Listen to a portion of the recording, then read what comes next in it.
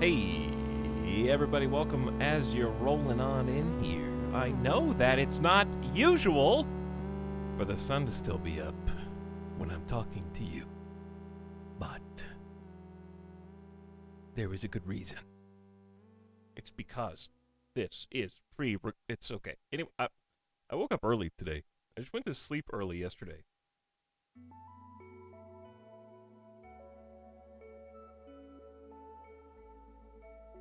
I hope you guys are having a lovely afternoon. It feels good to have the sun coming through my window as I'm talking to you.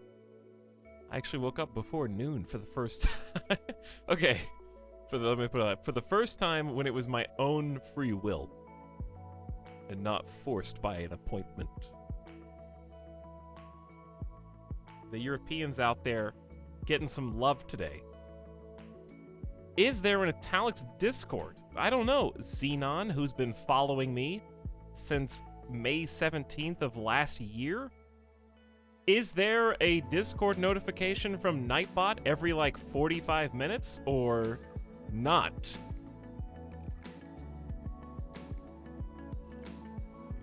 You tell me. Yeah, there is. Yes, there is. And there's a lot of very sad people in there. In fact, I just like opened it and I looked in the stream chat because I did like the, hey, I'm live, and it's like all these sad faces. I'm in the car and I'm going to play a game with friends later. No, wait, I'm at work for 2 more hours. I can't watch Disco Elysium. I didn't do laundry yet. I haven't finished the VOD yet. Too bad, suckers. Because the stream's live, whether you're ready or not. Imagine having stuff better to do than watch the intro Disco Elysium stream yesterday.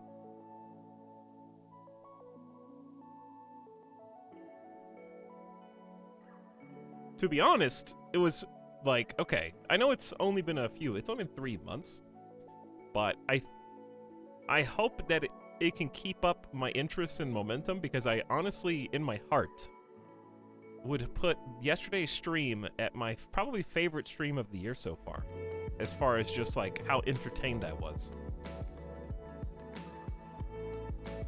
of 2021 so far. I was just a giggle box the entire stream. Everything was making me laugh. I was just having a good time.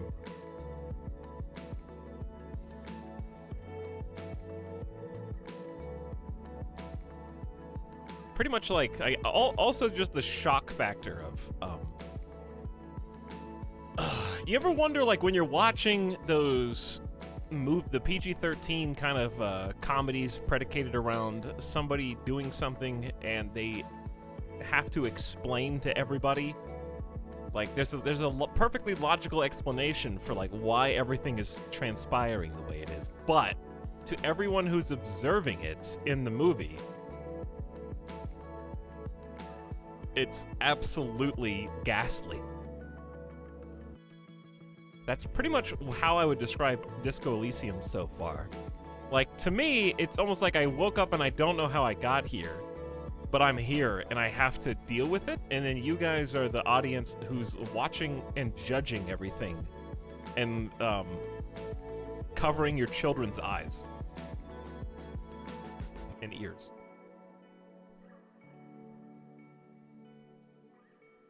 Journal extension is great for catching up on what I missed. Oh, that is cool. I want to see what that says. I haven't gotten to look at that myself. Let me see. Well, we get a different song on here. Oh yeah, you can click on Done Quests. Yeah, so if you want to, I mean, I'm gonna do a little recap with my own spin on it, but if you want if you want a small recap, I guess you could go to the tasks, and it really doesn't tell you how it went, but it tells you what I did, I guess, matter-of-factly.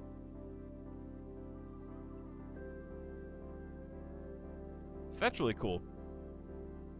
And then, of course, you've got my character and the build. Which, where's the... How do you scroll down that one? How do you scroll down the stats? Because it's not showing all of them, I think?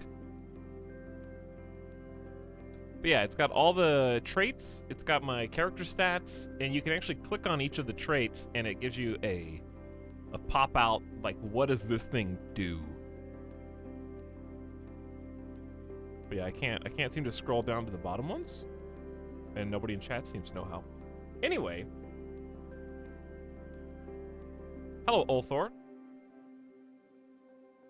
Okay, but really, how lost am I going to be? Should I just come back after the VOD? To be fair, I haven't done anything main story related. So the whole game right now is predicated on me being a detective. It's like, this is all to my knowledge, of course, regardless of any unreliable narrator stuff. I am a detective who woke up with short-term memory loss, and I can't remember, well, okay, I guess long-term. I can't remember anything.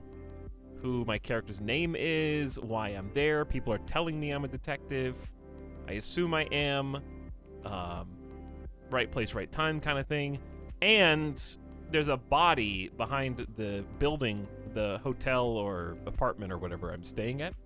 We haven't even looked at the body yet. So, like, the crime, which is the main story thread, I have not even pulled on the thread. So I would say character interactions probably the only thing anybody's missed so far. And they've been some really good character interactions, though.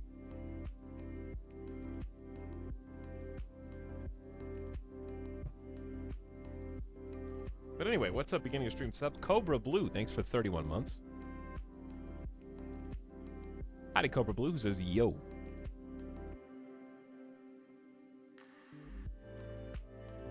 Scripts3 says, Etalyx, if you had to pick one of the game's skills to describe you, what would it be? Mine would be encyclopedia. Just one skill to describe me?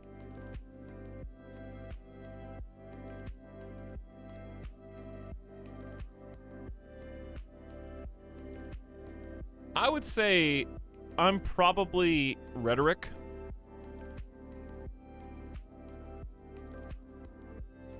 I'm probably rhetoric. The art of persuasion. I don't necessarily enjoy rigorous intellectual discourse, per se, as, like, that's what the game describes it as. But I would say, like, one whose beliefs are impenetrable, one whose mind will not change, one who will calcify. That's me. Stubborn, but convinced.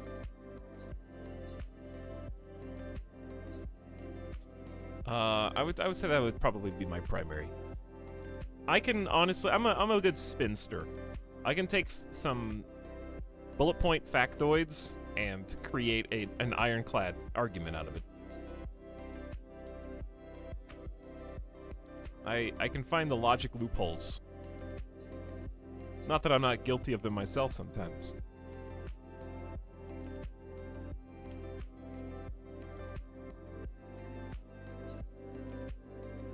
Rafflemaster 45T, thanks for 7 months. And welcome back. Thanks for the T1. Crazy Cherry as well. Returns for 18. Howdy, Crazy Cherry. What's up?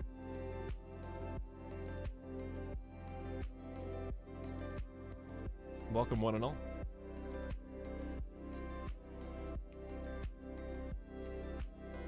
I'm scrolling up a little bit. So yeah, it's worth going back to watch the VOD, but I feel like not that much has transpired and then some great moments coming, I suspect. Well, I would hope so. But yeah, I would think yesterday is more or less the prologue. There are certain... Okay, I think the biggest takeaway of yesterday was basic... forming our character. It really was like a big character creator stream, and the character definitely ran away from me. Like, our character got away from me for sure, and now I'm along for the ride. And explaining how I got to that point is the hard part.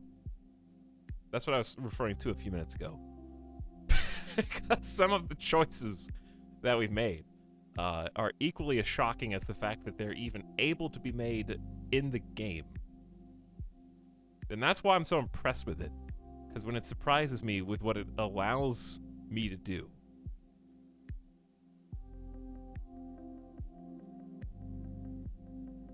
It's been awesome to see you enjoy this game, Etalyx. It's really a treasure and such a good example of writing taking center stage. Yeah, I agree. The writing does take center stage. And I'm really happy with the voice acting, too.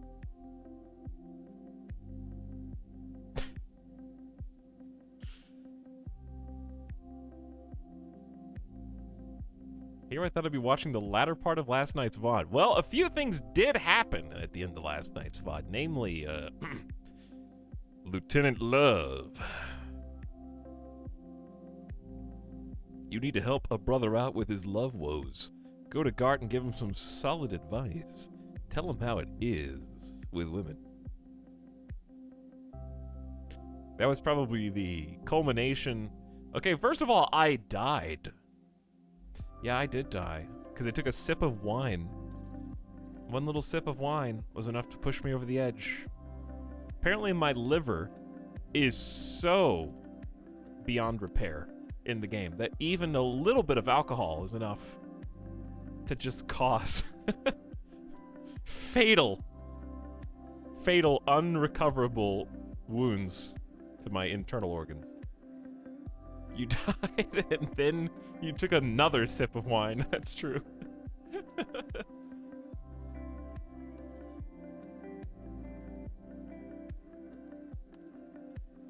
So yeah, the VOD's worth a watch.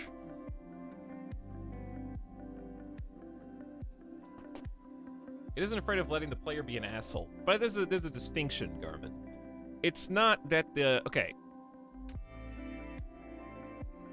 It's not afraid of showing that actions have consequences. It's one of those situations where, you know, at the end of a drama TV show, it's like, all characters in this are fictional and not representative of any person's living or dead.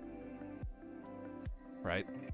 It's kind of how I feel like this game is, where a lot of these people are caricatures, and a lot of the things that you might say or do are kind of extremes of their respective cliches. But they represent real people. And I think that that's important in an RPG. In context. Namely, single player, right? In single player... In multiplayer, this would suck because the other people are real, and I wouldn't want to inflict fake traumas on real people. Does that make sense? But in a single player game, it's just me and a bunch of computer, like, text. So you get to see this weird window into a potentially terrible person who's obviously, like I said, a caricature and a made-up character, but that could represent some real person. See what makes them tick. Try to understand why they are the way they are. And then see the repercussions of their actions. I don't know if that makes sense.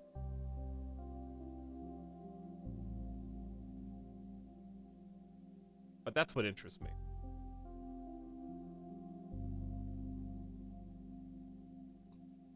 Real trauma on fake people is way more fun. Hey, Flamingo Jazz, glad you're excited. I didn't finish the last VOD, but I don't care. I'm ready. All right, you guys, you ready? Trying to give some people some time to jump in here. My one of my lights isn't working today, so I can't really take a look at you, but wait, we just listened to that. One of my lights is broken, so I'm like half shrouded in shadow from just this side of my face. Only this side is lit and illuminated. I don't know why. Etalyx. Hey, Flying Potatoes. She's the Worst is here. Evanito, what's up? I just finished the last VOD Pog. Yeah, we only had to reload one save, and it was for... No, I haven't save scummed one time in the game. That's another thing I've enjoyed about Disco Elysium so far. The choices, I never feel like I need to reload to try to get a different thing. They did a really fabulous job of making your roles feel important, but they don't feel game-ending if you don't get the desired result. So, I have really, like, kind of just been able to roll with the punches, and I feel like the punches sometimes push me in much more interesting directions. So, because my character is kind of a failure already, and seeing those failures materialize creates a much more interesting story.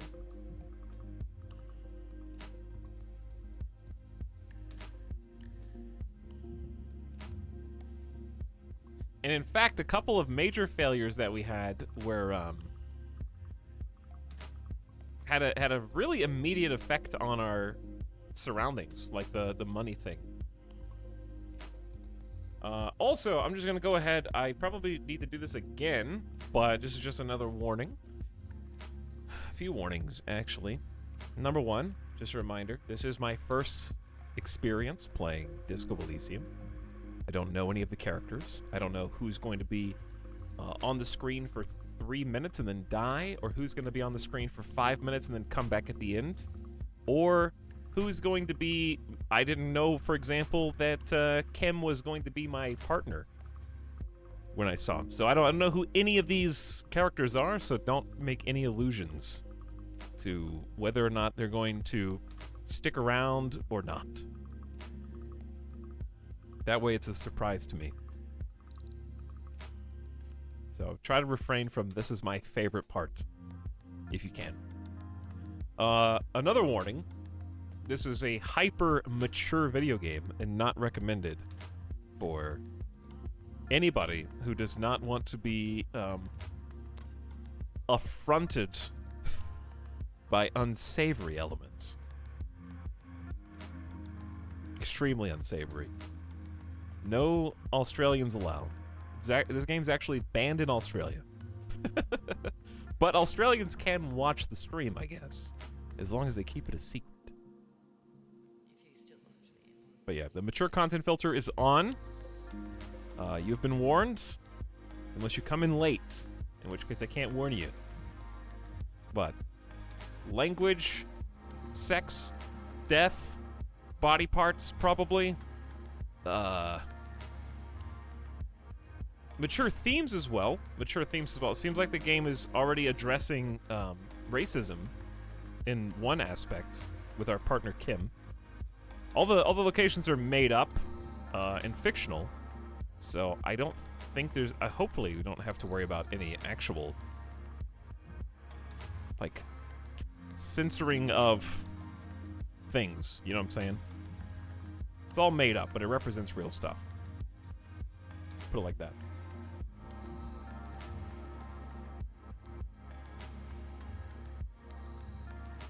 Gambling, drugs, booze, rock and roll.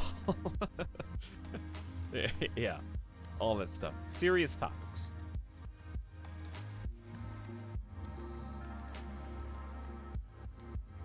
But anyway, just wanted to put that out there. Game? There we go. And worst of all, disco. Worst of all, the disco. Don't forget. Perfect EU time. Dude, 3 p.m. Pacific. We are like 2 hours early today. Feels good. I know we've stalled for like 24 minutes. That's just how we do it now, okay? No, not new game. Wrong. Old game.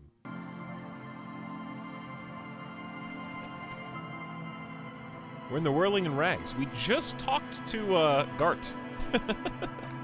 Lieutenant Love.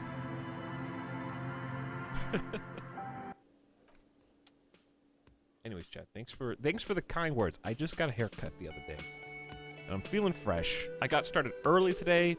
I went to the store. I got some things that I needed around the house. I actually got breakfast today. Man, I am feeling great. I had a lovely scrambled hash with potatoes and egg and sausage and some pork, actually. It was super good. It was honestly one of the best breakfasts I've eaten in like the last year, maybe. It was a 9 out of 10. I'm on like cloud 9 right now. Welcome, this is where we started. This is the downstairs of where we started. We got our partner, who I'm starting to have suspicions about, Kim. I'm starting to have some suspicions.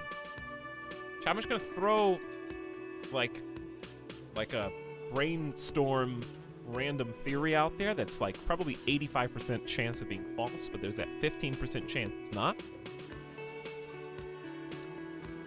So do not crack you gotta keep a poker face. Okay, poker face. Even if I'm totally 100% wrong, still poker face.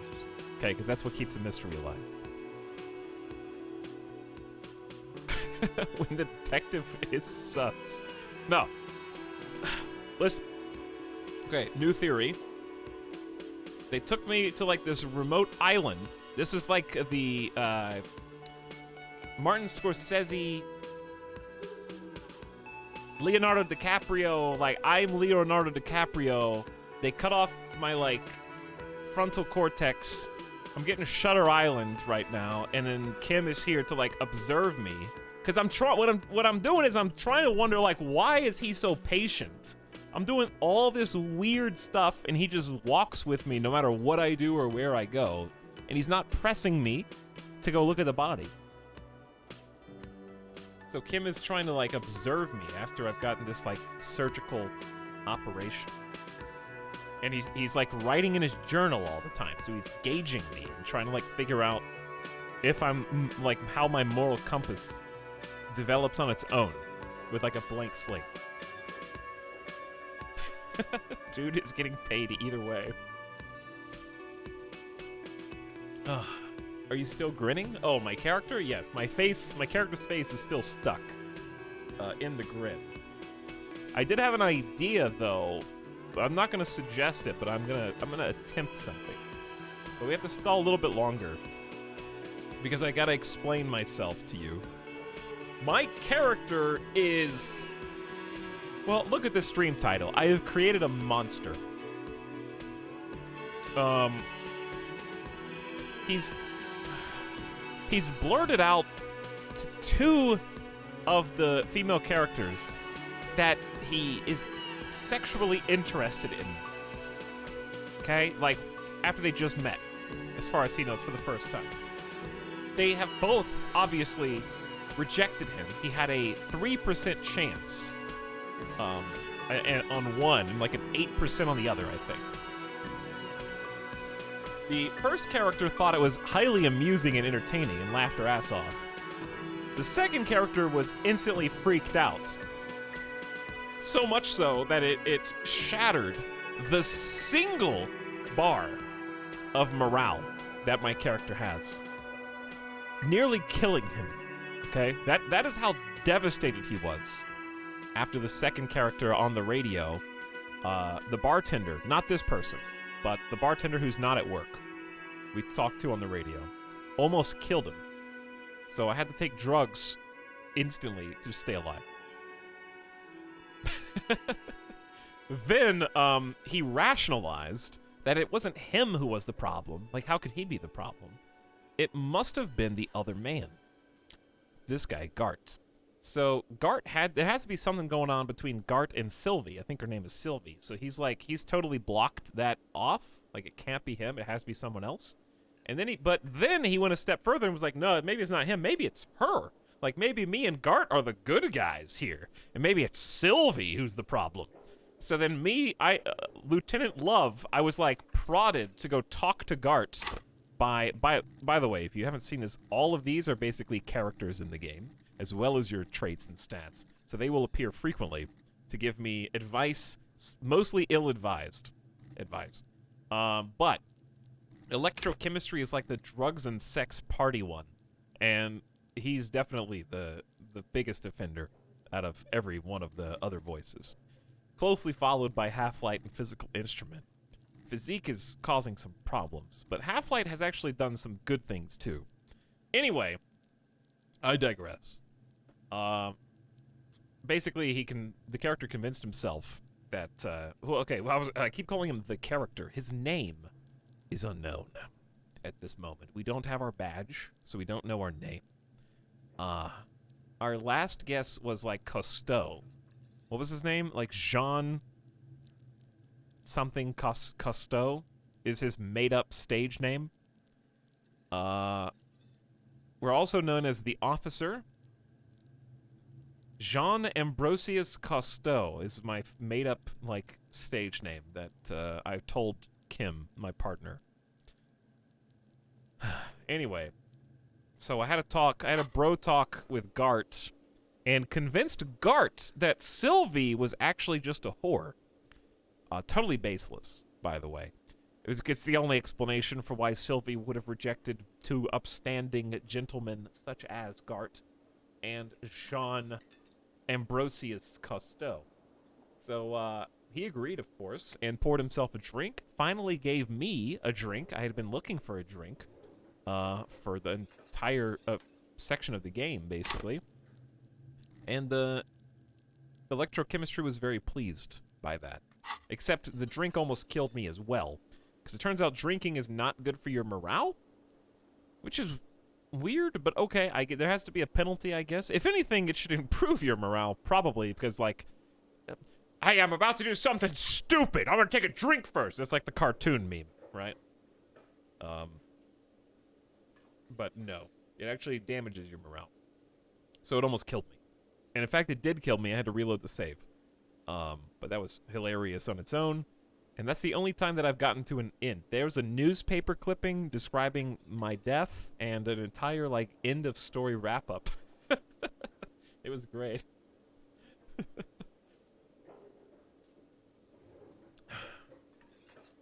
And we are going to make sure we're going to clamp down on the jeffing nice and early. We're not even going to let that truck go through the toll bridge. We're just recapping the story, Jeffs. Just be patient. What else did we do? Okay, well, here's what we have to do. First of all, I have to pay for the damages. So I've been staying in this establishment, the Whirling in Rags, and I apparently had so much to drink before I gained control of the character that I owed a ton of money. I had to pay for the room that I was staying in, which is trashed, by the way. And I also crashed into a lady in a wheelchair while spinning around doing a double middle finger to Gart, who is now my bro. But at the time, he was kind of a dick. And I was ready to flip him off and bail so that I could avoid paying my tab. In doing so, I tripped over the wheelchair, hurting myself in the process, luckily not hurting the person in the wheelchair. And the man was so shaken by the accident that he was willing to knock off, he saw how passionate I was, and knocked a bunch off my bill. So I went from owing 150 real, which is the currency, to like 60? I think I owe 60 now, because they gave him a double middle finger and caused a giant accident where everyone was embarrassed and confused at the same time. So that's pay for damages. Who made the call reporting the crime? Okay, we've asked both Sylvie and Gart whether they called in the body. They have both declined.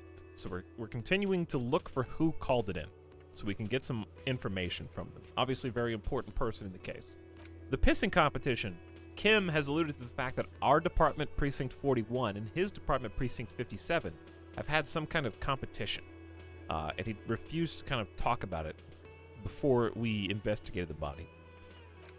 We have to report our missing badge, which I have neglected to do intentionally in order to preserve my integrity as an officer. I don't want the department to know I left something as basic as my badge there, so I'm just not even going to do that. Inspect the victim's body. This is the main story quest. What time is it in the game? It's 13:36. We started the game at like 7 a.m. or something, so it's been like 7 in-game hours? we've met our partner Kim, and we have not even looked at the body yet, which has been hanging on a tree for 7 days. And also, not only has it been hanging on the tree for 7 days, we have some clues as to who it could be. Like, who could have done it. So the dock workers are suspected right now, because everybody thinks that they're kind of hooligans, and it's like, what else are they going to do? They've just been sitting here in a traffic jam. There's like a whole separate quest where the union is preventing them from moving on because they're on strike or something, so they're all just there. What was left? What does that leave? Sing karaoke. Right, obviously the most important mission. You need to find a sufficiently tragic tape. It has to be sad. Then play it on the boombox to memorize the lyrics. Then ask the cafeteria manager to perform it, preferably in the evening. There will be more people at the bar. Get hold of a sad song on tape. Okay. And then as far as the stuff we've already done, we found the booze. I already described how we did that with Gart at the bar, who's adamant he's not the bartender. He's also the cafeteria manager. So these three are very intrinsically linked. We found our other shoe. That was the easy one, on the balcony. So we got our 2 crocodile leather shoes on. And we found a pack of smokes on the ground and smoked them. Outside between some trucks. Oh, let's take a look at our character sheet. So yeah, this is the sad state of affairs we find ourselves in. Clothes actually have direct impacts on your stats. This white satin shirt is considered a real statement to wear, so it gives us extra conceptualization, but it stinks. It's smelly. The disco-ass blazer helps us empathize with police force allies, such as Kim. The pants, the flare-cut trousers, tight around the thighs. That is -1 savoir-faire, which is at as close to 0 as it possibly can be. Sneak under the noses, stun them with immense panache. We don't have anything like that. Our shoes give us composure because they're extremely awesome and comfortable, but they're ridiculously high heels, no sneaking. Our necktie gives us 1 vivid imagination from Inland Empire. Inland Empire, I think the necktie is the only reason that we've been able to hear Inland Empire's voice as much as we have. Somehow you feel it'd be wrong to ever take it off. It's your friend now. You will betray it if you change it for some boring scarf. You just described armor as if it were some novel concept. It is, Screwy! It is! Because in this game, unlike in stupid 5 strength 5 stam leather belt games, having the correct stat allocation will dictate whether you pass or fail a seemingly numberless quantity of skill checks. So each of these 24 skills are able to talk to you, and there are checks that happen often behind the scenes that will dictate where the story goes. So that's the difference. Instead of just making me stronger, quicker, whatever, it's actually kind of choosing how the story proceeds. Speaking of, we had an opportunity to finally be the actor that we dreamed of being. My character right now, I've decided that I am going to internalize a thought. We got 2 thoughts right now. One is some kind of superstar, which I'm just going to reread for both my own sake and also yours, chat. First, let's make this absolutely clear. No one is saying you're an actual superstar. And the groupies in cocaine riddled with hep C strikes a lion-esque pose with a mic kind of way. You're no Guillaume de Millon or Davy Dewis. No, you're a metaphorical superstar. You bring that rock and roll authenticity and passion to a line of work where people don't expect or want to see it, where some would say it doesn't belong. Law enforcement. So we got a problem. We think we're some kind of superstar. The solution, of course, is just become a superstar. It only takes 1 hour, 10 minutes to do this. So I think I'm going to try to internalize the superstar thought, because we gave it so much attention yesterday that I feel like I have to do at least this one.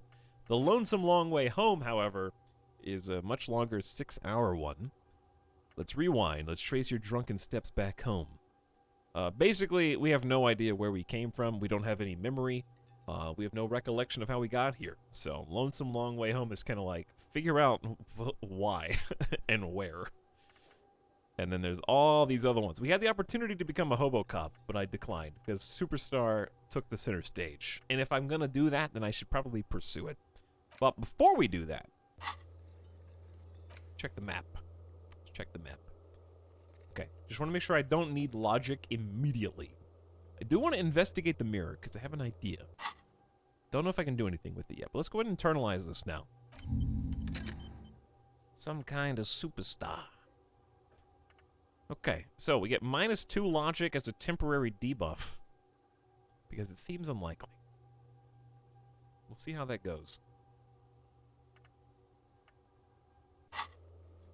And was there... Oh, we're carrying a few basic items. I picked up a pry bar, a flashlight, and chain cutters from Kim's vehicle, which is what woke us up when we started the game. I also had the Commodore Red with 3 drinks left from the bar. I picked up a white tank top, which gives us an extra physical instrument, so I could give up conceptualization to get a little bit more adept at combat or just strength-related activities. And then I also picked up the map, which is what we were just looking at.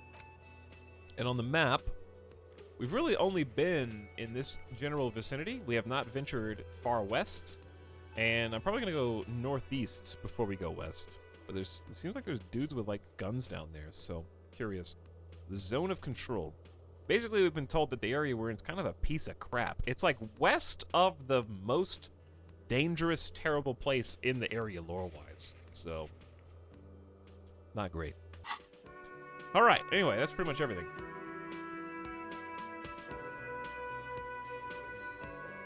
Dramatic, oh, that's what it was. Dramatic strongman build, yeah. So our focus is on drama, playing the actor, and really just drumming up. Prone to hysterics and bouts of paranoia. For to know the world is a stage is to know that truth is a vanity. So that's our focus. And followed closely by Half-Light, which makes you ultra attuned to the world, perpetual fear of your own shadow, of someone else's name or scent. You're always ready to pounce and physically interrogate passers-by. So, dramatic paranoia, as I said, describes it. I really want to go in there, but first let's go up here. Maybe I am Leonardo DiCaprio. Dramatic strongman. Kinda. Maybe, I don't know how strong I actually am. I guess I'm pretty strong. I have 5 physique. Alright, Kim. Just allow me to go back to my stinky apartment real quick. I don't think I can actually do anything here, but I am curious. A mirror hangs on the bathroom wall. In it, your face, adorned with the expression.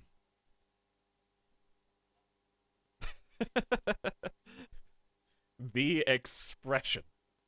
You kind of had to be there at the beginning of the game, but long story short, my face is stuck like this, and we don't know why. So, these are my ways to find out why. What is this? Wow, 3%, dude. Use your chain cutters to fix the faucet. Stop steam from fogging up the mirror. This is a white check, and you may retry it. 3%! So you're saying there's a chance. Your hands, however skillful, can't manage this task on their own. You should get your chain cutters out. I'm not very smart. I knew that. Thanks, game.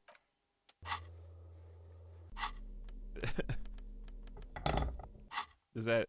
A mirror hangs on the bathroom wall. In it, 5 your face, intellect. adorned. Listen, with we the just expression. started. Now use the chain cutters. Wow, 8%, dude. It gave us an extra 5%. The chain cutters slip out of your hands as you attempt to twist the faucet into place. Well, you know one thing for sure. You've probably never been a plumber. Listen, intellect does not equal physical skill.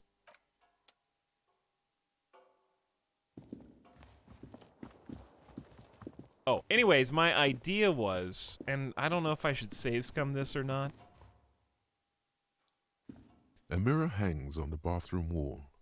In it, your face, adorned with the expression. All right, I'm just gonna ask chat because I'm pretty sure it won't work. I can put a skill point into encyclopedia to retry the top one. However, I was curious if you smoke, you gain 1 intellect. Smoking is not going to unlock this, only putting a point into encyclopedia, right? But smoking could boost it if it were unlocked.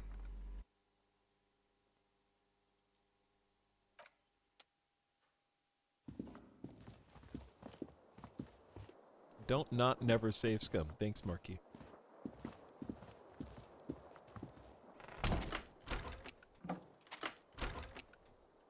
Give it a shot. I don't remember. Well, this is a mechanical thing, not a story thing.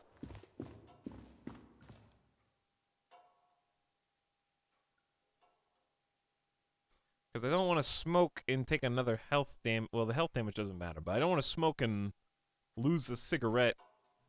But I guess keeping the intellect is fine. I'll just try it myself. In the bathroom. Oh, I threw it in the tub!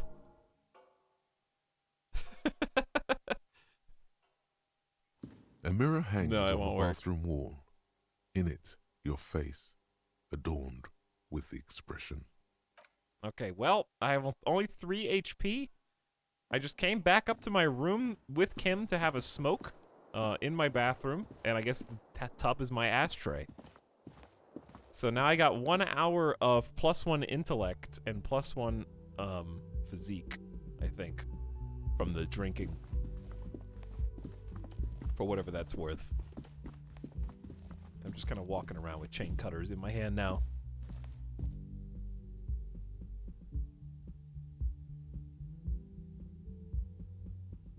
Your whole room looks like an ashtray, to be honest.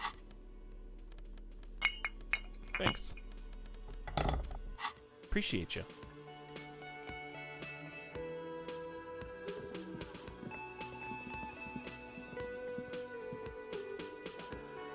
Okay, is it time?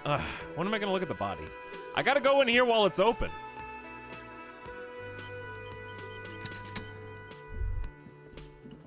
You know what else looks like an ashtray? Chat looks like an ashtray. That's where all the used comments go.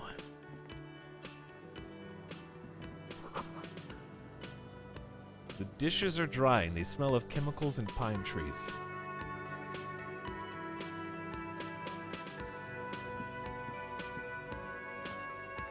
Got a back door and the cook. What's this? Money!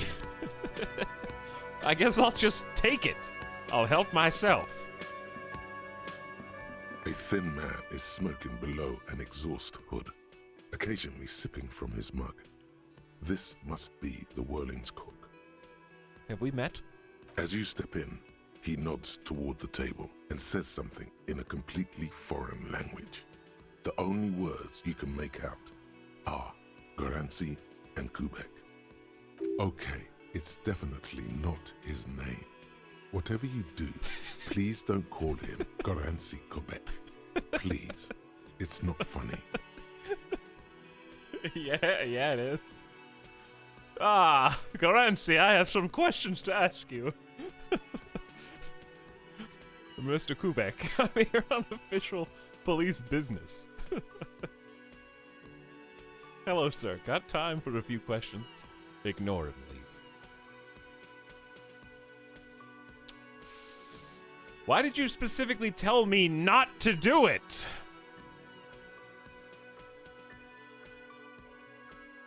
He told me not to do it.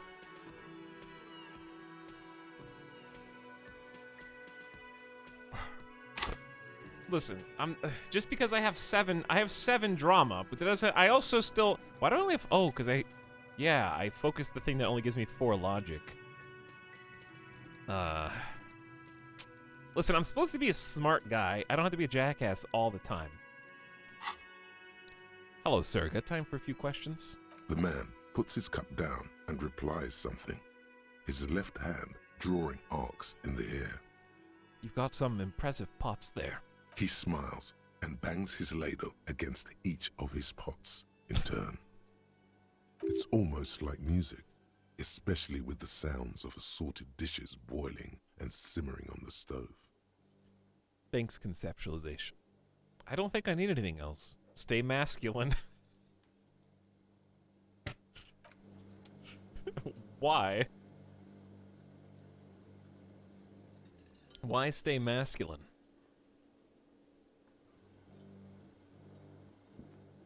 Okay. You see a heavy steel door with a prominent dimple lock. It's painted blue. I wonder where this door leads. Touch the door. All right, touch the door first. The cobalt blue surface feels rough to touch. The stainless steel door is flush with its frame on every side. It leads to a side building, adjacent to this one. The old building next to this, half ruined. Whatever is behind it must be older. An older adjacent building.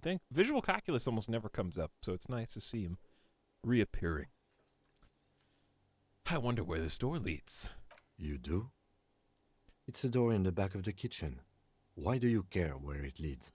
The lieutenant regards you with patient skepticism. Or is that skepticism with a C? I am drawn to its cobalt blue. It's part of the whirling in rags. There's something about this place that makes me want to know. Out of duty. We may find something pertinent to the investigation. You're right. It's not important. Let's go. I am drawn to its cobalt blue. It is quite pretty. I suppose we could look into it as a side investigation. Hey, thanks, Kim. It's hardly a side investigation. You already have a name for it. Yeah, a mini side investigation. No, the door is a mega investigation. I am calling it Behind the Blue Door. The door and the main investigation will merge into a stereo investigation. I'm calling it Behind the Blue Door. It's hardly worth a title. Anyway, Gart is the person to ask about this. The cafeteria manager. Me and Gart are tight now. I'll ask Gart before I push on the door.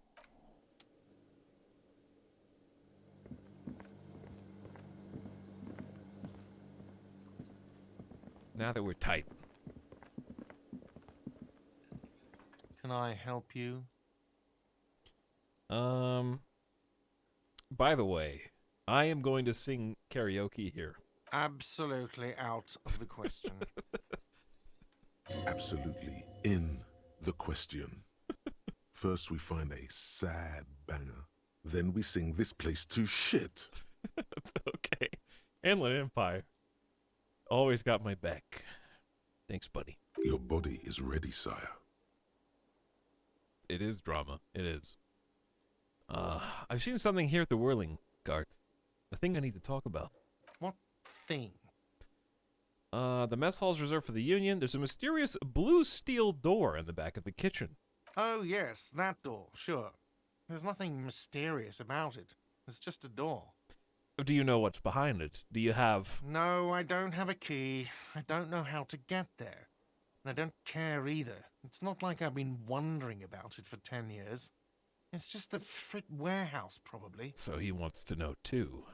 Wondering about it is, of course, exactly what he's been doing for 10 years. Yeah, this looks like a job for drama.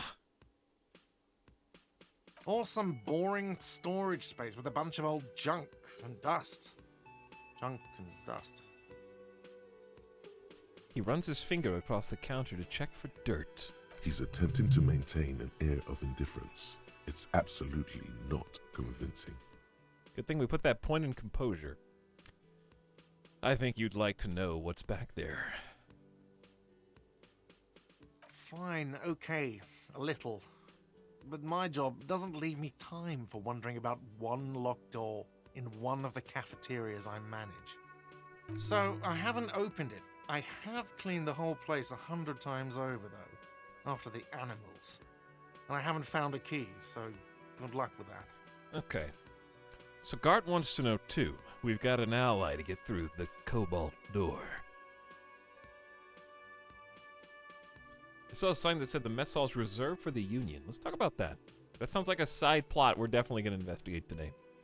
Yes, not the whole damn Union, thank God. Just the nastiest and loudest faction. By the way, chat, I just remembered who Gart reminds me of. Professor Snape. He's got like an Alan Rick... I can't even do it. Alan Rickman thing going on.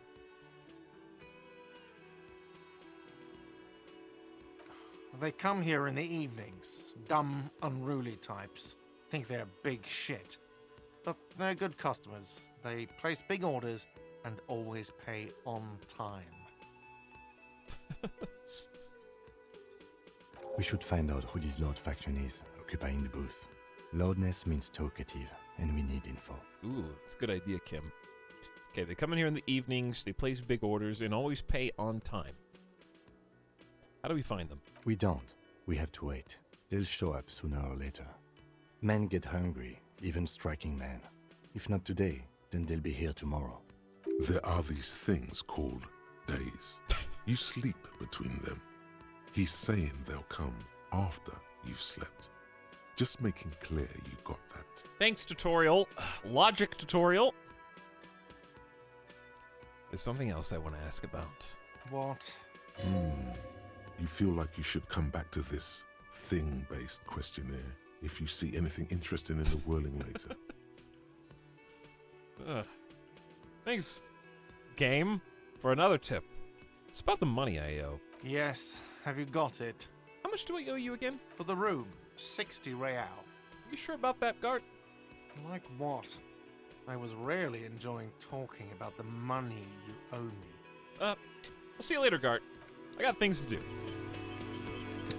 Early today! Yes, indeed, Mad Dog. Yes, indeed. We just got started.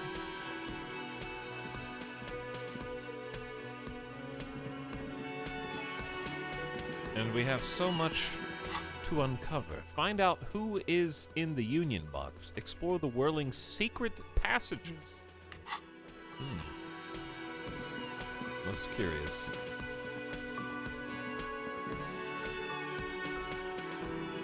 Need to do something behind Kim's back? Sneak out after he's gone to sleep? I didn't think about that. We can ask him to not follow us for certain things. But so far, he hasn't been a problem. So far.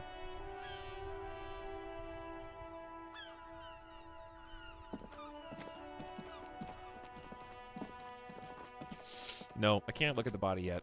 Not yet. Not yet. What do I want to do instead? Can't look at the body yet. Sing karaoke. Who made the call? Go explore a new area. There's so many things I could do. There's so many things. What would I like? Where's the map? Stalling! Oh, well, to be fair, the whole Union thing has been hovering overhead, like, since yesterday. We have been ignoring this top rightmost section the whole time. I haven't gone all the way up here.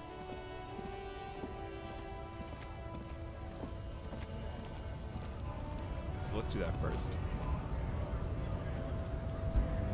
It's very noisy up here. A little loud up here, too. This the big boy.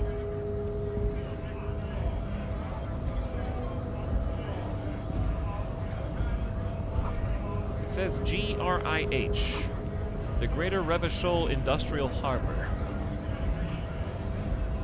I dream about you all the time. Oh, Measurehead. Oh my god, that's Measurehead.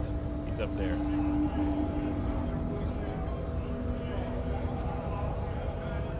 Oh, Measurehead. Bastards! We have a right to work!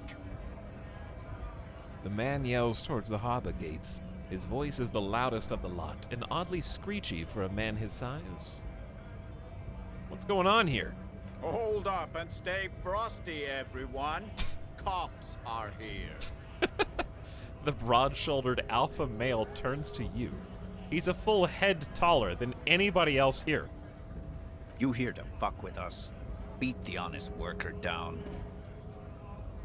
Why should I? Yes. Yes. Ugh, don't tempt me to ruin my game.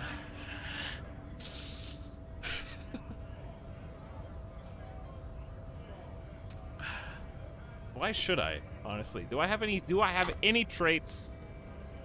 I don't have any empathy, so I'm not saying no. Do I have any? Is there any? What's meanness? What would I say? Yes. The drama, I guess. The drama explains everything away. I feel like the thing you have to remember is that half-light is fear. It's a fight or flight response. It doesn't necessarily mean you're going to fight. It's fight or flight.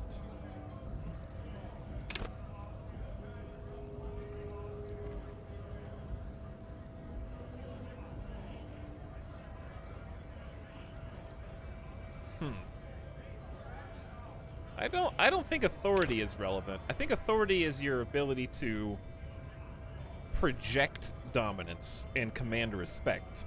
Doesn't mean you can't be a shitbag. You can... Low authority just means you can talk a big game, but you can't actually intimidate anybody. That's absolutely not what Half-Light is, bro. It literally says... Half-Light is your fight or flight response. It's the first sentence. You can read it for yourself by clicking on the tab on your screen and read the info tab for yourself. I just read it verbatim.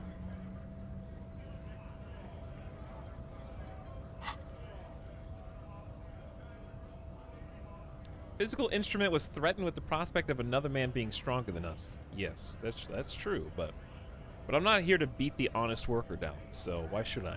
We're here to fight for a cause.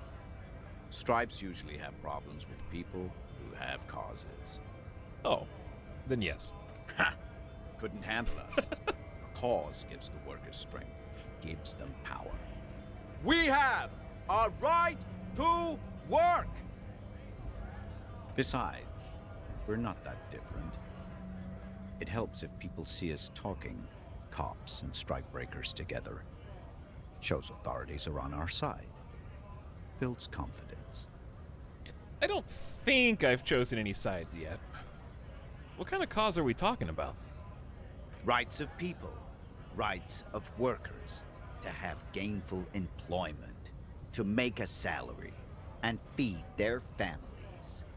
His manner of speaking is wooden, the tone of voice bland and uninspired, almost as if compiling replies from a set of learned phrases. So he's not necessarily believing what he's saying, he's just regurgitating. Might be time. Don't let the fat bastards tread on you. Cops tend to side with the higher-ups, but you're essentially still workers. I don't trust cops, but I can see you understand the Right to work! Right to work! Regardless, I have some questions for you. Maybe you should ask them the questions, like why we're not allowed to make a living here. Shame on you! We have families to feed, you piece of shit.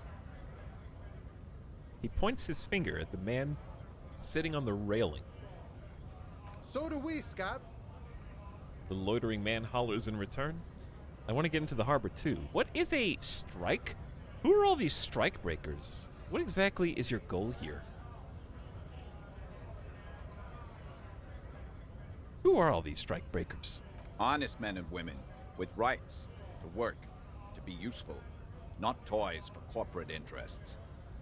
The man runs a hand through his steadily graying military haircut. We came here to help the harbor run smoothly in time of crisis. If union fucks don't want work, they ought to let in those who do want work. I have a question. Why do all these men follow your leadership? The lieutenant looks him in the eye. Uh-oh, he's gonna use the eyebrow technique. You think they follow because I'm big and loud? No. They follow the rules of the market, the rules of the economy, because they were given a job to do! What exactly is your goal here? And don't you dare say to feed your family. We were promised work. We'd be in there, working, if the bastards hadn't shut the gates. And you're unable to breach the entrance. Main gate's locked. Would take heavy ordnance to bust it open. Could try to get in through the secretary's office. Door's locked. The guards blocking the way to the access panel. And I don't mean the scrawny mess punk either. I mean head measurer. Or whatever he is. Wait, head measurer?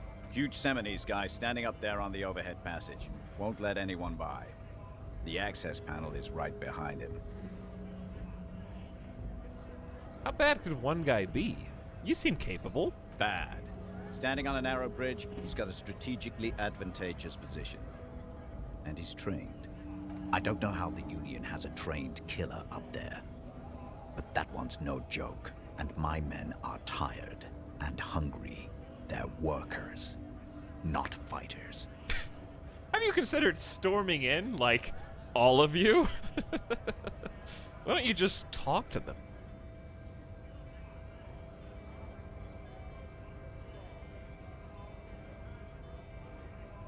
Why don't you,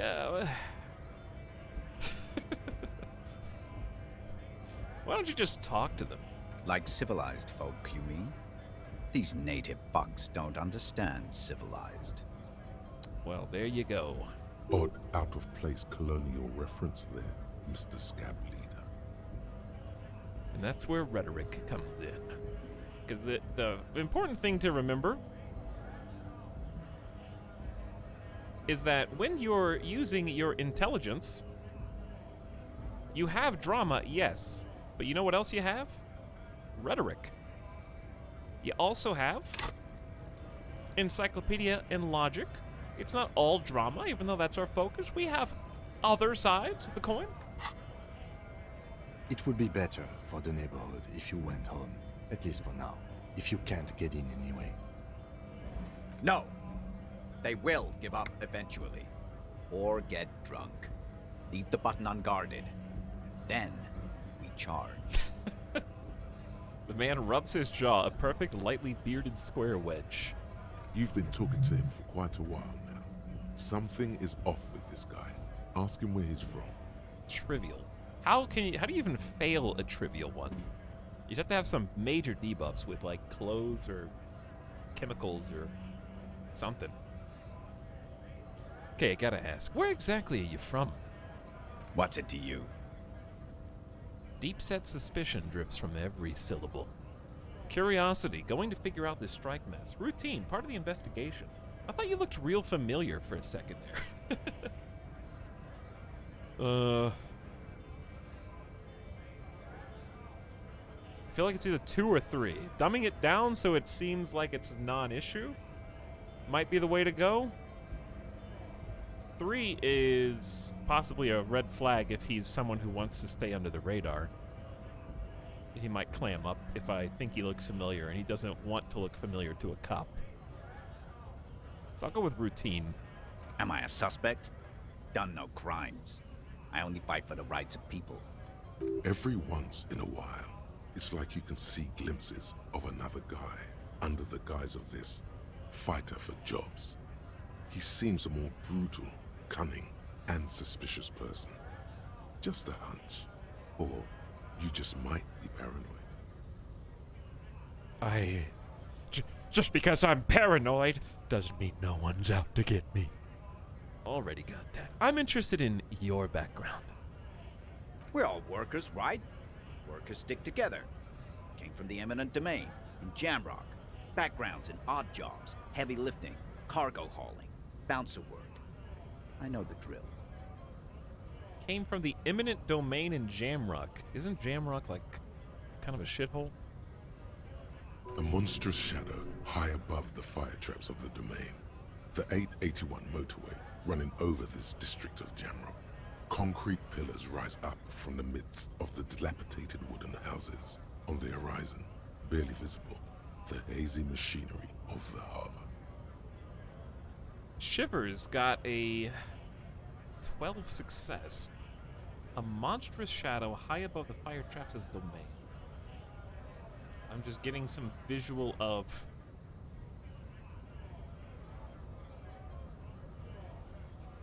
No need, focus on something else. Shudder and breathe on your hands. Okay, hang on.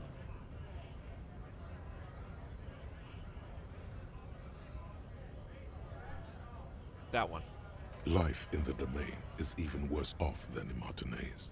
The cold air is stiff from the fumes of the motor carriages and lorries roaring overhead. I might be able to relate to this guy with Shivers. Below, broken down, battered people mill on the dusty streets with no purpose. Yet amongst them, there is no sight of this man. Nowhere. So basically, he's lying, is what Shivers' streetwise aspect is telling me right now. A bouncer? Where? I frequent a lot of bars. Maybe it's one I know. Sweet, I know bars. Been thrown out from several. Maybe that's why you seem familiar. I don't really drink, but work has taken me to some.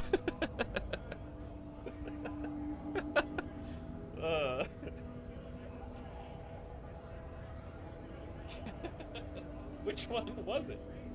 I kind of want to go with 4. I feel like 4 is not the most likely to actually solve this riddle, but I feel like, would I deny being a drunk? Probably?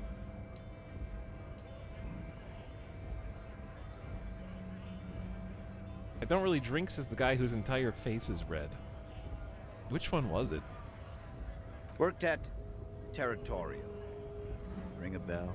Pretty okay as far as lies go. Thanks, drama. Not right now, but I might have been there. I don't really remember things well.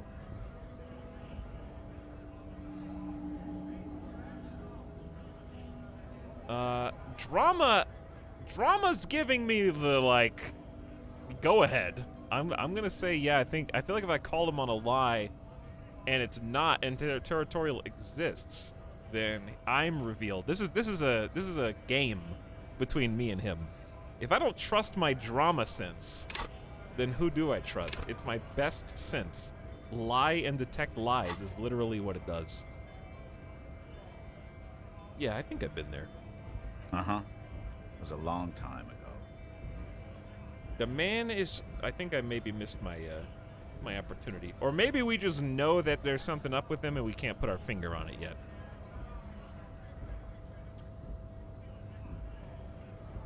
Because my option there wasn't to tell him, it was to say that that place doesn't exist, which isn't necessarily true.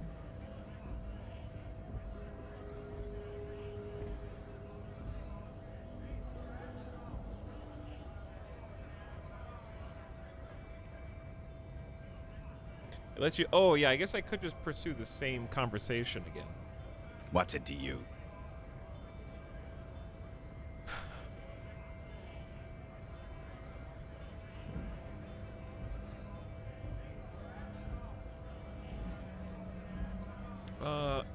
Yeah, okay, so look, listen, chat, what I'm saying is, I know he's lying. That's not what's at issue here.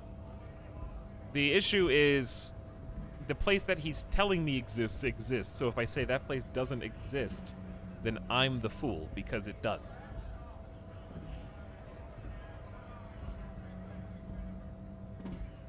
I don't know. It was confusing. It's worded to me like the lie is not that the territorial exists. The lie is that he worked there. You see what I'm saying? The issue is how to catch him, you're saying. Yeah, I need evidence. I can't just go out and be like, hey, you're lying. Okay. Now what? I gotta catch him in the lie. He hasn't said anything that I can point to.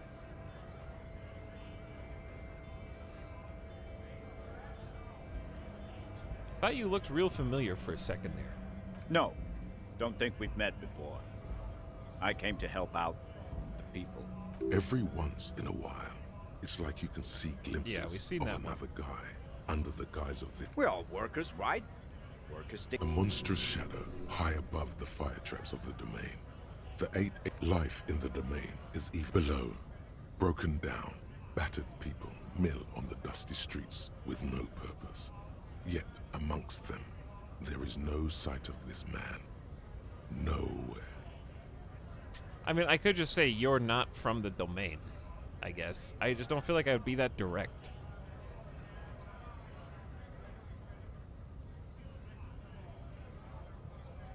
But I guess I'll try it. Do I have anything that would give me some kind of bravery? I need an RP excuse to re-push this. I don't feel like I have one.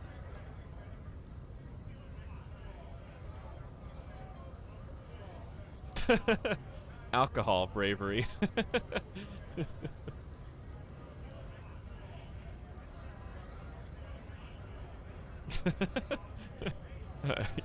Yeah, it did just take a big drink of wine and almost die. Anyway. Worked at. Pretty okay as far as lies go. Uh-huh. Was a long. Chat, I'm leaving because you guys are taking me down a road that I would not go down by myself.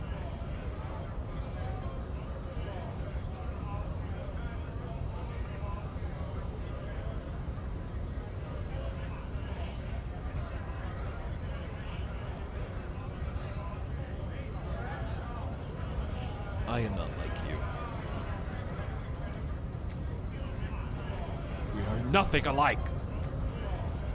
Scab? Asked the man with jolly eyes tilting his head. You're hazy on the notion of a scab. Smells like politics, though. Maybe it's got something to do with the flask he reaches for from time to time. What exactly is a scab? A kind of a worm, content with mere survival.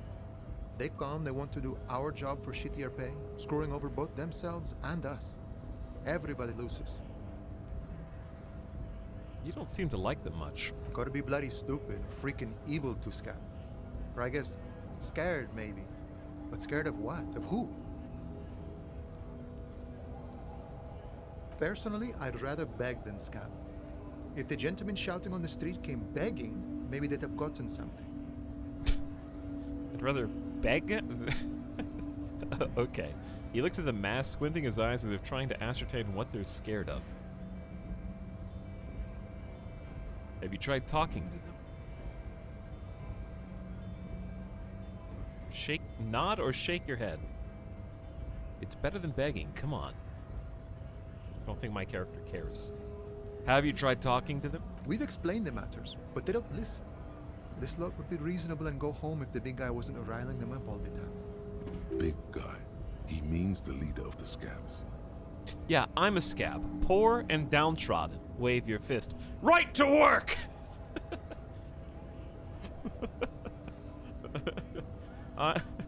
What a jackass. I'm not a scab, I'm a cop! Ugh. Right to work! Good one, officer. Don't worry. We here have solidarity with the RCM. Imagine, you cops going on a strike, but then another cop comes in and says, let us cop for less money. He chuckles and then realizes. Speaking of, what brings the RCM here? To the Wild North? Come to see the strife? I've come to Martinez investigating a murder. I need to know what's behind these gates. I'm exploring.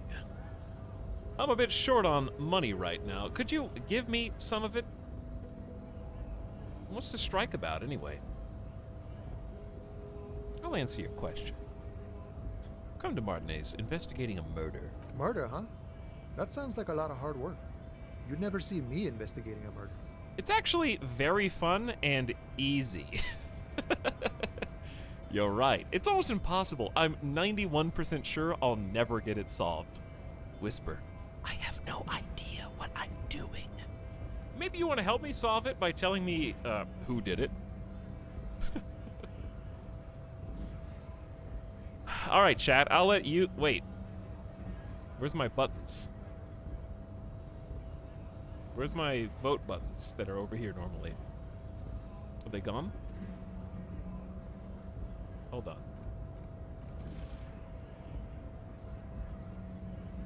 Oh, I need to get my token. You guys can't see it, or else. In fact, I don't even want to see you. That's why I can't see you right now. Okay, how do I do this? Here we go. Alright, it's connected. We're connected. Me and you, we're connected.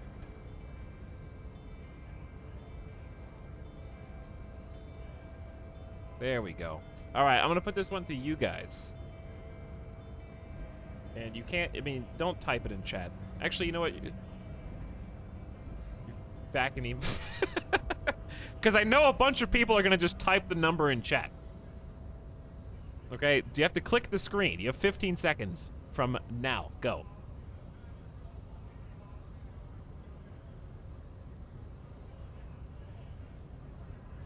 Debated.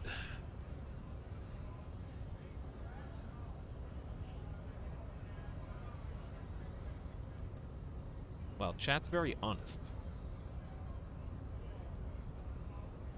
Chat wants me to pick. I have no idea what I'm doing. Are you trying to get me to rap myself out to Kim?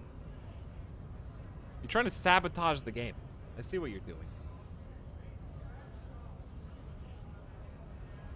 I can't let Kim know that I'm not a, maybe not even a cop. Okay, I'm a cop as far as he knows. And as far as I know. So I'm not gonna, no. You're getting overturned. I'm going with the second place answer. Maybe you want to help me solve it by telling me who did it. Of course, Policia. It wasn't me. You can rule me out. Easier that way. He didn't do it. It's the truth. See, that was a way better response because drama just confirmed that this guy didn't do it. We just eliminated a suspect. Easy. Like that. Second place voters were the right ones. Debated. I need to know what's behind these gates. What's this strike about, anyway? You know, serious business. I'm sure the big boss will be glad to tell you.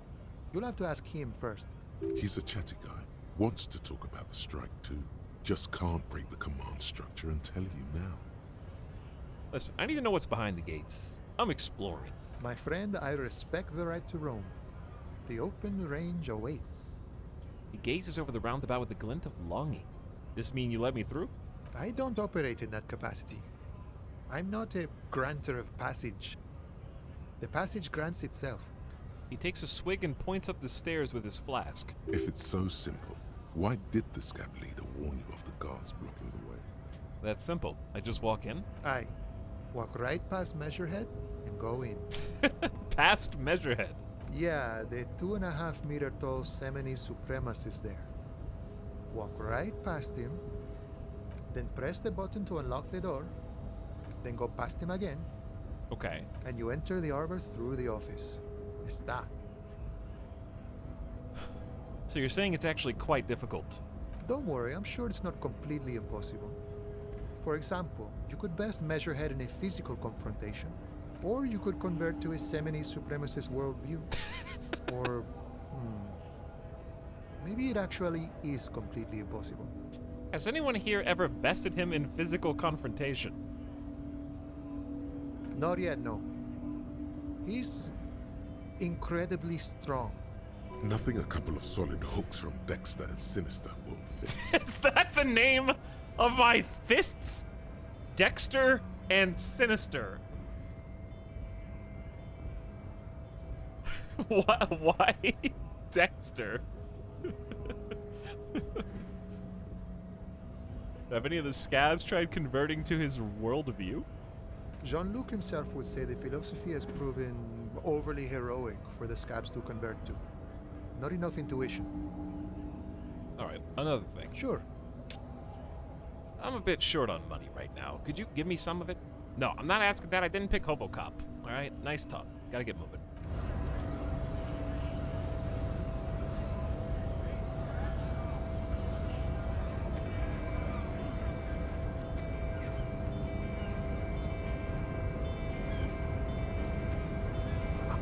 Hermetically sealed door locked electronically. Oh, if you had hacking skill. In case of strike, press button behind guard. We got crates, money is on the roof. And don't forget, Measurehead is waiting for us here. Well, he's not waiting for us, per se. Chat, I just wanted to point out that I've currently got, 6 physical instrument, which is not as high as it could be. If I could just get 5 more XP and level up physical instrument 1 more, I mean, I'm just saying.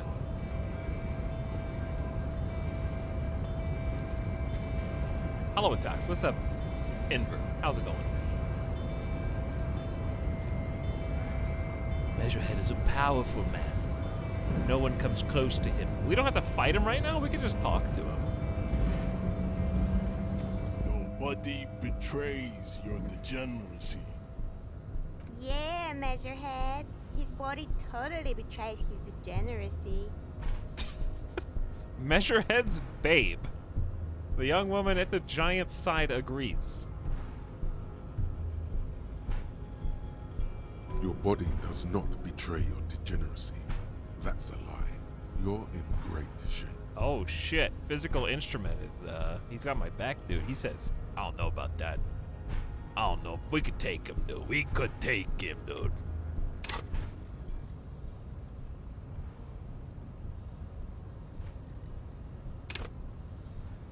Not only your muscles and your skeletons, your ability to use them effectively. It enables you to do push-ups, sit-ups, knockout punches, and 360-degree spin kicks. It's a one-size-fits-all solution to thriving and surviving in a physical world. At high levels, it breaks doors, chains, and bones. It makes you laugh at the namby-pansies who can't. You'll be manned up, encouraging others to curl iron until they're manned up too. At lower levels, however, you'll have a hard time arresting anyone who is an infirm or already dead.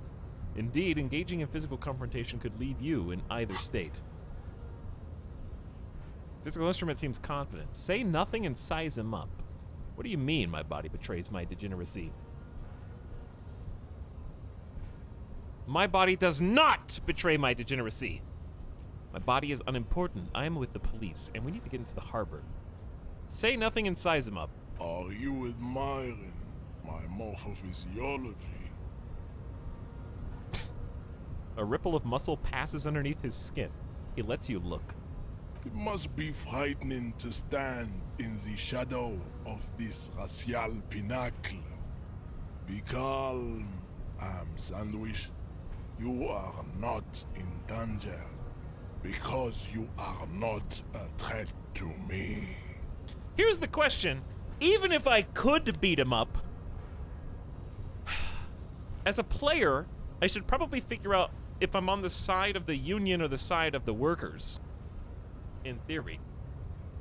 But my character has 0 empathy and probably only cares about whether or not he can actually beat up this guy.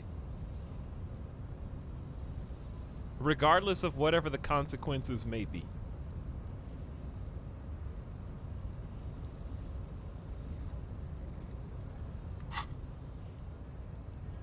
Probably. Puff out your chest and still say nothing. What is this androgynous display of sexual maturity? He looks down at you, taking stock of your physique. Merely standing up makes you sweat profusely. Your breathing is erratic. Your own heartbeat in your ears grows frantic, and you feel your blood pressure rise. What? Is it because I'm not healthy enough? Do I need to heal first? Isn't endurance my health bar? It's a 3 from damage. Yeah, it's damage. -3 from damage.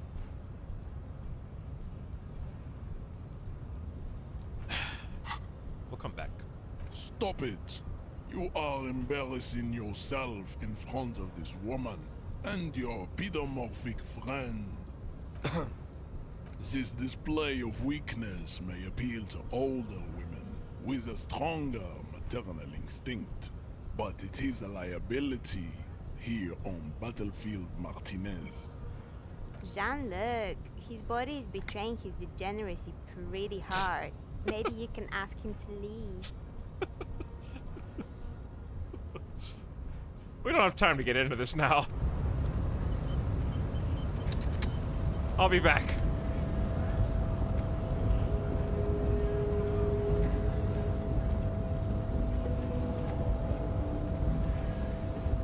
Come back when we're ready, Kip, okay? I wasn't ready yet.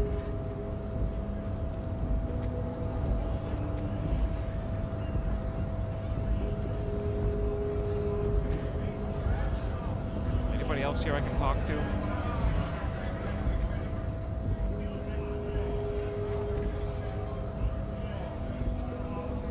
I think we've already done all these. Well, maybe it's finally time to look at the body.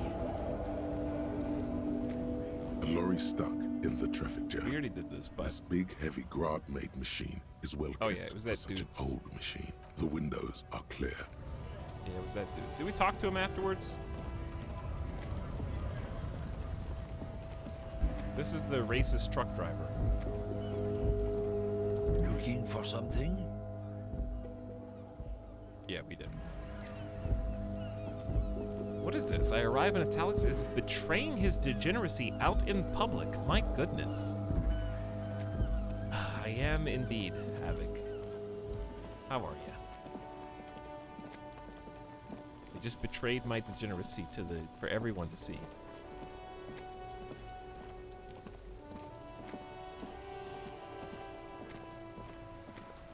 Oh. Did we look at the bench? The worn and beaten wooden planks of the bench do not look overly comforting. We can sit on benches after we've solved the murder. Let's go. You can revisit the bench if you ever need to pass time when Lieutenant Kitsuragi is gone. Wow, I can't believe they spoiled his passage like that.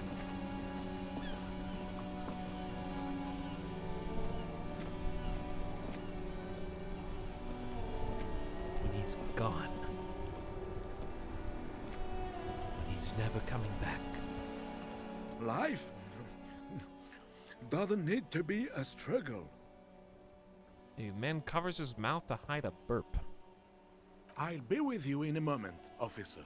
Let me just finish my sandwich. Talk to Angry Hog René first. Is it just me or the voice is quieter than yesterday?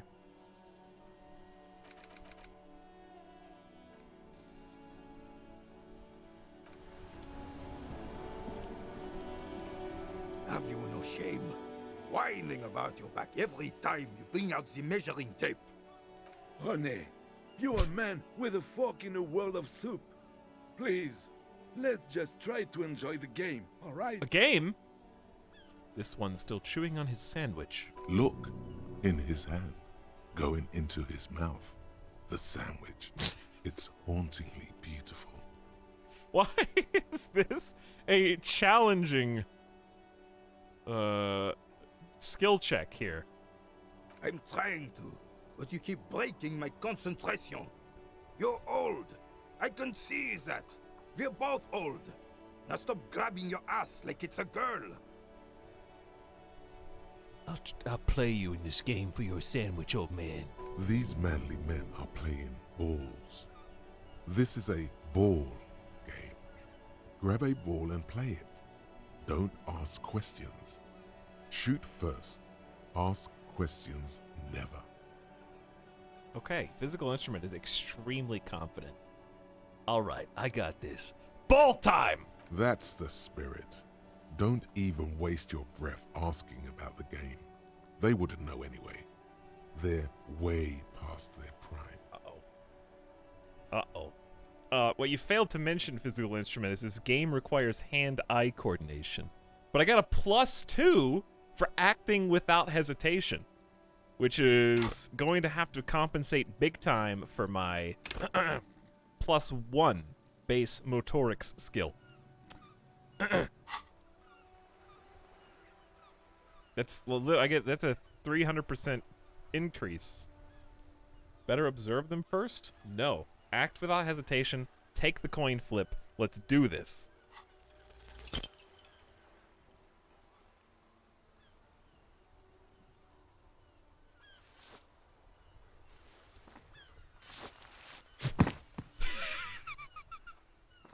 This felt wrong. Wrong like touching your sister's breast. You threw your sister's breast. What the hell, dude?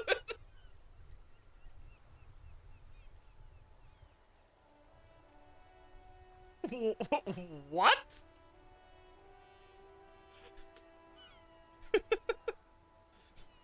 Why did you throw your sister's breast at Etal? I don't have a sister. Mon Dieu! Good job, officer. That was an excellent throw. There are no two more harmful words an athlete can hear than good job. And this was downright embarrassing. Physical instrument, you're the reason we're here in the first place. Mossback and his shitty ball are mocking you. You need to get angry. Use swear words. Mention spunk. No. Hold on. Why did it feel so wrong? The throw was terrible and you know it. No need to mock me. I thought something way more spectacular would happen. The damn ball was slippery as fuck. How do you expect me to throw this piece of shit when it's got old man spunk all over it, Mossback?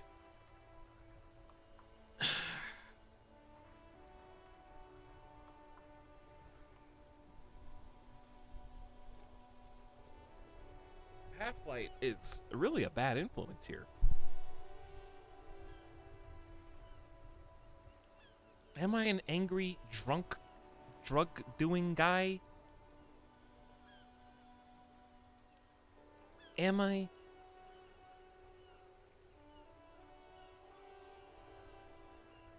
Yes. Chat really wants my kid. I mean, it is day one. I guess I am the worst version of myself. On day one. My character has to be the worst version of himself before he can get better and improve. You're a superstar. That's true. Okay. 4. What are you talking about? You just executed a pretty much perfect pétanque throw. No!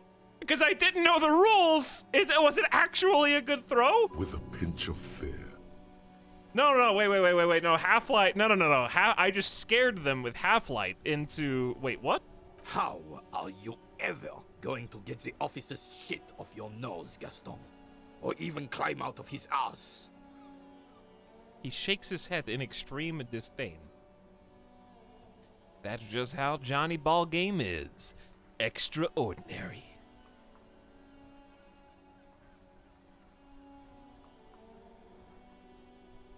Right. Was the demonstration it? Or do you still need something from us, officer?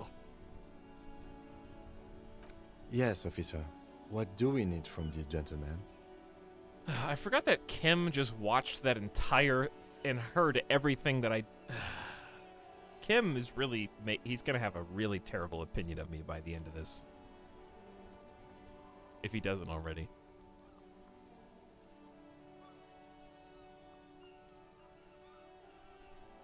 I saw the statue of Philippe III near the roundabout. Ah, yes.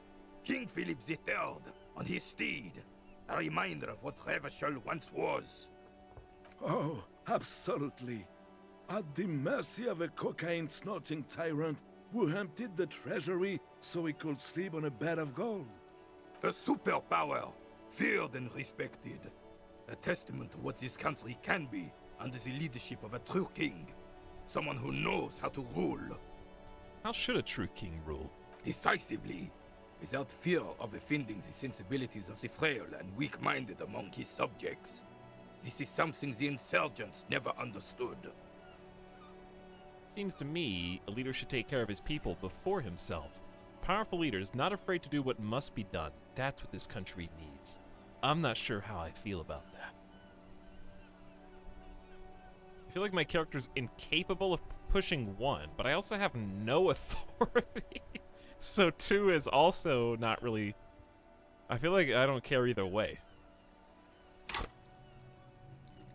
I have no empathy or authority. I would be able to pick an answer logically, but I don't know if there's a logical answer.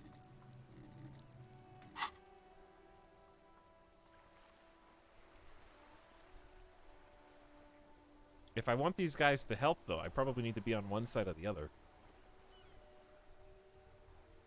I mean, I could put on a show and act. I've already done the, like... I don't know. Chat, you go. I probably should give you more warning when there's only 15 seconds.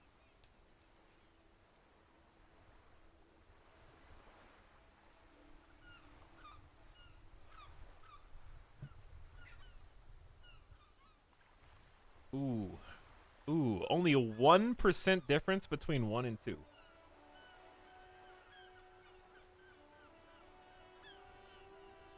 Alright, chat. Why number 1? You pick the one that I just said. I can't pick. Gotta give me a reason. Why? I think that means 3. 1%. I panic clicked. I didn't read it. Thanks, Cockroach. Thanks.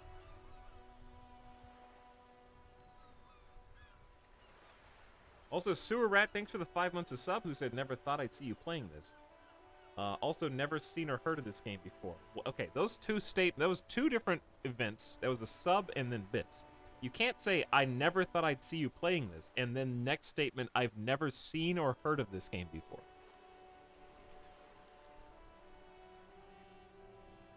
Which is it?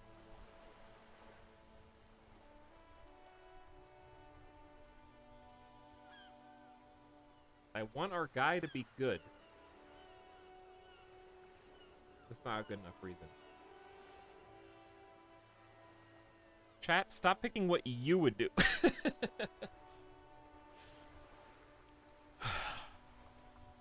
I think my character would say to try to appeal to this guy's sensibilities, because that's what he would. He's trying to suck up to him to get to like puppet strings, even though he has no he has 0 suggestion whatsoever.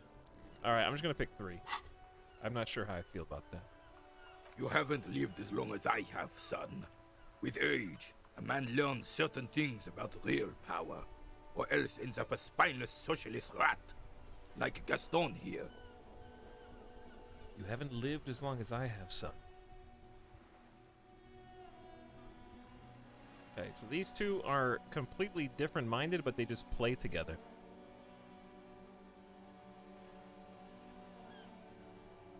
And the worst part of that, officer, is having to spend your days playing pétanque with an angry snake. The Carabiner doesn't reply, but his entire being communicates unbreakable resolve. Right. Right. The old man stands tall and proud, looking at you inquisitively. Do you know anything about the man hanged in the backyard of Whirling in Rags?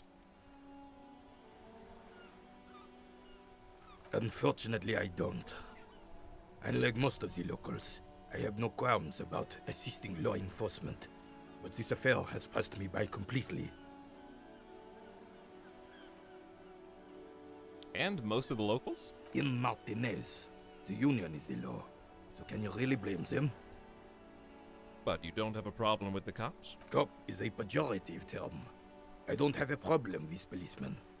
On the contrary, I admire the effort to bring order to our streets. He doesn't know about the crime.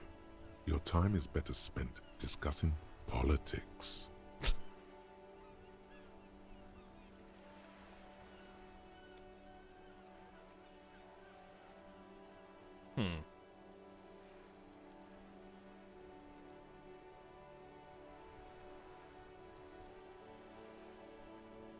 Trying to get a vibe for this guy.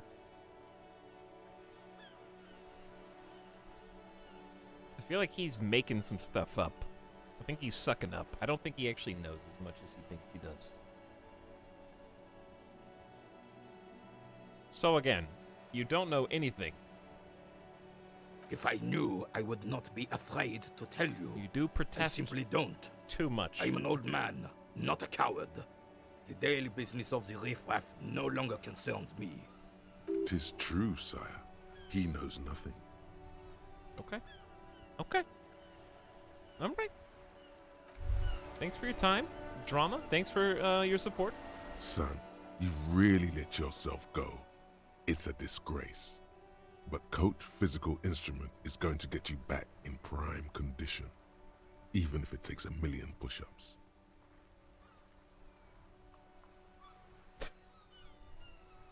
Coach a Physical Instrument. Does that mean you'll call me a maggot and Nancy boy to motivate me? Yes, sir. Forge me into organic steel, Coach. I'm really, really not interested. I mean, I'm definitely a little interested.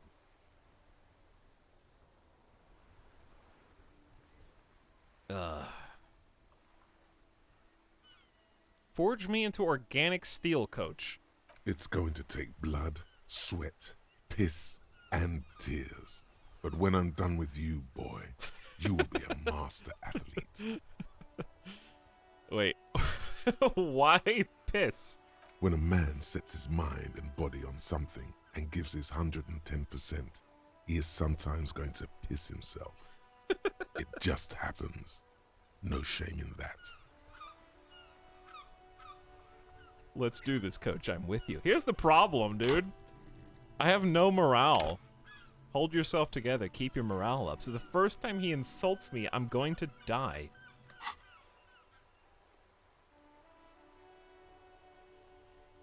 Let's do this, Coach. I'm with you. Behold, world. Here walks a sportsman, hands choked and hair kept back with a bandana. The Homo Athleticus. Did I just get a new thought? Coach Physical Instrument. Temporary research bonus. -2 encyclopedia while you work out. So, you were minding your own business, trying to get some detective work done when suddenly a voice emerged from within you and told you you're a wuss, a namby-pamby, a sissy, and a limp jellyfish. This voice has zero gender sensitivity and even less empathy for underwhelming athletic performance. Try to purposefully piss it off, see if it teaches you something. Pretend you don't know the difference between a double and a single support phase in the discipline of hammer throw. It hates that.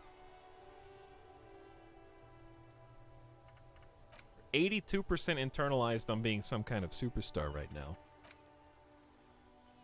How many how many things can you internalize at once? I have 3 things here. And I can unlock more. Unlock a new slot to research the thought. Okay. Okay. But you hurt yourself in the process, yeah? -2 encyclopedia. We can probably afford to part with that.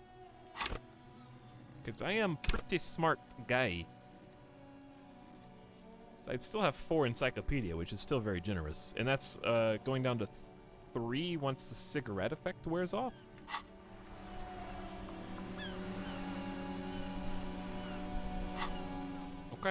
Coach physical instrument. Let's go. 2 at once.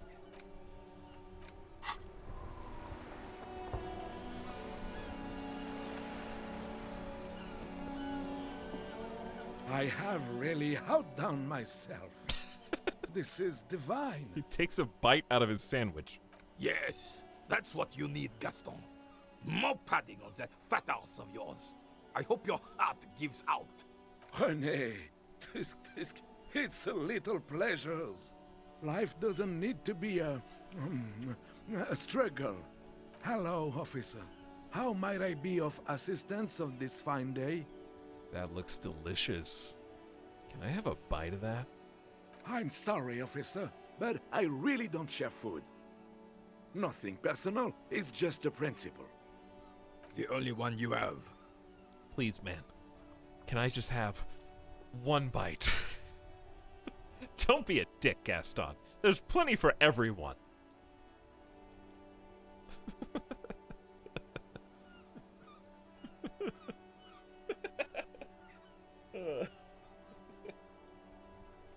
Socialist not sharing.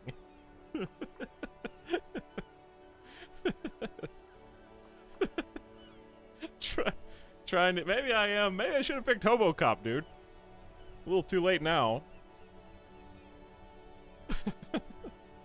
Okay, I don't know. I don't know if I don't think I beg. I can't beg. Am I gonna be mean police officer who uses his authority to get a bite of a sandwich?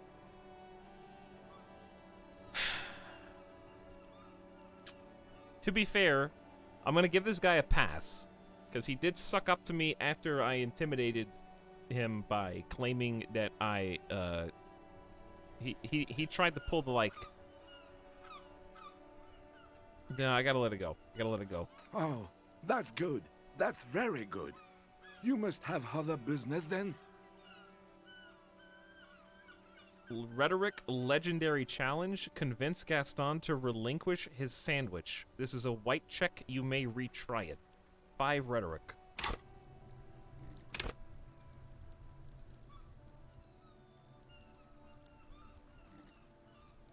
Hold on.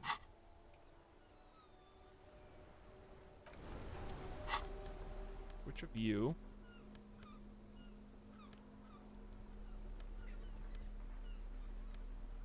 What is, why do I only have 5 rhetoric right now? Oh, never mind. Everything reset back to 5. The timer is up. In that last conversation, my cigarette powers ran out. Unfortunate. Ugh. That is unfortunate. It is such a pleasure to see you again, officer. Well, how may I head the citizens' militia on this fine day? Listen, I need that sandwich. Cigarette powers. I only have 2 more smokes. No, 28% of the time, every time. A man so principled about his sandwich calls for a principled approach. Oh boy. Time to get political. Uh-oh. I needed a 14. I rolled a 1 and a 2. Is that a critical fail? What is political? I'm already tripping knee-deep in politics, baby. I'm not so sure about this. What is political? This right here is political. The city's going to shit. Sooner or later, some foreign anarchist is going to steal your sandwich. That's a fact. Your blood sandwich, point to it, is a tool of the oppressors, designed to keep the proletariat docile. These options seem awfully fascist or communist. What if I don't want to say them? Say one of these fascist or communist things, or fuck off. Back to police mode, smile and nod. I have some questions, Gaston. Well,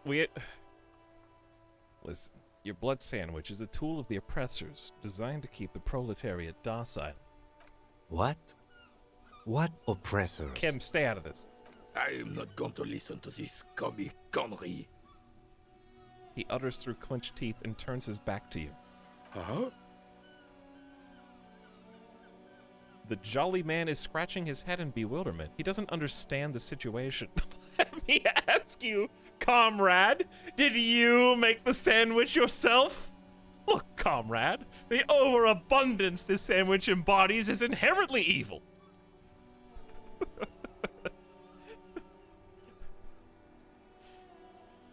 Let me ask you, comrade, did you make the sandwich yourself? Yes, officer. He proudly displays his culinary miracle. It is magnificent. Oh? Still, the overabundance this sandwich embodies is inherently evil. I really don't understand how my sandwich could. He starts but falls silent. Wouldn't you rather have a proper sandwich? A sandwich with a soul? I don't either, but wouldn't you rather eat a sandwich free of the bourgeoisie guilt baggage?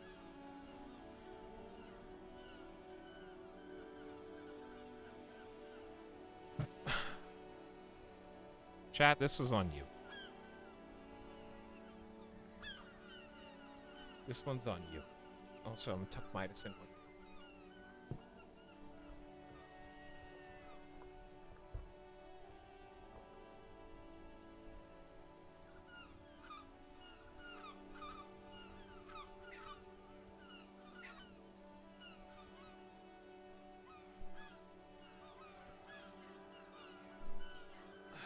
Wouldn't you rather eat a sandwich free of the bourgeoisie guilt baggage? I would rather just have this one, officer. It's really good. Tell this lost comrade what the people's sandwich would be like. Distill the essence of the working man in a sandwich. But imagine a sandwich, absolutely minimal in design, sleek, efficient, simple. But imagine this sandwich covered entirely in fine metal dust from an industrial plant.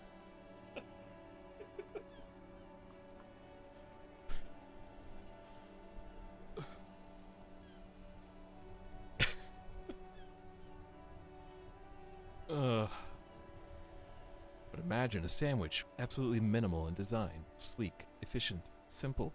The skepticism emanating from the Merry Senior could be sensed all the way to the Seminine Isles. He's not imagining it. Thanks, visual calculus. Envision bread as black as the soil it came from. Melting butter, yellow like the sun shining on the backs of workers on the fields. Salt is essential. There can't be too much, because isn't the proletariat the salt of society? Now turn it upside down. Black bread, like a symbol, on top, to salute the coal mines our heroes have worked in.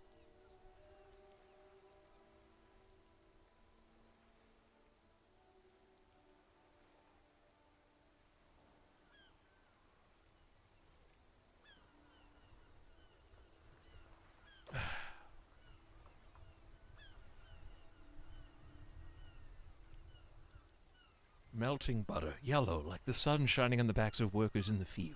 I don't hate worker food. Look, officer, I like different classic food. Fine dining, not worker backs. Please, just drop it. He blurts out before immediately regretting it. Locked. Put skill points into rhetoric to open this again. Can't get his sandwich. Tell me, what do you know about the dead man? Let me think. I heard someone was hanged and left on a tree for a week. But that's all I know, really. Really? You know absolutely nothing. No, officers, I'm sorry. And I really would like to assist. You are both good guys. I can see that. Uh-huh. I don't trust anything you say, Gaston Martin. Then help them, you wimp. You have plenty of shoulder with the ghost caviar in the Union. Someone must know something. He means caviar socialists. Thanks, rhetoric. I wish I could, but I just don't know anything. I always keep my nose clean and don't gossip. Everyone knows and respects that. Odd. He doesn't seem to be lying, but there's something off here. Always with the drama. Sounds a bit like you're holding back. I'm not. I'm not even anyone. Of course he's holding back. His mouth is so full of union prick he can't even speak properly. Can I at least finish my fucking sentence before you piss on it? Is that okay, René? I'm not anyone important in the Union. I just know Evrard. He's getting mad. How do you know Evrard? Everyone in Martinez knows the Clare brothers. I taught these boys human studies and history in the gymnasium. I told you the gym coach is buried in the middle of the gymnasium. I taught the Clare brothers human studies and history in the gym. What do you know about history? You never witnessed history. Only heard about it years later, when it had already moved on. You don't know history. Uh-oh. I hope I don't have an encyclopedia check while I'm studying to be a gym bro. Uh-oh. The old soldier mumbles something under his breath and turns to face the sea. There he stands, proud, rigid and alone, like a cracking marble statue. That's a good image. Let's try not to get caught in a crossfire. Thanks, Kim, for grounding us here. Are you a union member? That's like a really dumb question now. Oh, in many ways, yes. Like an honorary member. I attend meetings and parties, help with little things. Evrard, Edgar, and the older debarders all know me. In many ways, you say? Oh, yes. So you're not an actual member? Not in the technical sense. I don't have a vote or a membership card, but Evrard keeps me on the payroll, just for the little things. So that's what it was before. Yes! Him hiding something. He tries to make it look like he's a big deal in the Union, and now the illusion is disintegrating before your and Renee's eyes. Okay, so he tries to make it sound like he's a big deal, but he's actually just on the payroll because he knows Evrard and, like, taught him as a kid. He doesn't know anything, because no one tells him anything. He's an outsider. Wow, we're destroying this guy with facts and logic. Maybe he'll give me my sandwich now. Of course he's not a member. He's not a member of anything. I knew that. He's a Weservein. Turns to where the wind blows and tries to look important. I hate the socialist rabble, but even siding with them is better than living your entire life on the fence. Never committing to anything. Pick a damn side already. Hey! Relax, I literally just met you guys. What are the little things you do for Evrard? Writing work mostly. Occasionally, he needs something written, and I happen to have a way with words, people say. And what kinds of things do you write for him? Oh, nothing official, I assure you. Just essays for the newspapers. About Martinez and how things are and how they could be. Evrard and I have these long talks where... Well, he tells his little pen man exactly what to say. It's commie propaganda, plain and simple. You should be ashamed of yourself.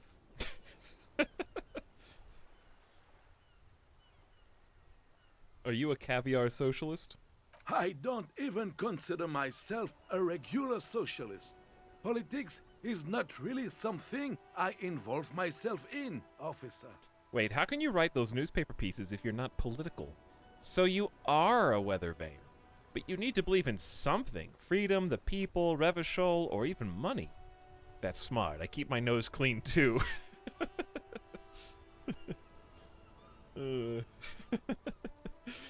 I can, like, side with him now. Hey, about that sandwich. I could really use that sandwich.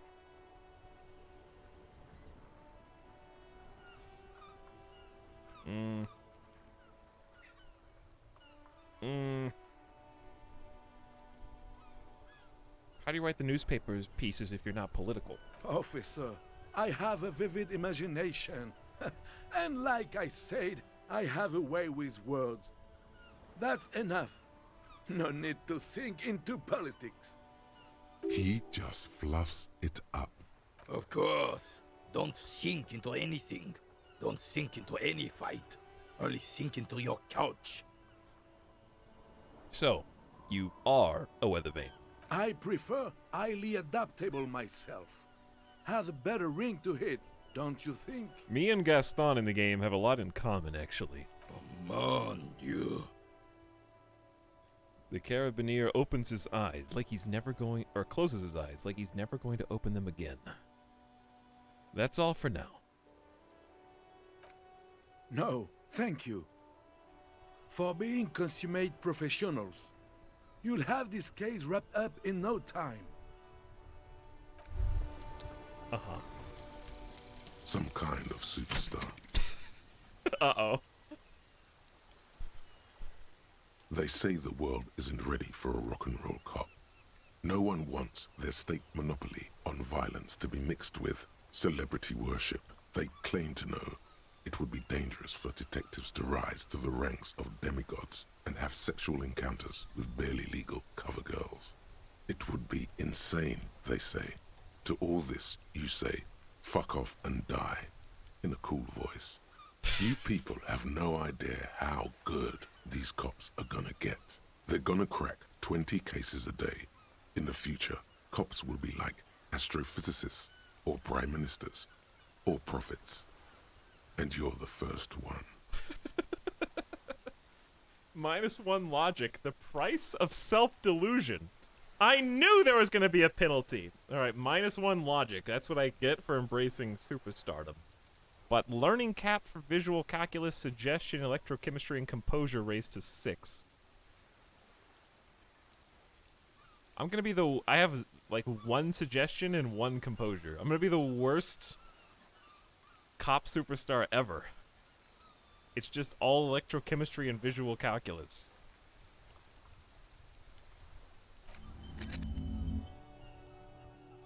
So that's locked in now. And I can forget it as well if I want. But I have to have a skill point?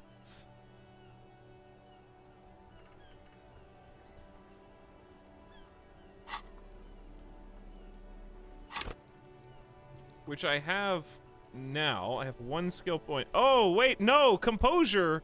Okay, alright. So, composure, the bonus is not bound by my 1 in motorics. Okay, that changes things. Now I can actually put points into suggestion even though I have no psyche. Ah, I like that a lot, actually. I just assumed I was going to be locked into 1 composure for the entire game.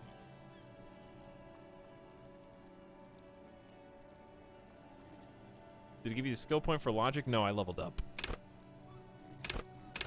I had never put a skill point in logic. But I have a skill point that I can either save or put in whatever I want. Savoir-faire -1. Where's that? Bonus from items, -2. Literally the opposite of sneak. The opposite of sneak.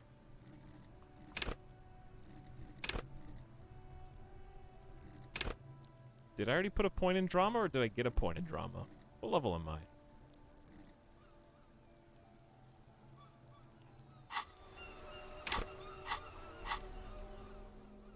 Okay, how do you see what level you are? I only have 2 health?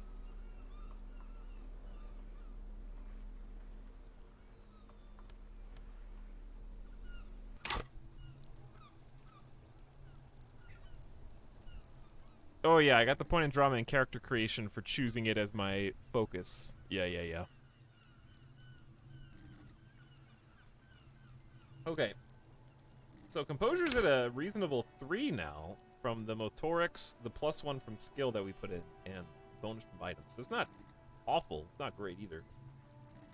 Having more than 1 suggestion might be fun, but I actually just think a 0 suggestion run makes this story more interesting, that I'm not a puppet master at all, and I can't make anyone do anything.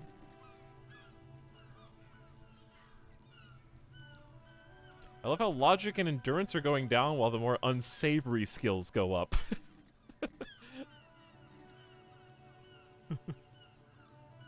This is what Disco Elysium is? I thought it was some kind of artsy rhythm game.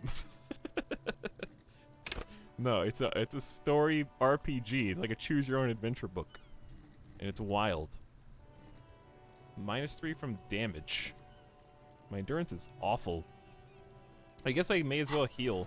I only have 1 health charge, but I could buy another health charge or find some.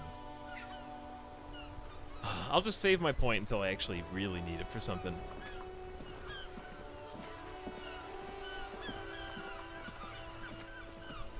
Well, those two guys were certainly interesting. Enormous balls, worthy of a real man. Nice, thanks, guy.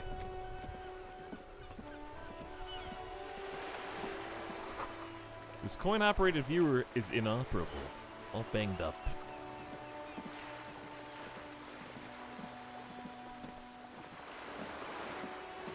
Should we look at the body, chat? Or just keep putting it off indefinitely?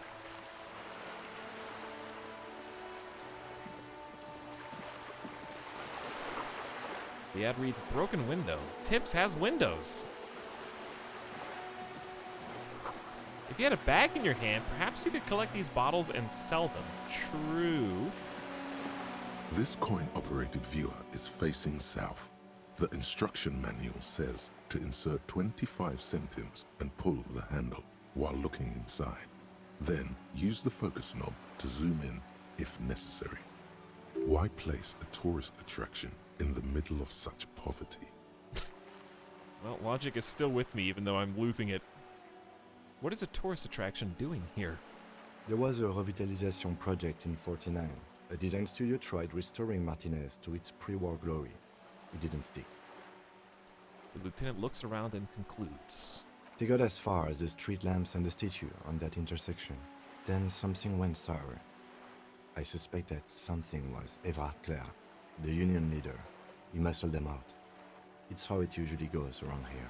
Well, that dude was just talking about Everard. Cool, I dig organized crime. It's the best. Can't we do something about it? Say nothing. Cool, I dig organized crime. It's the best. That's odd. I could swear you were a police officer. Yeah, keeps me in business. Keeps me with a paycheck.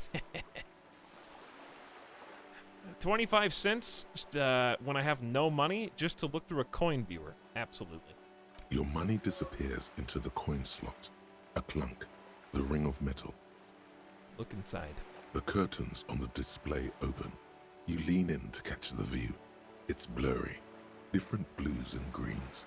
In the middle of the shimmer stands a drab grey shape, like a ghost.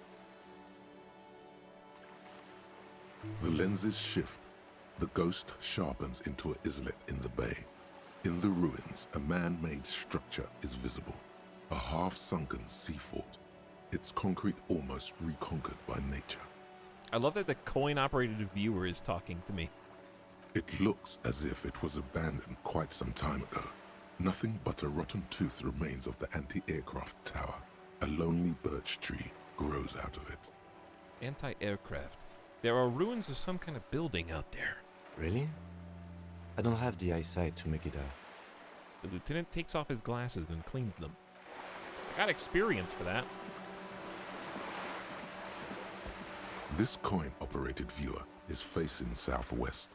Its coin slot is full of fossilized bubblegum, rendering the machine permanently inaccessible. Poor little viewer, pat it. Vandalism, shake your head. Look inside. Vandalism. Probably some kids. Poor little viewer. The metal feels cold and wet under your palm. It looks unhygienic. Take a look inside. A thick layer of graffito covers the lenses.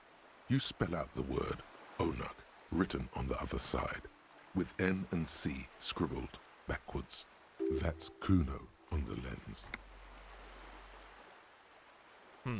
Under the graffito, a sea of blues and greys appear. Behind the water lies a coast, studded with concrete and reeds. On it, a church on stilts. Lanky, weather-worn wooden planks. an X-shaped cross topping its tower.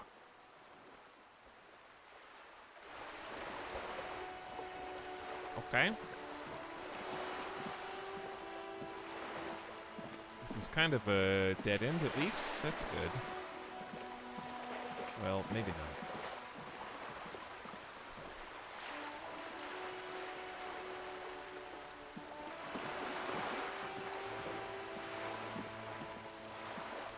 I've been kicked out of every joint in Revachol. Come on. The night's still young. That's my song. That's shit. The music's my life, man. Better mouth your watch around me, boy. The things I've seen and said, nothing I can't do. I'm the job for every man. Listen, boy, I don't start trouble, I fix it.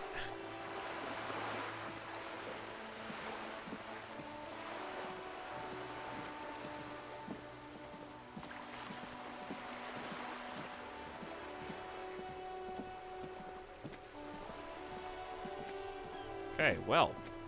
Chat, I'm thinking it's actually time to go to the body, dude. I almost think we've done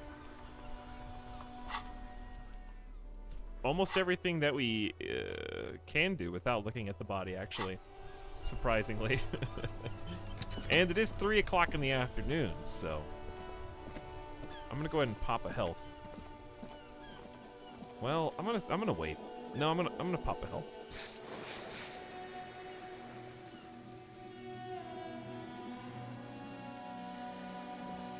Wait, we never did finish talking to these guys. An old call box with a matrix of push buttons lists all the companies in the East Delta Commerce Center. East Delta Commerce Center? This must be the name of the doomed commercial area. Chip baited. We pushed a couple of them. The pinball one. Main hall building B, whirling in rags. Oh, wait, is that the side building? Nothing happens after you ring the doorbell. They don't want to talk to you. Revachol Ice City. Silence. No one answers the doorbell. Fortress Accident SCA. Silence. No one's home at Fortress Accident. Slipstream SCA. You hear static from the intercom speaker. It sounds as if someone has picked up the receiver, but isn't saying anything. Hello, is anyone there? Yes, hello. This is Tricentennial Electric. It's a woman's voice, crackling and fragile through the static. Have you come to place an order? She sounds almost antique, as if her voice was being played off an old wax cylinder. A receiver must not be working properly. Hold on, Tricentennial Electrics. I thought I was calling Slipstream. Yes, hello. Can you let me inside the building, please? Why, yes, I've come to place an order. Sorry, I don't have any business here. Well, I am nothing if not a liar. My God. The lieutenant exchanges a look with you. Sorry. It's you. My God. I didn't think I would hear your voice. Uh-oh. I don't know if I like the way this is going now. It's a woman, and she knows you. Oh my God. Your heart beats faster. Electric, please. Who cares that you don't remember her? Just go along with it.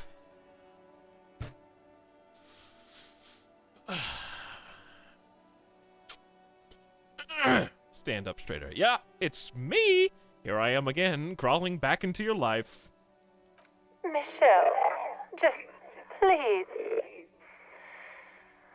She stops and you can hear her breathe heavily. Her breath is distorted by ancient static. Sounds like a ghost. Wind blows through your clothes and you feel detached from your surroundings. Inside the building, a cold memory hangs. Uh-oh. Shivers? Why did you even call? I've been gone for months. I thought you didn't care. We're getting like ghosts in the machine right now. Hold on, tell me what's going on. What did I do? Of course I care. It's just that I've been going through some tough times. Ever since I came to work here, it's been different. As if my mind's been wiped clean. Uh-oh. Starting to get an idea of where this is going. A spot of static overrides her words. When she speaks again, it sounds like she's submerged. It's so nice. It's so nice to be able to finally forget. Uh-oh. My character has also forgotten some things. Forget about what? She sounds like she's about to cry. The cold is deep under your skin, as if you were talking to someone who's 100 years away. Somewhere inside the building, water is flooding the cellar floor. Hello? She doesn't answer.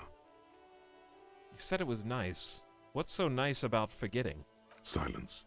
The only thing you can hear now is static and waves washing ashore on the bay. I get it. You don't want to talk to me. No one ever wants to talk to me.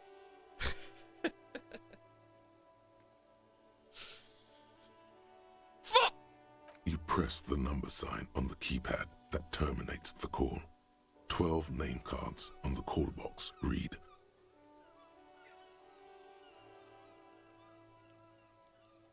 Well, Chad, I just had a weird theory. What if... Alright. This is going to be another one of those, like, 1% chance of being correct in, like, an alternate universe of this game.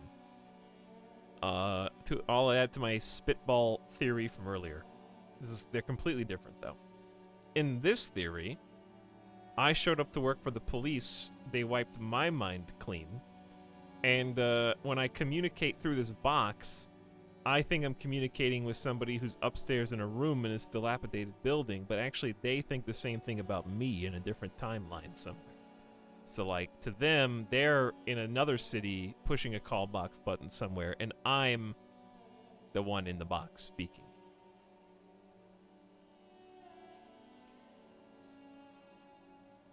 Because I've also had my memory wiped. And it's like a mirror reverse.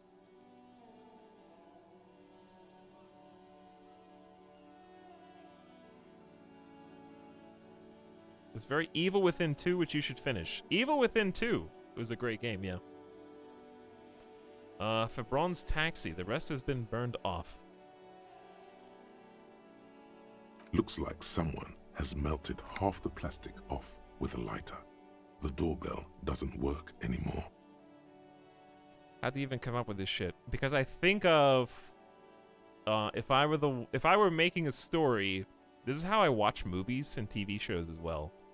Whenever I get to certain plot beats that seem or feel significant, it sets off like a spidey sense that's like, there's more here than meets the eye. And I start immediately thinking rapidly, what is the weirdest, most off-the-wall surprise twist that I could possibly pull with this limited information? And that's where I go with it. Even if it's completely out of left field. You wait for a minute or two, but all you get from the call box is silence. No one answers the call. I waited for a minute or two for Emma's fashion. And then the plot is way less interesting than what you thought of, and you are sad. That was Game of Thrones, yeah. I had a much better headcanon for how Game of Thrones was going to end. 24-hour window. You ring the doorbell, but nothing happens. Boxing for young athletes and gym. All you hear is static, but no one answers the call. Anne Orlando. You ring the doorbell, but no one answers. What an ominous name for a hair salon. Doesn't bode well for anyone's hair. Just seeing the words Andro Orlando gets your hackles up. Its very existence is a threat to your masculinity. What? To say nothing of your hair. Why? Why?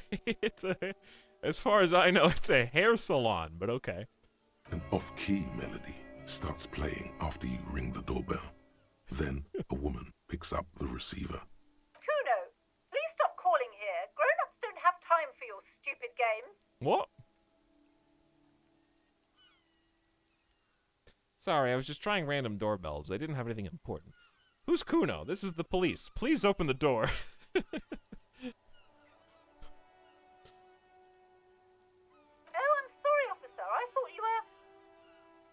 There's a spot of static that overrides her words. But the doorbell is broken, and the bookstore shouldn't even be on the list anymore, so I can't help you. Please don't call here again. Thanks. A single beep indicates that the line has gone dead. You know what I'm gonna do, right? You hear the same waiting room music, but no one picks up the receiver anymore. Volition challenging Slipstream SCA. Ah, dude, if I had a psychic authority check. +1 wax cylinder. +1 wax cylinder.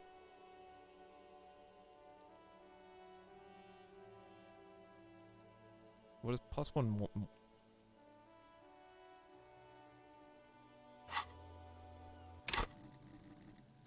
+1 volition. Sick.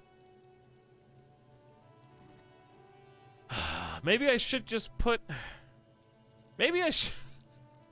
Should I just put a point in volition? I did say I was going to do that a long time ago.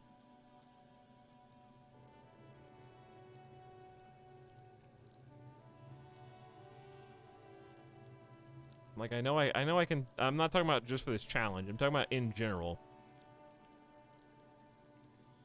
Because it's just having one morale is going to get me into so much trouble. The insta-death tension is a lot of fun.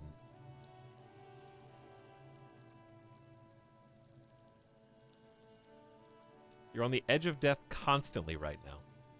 Yeah, it has been fun, though. Let's see what this is first. Coach physical instrument. That's not going to help me right now. We'll come back to that. All right, let's try this first. 17%. Let's go. No. Hold on. The last thing you need in your life is more hysteric emotions. Forget it. Find something else to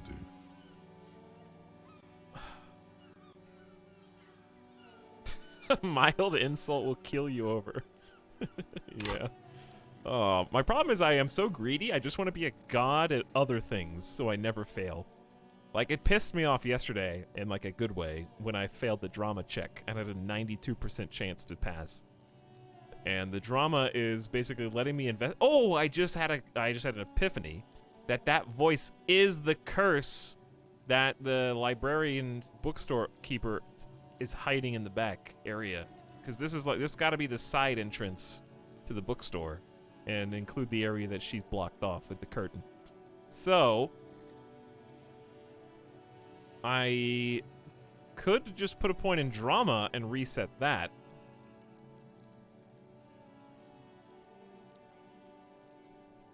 And then have another go at actually making her let me investigate it. Or I could put a point in volition, retry this, and stave off morale death for the rest of the game. I feel like that's the smarter option. I don't think there's necessarily a rush on the drama.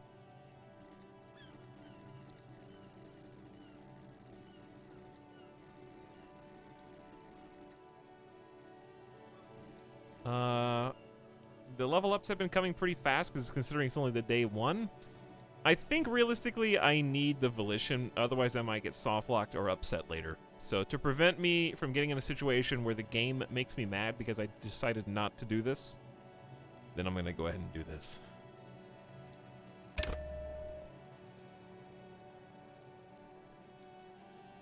That way I don't have a thing I want to do and then the game kills me. And then I get mad. Hold yourself together, keep your morale up. Okay, will do, will do. You can revert it? No. Looks like someone has melted half the plastic off. I just clicked with that a so it would lighter. reset this. The doorbell Well, doesn't work we went up anymore. to 28%. No. Hold on. The last thing you need in your life is more hysteric emotions. Forget it. Find something else to do. Okay. Okay. I tried. Coach physical instrument. Oh. Wait. How did you know all those hammer throw techniques? How do you know how to hold a discus? Or the world youth record in discus? Something doesn't add up here.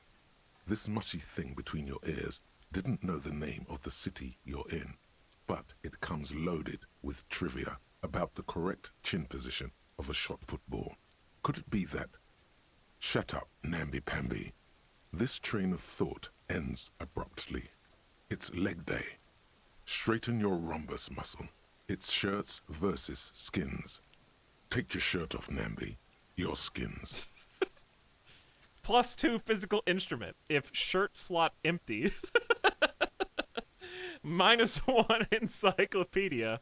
Facts are for binoclars.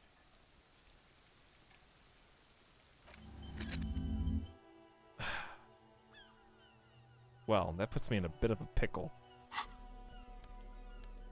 I'm about to lose another conceptualization, but I get one suggestion.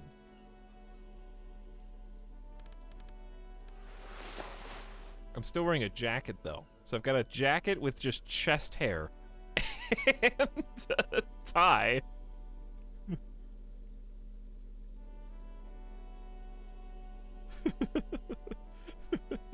I mean, I don't have to do it. I do get +2 if I don't.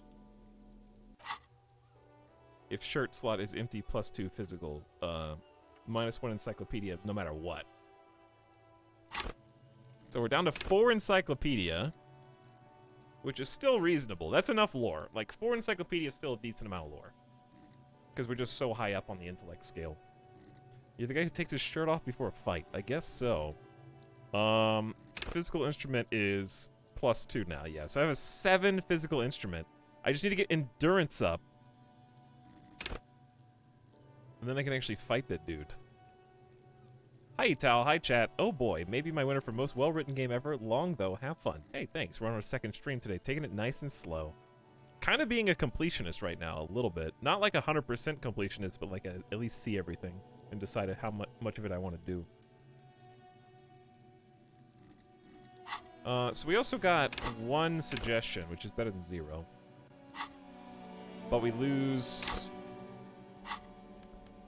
the conceptualization. Conceptualization has been helpful, but it's still a 5, so I'm very happy with that. I like how, like, at first I was a little not upset, but like confused, I guess, because I was wondering, like, man, all the stats are kind of the same. Like, I put 5 in intellect, 5 in physique. Now these are just all 5s. I thought I was only gonna have drama, or only have like 1 thing on here, but I have everything. So I felt really powerful in that entire sector. But now that the game's progressing, and I'm understanding the thoughts and how the, like, internalizing works, as you internalize and get different clothes, it starts to create some ranges for these. Like, now we have, instead of all 5s across the board, we got 4 to 6. We got 3 to 7 here now in physique. And even amongst the ones that I only picked a 1, we've now got a -1 to 3 for composure. So I like how things are starting to, the spread is starting to become a little bit more pronounced and more customized. So that's cool. It's starting to feel more specific to my character.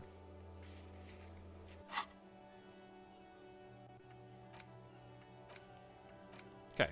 Anyways. We could do Lonesome Long Way Home, but then I don't have any more slots. The thing is, like, to me, I don't really care about the answer to this yet. So if I don't really care about it yet, I'm not going to pursue it yet. Because that'll take my last slot, and then I have to unlock more. I might do this sooner or later, but not yet. Just my own 2 cents. I haven't made a save all day? I have not made a save. Okay, it's body main story time. Back there. Through this gap in the fence. But first, a little BRB chat. Get a drink, get a refreshment. I want a snack, because if we're gonna go into main story, then I need to make sure that I have the popcorn, so I can see which way this is gonna go. Okay? I want to have some snackies. I want to have a nice cola beverage, and I want to get ready to buckle up for the big ride. What if there's no body there? Zodicus, thanks for the 7 months of Etel Hurt sub. Much appreciated. Welcome to stream. Thanks for hanging out. I want to take Midas the dog out, and I'll be back in 5 minutes. Hang tight, chat. See you in a sec.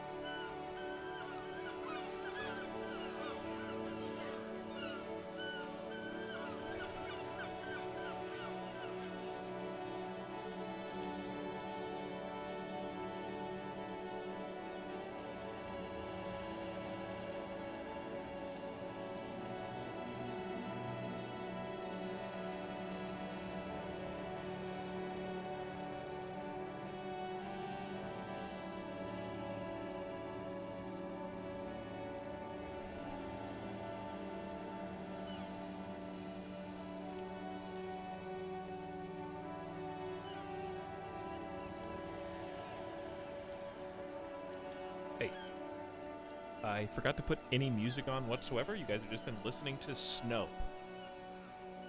Oh, there's some background music, though. It's just that somber city soundtrack. At least it wasn't muted. Speaking of, I just realized that it was raining kind of... It's progressed from... I'm not very observant. It went from kind of just like calm weather to drizzle to rain to snow. And it's still the same day.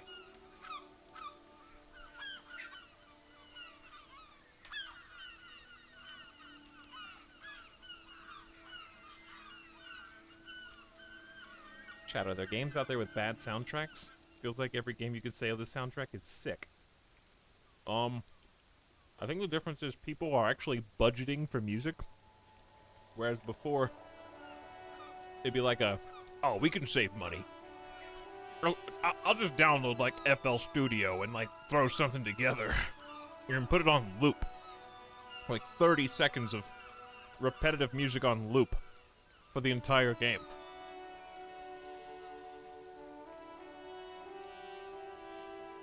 Now they're actually, like, budgeting for a full... giving it the focus that it needs.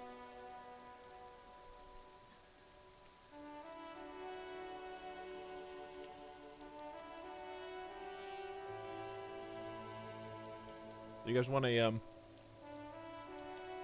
want a little kiss? you want a little Hershey's almond kiss? I got this whole bag of them, and I'm really misled.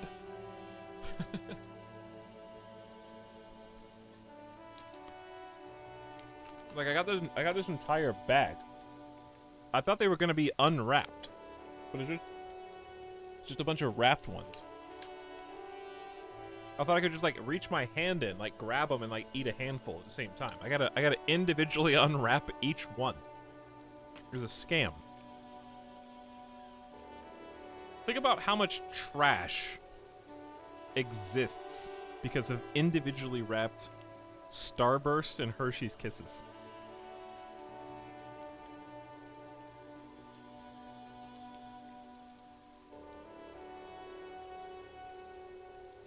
Etalyx tries to kill 300 viewers with lethal nut allergies.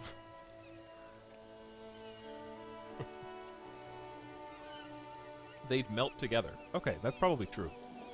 But, like, one melted together giant almond kiss sounds pretty good.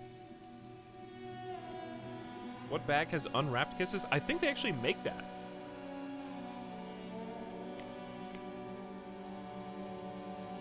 As like a special thing.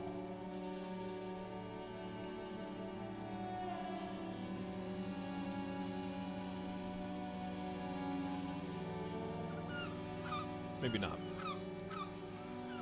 I thought that that was like a promo they did once where it was just like, oh, maybe I'm thinking of this.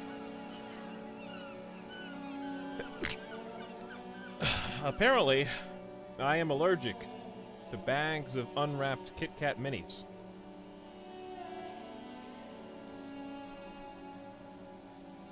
But yeah, they specifically mentioned like unwrapped. Maybe I was thinking of that.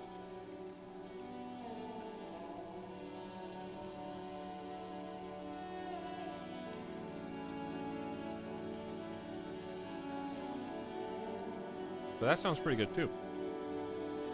Alright, anyway. Let's go. Wait. Definitely save. Alright, let's find out. Is there even a body here? There's some kid throwing rocks at the body.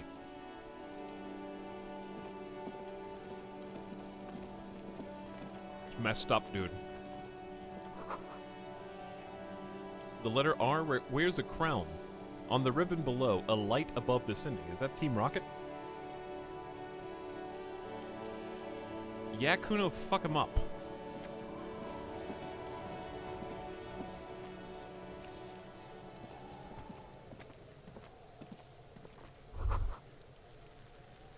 What? It's rickety but still climbable.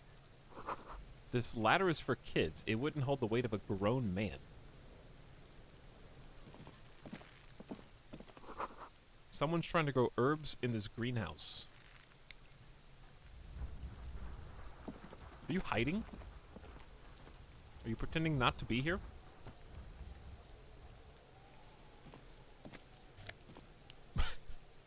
Dead body? Move out of the way. That's money.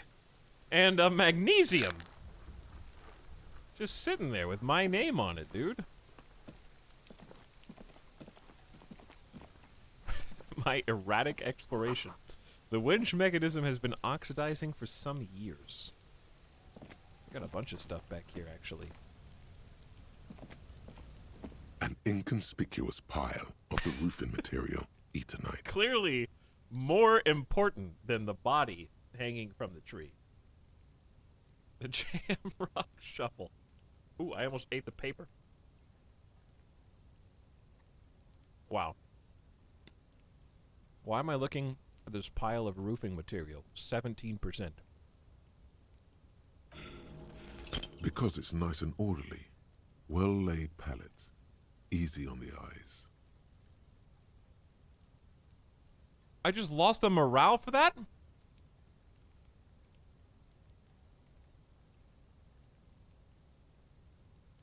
I rolled a 1?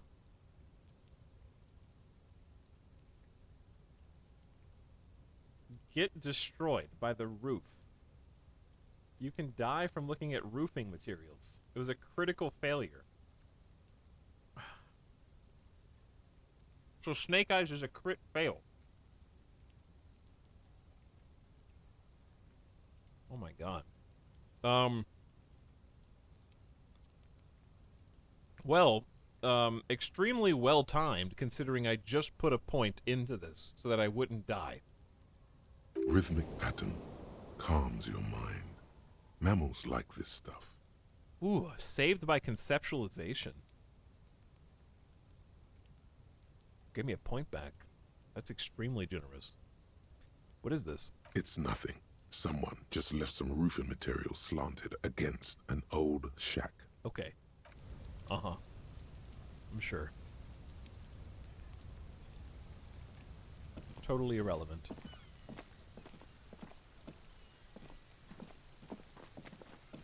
Nothing to see there. What are you doing, kid? Stop being a dick. Kuno's got this. The boy throwing rocks at the dead body can't be older than 12. Oh. So they're in this chat right now. If there ever was such a thing as an ugly kid, then this is it. He's almost exquisite in his ugliness, like a gremlin. Exquisite in his ugliness. Oh yeah, Nappa Gumpy Kuno.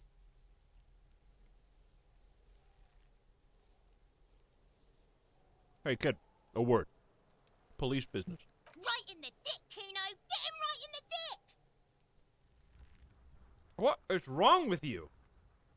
The children ignore you. Love it in the dick. Oh. Stop throwing rocks at my crime scene. Wow, these guys suck. Arrest this kid.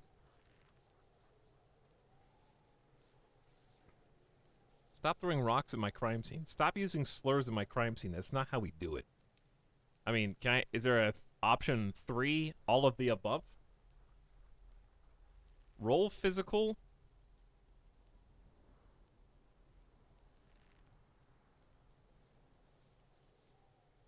Fight the child. Deface. There's no deface response.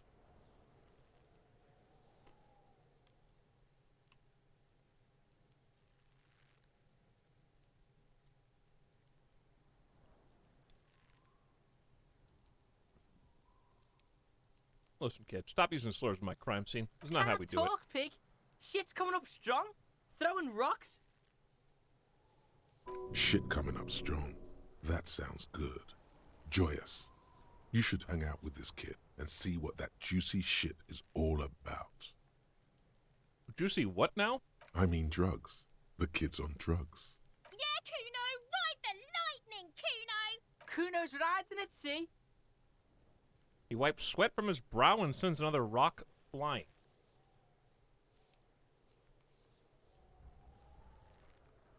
The rake, Kuno! You should throw the rake at him, Kuno! Bruh. The fuck? Does Kuno know what a rake is? Kuno's not a gardener. Wait, if you don't know what a rake is, how do you know it's associated with gardening? Checkmate.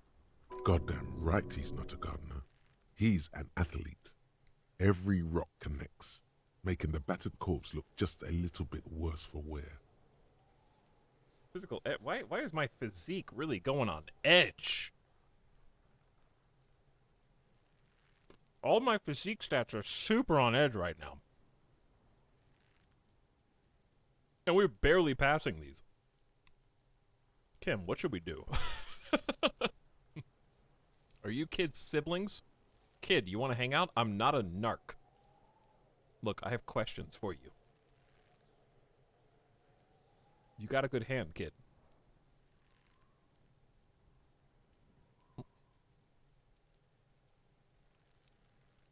Physical instrument really respects his athleticism, which I can't just by looking at him. I wouldn't. But then again, just by looking at me, you wouldn't either.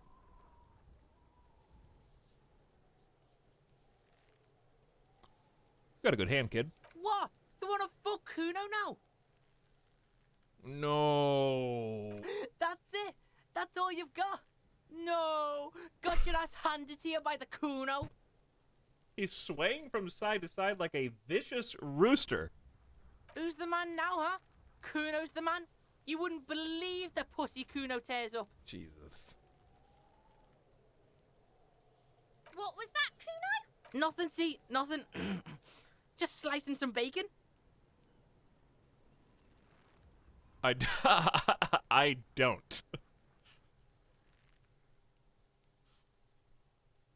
Are you kids siblings? The fuck are you talking about? He throws another rock. He's calling us Kuno. He says we're fucking each other. Kim, what should we do? We shouldn't do anything. I don't tempt such forces. What forces? You will see. The language these kids are using, pure unfettered id. There will be no reasoning with those creatures. Rhetoric says give up. Basically, it's the episode from Community where I'm Joel McHale. And these kids are in the cafeteria. And they're like, soccer mom is their only weakness.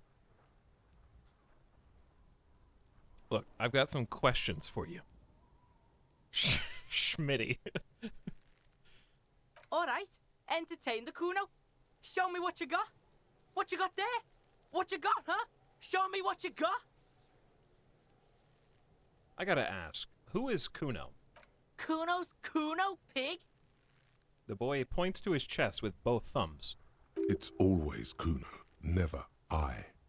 Clearly the kid's using the third-person perspective as a shield. Kuno. Primal. Violent. Logic and Half-Light working together on this one. We got an 11, and just Logic is barely hanging in there right now because the -1 from Thoughts.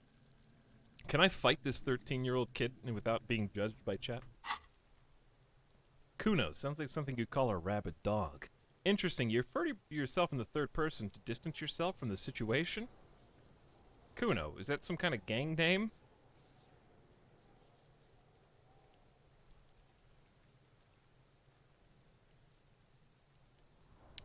I feel like attacking... Okay, but they've already said logic will or rhetoric will not work. But logic isn't rhetoric.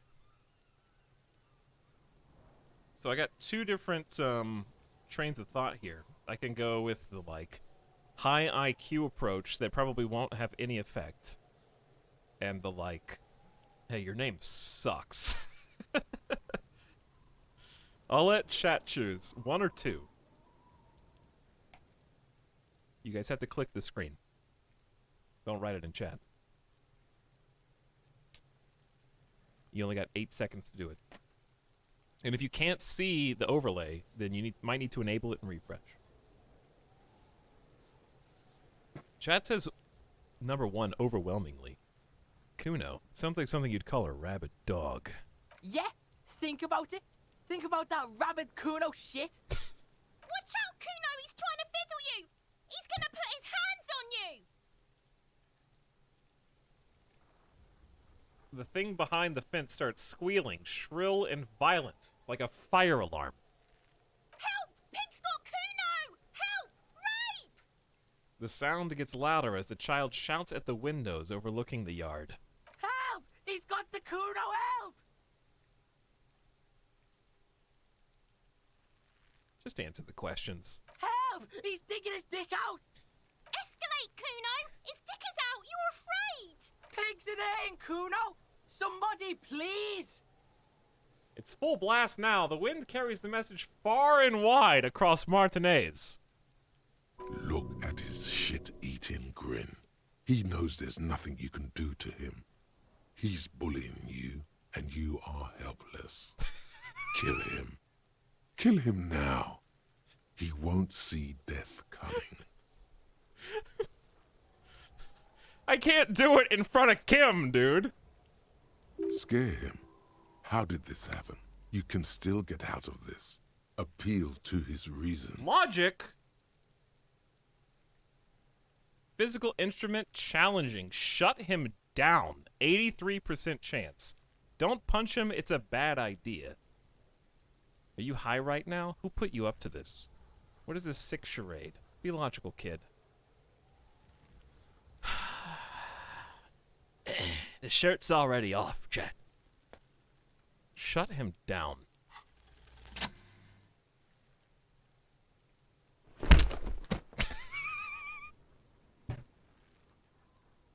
Thump. The blow connects surprisingly well, leaving your knuckles tingling. Kuno feels it.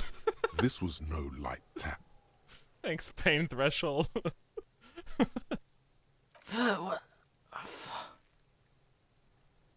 The disoriented 12-year-old is trying to get his bearings. Okay, everybody calm down. Shit, I don't know what got into me. You made me do this. You did this to yourself. I think we can have a normal conversation now. Am I right, Kuno? Who's doing a sick charade now?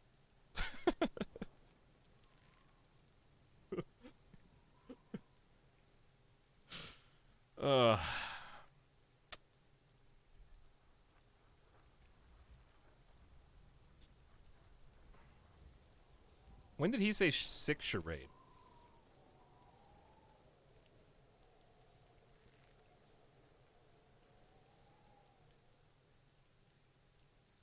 When did he even say that? Was that at the beginning? This is really tough guy. Am I that tough guy? Like, I am a tough guy, but like, what is my attitude? Do I have attitude? You're a superstar. That's true. I am a superstar. What would a superstar do? Oh, I had the option to say it earlier. I got you. What would a superstar say? Okay, everybody calm down. No, that's too normal.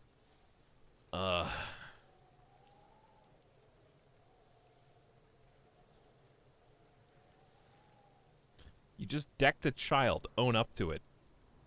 Yeah, I also have 0 authority, and I think we can have a normal conversation as authority. I think it would be defensive, like, hey, who's putting on the act? Okay, I saw right through your terrible performance, by the way. Like that's what I think we do 5. You are, officer. Get yourself together. Kim, you supposed come on, Kim. Okay, pig. He's no longer wearing his demonic grin. Something happened. The punch made him calmer. You could almost hear the gears rattling, a change in set decorations. 12. Nice. Maybe I should have smoked before I came here, dude. Kuno knows to respect that violent shit. I knew you it. You should see Kuno's dad. Kuno's dad doesn't give a shit about anything. Oh my god. The creature behind the fence has fallen ominously silent. Only her eyes are alive, jumping from actor to actor. Okay, pig. Talk to Kuno. We're back in this shit. The fuck do you want? Oh my god. You are the alpha male now. By the way, thanks to Seema, who gifted 5 subs just now for punching this 12-year-old kid, apparently. Welcome back, Kraspu and Dania Kometa for 9 and 8 months, respectively. Rhinoster's also there. Dragoon and Strike. Howdy. Empathy, legendary 14%. Figure out what's going on with this kid. I don't think I will.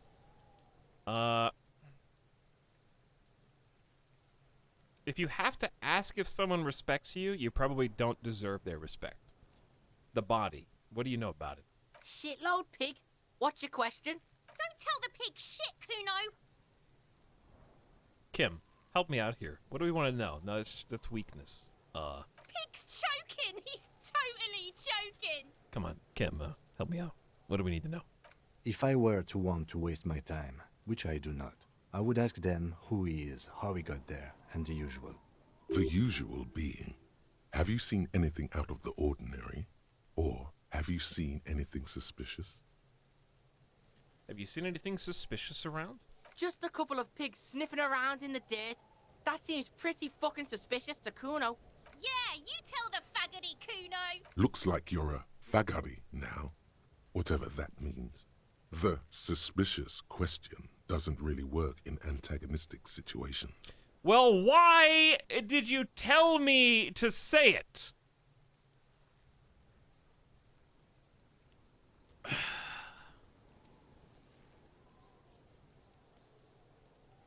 Do you know who the man is? Kuno's fuck imp. Kuno uses the fuck imp for target practice. He's trying to hide the fact that he doesn't know.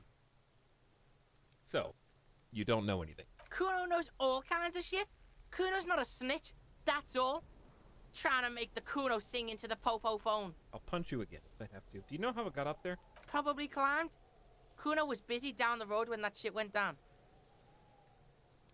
So you didn't see it happen? You heard Kuno. Kuno wasn't even in Martinez. Kuno wasn't in Revachol. Kuno wasn't regional. The city's too large for him to have left. But he wasn't here either. So where was he? You didn't really leave the city. Where were you? Told you, pig bacon. Kuno doesn't do regional. Kuno's been to places you wouldn't dream of. Fucking Mesk. Or, I don't know, some other place. Night City. Dude, Night Kuno City. was in fucking Park. Night City. There is no Night City anywhere. That sounds like the name of a city in some pulp science fiction novel. Dude, he probably came back because it was too buggy. That's a fictional city name. Night City doesn't exist. Why you gotta be riding Kuno's ass? You haven't been where Kuno's been. You haven't been in Kuno's head. Bro. You wanna know where Kuno was? You wanna know what Kuno's been fucking up to? That's exactly what I asked you, yes. Don't tell him that, Kuno. It's lame. It's not fucking lame. Kuno's building Kuno's City. Night City. Raid City. The City of Rage. He's building That's it. And it's not lame. Lame. That's the name of Kuno's City, bitch. Get the fuck off Kuno's back. This shit ain't about that. It's impossible to deduce what it is about, at least for the moment. If it's important, it'll come up later. Focus on the case. If it's important, it'll come up later. All right, anyways, let's talk about something else. You're testing Kuno's patience here. Get lost. I will be with you in a minute. You want to come around from that fence back there? And I'll show you the righteous hand of Sinister and Dexter. Just like I showed my friend Kuno.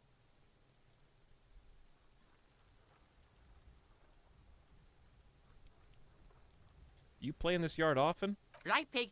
This is where Kuno plays with his little wooden choo-choo. What do you want with it?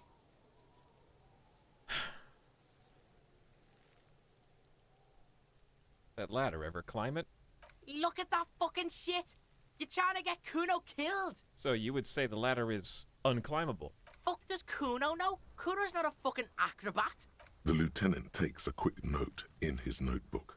It's a trap, Kuno! Don't climb it, Kuno! What's in the greenhouse over there, Kuno? Dunno. Kiptas gardener used to work there.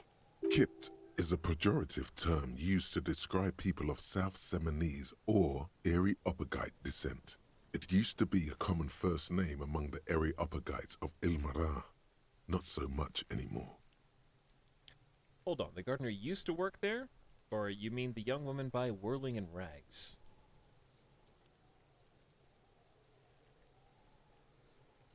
The gardener used to work there? Yeah, that's what Kuno said. She couldn't handle the heat, so she took off. Kuno can take it. Shit's nothing to Kuno. His eyes get a little watery. Look, Kuno doesn't explain shit. Kuno just says shit. He looks you in the eye and nods as if agreeing with himself. Yeah, her. What was she doing in the greenhouse in March anyway? What kind of gardening is done in March? Well, logic, you raise a good point. I can refuse this task if I don't know why I would refuse. I accept. Yes, it seems suspicious. You don't like things being like that. Suspicious.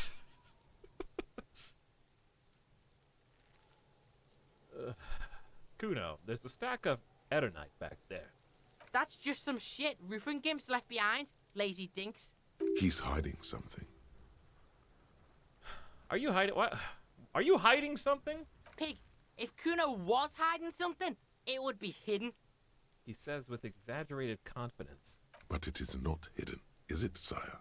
You picked up on it. You should examine the pile of roofing material again. I'm too incapable. I might have some questions later. For now, let's talk about something else. Yeah, whatever. Kuno doesn't give a shit. So you respect me now? You're dreaming, Pig. That's not how this shit works. A little. But don't expect anything to change. Barely got an empathy pass there. Don't let him dominate you, Kuno! Fuck his fat ass! Can you relax? I don't even... Do I even have any more... Do I even have any more? I don't think I have any more questions. Right? We already did them all. I think that's it. Until I learn more information, maybe. Kuno doesn't fucking care. Okay. Now you. You with the big mouth. This is the logo of the municipality of Revachol.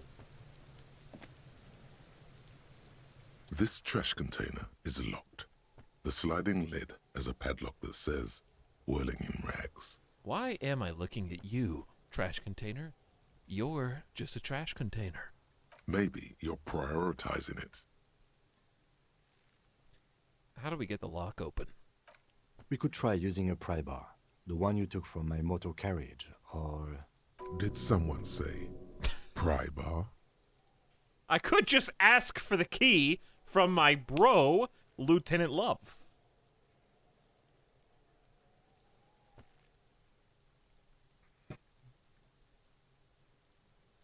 Forget about the pry bar. Forget about it? Like you forgot about your life? No. You cannot forget your own body, and your body cannot forget the pry bar. Half-Light, stay out of this! Or, Lieutenant? Or we could ask for a key from the manager of the Whirling in Rags. He probably has one. He might also have information. This is better than the pry bar idea. Ask the manager. Bullshit. Go straight for the pry bar and pry this baby wide open. Wow. Oh, because I don't have the tool equipped. Okay. That makes more sense. -10 from the tool.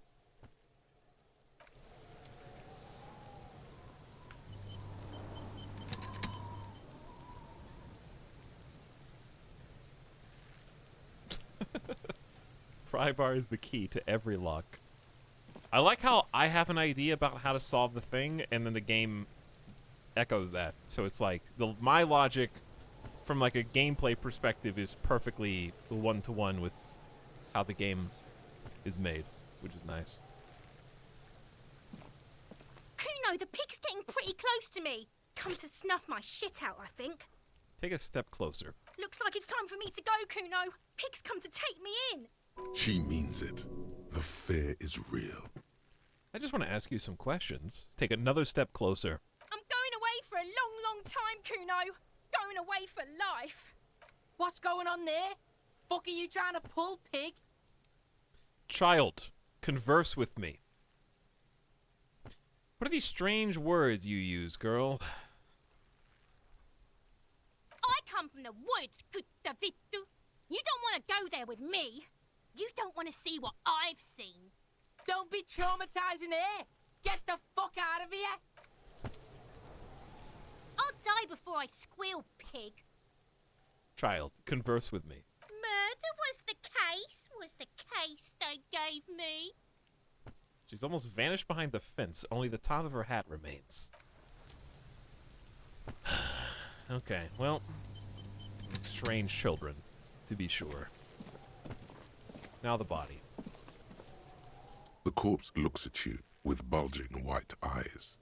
The face around them does not look human. It's swollen and ready to burst. His lips are fish-like and his tongue like a ball gag in his mouth. I can already tell that the material that is hanging him up is going to be important somehow. You seem to be holding your breath. A cargo belt twists his neck at an unnatural angle. The body below appears stiff. It's letting out an ungodly rot. The smell seeps in, even through your clenched nostrils. Is it a piece of chocolate? There's a piece of chocolate on it. Yeah. Anyway. The smell seeps in even though you're clenched, even through your clenched nostrils.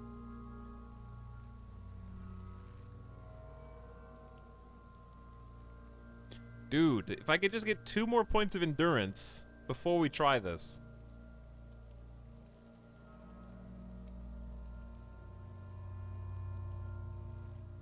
I think I can afford a health pack from the convenience store.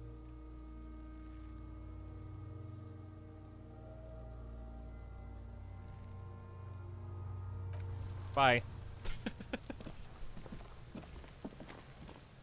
It took all that build up to take one look at the body and like talk to these kids. Never mind. Too smelly. Too smelly.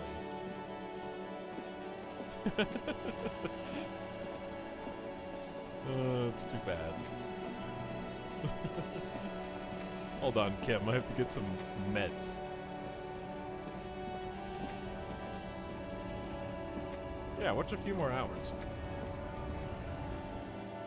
Yep, he's dead. Confirmed. Without a doubt. Don't be afraid to say weird things. Already one step ahead of you there. The tear machine stands in the corner. Oh, wait, that's for the bottles. I need something from this. A small cabinet on the wall is filled with various medicine bottles, nasal sprays, and blister packs. Oh, they all bear the Saint-Baptiste Pharmaceutics logo. This is why I didn't want to use the Nosifed that I had. I forgot, because I can afford the one that heals 3. But I only have 2 empty spots. So if I didn't use the other one, I could have bought the 3 and filled it all the way up. Now I have to pay 20 cents extra to get 2. You get ripped off. 9.18.27. So it'd be $2.70 to buy 3. So I lose 20 whole cents.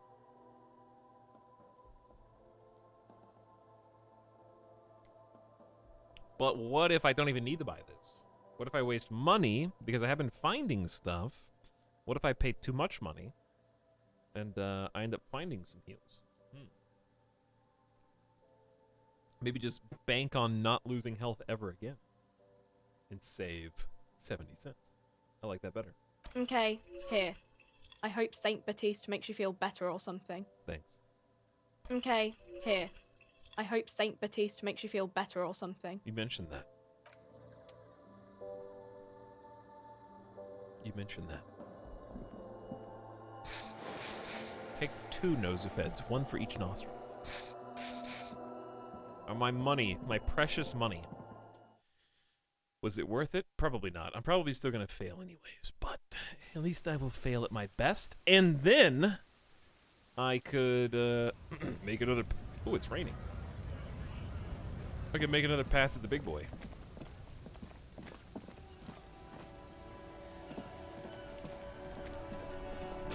Gart ain't getting paid. Well, he's going to want more than $2.50 or $3.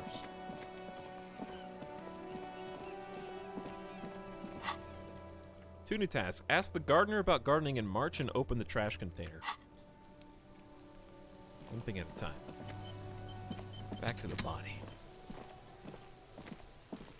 There he still is, looking right through you with his white eyes. The body below is entirely dedicated to that corpse smell.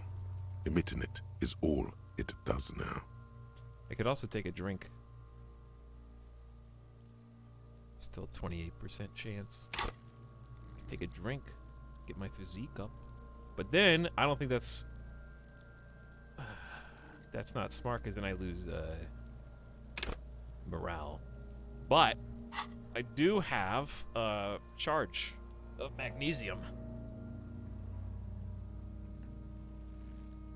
I mean, it's legendary. I'm probably going to fail no matter what. Let's do it.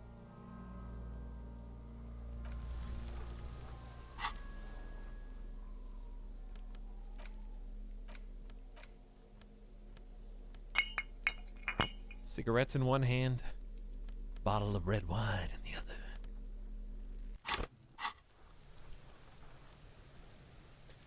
So yeah, if I'm planning on going straight from this to the big guy, then this makes sense too, because I will need physique when facing him as well. Hopefully it doesn't take an hour to investigate this body.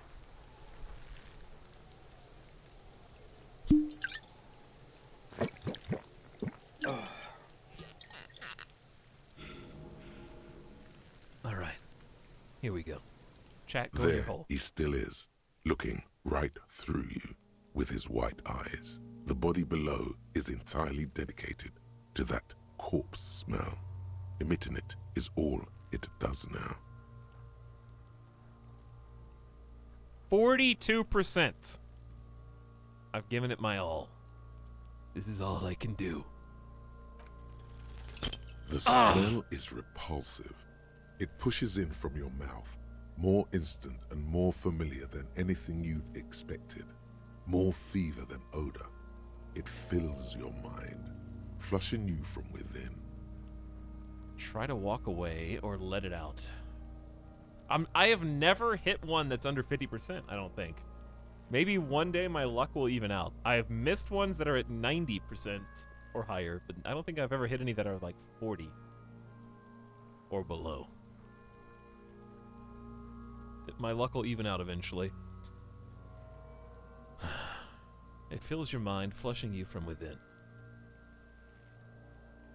Try to walk away again.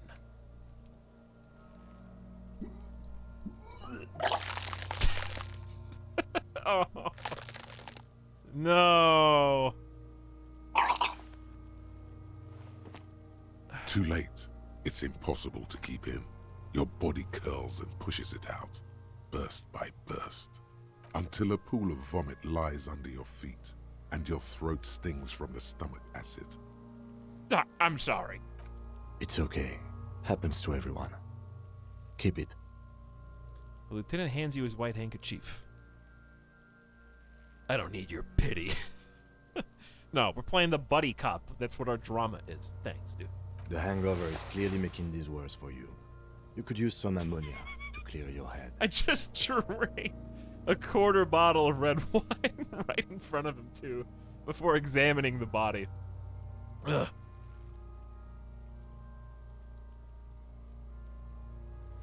think ammonia would help? If you can handle the headache.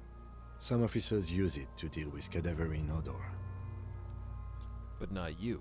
I can't handle the headache. It's more likely he can handle the smell, unlike you. Endurance, I gave you everything, and you still failed me, so shut up.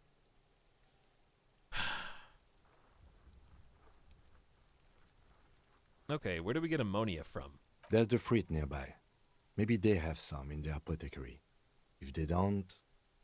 He points to the greenhouse. There's a greenhouse here, and a gardener with a wheelbarrow on the corner of the whirling in rags. If she works here, she might have something for the smell. Pretty clever. Acquiring ammonia will provide a modifier to the white check. Modifiers make checks easier and allow you to retry them. Gotcha. What is that? Why is it so bad? Active decay. It's okay to throw up, officer. No one is judging. The lieutenant raises a white piece of linen to his nose. He's about to blow! Cop's gonna blow, Kuno! I already did, but...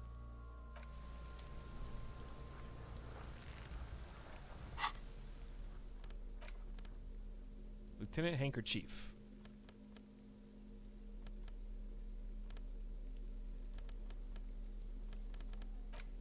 Does this go somewhere?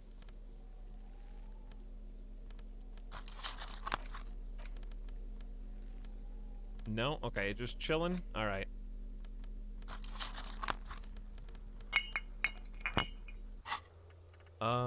Inspect the victim's body. Get ammonia from the gardener or the fruit store. It'll make it easier. Well, we have to leave anyway.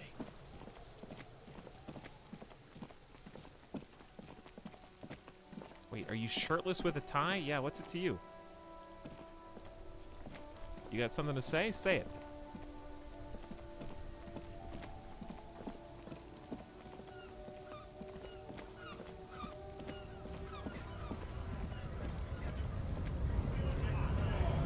I don't know who's worse here.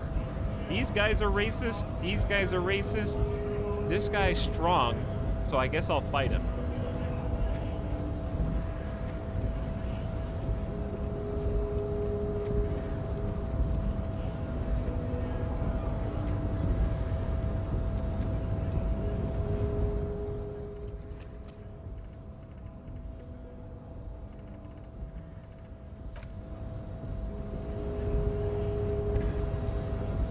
Chat, Measurehead is one of these guys. This guy and this guy are on the same faction.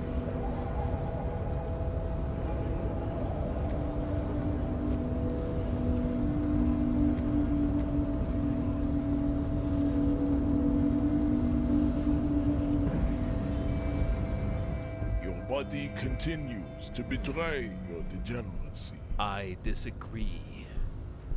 Your body does not betray your degeneracy. That's a lie. You're in great shape.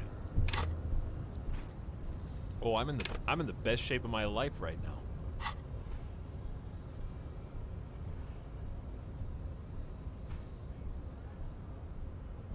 My body does not betray my degeneracy.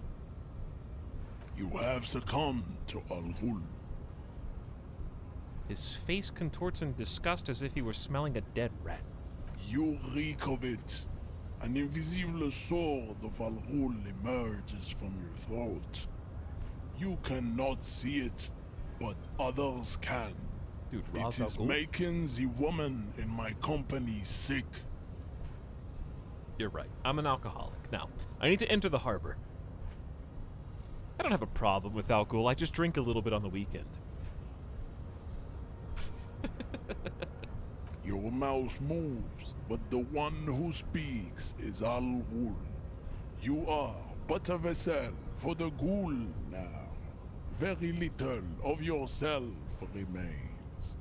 Occidental Haplogroup B4 is done giving orders around here.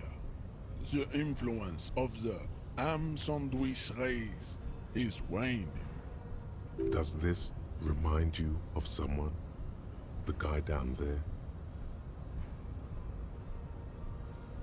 First, let me make this clear. I'm not a drunk, I'm a cop. I just drink every now and then. Everyone does. The fat racist over there. Point to the racist lorryman. You're just him after pumping some iron. I am the police, and I need you to comply now. The race stuff is unimportant here. I just need you to help me do my job, please. I am the police.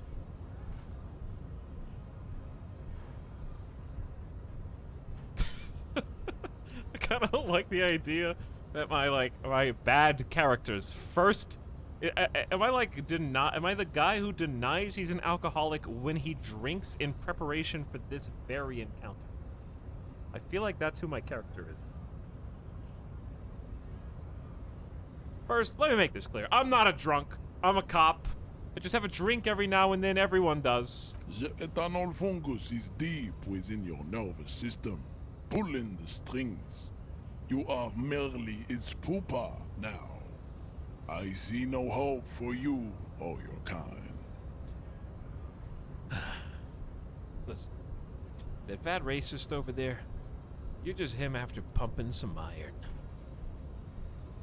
I don't feel like I'm that kind of guy. Like, I want to say that because I'm a physical instrument of, like, at least not legendary proportions, but at least, like, high above average proportions.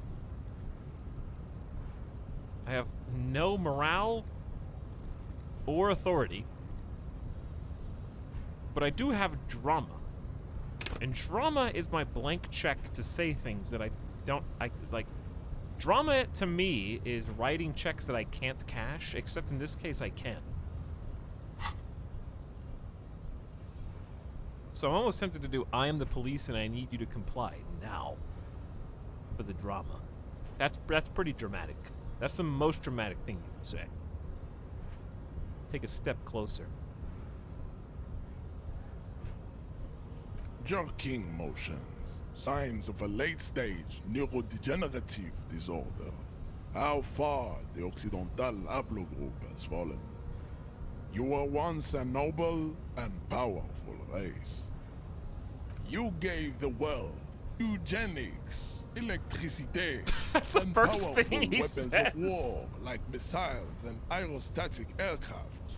You made great gains in metallurgy, race theory, and statecraft. Listen, as a fictional character, you can tell that I'm not a racist, but because the first priority is eugenics is the best thing that you ever gave this world.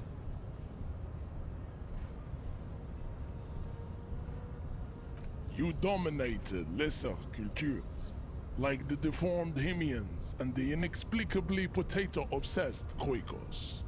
But now your ascent to the genetic summit has halted.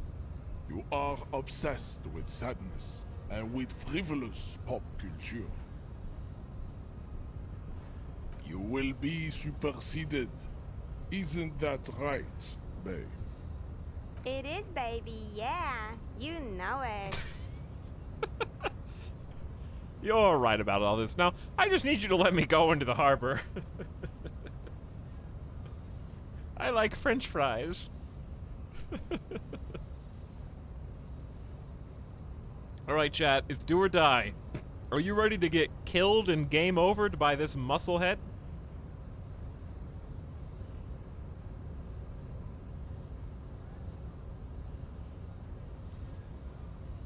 Push him out of the way.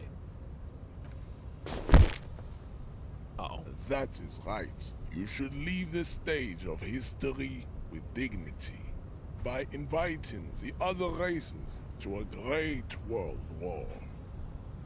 Bring your troops to the Seminine Islands and to Boogie Street, and we will pulverize you. When you are gone, we will build a museum for you. Oh, that's nice. The walls will be lined with bottles of Al Ghul, your beloved beverage. Inside, we will store the odes to homosexuality you call art, and your microcephalic skulls. This is your chance. He's talking. Rip into him with a punch and catch him off guard. No, there's a peaceful solution. You could internalize Measurehead's race theory. He would take you as one of his own. Wouldn't that mean I have to become a Simonese supremacist myself? I like the punching idea more. Right, good idea. Who am I even talking to here? Right, good idea to which one of you? I like the punching idea more. Do it now. Oh. 83's pretty good, dude. That's pretty good.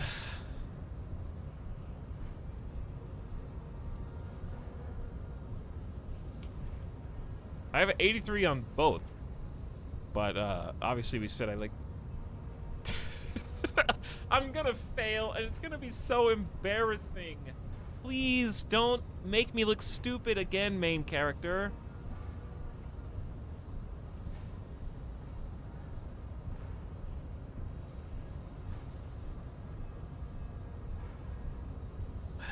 Do it now. Do I get a bonus?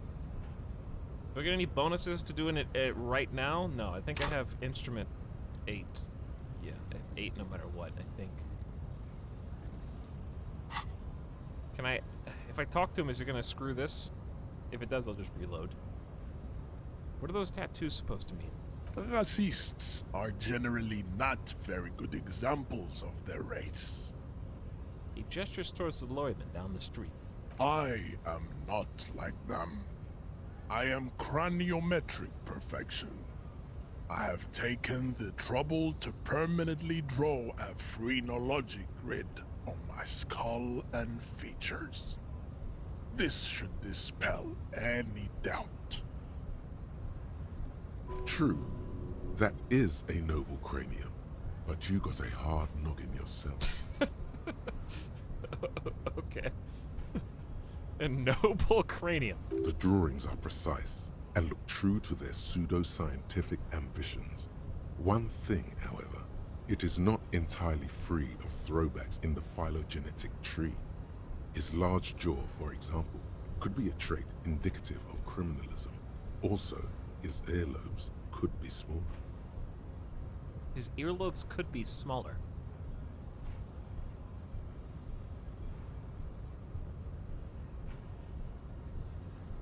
Are you sure? I mean, that jaw is clearly an atavistic stigmata. Your earlobes are too big. You sure I'm not craniometrically superior to you? You're right. That's craniometric perfection. My race does not stand a chance. Say nothing. I feel like my character with high intelligence skill would definitely antagonize this guy before fighting him.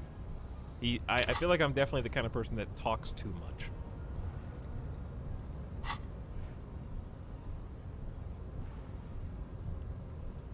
You sure? I mean, that jaw is clearly an atavistic stigmata. That atavistic stigmata makes pussy say yes, plenty. Babe, thanks. But I got this.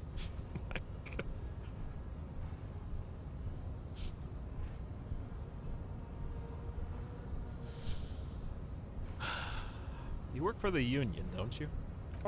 Don't be vulgar. White or not has got little to do with this. The race enigma runs much deeper than that. He turns his eyes toward the harbor, seemingly bored with you. I'm sorry, of course. I understand now. Deeper. Yeah, but you still serve them. How does that factor into your life? Mr. Clare is a man of vision and means. He has the will to confront polycultural capital. Something your race, naivistic communists, never did. Also, to serve is noble. It takes discipline. Your petulant individualism has only contributed to your race failure. It is lax and moronic. I'm no communist. Communism is pretty cool. Individualism is my jam. My jam is a mysterious fourth thing. Enough of this.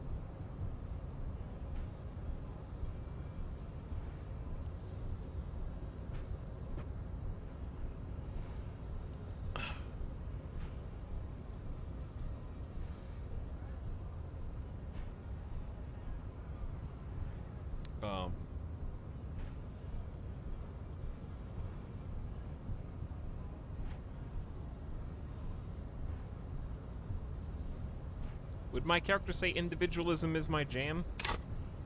Probably, maybe. If he was being honest, because he only cares about himself. But is he ever gonna be honest? I think he would just be.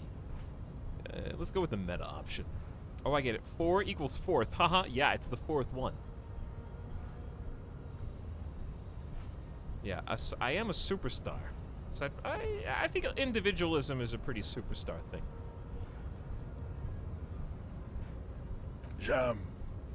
Individualism. You have gotten these ideas from degenerate youth culture, have you not? You have picked them up from rock and roll songs? It's true. I am a rock and roll star. And a rebel. Rock and roll is moribund. Only Koikos listen to it anymore. There is no life left in it.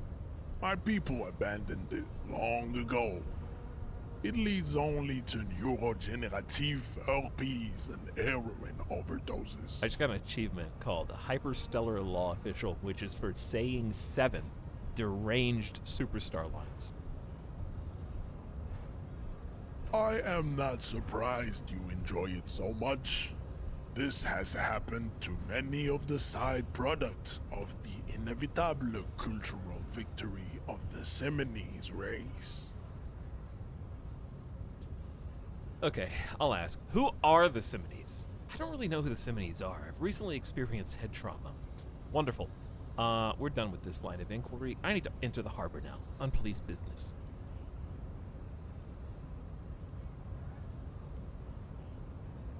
Okay, I'll ask. Who are the Semines? The South Island race, haplogroup A4A.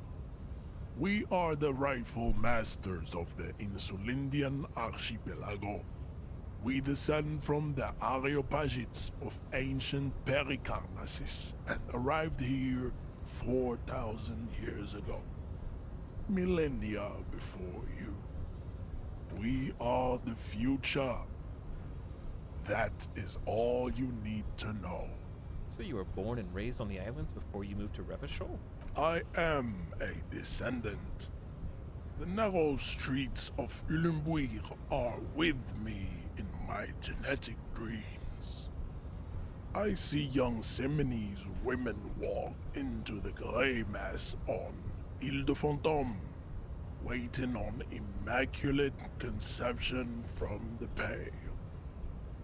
So, you did come from the islands. So you did not come from the islands?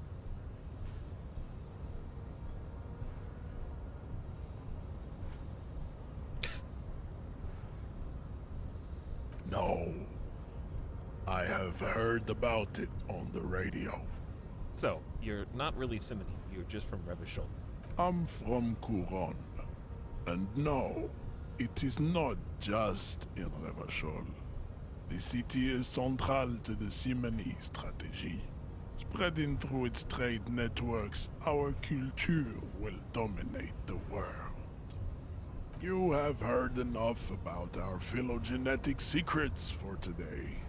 You have extinction to come to terms with, and never getting into the harbor. Hey, Kim, what do you think about all this? I think this racist is better than the last. But the next racist will be the really good one. That will be the... That will be our lucky racist! I like the previous racist better, actually. Oh, Kim, that'll be our lucky racist! He will grant us 3 wishes. Your pedomorphic friend has quick wits. A protruding occiput and an indented zygomatic bone. The lieutenant does not flinch. You should keep him close. the congenital defect of farsightedness does not render him a complete invalid. He still has the use of his mind.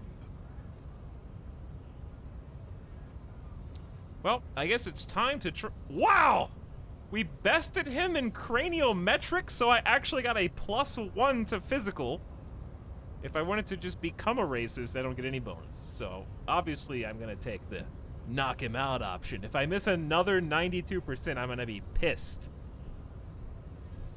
Bested in a duel of wits, destroyed with facts and logic. Nah, dude, this is exactly what I had in mind when I was creating this character. Combining hyper intelligence with weirdly supra physical body makeup, even though I'm like a drunk drug guy.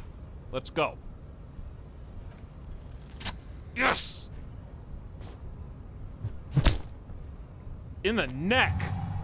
Or the chin. Just like that. Woo! Instinct took over. I only got a 4? A solid strike straight into his throat, into the cartilage. You could swear you felt the soft palate break.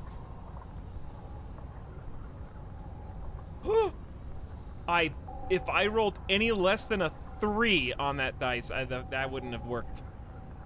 I got a 13, I needed a 13.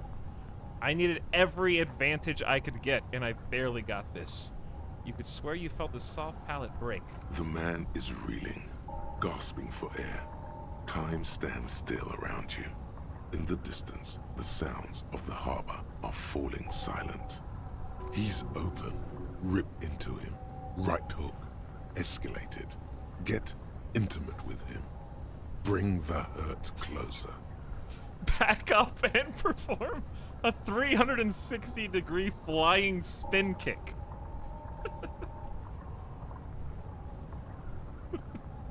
Wait, what should I do? I don't think there's any time to analyze.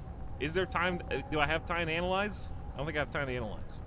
I'm a superstar. What would a superstar do? Back up and 360-degree flying spin kick.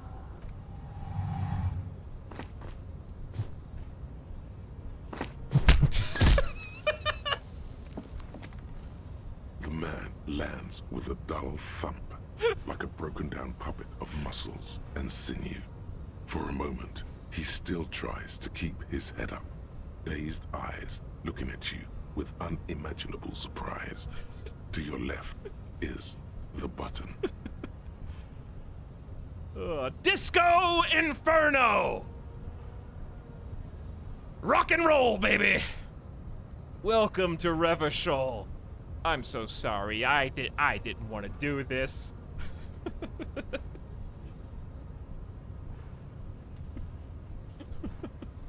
Just press the button. I gotta go Disco Inferno. Disco Inferno! As you slam your fist on the button, the man collapses entirely, his head rolling to the side. Looks like you're the new measurehead now. No one is the new measurehead. Let's go before he gets up. The lieutenant makes haste toward the door. Hey, maybe I am the new measurehead. I need my first companion to follow me on the road when I play shows and sing and stuff.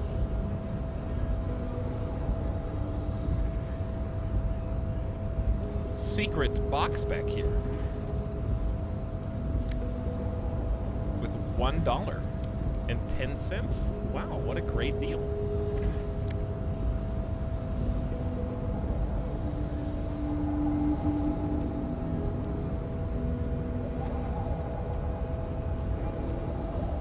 The man is still knocked out. He breathes slowly and steadily. It'll take a few moments for him to recover. Well, I showed him, didn't I? That's what happens when I take my shirt off now.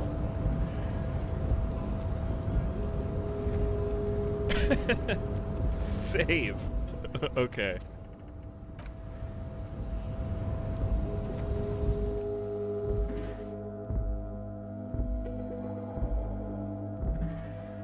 Oh, I can go in because we pushed the button to this door. So the hermetically sealed door opened. Interesting. There's probably a bunch of stuff in here then.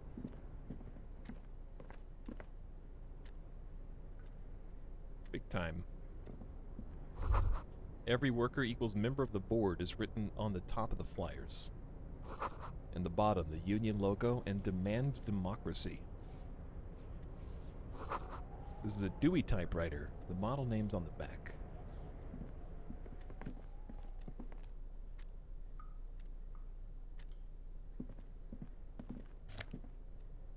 It's a postcard.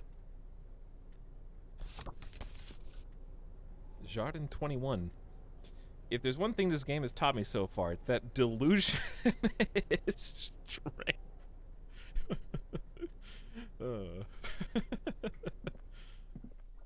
Listen, I was just exhibiting some main character energy right there. +1 to visual calculus and -1 to drama. I don't know if I can afford that.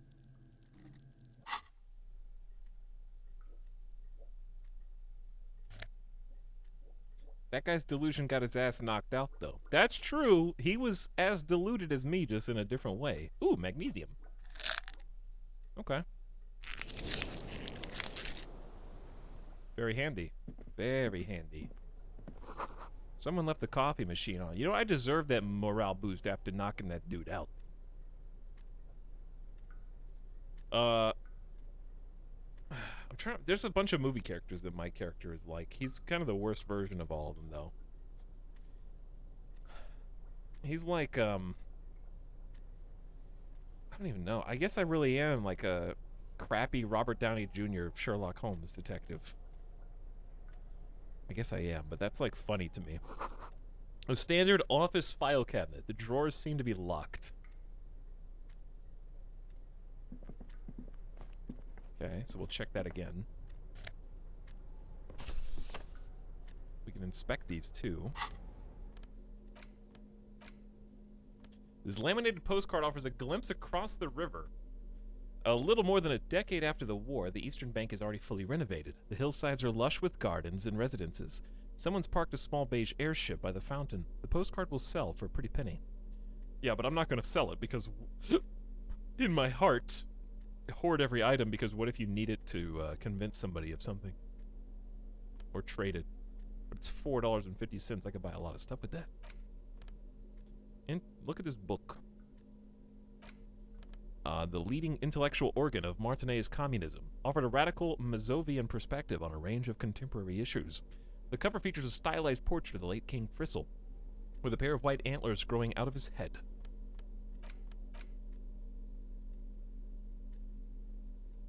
So we can read books to pass time. So I'm scared this is going to pass time. Let me save first. The front of this quarterly journal features a large satirical portrait of the late King Frizzle. From the sides of his head, a pair of white antlers spread to the corners of the cover. Is time going to pass when I say white antlers? Because white antlers are one of the symbols of communism. They represent a society in accord with the natural world and, at the same time, above it. A shameful way to treat a former king. Even one as underwhelming as Frizzle. Why'd you say it like that time? White antlers, the symbol of communism. They represent a society in accord with the natural world. Why Frizzle? Because Frizzle was incompetent, foolish, and cruel.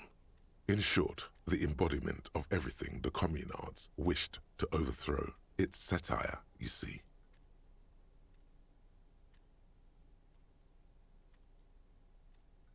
See what catches your eye. To your disappointment, there aren't any full-color pictures to direct your attention. Just column after column of closely set text, interrupted occasionally by little doodles in black and white. There aren't any full-color pictures, dude. I have like 6 intelligence. Got 5 intellect, dude. After rifling the pages with your thumb several times, you return to the table of contents. The magazine is divided into several sections: international development, Kunst und Kultur, and local concerns. Just inside the cover, there's also an editor's note. 1, 2, 3, 4 things. What, like 2 minutes have passed, I guess? Alright, it's not that bad. Comrade, as you know, this journal takes its name from Mazov's immortal expression, du cristal à la fumée. This was his way of describing the way the rigid, crystalline structures of capitalist ideology turned to smoke under communism. But, like the structures of capitalist ideology, we too are at risk of going à la fumée, unlike many publications which are content to spoon-feed their readers reassuring drivel. La Fumée is committed to telling the radical truth, even when that truth may drive away potential subscribers. The radical truth. They don't want you to know. They don't want you to know. This one, maybe this is a voice line that got missed. Only 4 issues in, and it sounds like they've already alienated their readership. So please, if you value our radical Mazovian perspective on contemporary politics, culture, and international affairs, please consider subscribing today. Yours in struggle, the editors. How long do you think it took to not just record the lines, but to attach them to every single line of text? Yo, hit that subscribe button. Kim, I think this is a communist magazine. Play it cool. Pretend everything's in order. You flip back to the front of the magazine. The table of contents unfolds before you. I want to catch up on international developments. This section includes a long, tedious critique of the latest round of free trade negotiations between the EPIS nations and the Free State of Semenine. You also skip over an article about heavy fuel oil smuggling along the Messina border, something about bear wrestling in Samara, book riots in Yugograd. Face it, you really aren't interested in foreign affairs. You're not even sure where most of these countries are. You flip back to the front of the magazine. The table of contents unfolds before you. Okay. There's supposedly 1 million dialogue lines. That's a lot. Illustra says, Monkish, I don't want to interrupt the awesome narration. Hey, thanks for 43 months, Illustra. Hope you're having a good Saturday. Stoy as well. Welcome back for 10 months. I'll interrupt for you, don't worry. Thanks, Illustra and Stoy. It takes a moment, but gradually it dawns on you that Kunst und Kultur must mean arts and culture. Why they decided to title this one section in Walder is beyond you. As you leaf through this section, you come across several reviews of recent radio plays, as well as a brief artist spotlight featuring a local artist identified only as CS. CS. The main feature, though, is a long essay titled Tip Top Tournée, a critical Mazovian perspective. It sounds dull. Read the profile of CS. This so-called artist spotlight is really just a brief Q&A, made all the briefer by the subject's evident hostility to her interviewer. Just a moment, what's Tip Top Tourney? The actual article is surprisingly light on details, but after skimming a page or two, you gather that it has something to do with motor carriage racing. Dude, motor carriage racing, let's go. If you don't follow it, you only ever hear about the ludicrous sponsorships and obscene death toll. All right, let's see what the communists have to say about Tip Top. You think you're settling in for a relaxing recap of the most recent season, maybe sprinkled with some nice anecdotes about a few of the more colorful drivers. Instead, you find yourself skimming a 10,000-word feature about all the politically problematic aspects of Tip Top Tourney. Wait, what's wrong with Tip Top Tourney? Where to even start?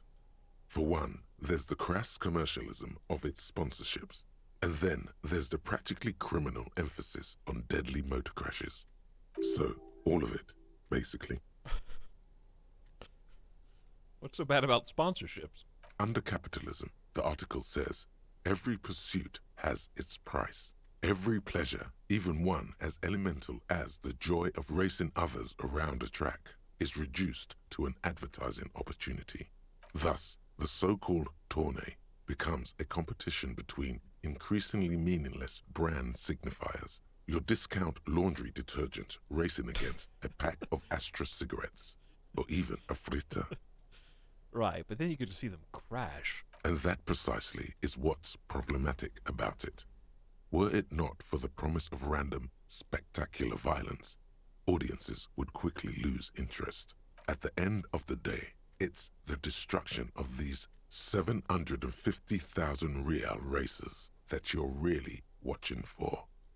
Wow, you're right. I really am just in it for the violence. You see, one cannot avoid the conclusion that Tip Top Tournée is simply the apotheosis of spectacular entertainment under capitalism. Hey, Kim, did you know the Tip Top Tourney is actually an orgiastic ritual of capitalistic destruction? I had no idea.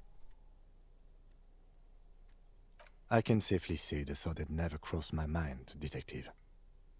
The lieutenant furrows his brow. I wonder what else is really just a metaphor for life under capitalism. It's too bad. I thought I really liked Tip Top.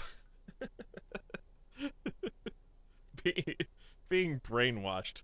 See, that's the hallmark of a good writing, is when it can present a perspective that does have merit, and you can see like exactly where it's coming from, and it has like a logic, an internal logic to it that on its face makes sense, but then it's able, in the same swoop, to basically take it out from under the microscope and put it on the macro and almost like make fun of how overly serious it is, because it realizes that it's like almost like a fake preaching to you in a video game that you purchased in like a capitalist system, basically.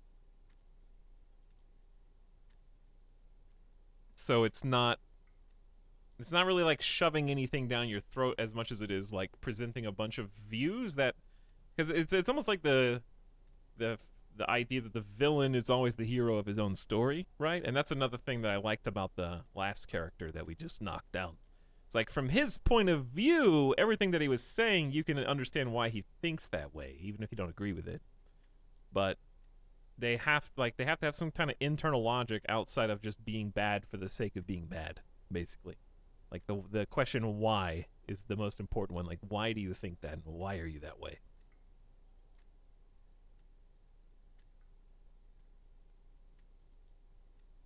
I wonder what else is really just a metaphor for life under capitalism. I'm sure most things are, if the young men who wrote this article are to be believed.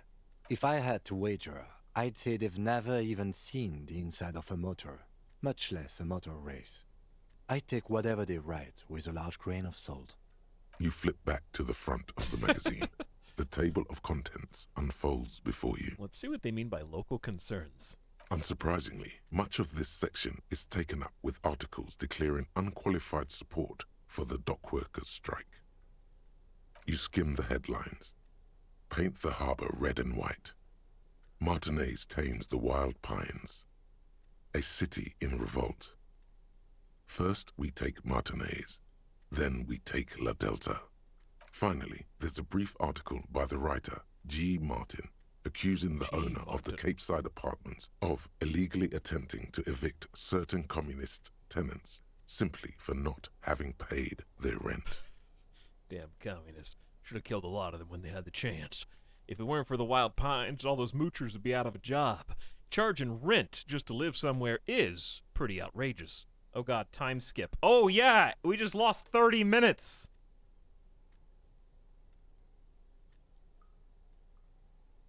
Uh-oh.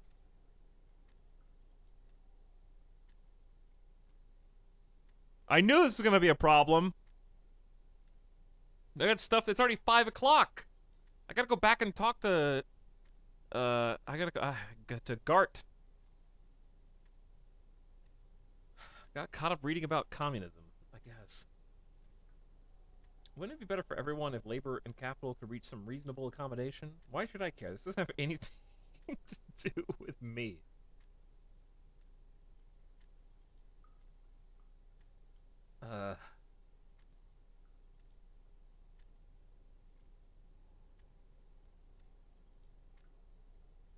Wouldn't it be better for everyone if labor and capital... I don't care. Why should I care? This doesn't have any... Like, I care as a player learning the lore, but my character, I don't think... He would only pretend to care. I think he's pretending to care about communism now. Charging rent just to live somewhere is pretty outrageous. The writer G. Martin remarks dryly that capitalists love wealth redistribution, so long as it's only redistributed upward. It's true. The rentiers have been bleeding you dry. You really ought to find your own place one of these days. My character also has no money. And he's gone on record begging, like, one dude for a sandwich and trying to talk him out of a sandwich, and the other old lady for, like, getting her riches that she got for the accident that she had and, like, trying to take her stuff. That he has absolutely no right to, even though he didn't make the sandwich and he didn't get the payment for having an accident, but he like feels entitled to it. So that's the counterpoint. You flip back to the front of the magazine. The table of contents unfolds before you. Well, there you go. The worn map features the... Okay.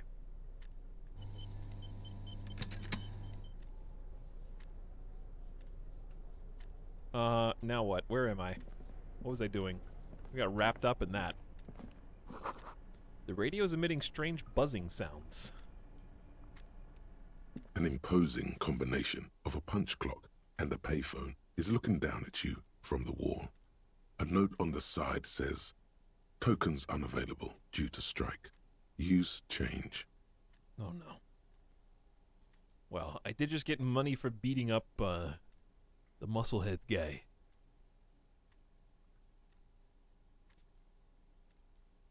Tokens unavailable due to strike, use change. I don't even know who I'm calling. The machine swallows your coin and seems to be waiting for your next move. Uh-oh. Let your muscle memory dial a random number. 8%, boys. Let's do it! Wait, interfacing. Do I have any interface buffs in my... No, I don't think I do.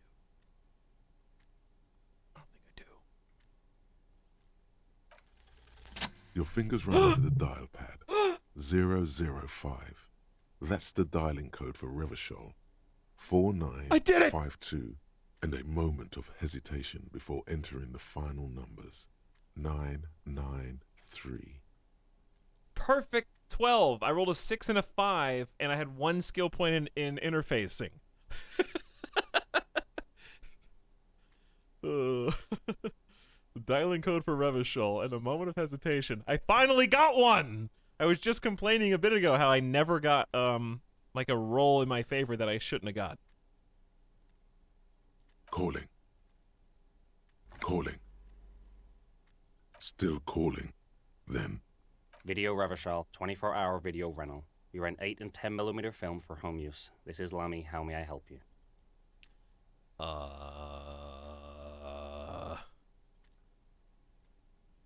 Well, Video Revachol is a 24-hour video rental. We rent 8 and 10mm film for home use. This is Lamy. No, I meant, what is this place to me? Sir, I don't know. It's a video rental. Maybe you rent videos here. Hey, do you know me? No. Why did I call you? Maybe you called to extend your rental period? Do you need to extend your rental period? My name is Raphael Ambrosius Cousteau. Do you have anything by my name? Raphael what? Listen, I can't help you over the phone. If you need further assistance, you can visit us on the corner of Voyager and Main. Are we done? Chad, is that my voice? I need to hear it again. I need to pay attention. Listen, I can't help you over the phone. If you need further assistance, you can visit us on the corner of Voyager and Main. Are we done?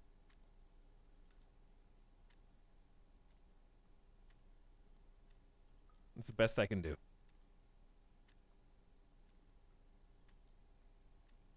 I don't know how to make it. I don't know how to do nasal voices.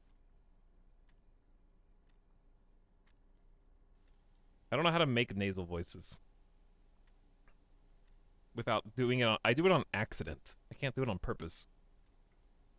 On the corner of Voyager and Main, a large neon sign hangs on the side of a building. Video Revachol, 24 hours. It's raining and there is almost no traffic on the street. A woman's footprints in the mud lead away from the front door. Thanks, Shivers. Okay, so when I do voices, obviously I don't have like a massive repertoire of voices, but I have some voices.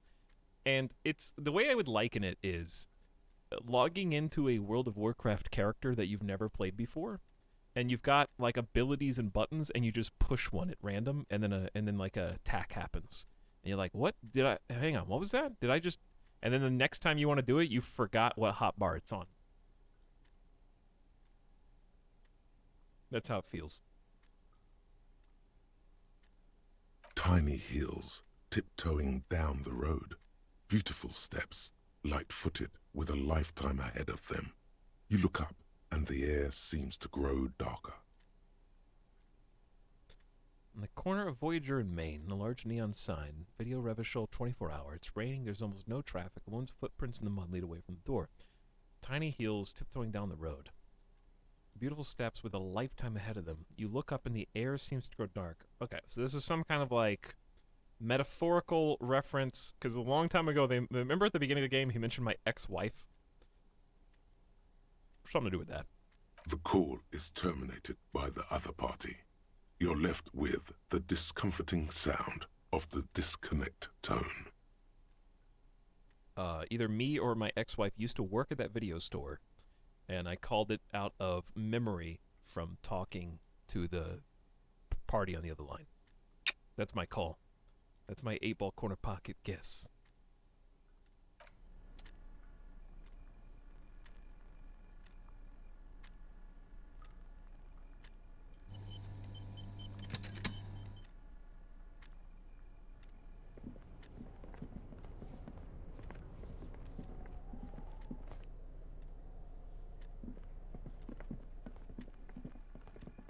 Okay. Upstairs we go.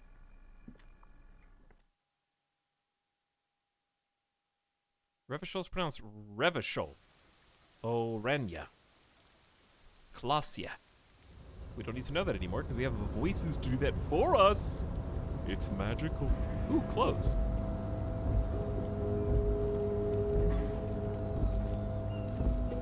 Looks like someone left his tarpaulin cloak hanging on the railing here. There is a white rectangle clearly visible on its back. Don't we have a white rectangle on our back? Look, Lieutenant, someone left their cloak behind. Yes, it was probably you.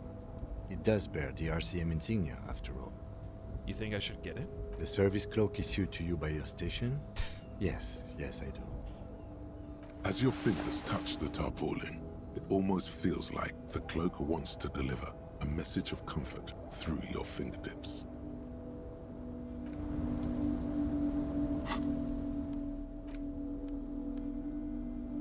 Esprit de... Ooh! Ooh! So it's like a straight upgrade. So if he thinks this is my cloak already, because it's +1 Esprit de Corps and +1 the Shivers. So I can get rid of the green blazer now, and now I can have my big hairy chest showing through my new fancy epic style. Epic style. I don't want -1 drama, though.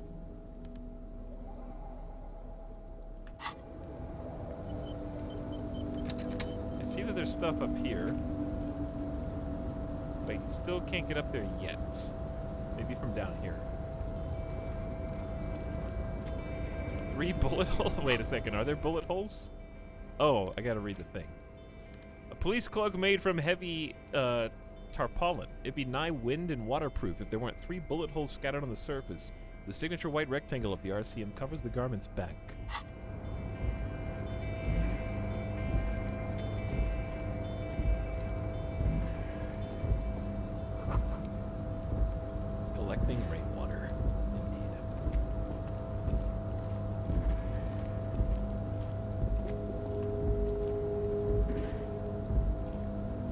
go down? Do I want to go down here yet?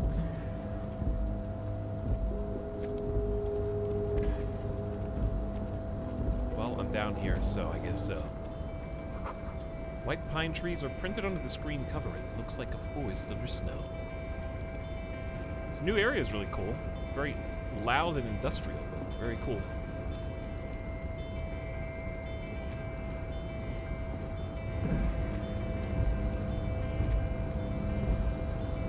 Okay, so that's where Measurehead was. So we're kind of like looking across. Uh-oh. A moving thing puzzle, maybe?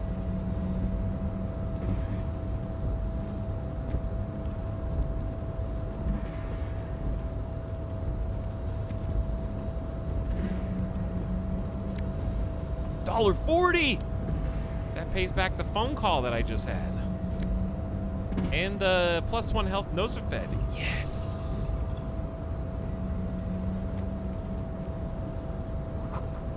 You see faded industrial lettering on the platform.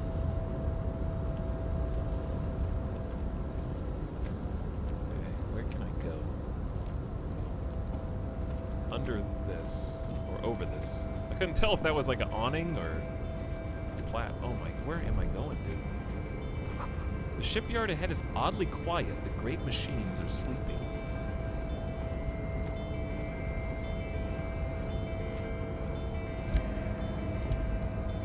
More money! Getting all sorts. The speaker tower is silent. There is no work to organize in the yard below. 5G.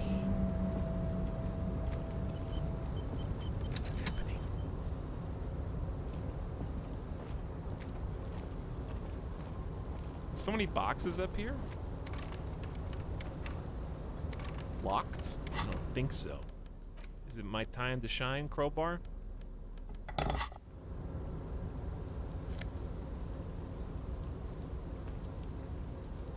Ultra Series gloves? +1 half-lights?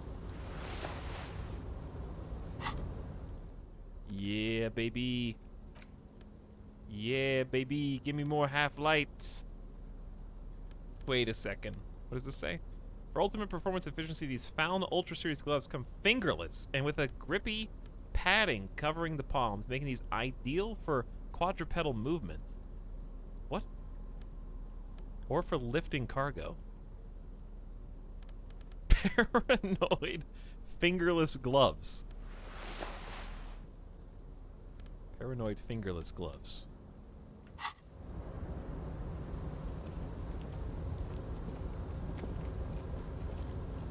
I got an idea. I wonder if these let me go up the tree. More money! Dude, they're throwing it at me. Industrial size thermos. Smells like burnt coffee.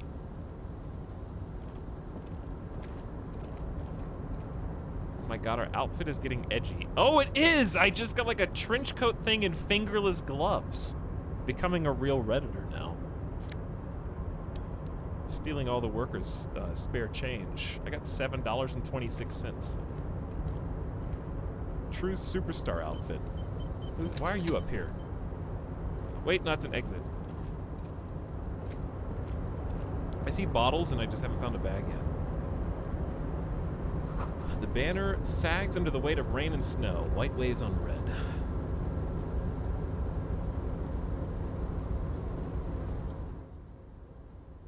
Voice? Mod check? Container. I'll turn you nice and red. Container, and put the logos on. The lyrics to this container song are being made up as he goes along. The accent is so thick, it's impossible not to notice he's Ubi, from the vanishing peninsula of Ubisunt on Muindi. Ubisoft. Container, used to be Wild Pines. Container, now belongs to Everard. The tiny man is so engaged in his work, he doesn't even notice you.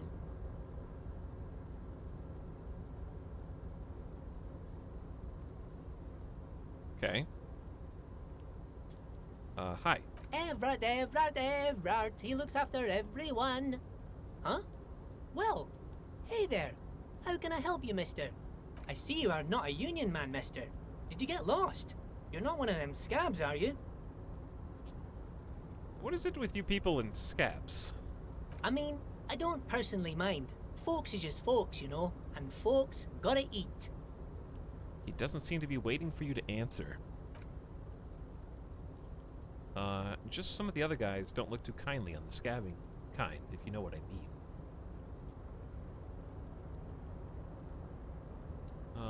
You're Ubi, right? What are you doing with the containers? Where is everybody? Do you work here? What's that container over there? I'm looking for the leader of the Dockworkers Union. Oh yes, born and raised in Irish, mister. Mum had to leave my dad after he got a bit violent. Took us here to the new world. I was about 10 then. Too old to lose my accent then. New world. People say us Ubis are up to all sorts of trouble with sheep and other animals and whatnot. I just want you to know there was never any of that where I come from. No, sir. Those are just nasty rumors. I wonder who you're supposed to represent. Thank you for clarifying that, sir. What are you doing with the containers? Oh, I'm just making some covers for them containers here. Yes, I am. Yes, I am. So it's easier for the crane operators to spot them. He waves at the containers towering behind them. Logic medium. What's going on here? Look at the mountains of containers. It is a red check and cannot be retried. Ooh. I think we have a logic booster. Besides the cigarettes. Let's ask about something else. Sure, mister. About what? Do you work here? Yes, yes. Everybody needs a job, and this is mine. I'm Leonard, by the way. Leonard Bellick. But everyone calls me Leo. The little man raises his hand in a welcoming gesture. I'm like Mr. Everett's right-hand man when Mr. Edgar is out of town, and Mr. Edgar's right-hand man when Mr. Everett is away. He chuckles. Okay, so when Mr. Edgar's out of town, then Mr. Everett takes over. And Mr. Edgar's right-hand man. Okay, so he just plays both sides. Actually, Miss Beaufort is the right-hand man, but she's a lady. Who is this, Miss Beaufort? The lieutenant looks up at Leo. A real pretty lady with a skin like those Douai Sucre candy bars my missus likes so much. What? Them are real nice to suckle on once the dinner is done and me and the missus sit down beside the radio. Okay. But I can't listen to the radio all the time. There's so much to do around here and I'm always busy keeping things running here. Yes, I am. Yes, I am. Hold on. Who's this Miss Beaufort you mentioned? I think you're doing a great job around here, Leo. Yeah, I'm pretty sure this place would totally fall apart if you didn't shine the boss man's shoes, Leo. Oh, Lizzie. She is a real sharp tool. Mr. Everett put her through some fancy school and everything, east of the river. 4 years she was gone, and when she came back, she was all fancy and lawyerly. He respects that word. That's obvious. Lawyerly. But she's a real nice girl. Grew up in this here neighborhood. Knows everybody and gets along with everyone. Real pillar of the community one day, I'm sure. If me missus and me was to have a child, I'd be real happy if she turned out like her. But she can't have kids. Dr. Lemaitre said so. And she knows about such things. Been a doctor for almost 50 years she has. He sighs and falls silent, watching you meekly with his blue eyes. So Everett trained a lawyer named Miss Beaufort. Interesting.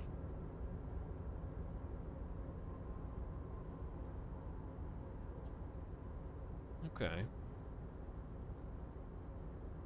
We'll keep that in mind for later, I guess, when we inevitably meet Everett. I think you're doing a great job around here, Leo.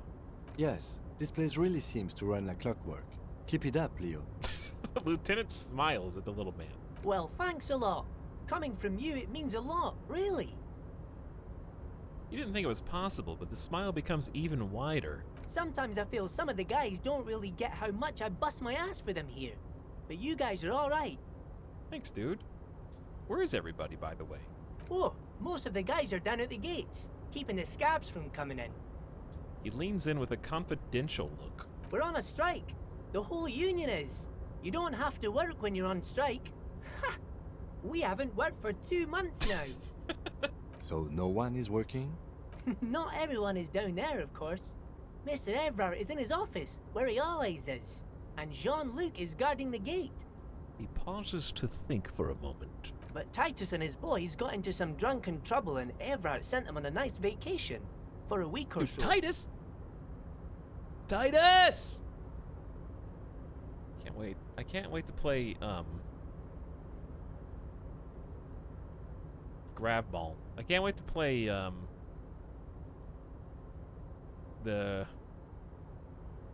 can't wait to play Fishball. I can't wait to play Blitzball with Titus.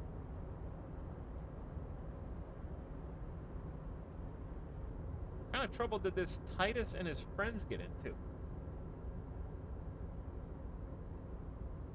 Whoa, I'm not really supposed to talk about that. That's union business. He smiles and leans closer. Him and his boys stirred up something in town. Probably drank too much and got into a fight or something. I heard Mr. Everett telling them to take some time off. Really? Did they kill someone? That's my drama entrance to spice up this conversation. No, I don't think they killed anyone. Let's better talk about something else. Titus and his boys do good work. I don't want to get them in trouble over a little drinking. He probably doesn't know anything anyway. Who in their right mind would tell him? Rhetoric. Calm down, buddy. I'm looking for the leader of the dock workers union. Oh, you want Mr. Everett then? He's an awfully nice fellow, he is. Him and his brother are both nice fellows. They've lived their entire lives in this here neighborhood. He coughs and then continues immediately. Guys like Mr. Everett and Mr. Edgar, his brother, are real good guys. Made Martinez what it is today. Mr. Everett and Mr. Edgar and I went to the same school we did when we were boys. Easy now, Leo. I just want to know where I can find this man. Oh, Mr. Everett is where he always is. In his office, of course.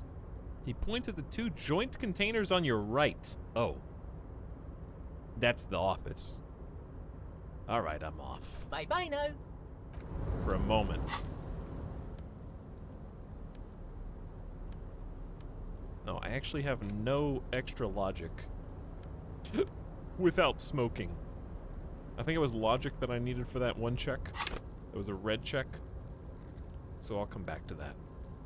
My logic is suffering right now. Oh, wait, isn't it? Don't I have a shirt? I could just put on... No, it's conceptualization. Thoughts... I lost the logic from self-delusion. That was what it is, yeah. There's only one. It may not have been enough. Alright, I don't want to go in there yet. That sounds like advancing this major side quest to the next area, and I'm not ready for that. It's already 5:30 in the evening.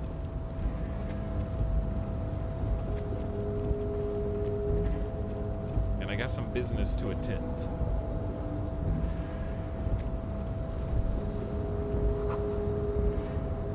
Volsund means whale fjord in Arden. Is an encyclopedia talking to me right now? Who's this? A rusting control panel with several knobs. 2 buttons marked Marsh and Arrête are faded with use. It seems to control the large crane above. A container is attached to its hook block. 2 buttons, marked in words we may or may not understand.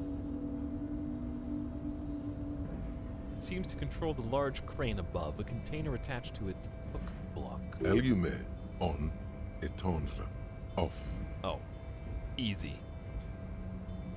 Well, I guess I'll just turn it on and see what happens.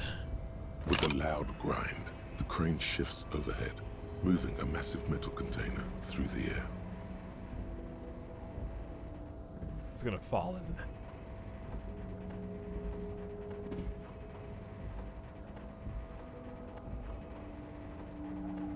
Well, it's going to gently fall. It's taking a long time to gently fall.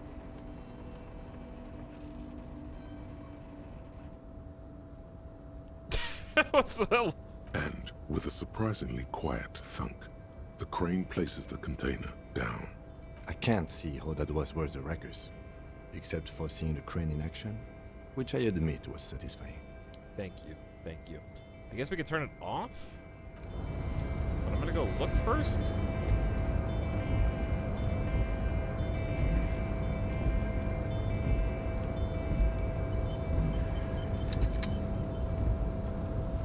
Before you stands a cargo container, just one of many in the yard. Yes, but Lieutenant, I think there's something special about this container. Because it was a story piece. You do? Because I don't. Yeah, well, why not? There are a million containers here. Why are you fixating on this one?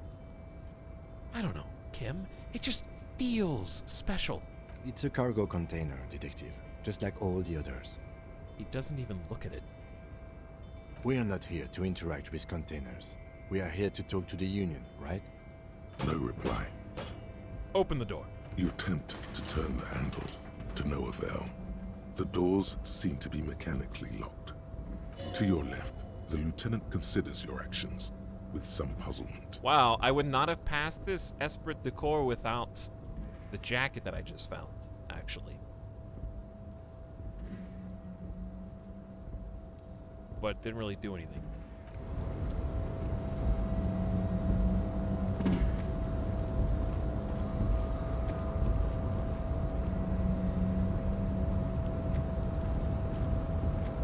A rusting control panel with several knobs. Turn it off. The words marche and arrête. Very, very slightly, even more faded with use. The crane does not return to its original position. Okay. It does not move at all.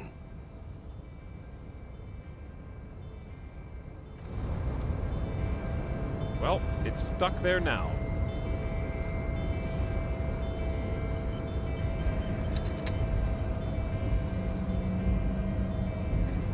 So we will leave.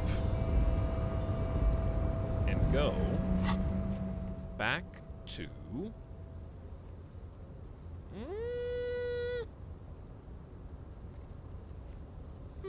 where do I want to go back to? I want to go to the roof. But I don't have a way... Oh, wait a second. We can go down here, I think. Or up here. This is where we came from. Whoa, above my head. It does sound familiar. Oh my god, this game really brings out the Jeffs. Yes. It's a game that has been out for longer than 1 day.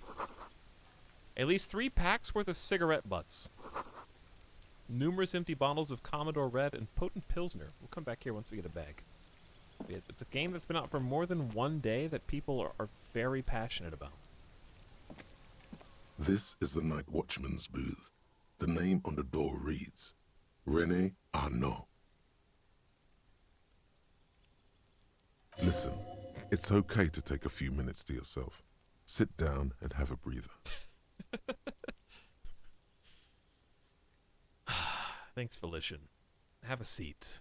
Rest. The chair is not as austere as the rest of the booth.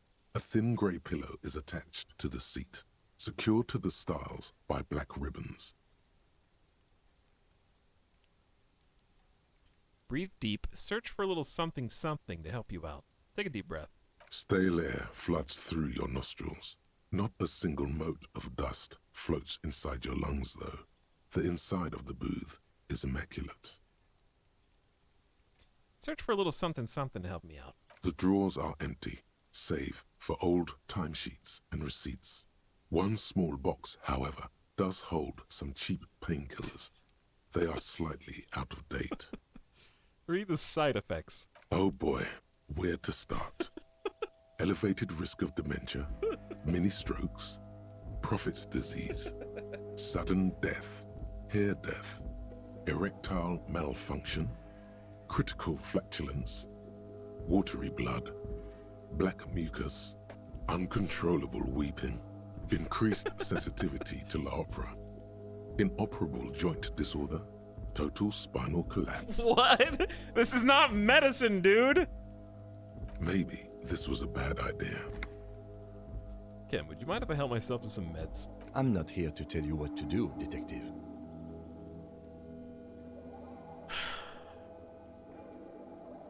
Chat, this one's on you.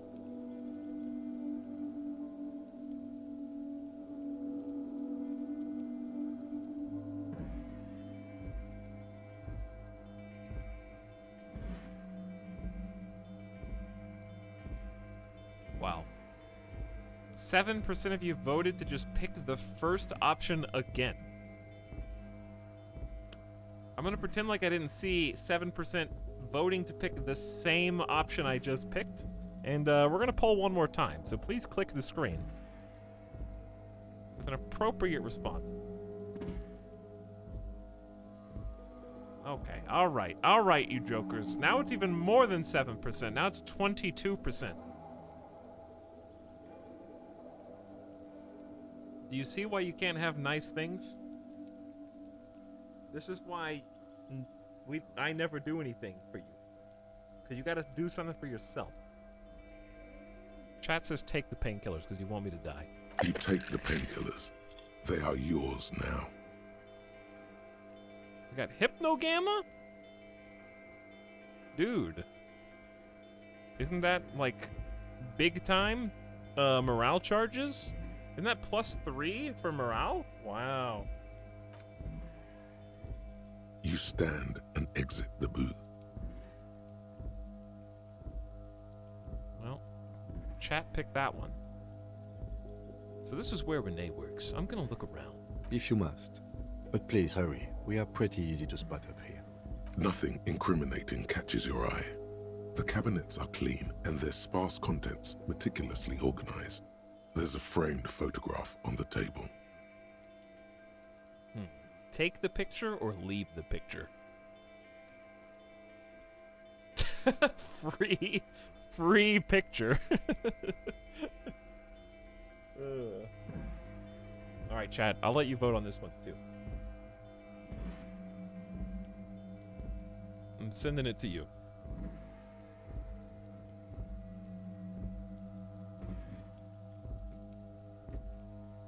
Wow. Overwhelming. Overwhelming.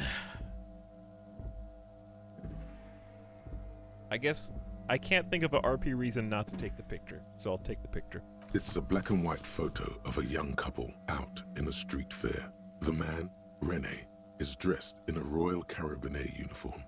The girl is young and very pretty. She is smiling playfully at the camera. Why did you take that picture of Rene? Look what you did, chat. Look what you did. I'm a cop. It's instinctual to collect evidence. I'm making an artistic photo collage, Kim. I'm not playing the sassy cop. I'm playing the RP cop who's... I'm playing a cop who's RPing as a cop. I'm RPing as a cop, RPing as a cop. Okay? I'm a cop. It's instinctual to collect evidence. Fine. But let's move. I don't want to be seen snooping around here. Alright, let's get out. Someone's definitely seen us. Like, that was... Kim made a very overt statement that he did not want to be seen. Someone definitely saw us over here. This is the part where I click on stuff and hope that my character paths to it. I feel stupid. How do I vote? Okay, so when you mouse over the video, there should be like a pop-up on the screen that you might have to enable the extension. And if it's not enabled, you'll just enable it and refresh. And you should be able to see not only my character sheet whenever you want, but also my journal, including done tasks if you want to see what we've already done, which is not much, to be fair. I'm guessing that doesn't work on mobile. Probably not. Probably not.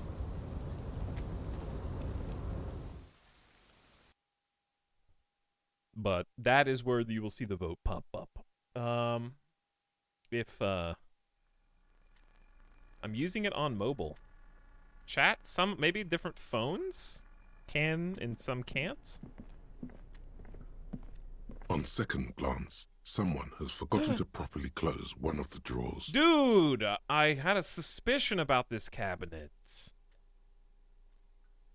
It's unfortunate for the Union to just leave their paperwork lying around like this.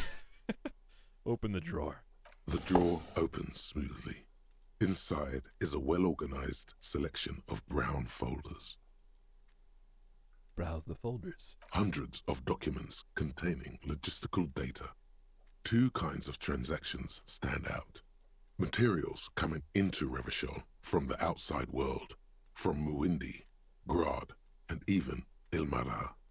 And the same materials being handed over to companies inside Revachol. Kuron, Coal City, La Delta, and Jamrock are listed among the many districts where the imports are being sold. Anything interesting? It's hard to make sense of this thicket of company names, 15 dates, minutes. quantities, and percentages. You try to focus, but the lines are getting blurry. No! You try to focus. This is a medium difficulty volition check. And I can retry it, but 42% of the time. Every time.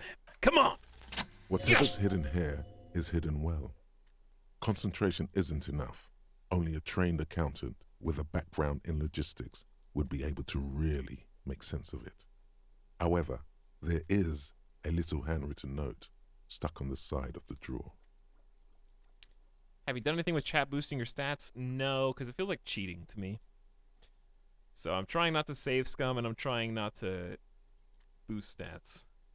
But I do like the chat vote feature, and I like that you guys can see stuff. Plus also, as I've become keenly aware, failing is not necessarily the worst thing in the world in this game. So it doesn't feel like it's a make or break. But we can also screw you over, Etal. Well, that's another reason not to do it. There's a little handwritten note stuck on the side of the drawer. Look at the note. It appears to be a to-do list written in large, uneven capital letters. Remember, Leo, Everart's shoes, special whirling borscht, water Everart's plants, sweep office floor, it's for Leo. More banners. Well, we met Leo before finding this out, so it makes a lot more sense. He is literally the shoe shiner. But yes, I'm glad I came back to this. I'm glad that was a good roll there. Okay. All items on the list have been crossed out, and the note itself is crumpled. Turn to the lieutenant. Look, Kim, a to-do note with a list of errands for Everard. Everard Clare, probably. The head of the Debarders Union. Leo must have left it. Nothing incriminating here. The special borscht seems a bit odd in the list. Logic. What is so special about this borscht? Code for drugs? Booze? Blood? Man, logic and electrochemistry don't often get along. In the rare cases that they do, take a look at the note again. Remember, Leo, Everart's shoes, special whirling borscht, Whirling water borscht. Everart's plants, Whirling. sweep office floor, more banners. Like the name of our fine hotel establishment. All items on the list have been crossed out, and the note itself is crumpled. The drawer slides shut smoothly. With the secret room in the back of the kitchen that we don't know how to get in yet.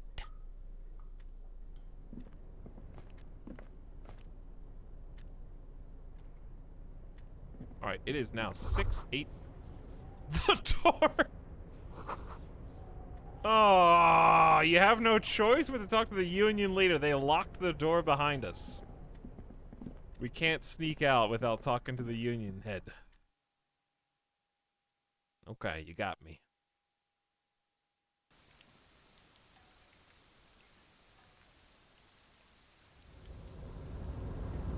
Maybe they locked me in. Oh, this is the photo. We can sell the photo, too. We can sell a bunch of this stuff. I can sell the lieutenant's handkerchief. Can't sell my dirty clothes, though. At least not to my knowledge.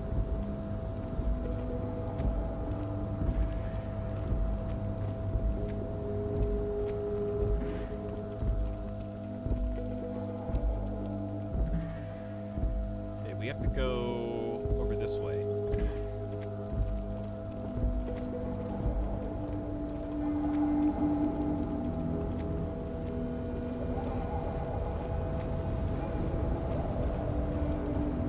Have a good old chat with Everard.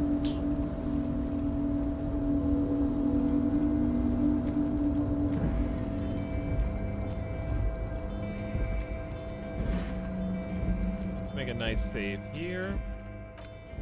Not that I think I'll need it, but you never think you need it until you do.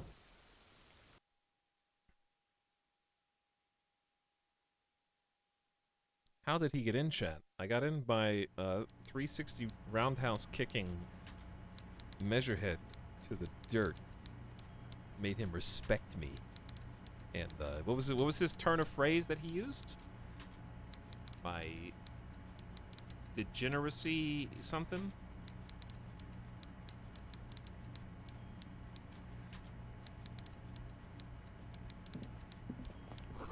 I showed him that my body was not, in fact, as weak as he thought. Your body betrays your degeneracy, yay. Turns out it did not. A stair made of pallets leading up. Maybe we should chat with Kim first. We haven't talked to him in a while. We've had some clues and things.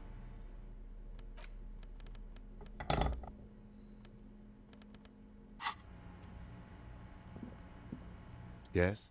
I don't think we should, oh, actually nothing to say. Which I'm kind of glad about. It would be nice to have random little but to be fair, we haven't really done anything with the case, so I guess it would... Kim, you've been so good and patient this entire time, since I met you this morning. Watching me as I read every book in the bookstore. Try to solve a supernatural case of cursed... beat up a musclehead to get access to the secret harbor. But now, let's see, I pushed you one step too far.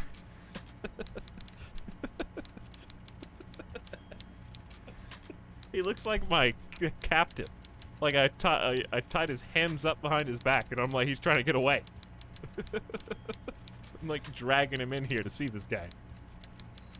Hey, Mr. Everard. Hey.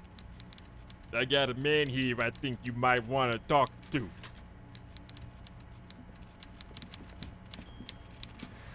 Oh my. This is very like Inspector Gadget villain going on here. A taxidermy fish that tells time.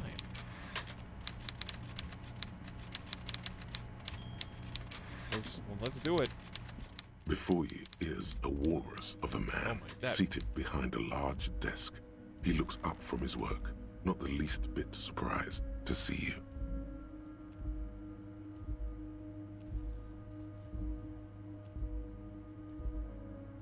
That is,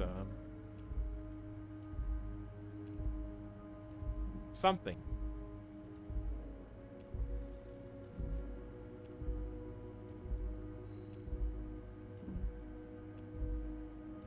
With great effort, he straightens himself up in his chair, yet says nothing. He simply stares at you. Leave without comment. Alright, are you in charge of the dock workers? Welcome, Mr. Dubois, Mr. Kitsuragi. It's good of you two to stop by. Please, have a seat. Welcome, Mr. Dubois, Mr. Kitsuragi. It's good of you two to stop by. Please, have a seat. Close, but not quite. I'm Everard Clare, head of the Debarders Union here in Martinez. The man relaxes into his chair and then continues. I'd offer you my hand, but unfortunately my health prevents me from getting up. You understand? He looks extremely comfortable. The tiny folding chair, on the other hand, looks like a torture device. You go ahead, detective.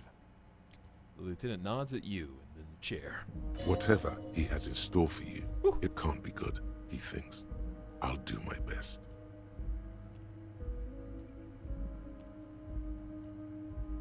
Wait, what is this trying to tell me? Whatever he has in store for you, it can't be good. Thinks Kim. I'll do my best. Forget about that. What's with this Dubois stuff? You're getting some seriously bad vibes from that name. Why are you calling me Mr. Dubois? I'd rather stand. Take a seat. I'll take a seat. Excellent, Mr. Dubois. I can see that you're a reasonable man, and reasonable men can be of great use to one another. He gives you a sly wink. Damn, this chair is uncomfortable. Try to wink back. Try to wink back.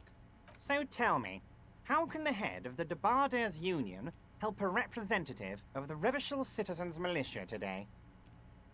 The Citizens Militia. That's us. But I don't think I've seen it spelled out. They just said RCM. The chair you're sitting on has got to be the most uncomfortable chair in the world. It's violating your backside. What? I put 5 points into physique, dude. And this chair is more uncomfortable than that?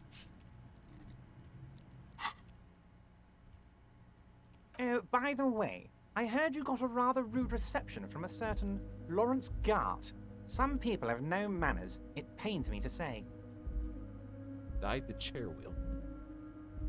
I heard you got a rather rude reception from Gart. This should take care of that nonsense. He points to a giant novelty check on his desk. It's absolutely comically huge.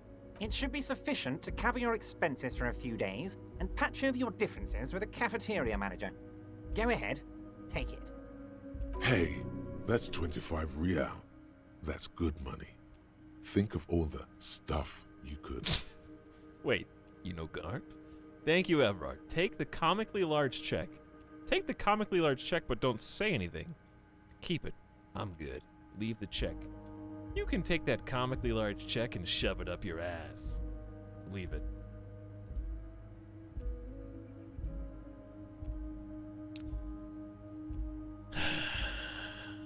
Well, I did. Okay.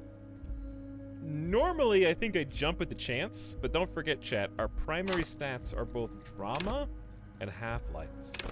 Both of them are extremely suspicious and paranoid. It's a different thing to beg for a sandwich when it's not offered than it is to take a comically large check when it is.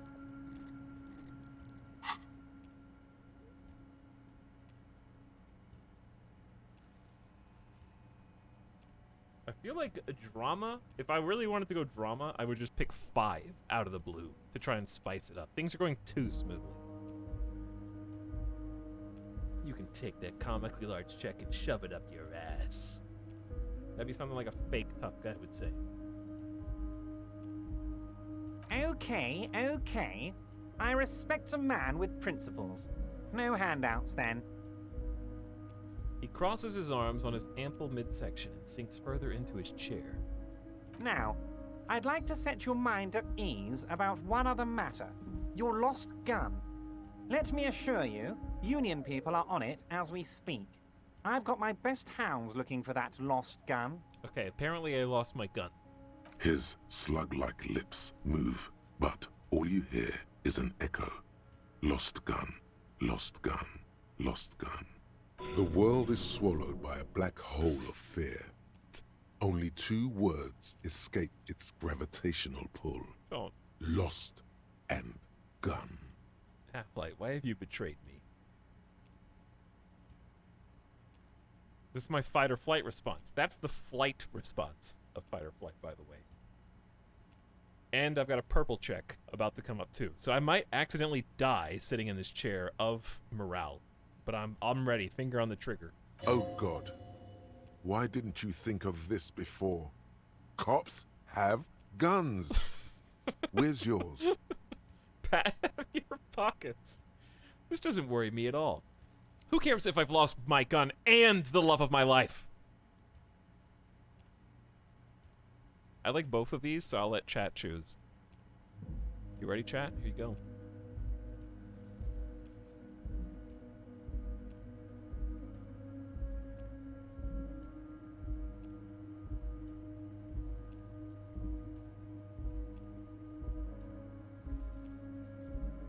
close. This doesn't worry me at all. Who cares if I lost my gun and the love of my life? Fuck love. This is your gun. This is serious. Chat, you almost just killed me. You almost just murdered me. Are you all right, Harry? You seem anxious. Don't be. Everything's going to Harry. be all right. Harry Dubois? I've got another name now. Also, I literally just drained some pills right in front of him. You all right, Harry? I'm fine, I'm fine. I just got like a pack of cigarettes in my hand and a whole bottle of wine sticking out of my coat pocket because I'm doing great over here, okay, Everard? It's not like you left it loaded. You didn't lose a loaded gun. Local children aren't out there playing with it right now, pointing it into their own mouths. It's in a safe place. I just know it. I have a feeling everything's going to be all right. Kim. Kim. Wow. Gun was a surprise, -1. The chair is killing you, -2. Side effect spooks, also -1. Wait, side effects from the drugs that I just took. Okay. On the one hand, I kinda just want to see what happens when I fail this panic check. On the other, I really don't want to have to drain another batch of drugs to stay alive.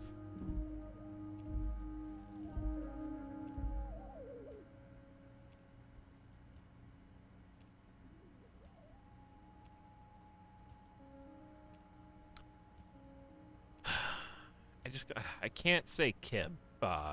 Kim. Don't panic. God, you're sweating. Your knee is jerking. You're about to cry, aren't you?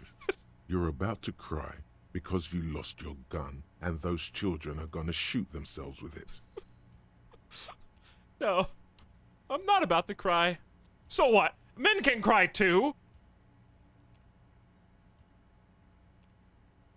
Listen, Superstar would go with 1. No, I'm not about to cry. Stay cool. Mr. Dubois, you don't look so good. Again? What is this, Mr. Dubois? He keeps repeating. What is he trying to pull here? You need to cool the fuck down. Chill. Mr. Dubois! Mr. Dubois! Harry! The large man snaps his fingers, but to no effect. You're in some kind of stupor. Keep sliding down the chair like a jello shot. There are no Harrys. Let your mind go to your safe place.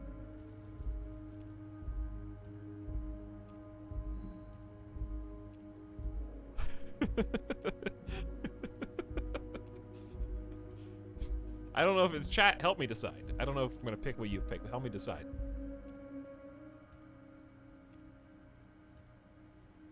I've already used 2 magnesiums.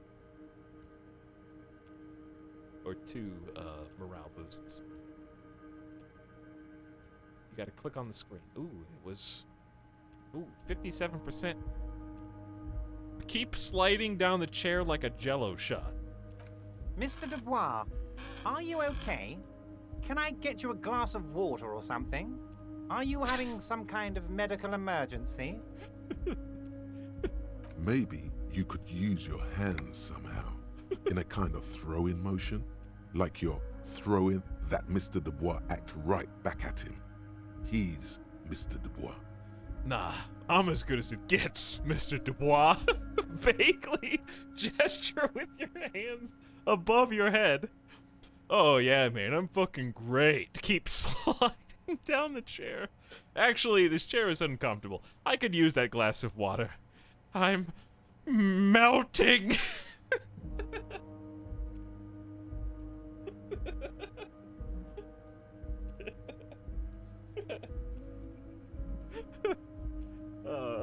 I don't know what to do.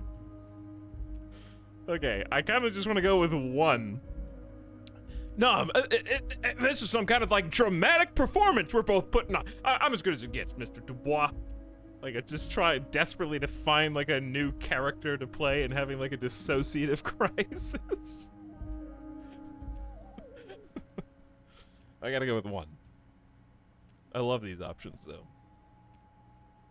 Don't be dramatic.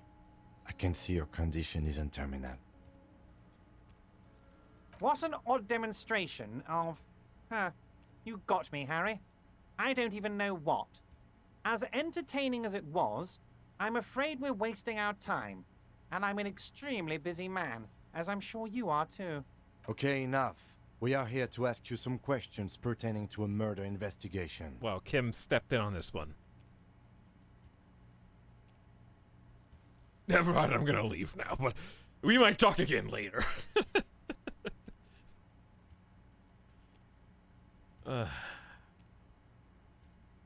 What's in the container that's outside your office? I want to talk about the hanging. Let's talk about my lost gun. I cannot ask 2 because I'm an actor. And I'm just going with it. I just had a fluke, and I gotta get back in character. Deep breath. Aren't you gonna ask me how I got in? Am I going to ask? Hell, Harry. You spin-kicked my strongest man in the face. I saw it from my window. Would you ask a man like that how he got into your container yard? I understand. I am a terrifying death machine. Or is what I would normally say if I didn't just have a jello meltdown in the chair right in front of this guy. Almost a medical emergency. I don't even know how I was able to do that. No, I can't say that. You don't even have a window. Let's go 3. It was a figure of speech, Harry. Of course I don't have a window. I'm in a container. Anyway, I assure you, I am a very well-informed man. Information reaches me before I even get the chance to request it. What's in that container outside your office? My dear Harry, there are literally millions of containers in this harbor. I couldn't possibly remember what's in all of them. There's something special about it. It was attached to the Kowalson crate. Harry, you smooth-talking son of a bitch. Time is a precious resource, and I don't have enough of it to count containers with you. Uh-oh, he's about to kick me out, isn't he? Smooth talking. Maybe that's the way to go about opening the container. You should at least try convincing it. Rhetoric, shut up. I want to talk about the hanging. Oh, of course. That's your main thing here. That's why you're in Martinez. I know everything that goes on around here, and I would love to discuss it with you. Okay, this is weird. I mean, it's no secret that the lynching is connected to the strike. So much to talk about. Honestly, it's been weighing on me so heavily. I understand you need to interview me. I'm gonna choose silence for the first time. But there's a thing that's been keeping me up at night. I want to talk about the hanging. I mean, if we could just calmly talk, exchange information, we could blow this thing wide open. There's a catch. It's coming. Yes, that sounds good. Let's do that. But I can't think straight with this thing weighing on me. You're police officers, aren't you? I have a crazy idea. You guys are basically door-opening machines, incredibly talented at opening doors. He slaps himself on the forehead. Kim, is that true? Are we door-opening machines? You've heard wrong, Everard. We're not. I've opened a few doors in my life. And I'm sure you're going to open this one with flying colors, Harry. This really is very simple, and there's nothing shady about it. An excellent opportunity presents itself, sire. You could win the trust of the arch-liar, pretend to play into his hand. Then, should you wish, bend his efforts towards your own. Drama whispering into my ear. Damn it, fine. I'll look into it. We need to talk about the murder. Wait, look into what?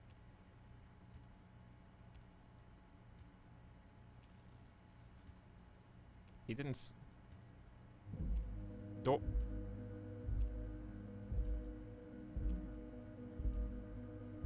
What? Oh, he just kind of like alluded to that he has a... I'm sure you're gonna open this door with flying colors. It's very simple and there's nothing shady. Like, okay, he just said he wants me to open a door.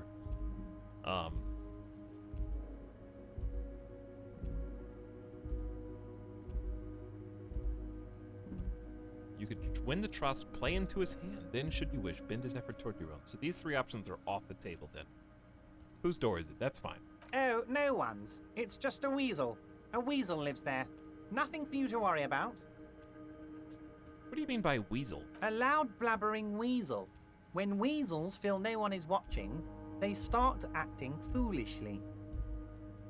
He removes his glasses and rubs his nose. Just go there, unlock the door, and leave it open. It's been such a burden on me, Harry. I just want this to be over so I can discuss business with you. I have a bad feeling he wants me to unlock a door that he can use to, bend someone hiding on the other side to his will. That being said, does my character really care about that?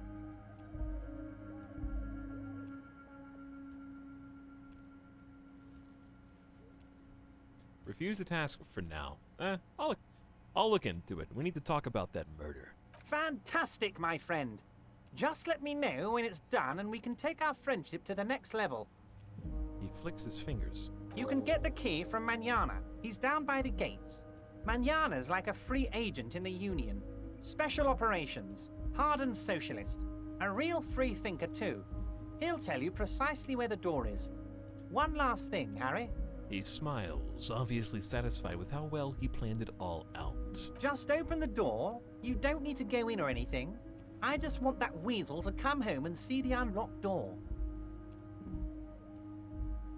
Let's talk about my lost gun real quick now. Yes, your lost gun. My best men are on it. They're turning every stone, searching every playground, asking kids, grandmas, everyone. You know who this guy's voice reminds me of? The bad guy from In Bruges. Your gun will be found, Harry. Wasn't his Let name me assure Harry? you of that. It's just a matter of time and effort. I mean, he's more nasally and, like, loud. But wasn't the dude's name Harry, also? The only way to find it seems to be working with him. He might even be holding your gun hostage. Indeed. Hold on. Could he really be holding my gun hostage? I will not be blackmailed with this gun business. I don't care about my gun. Keep it. Does this mean if I do things for you, I will get my gun back?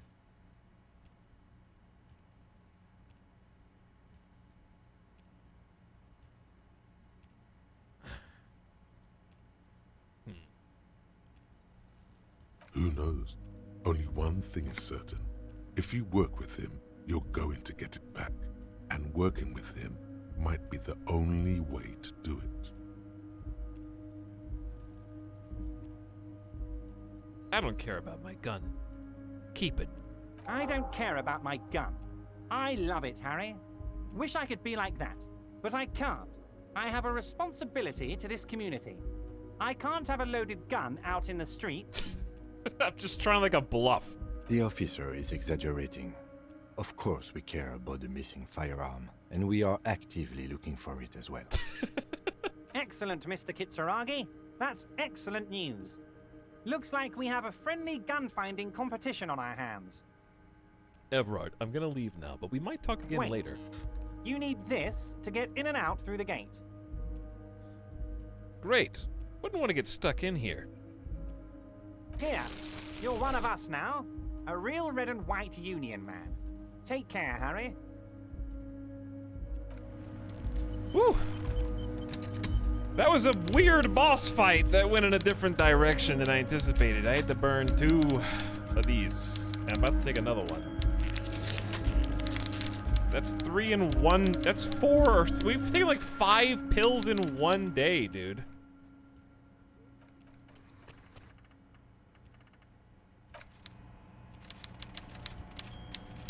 And it's almost 7 p.m. now.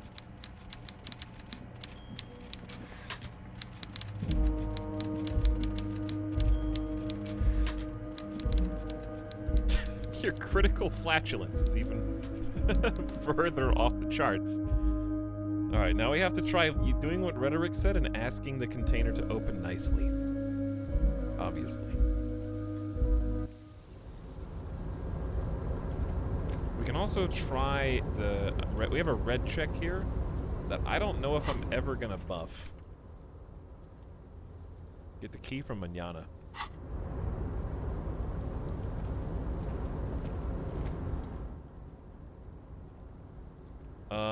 If some of his lines are bugged, I wonder if I should reload the game, or if it's just a bug in everyone's game. Hey, mister, I knew you'd be back to talk with old Leo here. Yes, I did. Yes, I did. It's like Lady LaRiche said when she opened a bathhouse in the basement of my apartment building. They can only get so far before they're aching to get back. And a lot of folks really did keep coming back. Leo, in the future, can we keep this greeting shorter? I have some questions for you if that's not too much trouble. No trouble at all, mister. No trouble at all. It's like that old saying goes, wisdom withers if not shared. And old Leo is always up for sharing. Are you the Leo who wrote the note to make more banners? Oh, yes, yes. I leave all kinds of notes for myself. That old head of mine ain't so good at keeping things in no more. I almost forgot about the borscht. What was that about the borscht, by the way? Oh, yes. I've been taking special whirling borscht to the men every day since the strike started. It's very, very good.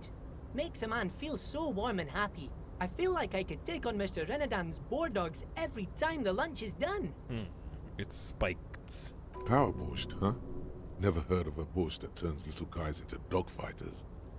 Alcohol, however.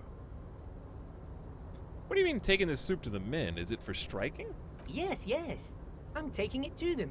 The borscht keeps them happy and in fighting spirits. Makes you all warm inside. They brew it in the whirling in rags.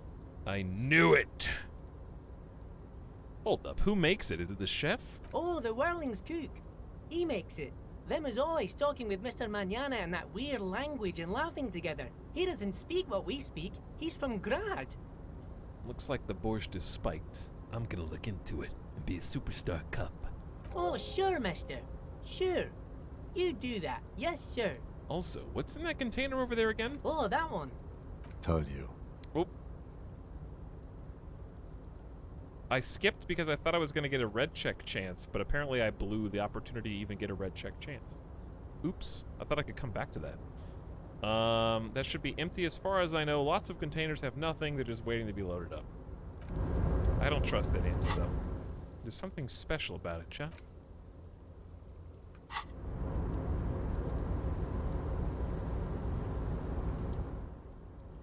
No trouble at all, mister. No trouble at all. Oh, I'm just making some covers for them containers here. It is this one. Yes, I am. Yes, I am. So it's easier for the crane operators to spot them. Okay, I only have 4 logic. I could smoke again. Man, they're really tempting me to continue being an addict. But it's day 1. What would my crappy character do? He'd probably smoke for an extra chance.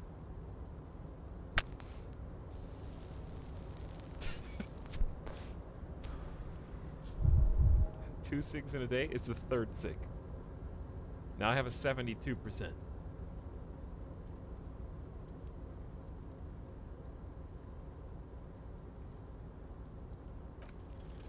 The containers in the yard are green in Wild Pine's livery, and the mountains rising behind Leo is all red in Union colors. Okay, so it's a Wild Pines and Union thing. The ones in the yard are green, the ones behind Leo are red. It's like some red infection was spreading outwards from the container yard's core. This looks like a massive redecorating operation, Kim. He did have a thing for banners, right? Yeah, so that's coming together. Yes, they are hiding it from the inside. All the red containers have the Debarders Union logo on them. Leo, has anyone told you why you need to change the covers? No, not really. Mr. Everett doesn't tell me all the big things. Says I go and tell them to everyone. Thanks, Leo. You've been very helpful. Oh, no trouble at all, mister. No trouble at all. Alright, so we learned that they're trying to, like, cover up with the new, basically, seems like they're weaponizing communism to mobilize okay, basically the big guy at the top is using the puppet strings to kind of get all the guys on the same political spectrum so that he can do something. I don't know what the something is yet. And they're hiding all the old containers.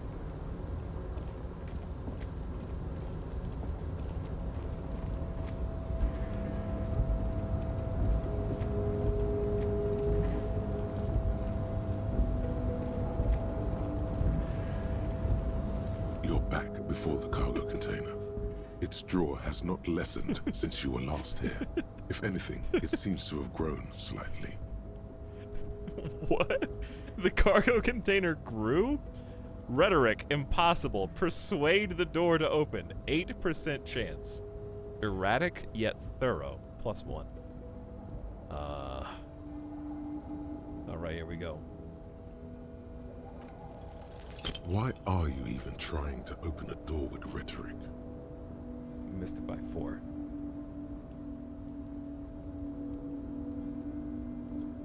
Because getting physical wasn't an option!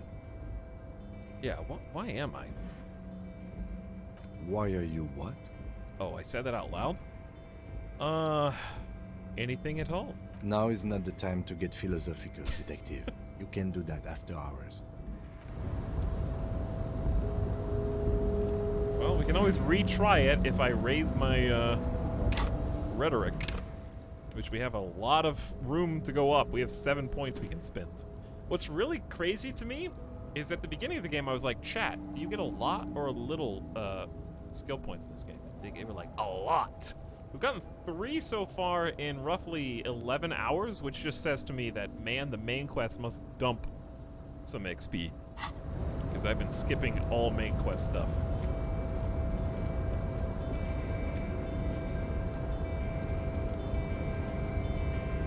But I've been enjoying this pace quite a lot.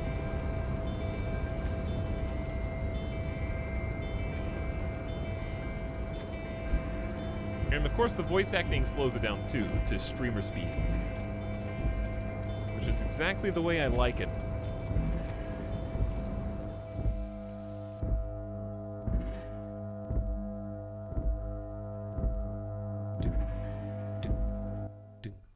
Death and Cremation says I'm 1 month late, but we've been married for a year and 1 year. A year and 1 year? What did you get me for our anniversary? Why would I get you something for your anniversary with your spouse? Congratulations on being married for a year, though. It's a year and a year is pretty good.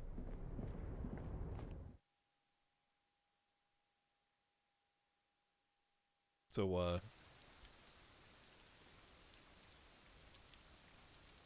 how did you,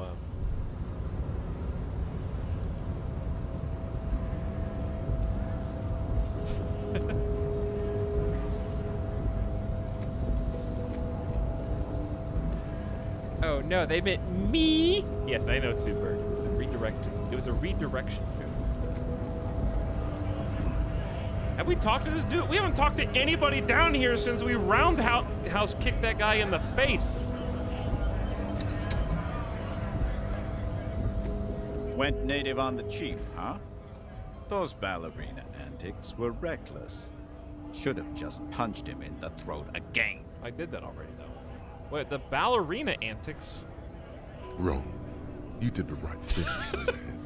The ballerina antics won you the fight. Physical Instrument is confident that another punch was not gonna be enough to finish that fight off. Let's talk about our right to work.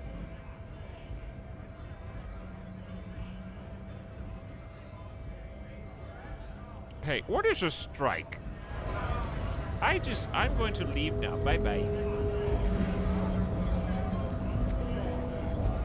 What's that other thing?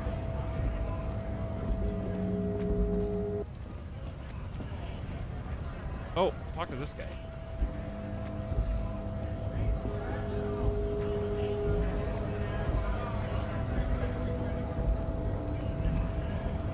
Slowly.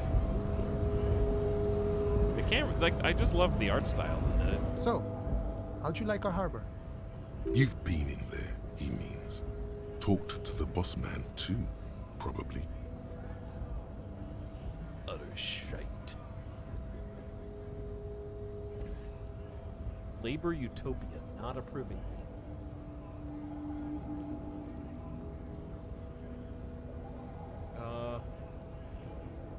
I'll be cordial.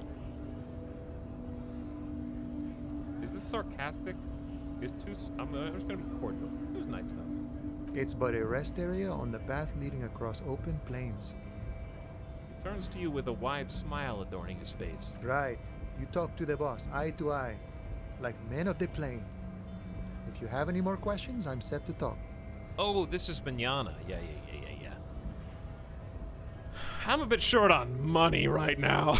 Because I declined your boss's check. Everard said you have a key to a door. A key, huh? What door is this key supposed to open? I was hoping you could tell me. Of course. I got you. You don't know anything. He taps the side of his nose with a little wink. I got that key right here. And let me tell you, it's mighty good of you to help us out during the strike. Working class solidarity, as they say. I saw an opportunity and I took it. I'm a hustle grinder. I heard something about a weasel and it didn't sound like a local polar weasel, if you know what I mean, wink. I'm not opening this door for myself, I'm opening it for all working men. I'm not really doing this for political reasons.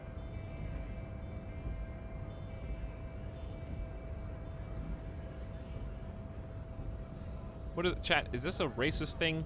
What is this one supposed to be?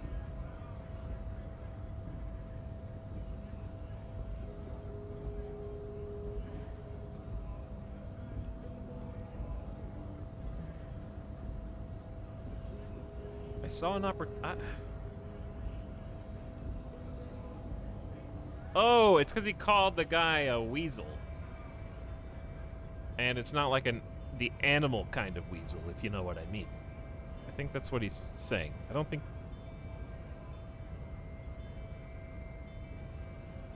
Right? I saw an opportunity and I took it. I'm a hustle grinder. I kind of want to do, the first one, actually.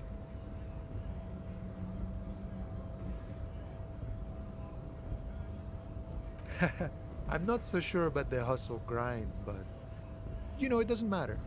It's a good thing you're doing. Thanks. What you're looking for is a basement door behind the greenhouse. That's behind the wailing and rags. That's all I know. Our organization is what you call compartmentalized. Means we keep out of each other's business.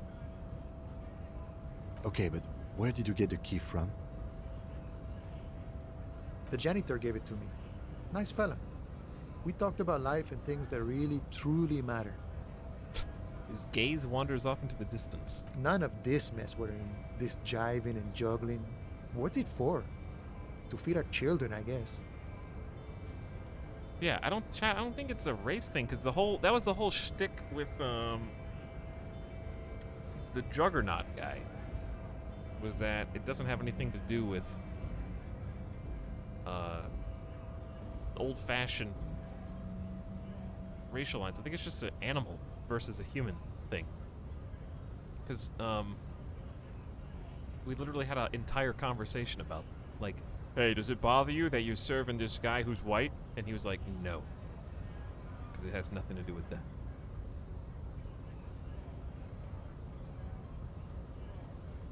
Anything else I should know about this task, this weasel person, when he'll be home? I'm more of a philosophical dock worker. I like to talk about the big picture stuff. Who I am, who you are, what we are fighting for. He means he's not going to tell you, cause he doesn't know. But he will shoot his mouth off with you now that you're working for Everard. I am a philosophical dock worker.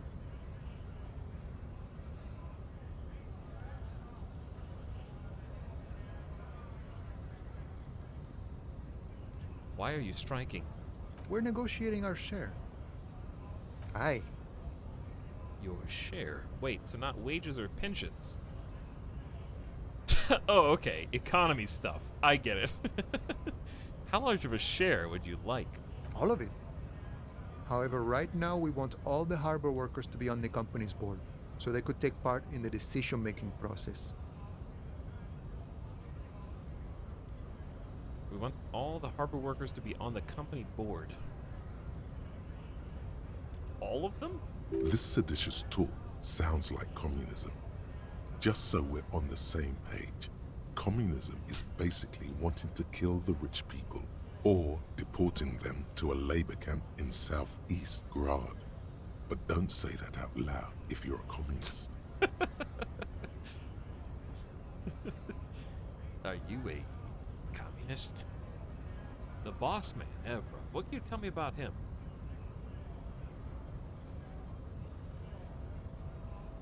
Are you a communist? What can you tell me about Evrard? I think it's best you make up your own mind now that you've met him. In my eyes, he is a capable organizer and a decent businessman. What does bossing the union entail anyway? I guess you kind of get to be the village chief. He oversees the harbor, makes deals with the owners or other relevant parties, watches out for his own. By that, you mean corruption? By heavens, why would he not be corrupt? We live in a harsh and disordered world, see? And in this world, the old man is corrupt for our benefit, and we know it. Appreciate it even. He is, personally, not too lavish.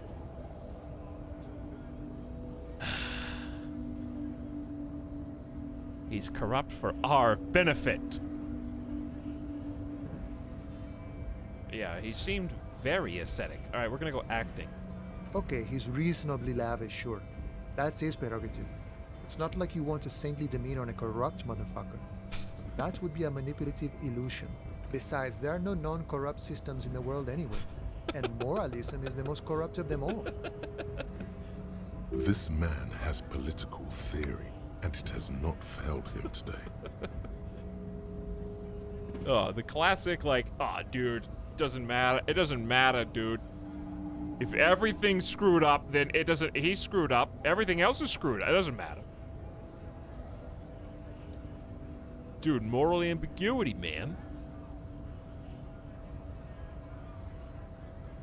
It's relative, okay? I'm not any more corrupt than you.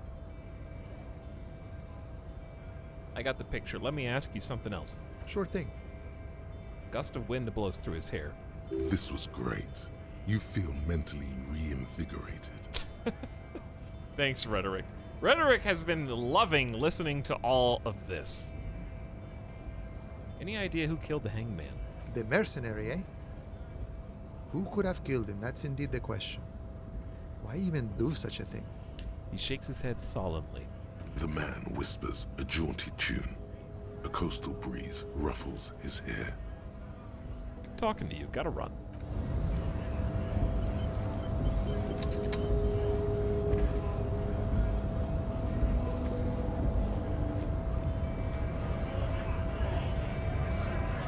Wait, hey. Huh. Hey. He's back.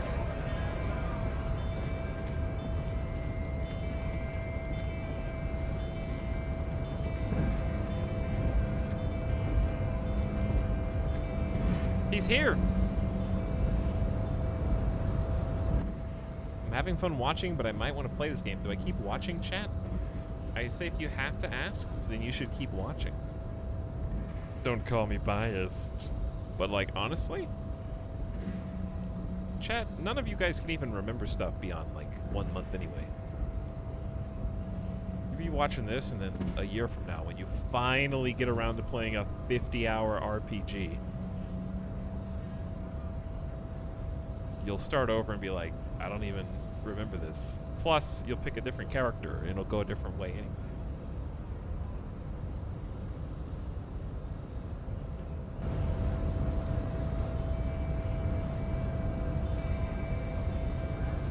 Do not presume this has drastically altered our race dynamic.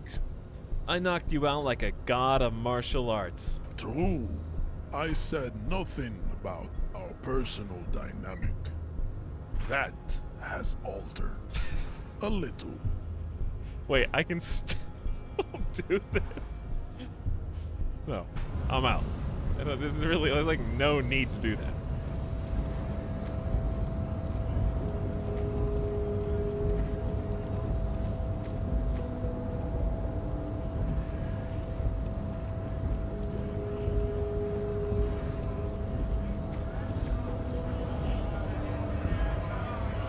Let's go talk to this dude now that we've shattered his god.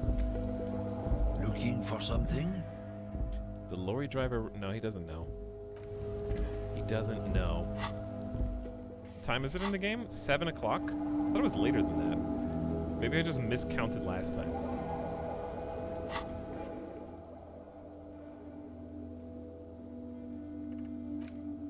Open the apartment door. Dude, I got so much stuff to do and barely anything done.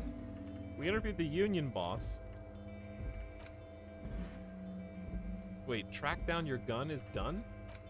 Is it because I said I don't care and he can keep it? Uh-oh, I was just blowing smoke. Did I screw this whole quest?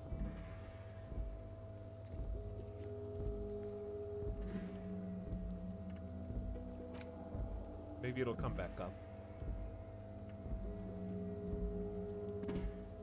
Huh. I was just trying to be a tough guy, man. Well, if I did screw it up, that would be the first quest I screwed up, which I probably should just be grateful that I haven't screwed up more, given the way I've been playing this game. Open the trash container. Guard should have a key. Oh, yeah. Let's go do that. Wait, yeah, isn't there another thing in, we gotta talk to the gardener, too. Okay, I'll talk to you real quick. Hello again, officer. How are things? My partner told me you have some ammonia. Can I have some?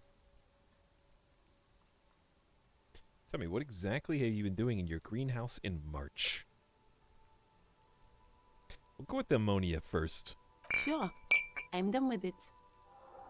That was easy. She takes a small capsule out of her breast pocket and hands it to you.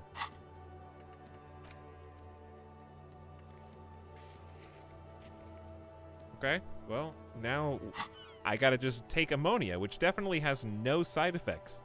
Sure, I'm done with it. Go easy on that stuff. It gave me a terrible headache. Tell me, what exactly have you been doing in your greenhouse in March? Well, this might be the last snow we get. At least I hope so. Snow has nutrients in it. Helps everything green up in the spring. At least that's what my grandma always told me. She smiles shyly. Yes, think about the cute grandma, not the weird snow. What?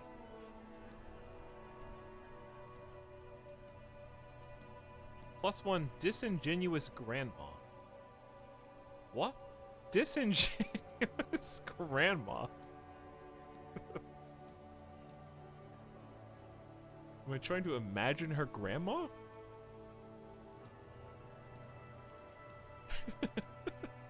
The grandma is a bit much.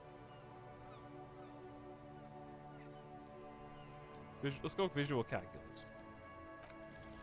All you can see is the fact that her skin is a different color from yours. That's literally all. You're gonna have to run with that. Oh my God! Why?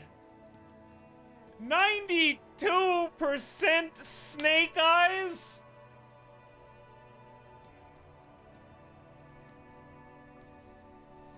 Oh, big yikes!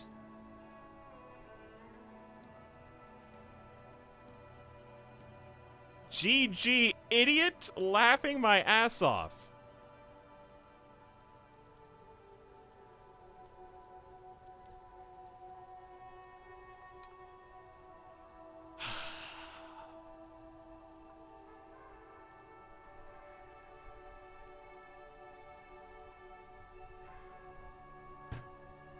What does that mean?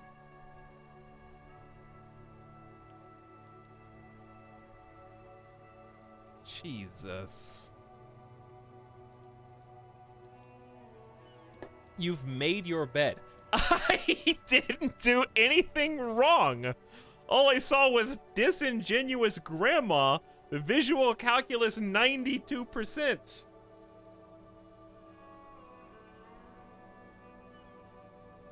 The game, listen, chat, do you see the stream title? I've created a monster. It's not me, it's my creation running rampant. This is the character freaking out and like breaking the boundaries of my control over him.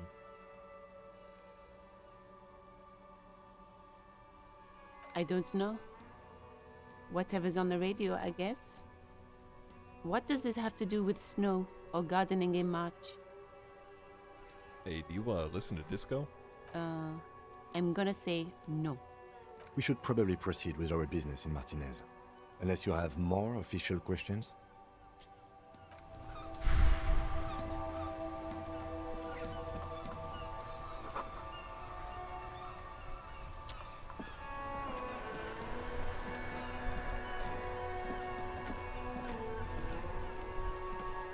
Big oof for my character.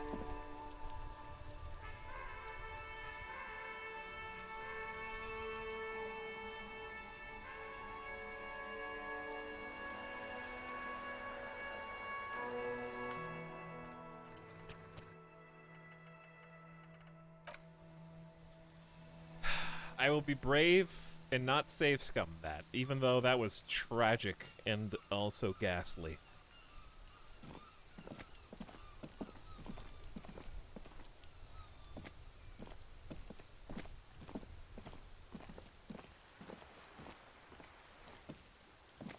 Hi, Ace Detective.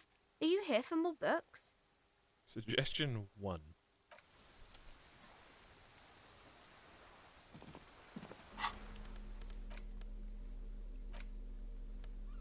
After she gave me the ammonia as well. A thin glass tube wrapped in cotton netting used to treat fainting spells, produced by St. Baptiste Pharmaceuticals. Question we have to ask is, chat. Should I go to the body? Just kidding. Of course I'm not going to the body. Why would I do that when I could go in the whirling, beautiful hotel and stunning resort?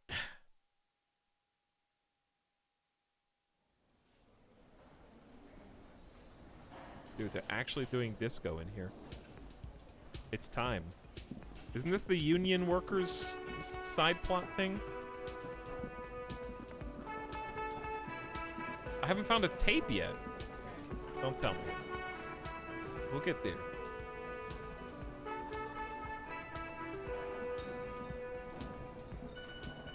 Can I help you? Guard, I saw... wait, is the trash container out back yours? Mine? No, it belongs to the Whirling in Rags. Thank you for clearing that up. Why do you keep the container locked? Why? To keep the hobos and drunks out. That's why. And the neighbors too. They put their trash there and they don't pay for the garbage company. I thought as much. And are you the only party with access to the trash container? Well, yes. Us and the garbage disposal company. It seems a little callous, doesn't it? Something stirs in you. No, it doesn't. Nothing stirs in me. It isn't callous. It's common sense. I wonder what that feeling is. Prod at him and find out. Doesn't it seem callous to you guarding even your leftovers from the poor?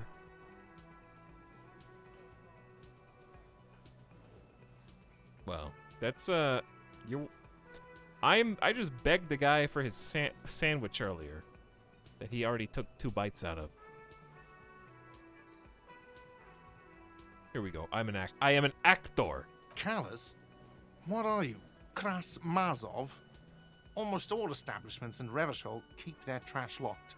The Whirling in Rags is not special in that regard. Krasmazov, nom de guerre, was an economist and a historical materialist.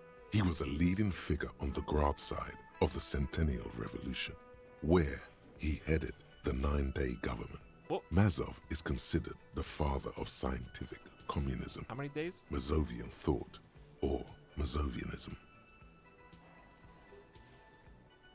Was it 11 days or 9 days?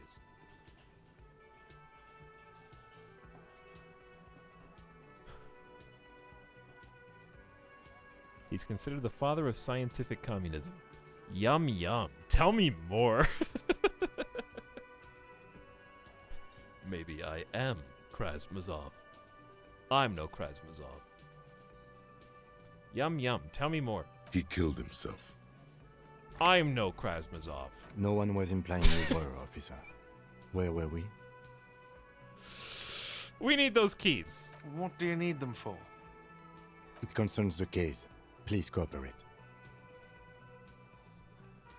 Just bring them back once you're done, please. Hey, I saw another thing at the whirling. Did I? I don't think I did. Another thing? No. Great, yes. Hey. Rhetoric, what? Who, me? Yes, you. Word on the street is you're ready to start building communism again. Rhetoric, please. How come there's word on the street?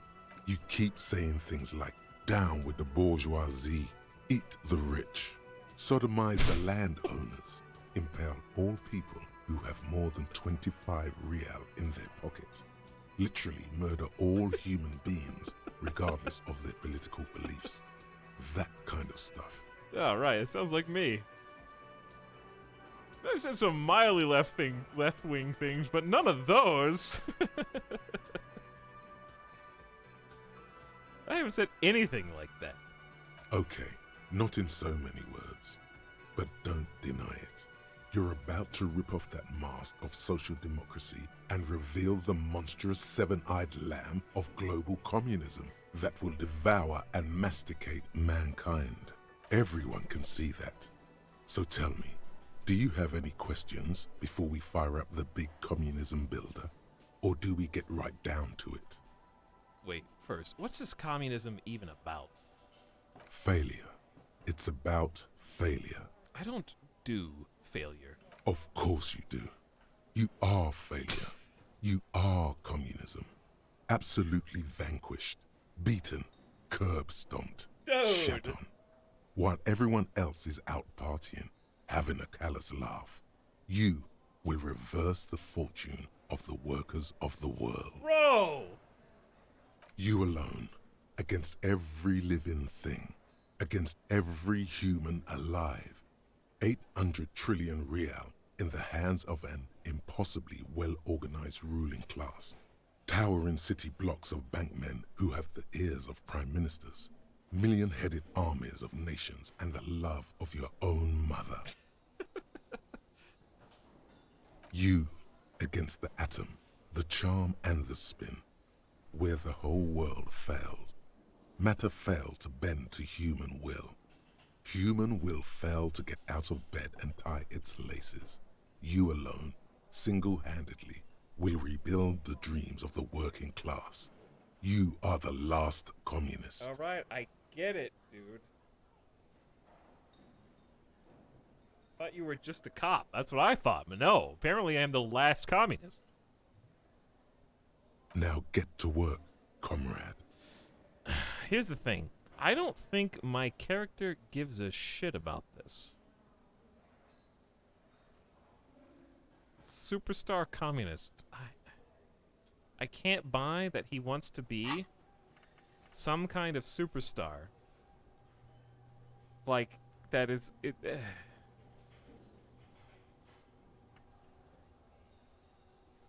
You people have no idea how good these cops are gonna get. They're gonna crack 20 cases a day in the future.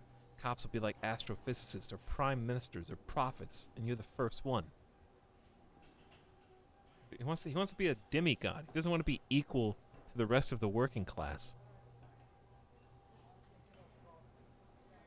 Wasn't that like a whole thing with communism in the first place, at least in Russia, where they had to like it took years before someone could even reveal that they had more money than someone else?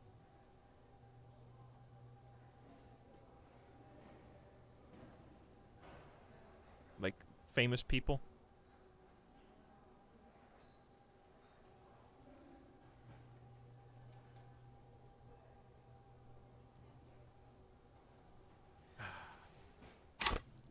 Not for this character. It's too tiring. I don't have it in me. I'm beat down and broken. Very well.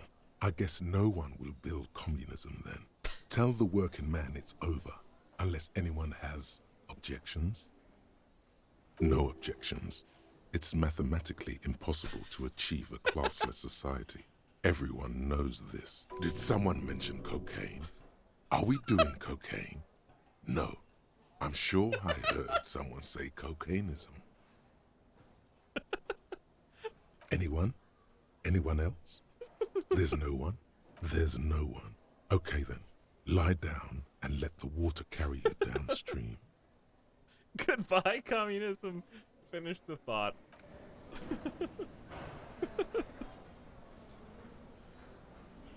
The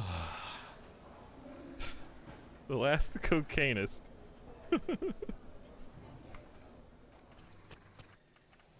Chat, you wouldn't have even seen that dialogue if I'd have said yes.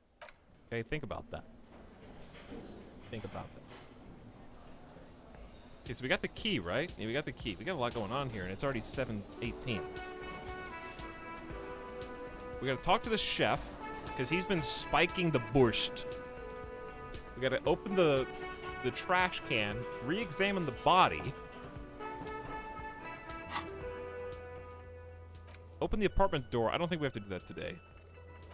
I think things we have to do today is we have to spy on the people in this hall right now before they go away. I can't sing karaoke yet. This sure is a game.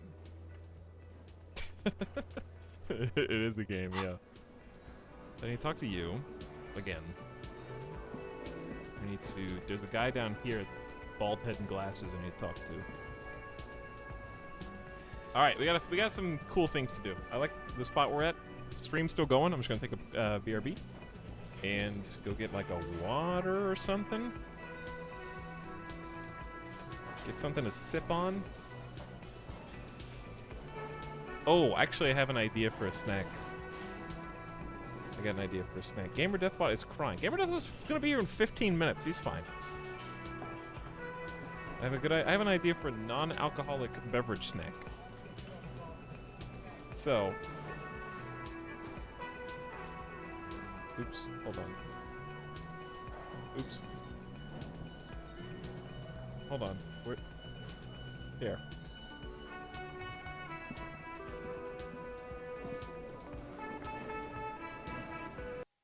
There. All right, back in 5 minutes, and then we can see what else we can cram in on day one. I can't believe it's still day one. This is a big game. All right, back in 5.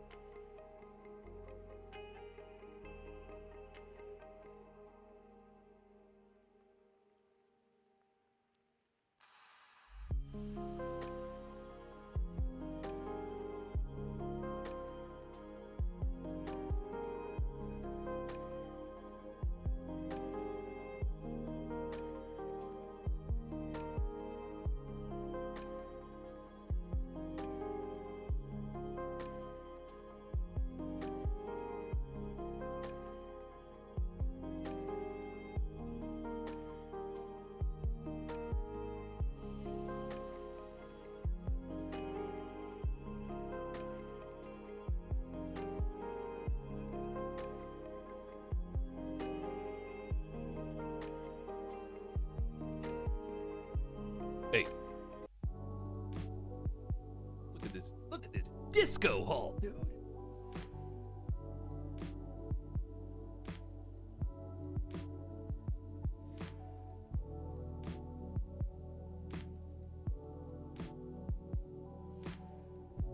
All right. Some exercises.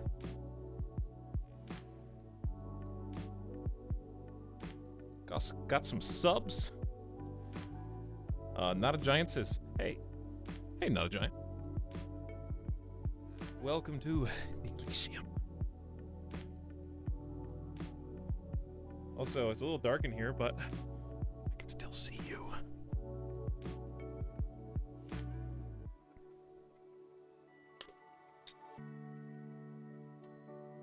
I decided to go with some water after all, because I got some fruit snacks. Oh, I love being over 30 and still buying the same snacks that I got when I was a small child. Because now, if I want to eat 2 instead of 1 of the packs, I can do that. No one can stop me.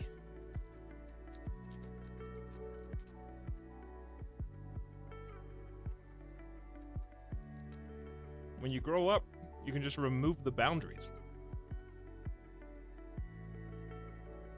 But stay exactly the same, which is, of course, fine, and not indicative of stunted emotional growth.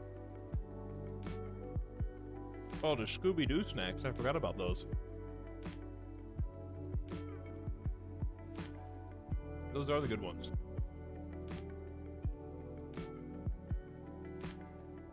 I haven't seen those in a long time.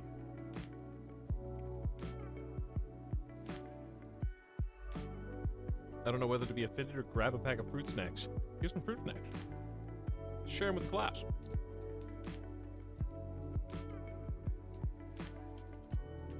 Anyway, I've been enjoying everything that we've been doing today a lot. Hello? The passage of time mechanic doesn't feel constrictive like I was worried it might. It feels like I have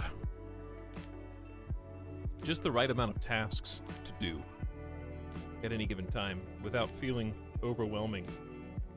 But I feel like I can go in some different directions at my leisure. And also, it's nice that even if they only have one line, there's some good reactive reasons to go back and talk to people you've already talked to, like Mass Effect style. What's a fruit snack? It's a fruit-flavored gummy, sometimes in the shape of the fruit. Hello, camera? There's a couple berry ones right there. Oh, he dancing. Anyway, let's see. I don't know what I want to do first. Options.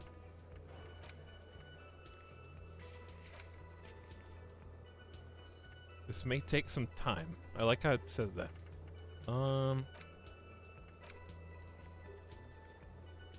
Well, this is the find out who's in the Union box right now. Trash container right now. Special boards right now. The bush. You fix your camera so it doesn't clip into the health and morale. Bro, you can still see both just fine.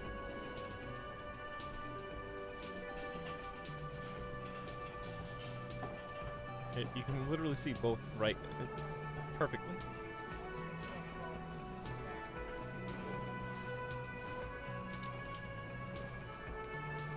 Benny Garisto is also here for 13 months. Howdy, Benny Garisto. Thanks for the sub. You had a good time. Well, I'm just taking a little snack break.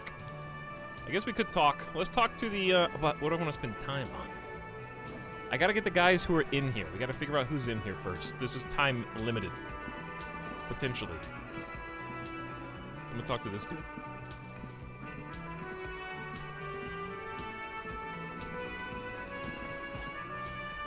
It's all about the money, you know?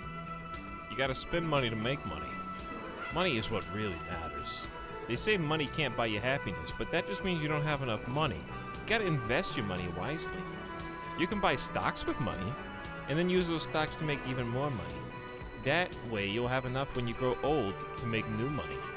Real estate is the graveyard where tired old money goes to rest. Money is what literally makes the world turn. The laws of money are just like the laws of nature. Unpaid labor doesn't net you any money. There's no such thing as free money. Money's all about the numbers. Money's about trust. It's about money, you know? You gotta spend money to make money. How do you open this? I'm not gonna talk to you. We're not yet. How about you? The worker is in a deep slumber. Okay. Bye.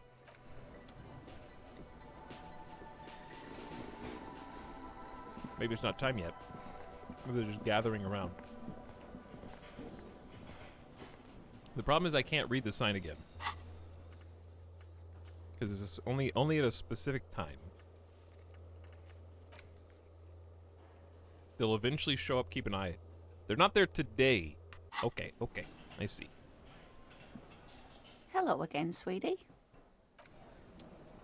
Alright, well in that case I guess we'll just skip to the chef.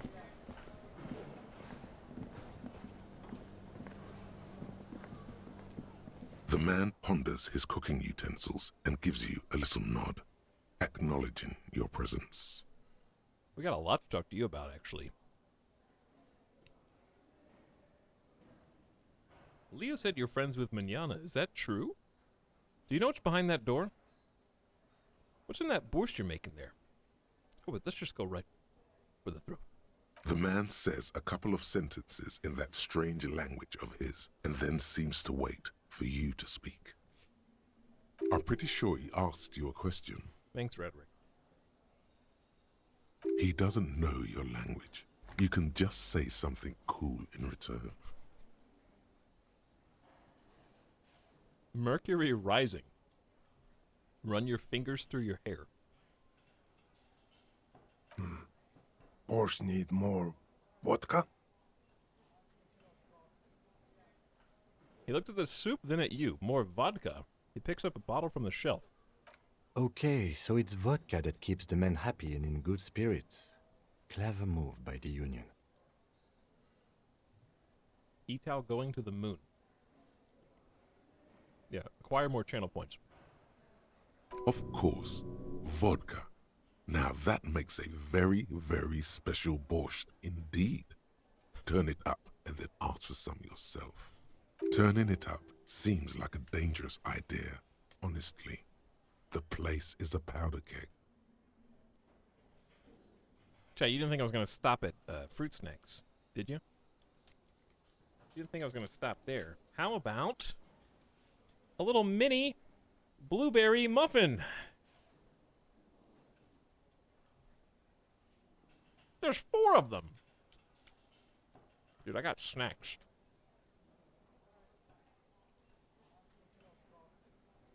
You want one? Brynjar Bjorn? I got one for you. Turn your fingers clockwise. Turn the vodka up. No vodka. Cut it. I'll leave the cooking to you. I have business. What would the police officer would tell him to turn the vodka down? The superstar cop would tell him to turn the vodka up.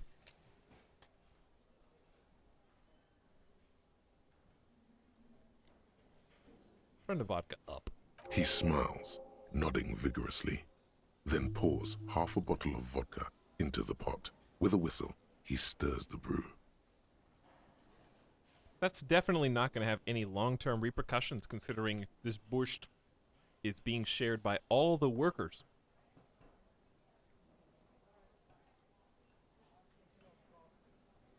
Like, there could be huge ripple consequences just from that one thing. Can I have some? Can I have some of that brew? He smiles and nods enthusiastically and, chattering away in his language, ladles some brew into a small thermal cup, then hands it to you. Hey, now that we're buds, you know what's behind that door? He looks up at you, then looks away quickly, shrugging and muttering something to himself. Now, I like to think that my character, despite his intelligence, just lacks the psyche necessary to even consider the consequences of what he just did. And that his only directive was electrochemistry.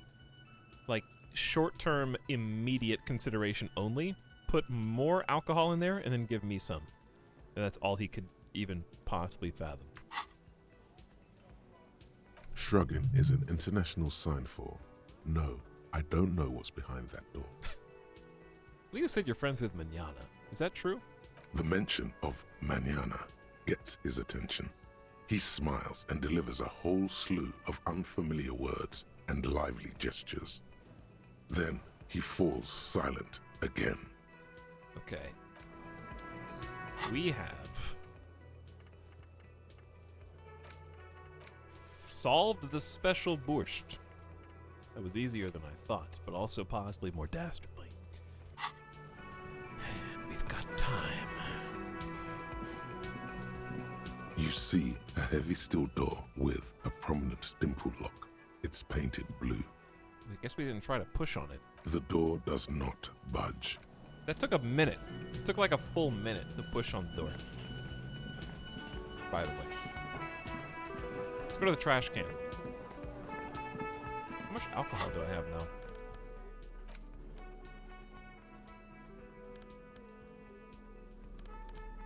Four uses in this, and so I have 6 uses of alcohol, but how much of it can I really afford to use? Not enough.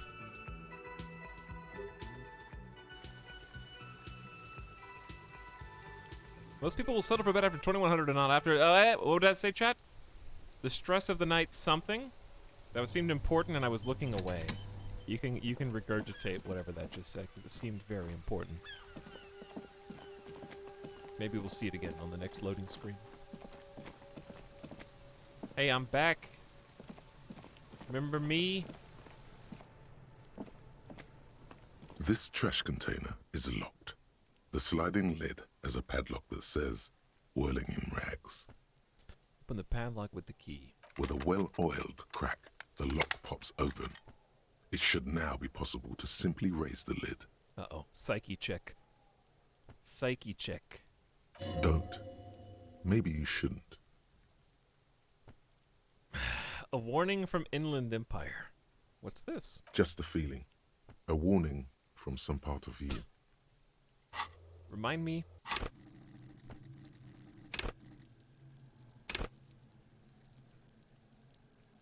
Inland Empire animates the inanimate. You'll have conversations with your clothing. Conversations that may change the course of the investigation if you're not thrown into the loony bin first.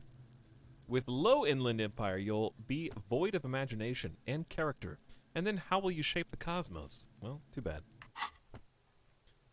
Open it. The smell of rotten food rises to greet you. You see soggy cartons, dirty rags, and organic waste. It's 10 XP. We're just in time.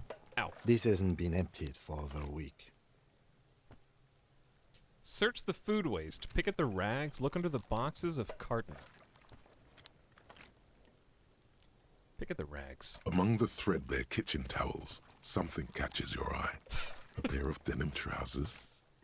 As the legs of the slime-covered jeans begin to unspool from the garbage, a rank corpse smell fills the air. The victim's clothes?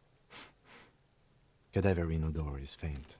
If these belong to the deceased, they were removed when he was still in the early stages of decay. Well, we found some important clues, and we know that no one has the key to this except for Gart and the trash company. Drop them in here, officer. The lieutenant produces a black plastic bag marked evidence from his pocket. Dude, trash pants! Guitar marked blue jeans. Pockets empty or emptied. He wore them with a belt, too. A white belt. The loops appear stretched, but... He looks into the container. The belt is missing. That's it. Do you see anything else in there? I have another bag here. Something slimy catches your eye. Reach for it or nope? Chat, I'm going to leave this one up to you. Go.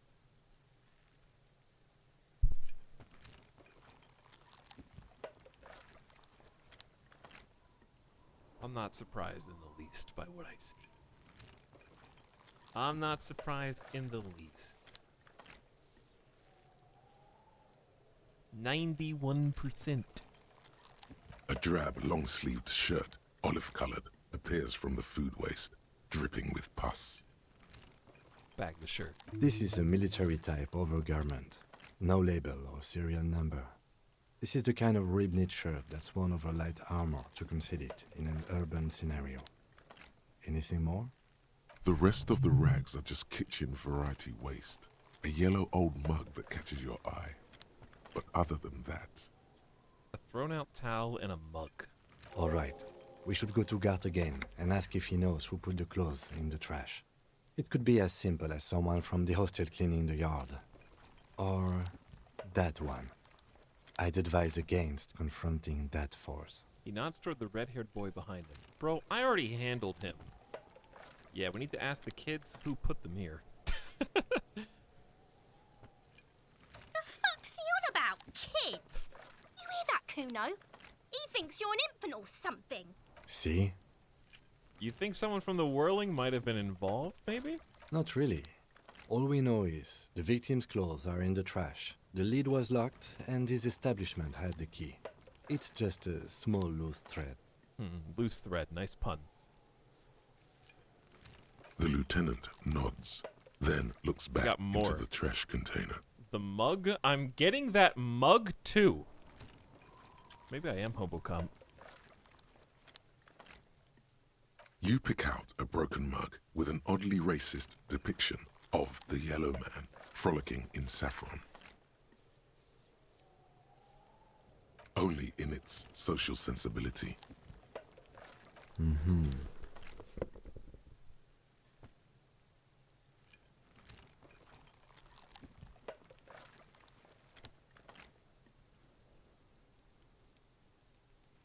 Why is my dude, my character is being grossly misevaluated by everyone and all of his peers. And also interviewees. The accidental racist. It's getting bad. This is the second situation like this within the last hour and a half.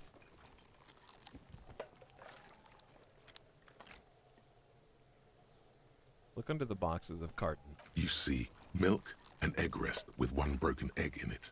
Some pasta wrapper. Picking up the soggy packages somehow feels familiar. I've been here before. A box falls into pieces in your hands. Batiste Soleil cereal. There are plastic pasta packages below. And turbo noodles. Nothing of note, however. Search the food waste. It's just organic waste, cold and slimy on your hands. Apple and potato peels, mostly.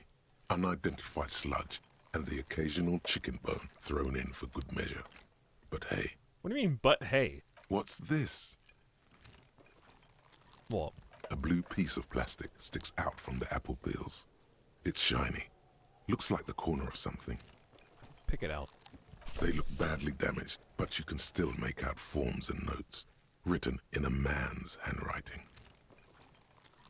A blue plastic clipboard with moist paper. Officer, is that your paperwork? I knew this was coming, dude. I don't know what this is. It is. Look, the plastic has the RCM street grid on it. You've even got an autopsy form in there. A miserable-looking slip of paper sticks to the board. If you don't mind me asking, how did this get in the trash?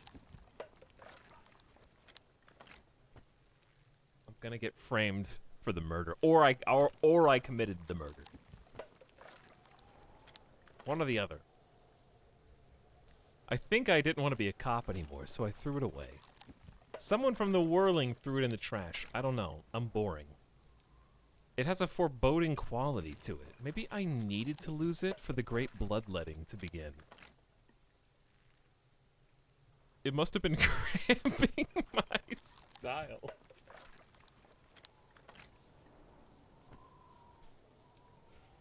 Dude, what? Superstar. Superstar. Man, now I'm like my character's a racist cop now in the eyes of his partner, who definitely thinks ill of him but only tolerates it because he's so used to experiencing racism himself in his department. Isn't that one of the first things he mentioned? That he wasn't from like around there, and then he gets called names by like people like that that one guy by the lorry truck. So he's just used to it at this point, unfortunately. And then he saw me talking to the gardener when I failed spectacularly the 92% check.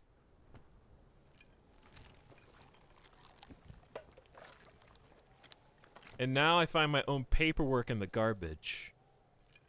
It's all... I'm trying so hard to be a superstar. It must have been cramping my style. Officer, this is an official piece of paperwork. It probably contains notes on numerous ongoing investigations, and could even list undercover operatives, informants. I suggest integrating it into your style, for all our sakes. I don't know, man. Sounds like an order. I don't take those.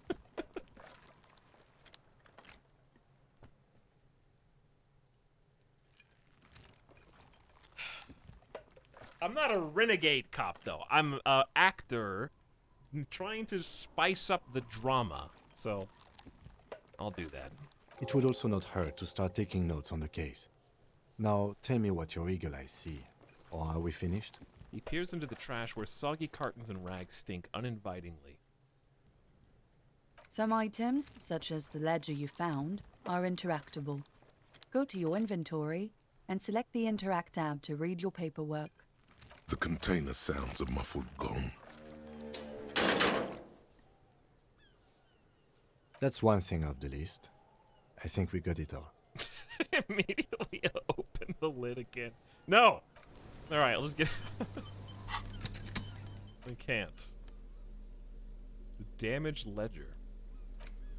This is the ledger you found in the trash. It's full of notes written in a man's dense cursive. Have a closer look. Maybe it can be salvaged to start keeping notes in the case.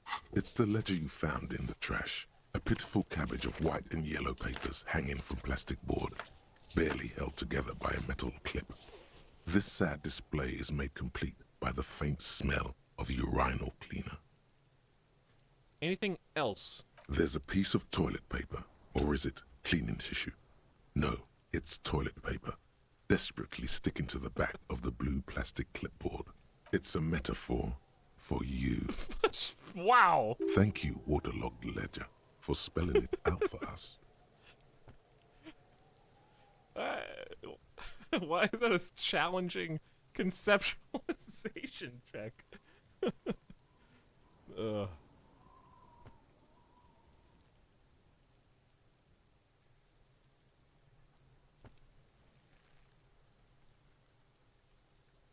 Sorry, I see. Potential.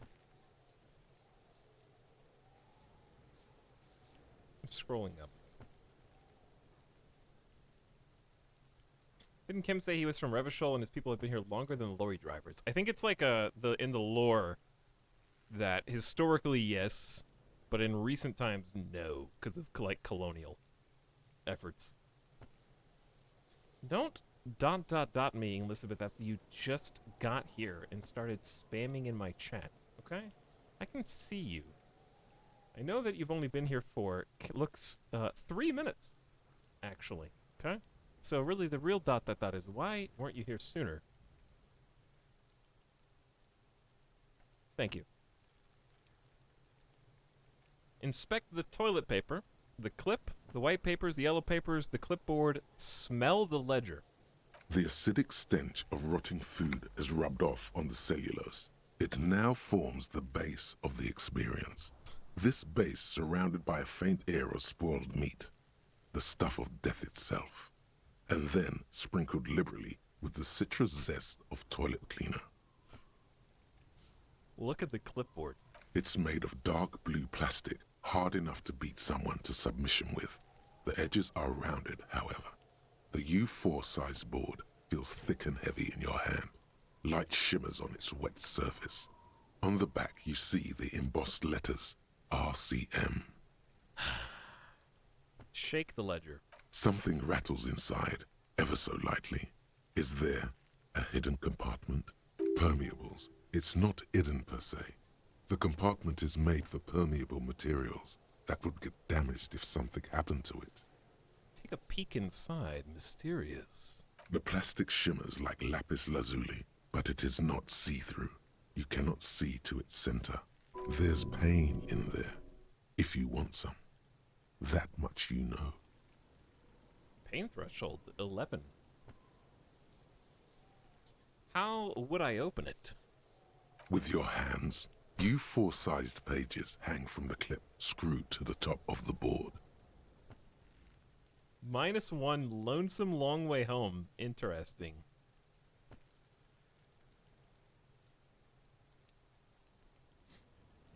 Inspect the toilet paper because I have to. It's just toilet paper sticking to the back of the plastic clipboard.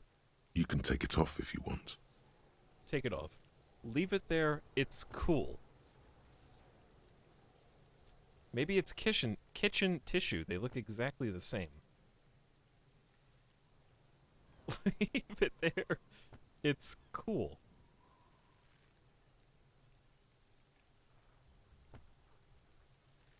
Maybe it's kitchen tissue. They look exactly the same. If you want it to be kitchen tissue, it can be kitchen tissue. Take it off. Still wet, the toilet paper, I mean kitchen tissue, sorry, peels off the plastic easily. All you have to do is shake it off your finger and voila, the ledger now looks marginally better. Inspect the clip, please. An aluminium block runs the width of the board, biting down on the paperwork. Its crocodile teeth are the only thing keeping the papers together. A regular pencil, the tip worn down to nothing, has been attached to the clip. Okay, so we got a pencil at least. Run your finger across the aluminium. Excuse me, aluminium. The surface is interrupted by a silvery sticker. It's rectangular, sparkling with iridescence. You don't know how you didn't notice it before. Isn't that like the rectangle on our clothes? What? That thing. It's a halogen watermark. We use it for adding information to RCM property. How can I read it? Any capable light with the right wavelength will do. Such as? All RCM vehicles have headlights designed to reveal halogen watermarks. Mine too. Headlights. That is all. Thank you. Okay. He returns to his neatly kept notes. While a bunch of sodden papers sag from the clipboard in your hand, it's a sorry sight. Well, let's browse the white papers. They're not exactly white. They're yellowed in patches by sunlight and alcohol, and covered in dense blue handwriting.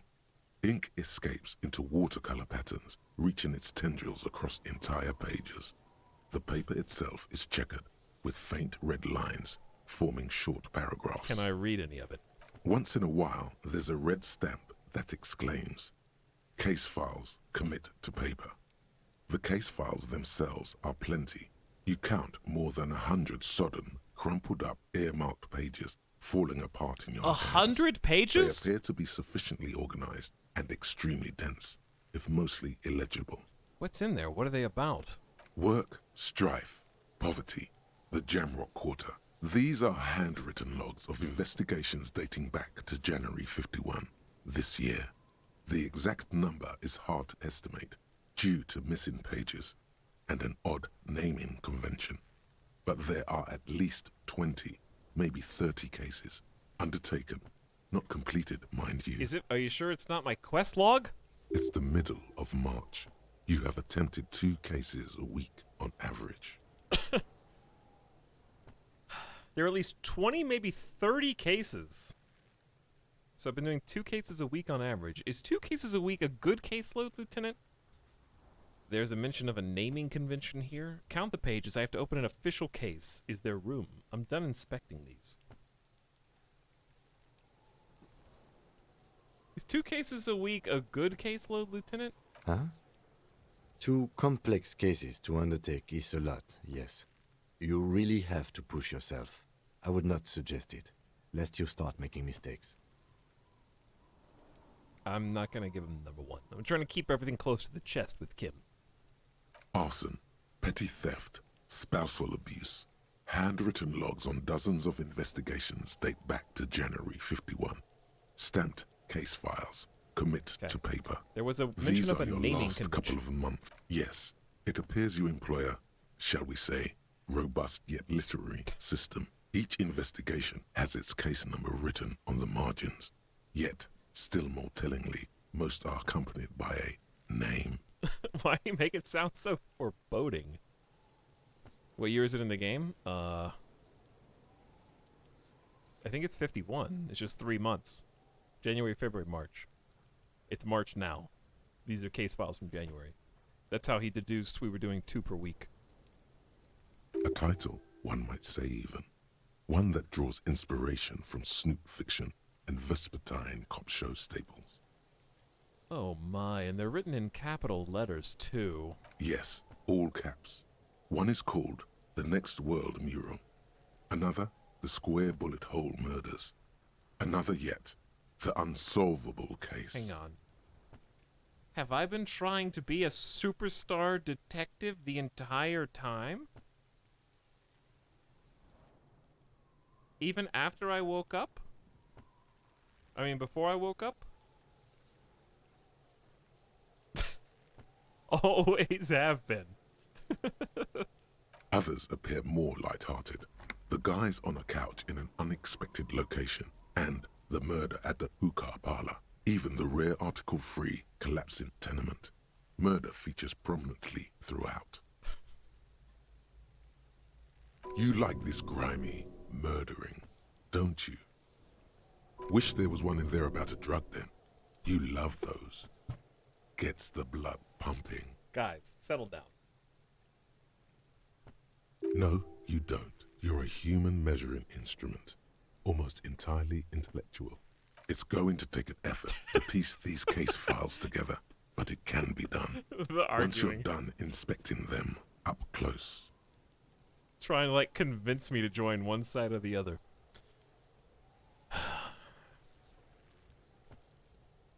This would just be weird to say. Because Kim, I still haven't told Kim that I can't remember anything. So it'd be odd for me to say, like, Kim, my cases appear to employ some kind of naming convention. I have to open an official case. Is there room? There is, for precisely one more. 15 pages near the end remain untouched by the damage. The checkered grid forms a structure of passages, breaking the case into subtasks to accomplish. Just like my quest log. Once all the tasks are accomplished, the case is complete. Commit to paper. Sadly, the ledger only comes with an old, Oh, I've got the pencil. worn-down lead pencil. It's unfitting of this monumental event.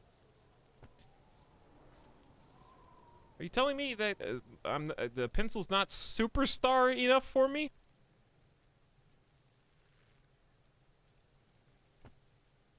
It's my pencil, though. But what if somebody erases it? All right, Kim, do you have a pen? The lieutenant looks at his blue notebook. 2 fat, shiny pens hang from the binder, like large caliber bullets on an ammo belt. He is not really saying anything, just standing there, looking at them. Apparently he is very attached to both of those 2 pins. Can I have one? Know that I give this to you with resentment.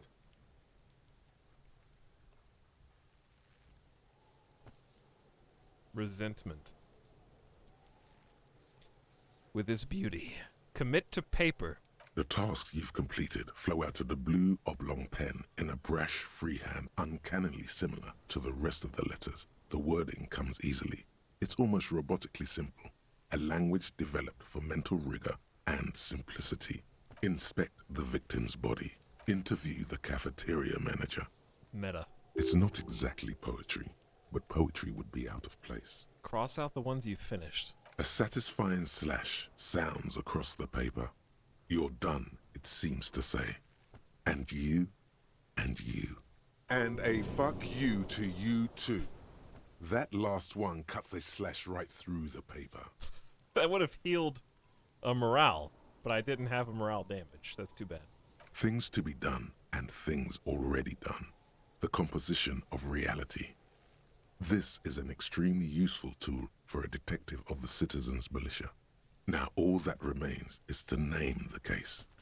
Lieutenant, have you by any chance named our case? No, actually. Any ideas? The Hanged Man.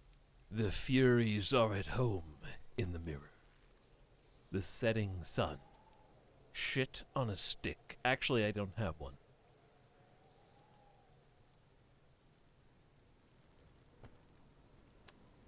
I feel like the mirror is very important. This is weirdly out of place compared to the rest.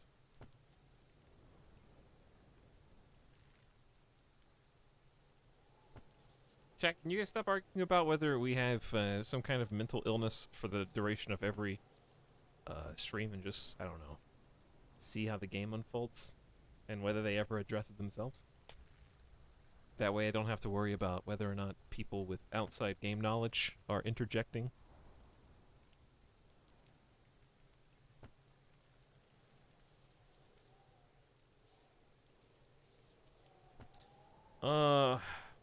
None of these are calling out to me, but a superstar detective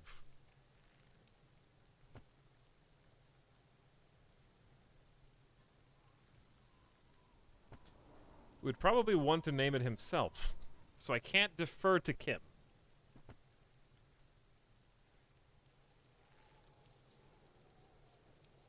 Why would I pick the Setting Sun?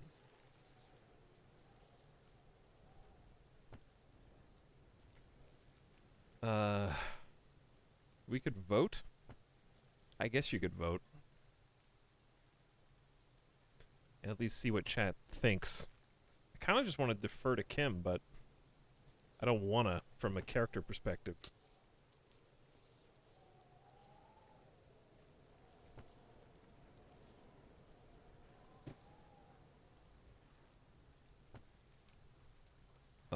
28%, three-way tie. No one saw that coming. Okay. Good job, everyone. Well done. Apparently, one more person voted for the Hanged Man than the other ones. So I guess I'll go with that. It's pretty boring. Great. That's great. That's actually what I was thinking too. The Hanged Man. Good, strong name. We have a very good name for the case now. Well, Kim agrees. I'm going to start calling it the Hanged Man. It's good we sorted this out. I leveled up. How much XP did I just get? How much experience did I just get? I'm done inspecting these. Close the case files. You don't exactly close them, so much as distance 30? yourself from the smelly papers. They're a little further from your nose now. Oh, right there. I got 30, dude. Can I read the case files now?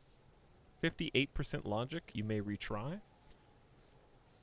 Open the hidden compartment. Browse the yellow papers. Let's browse the yellow papers first. In the back, you see thin, translucent copy of paper.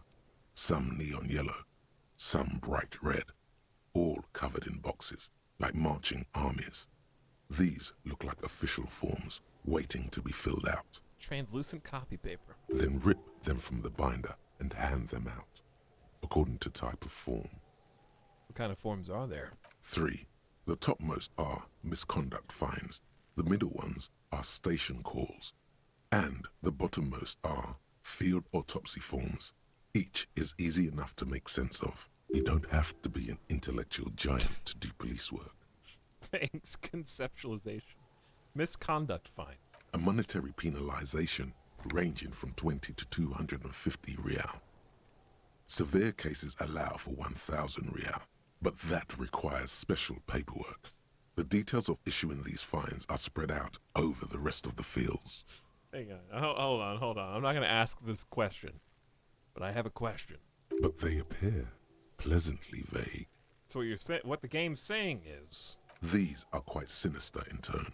They give a date and time for the person to appear at the specified precinct police station. Below the call are the criminal charges you risk by not appearing. How about field autopsy? A dozen pages of thin copy paper, bright red in color. You see the parameters of a deceased human form waiting to be filled in. Age, sex, condition of internal organs, color of the irises, predation marks, condition of sexual organs. Thanks, physical instrument. Enough of these. Yes, all that remains now is to fill those forms and hand them to people. Fines for wrongdoers, interview requests for bad guys, and field autopsies to dead guys. Why is this saying it like that? The rest of the stinking cellulose is much worse for wear. Being sandwiched between the board and the rest of the paperwork must have spared the fragile copy of paper. Alright, I'll give this a try. I'm not smoking my last cigarette for this, but I'll give it a try. Can I read the case files now? It's proving to be harder than expected. You just don't have the intellectual rigor to patch the quilt back together. Try again later. It's not even what it said. It's possible, yes. Easy, no. You need to come up with a small archaeological system to reorder the remains of your past works. At the moment, all they do is fall apart in your hands. Some dates and the numeric titular system is all you have. This is also a white check, and you may retry it. Open the hidden compartment. Is not what you end up doing. You squeeze the plastic to slide it So open, close. but nothing happens. Then you bend it some, then crack it. The goddamn thing is stuck. So close, dude. I rolled a 9, I needed a 10 to open it. A hot flash of rage comes over you. For a moment there, before it recedes, you feel as though you might just squeeze a tear of anger out of your duct. Makes you wonder, why? The ledger quivers in your hand. As it shakes, the pages rustle. This pathetic mess suddenly afraid of you for some reason. The whole ledger is afraid of me. Well, there you go. All right. We've got the blue pin. We get. What if we just, dude, go to the market and sell Kim's pin for money? Now we're talking. Now we're talking. I'm just kidding. Here's your pin back. Yes? Okay, there's no option to give you your pin back yet, so I'm going to hold on to it for a little while. Now, as for you... Fuck does Kuno care? He doesn't care. Kuno,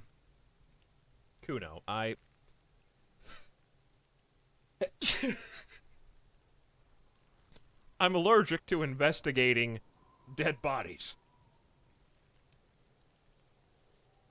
I threw up and I can't investigate the body now. Why would I tell Kuno that? Kuno, help me. I vomited. I have more questions about the crime scene. Yeah? The kingdom of Kuno? The fuck do you want with it? The dead man's clothes were in the trash. Over there. How'd they get there? Yeah, Kuno doesn't know shit about that. That shit is beneath Kuno. I need to know. It could be a lead in the investigation. Somebody may have tampered with the murder scene. Listen. Kuno doesn't care about this small-time shit. Just listen. Kuno saw what you did there, dumpster diving. Sad shit. I'm gonna sock you again. Kuno could hook you up with some sweet rags. Shit like Kuno's wearing. Your size, good price. 500 real. 500? Alright, entertain me, Kuno. What's so great about these pants? Wait, I asked you what happened to his clothes. You must have seen them lying around. No, Kuno. You don't know anything about the tampering I'm investigating, and I already have pants. Dude, deal. 500. It's a great deal.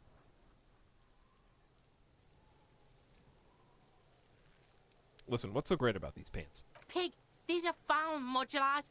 Liquid fit, performance crotch, urban survival shit. Made in Mirova by scientists. Pants scientists. Believe it, you need this shit. He takes off his jacket, or unzips his jacket to give you a peek at the plastic-wrapped pants. They are graphite black and look brand new. Coach Physical Instrument endorses these pants. They are tartan ready. They will also make you into an idiot. I asked you what happened to his... Okay, I might be interested in the pants. Let's talk about this later. Wait, I asked you what happened to his clothes. You must have seen them lying around. Look, Kuno ain't seen shit lying around, except for that up there. Now, you want performance gear or not, Grandpa? Here he goes again. So, who needs to come get their child? Someone come get them. Take them away. They're causing a problem.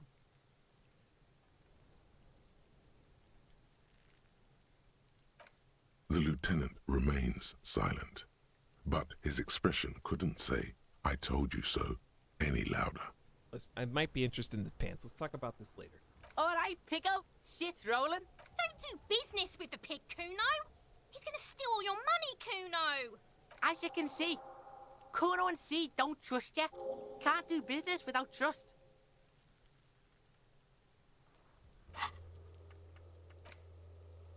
Those found track pants looked enticing, but you and Kuno were not close yet. You need to figure out what's going on with him, and then you can get your hands on some sweet performance gear.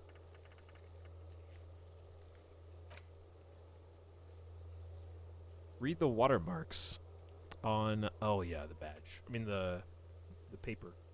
Who put the clothes in the trash? Ask Gart if he knows how the victim's clothes got in the trash. Oh, boy. Dude, the checks are stacking up a little bit.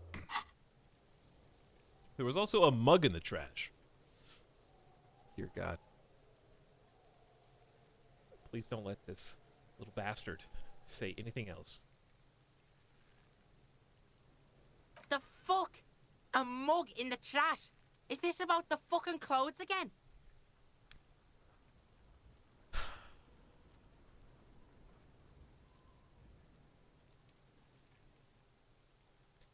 Yes. Does this racist mug have anything to do with it? Yes. Does this adequate depiction of a South Samara man have anything to do with it? Yes. Does this quaint, better not taken out of its historical context mug have anything to do with it? Actually, talking about this makes me uncomfortable. Let's back up a notch.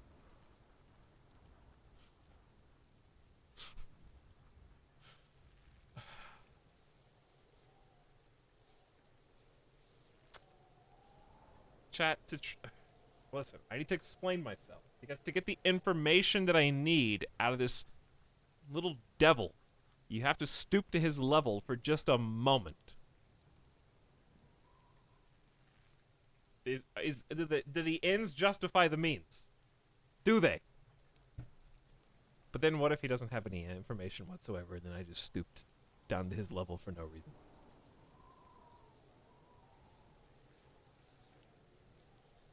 Kim is right there. Kim's already judged me. No, but do it anyway.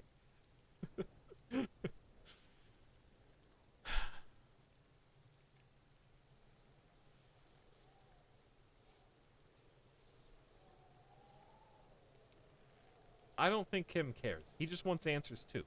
Chat, if this little kid is like, I know who did it, it was the gardener. And then we get to go home. I think Kim would just want to go home.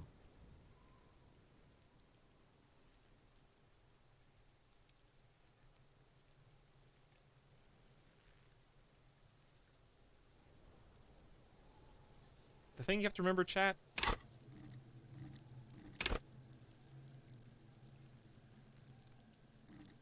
I have almost as low, like, fellow cop as I do empathy for literally any person in existence. Okay, that's what you have to remember. Logic, drama. There's a 1% chance I might get an actual answer out of this kid because he's got way too much dialogue not to have at least one piece of knowledge. I have to dig it out. So I'm going to dig it out. 2. Yeah, Kuno sees where this is going. Kuno's got that fast brain. You saying you picked it after the mug fucker cause he's the clothes fucker?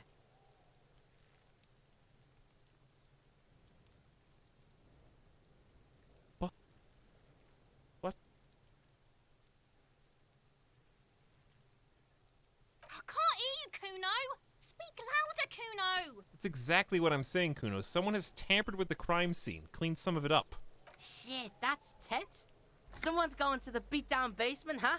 Mug guy gonna get tied to the radiator. Well, hang on, what are you talking about? The kid may have something there. He's already come up with an interrogation technique. No physical instrument! Get out of here! Kuno doesn't know who put that shit in there. And if he did, he wouldn't squeal.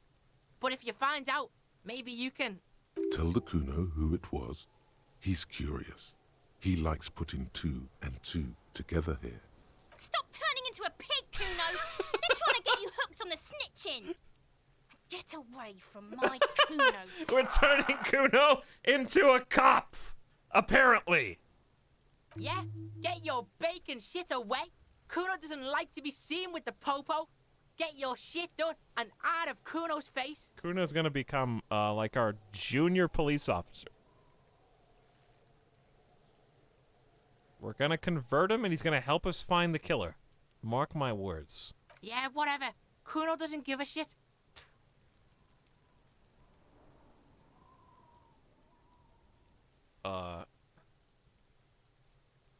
Empathy. 8% chance. 8% to understand what's wrong with him.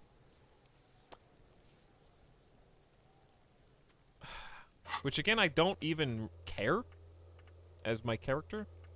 But there was a thing that was, if I want the track pants, I have to find out what's going on with him. 8% go. He's on your crime scene, bossing you around. And he's been here for some time too. This is where he hangs out. It's close. You have to get more out of him. It's only off by 2. He could be useful. Hey, Kuno. Think you can turn the Kuno down for a moment? Kuno, listen. I know this boundary-pushing thing is new to you, but it's old news for us grown-ups. Kuno, City of Rage? Night City? What's going on there? I'm intrigued. No! The evil shit behind the fence hacks like she's coughing up a furball. You told him about it and now he knows your name! The prospect of Kuno turning lame is physically painful for her. The city's not fucking lame. You are lame. Kuno's tired of defending Rage City from... Just fuck off, alright? And fuck you too, putting Kuno on the spot like that. Kuno doesn't need to fucking explain his shit. Kuno's king. He rules here. Fuck did you want? Explain himself? As if explaining some kind of work? Some kind of avant-garde work way ahead of its time? Conceptualization is curious about what this kid has created, artistically speaking. You must get to the bottom of this one of these days. Sadly, it's unlikely to happen today. Kuno doesn't fucking care. All right, all right. He's gonna help us solve the case. Watch. Before it's all said and done, he's going to. And then we'll be able to mold him and change him into someone who's better. Okay?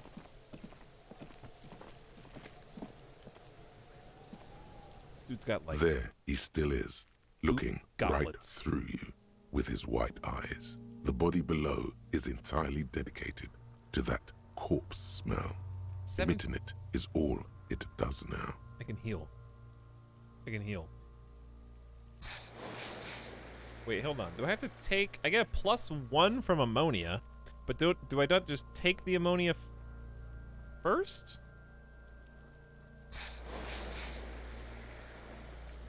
%42 chance, even. The only other thing I could do is drink. But then I have to pop my other pill.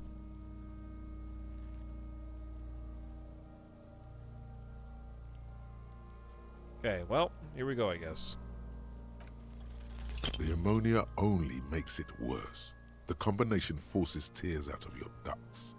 You manage to keep it in once. The second time, not so much. No! When the vomiting is done, your cheeks are wet with tears. Not again.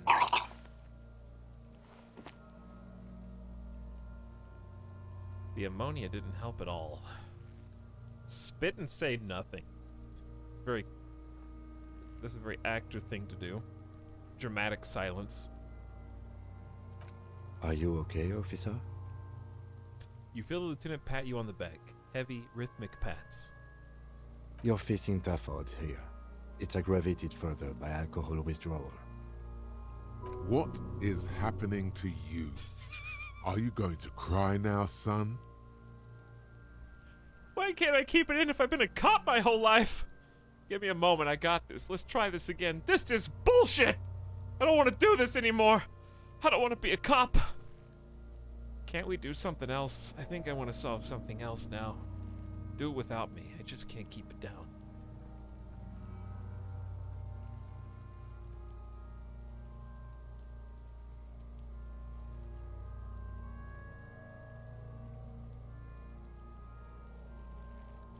This is my opportunity, chat. It's only day 1, but this is my character's opportunity to have a little break. To have a little snap. It is almost 8:30 at night on day 1, but I still think it's too early to turn the heel the other way. I think it's too soon.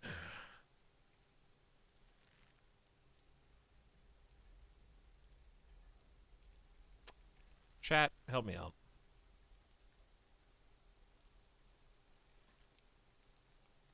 Help me out.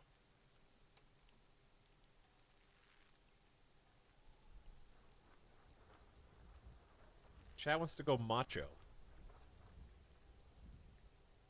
They listened to physical instrument and took it literally. Okay. I got this. Try again. An appropriate attitude.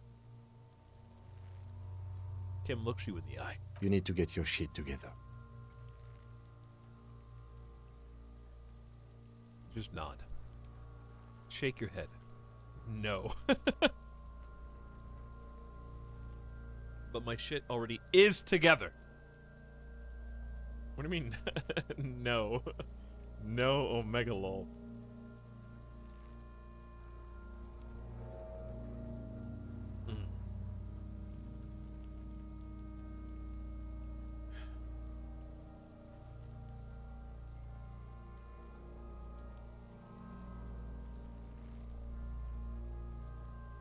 This is too macho. I don't have enough psyche for this. My morale can't possibly take this. I want to see what happens if I do this, but I don't want to screw something up irreparably.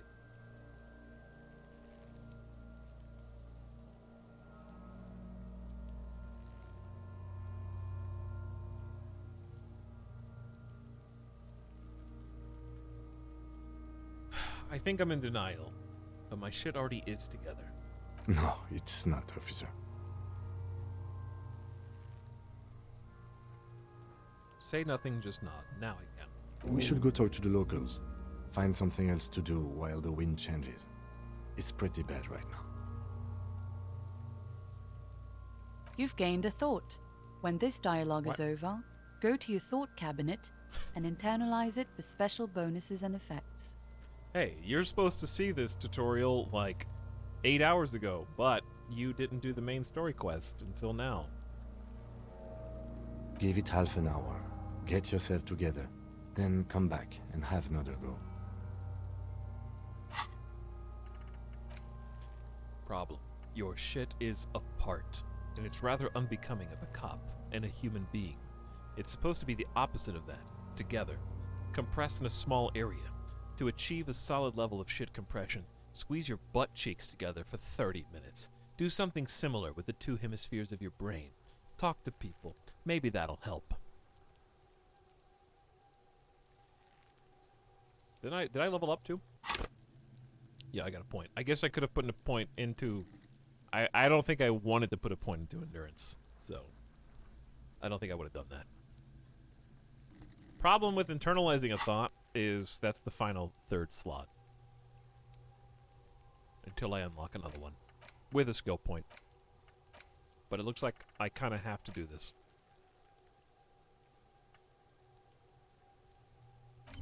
So I will.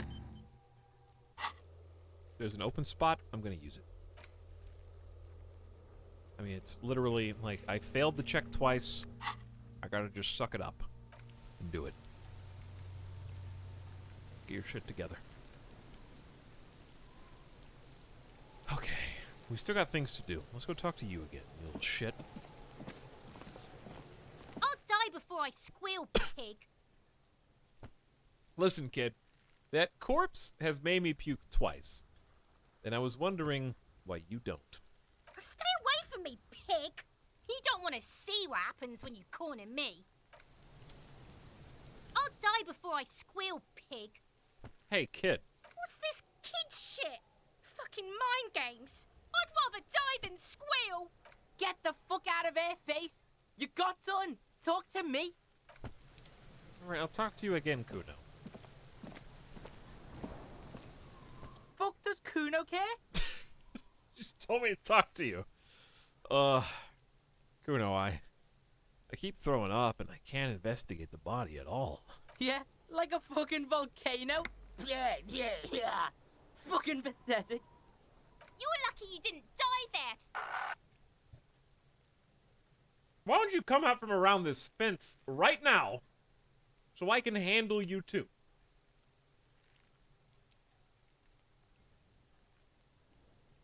Maybe you got some advice from me. I mean, you're obviously handling it quite well. Yeah. Kuno's got some advice for you. The kid looks to his left, then to his right, and then leans toward you. What are you? Like 80, right? Maybe you should stop embarrassing yourself in front of a fucking kid. Perhaps Perhaps you could compress this negative energy and turn it into some sort of a Kuno-fied non-vomiter. Uh-oh. Was this the alternative thought that I could have compressed? Don't ask questions. Roll with it. It will work. I promise. Conceptualization makes a very tantalizing argument here. Kuno-fied non-vomiter, here I come. That's right. Turn your weaknesses into conceptual strengths. Try it again now. What, like investigating the body? Kuno doesn't fucking... Could always stop, I guess. Let's see.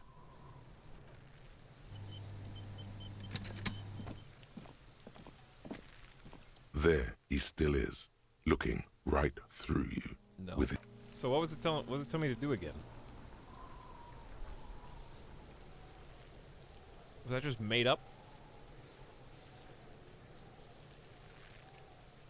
There he still is. Oh. Looking I got a right plus through one you from with his Kuno-fied white non-vomiter. eyes. The body below is intact. A conceptual strength. Oh, okay, I got it. All right. Interesting. Hey, let's go reinvestigate this. I don't think I can do anything because my perception check failed so miserably. The first time.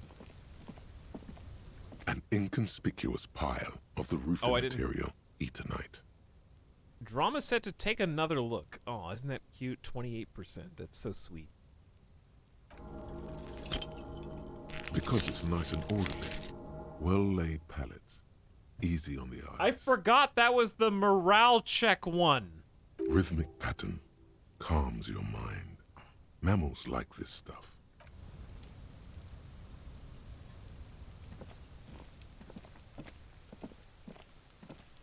Died to pallet wheel. Next one's gonna kill me. The next morale check's gonna kill me now. Good. Very good. Dude, we need to get up there. We need to get up there.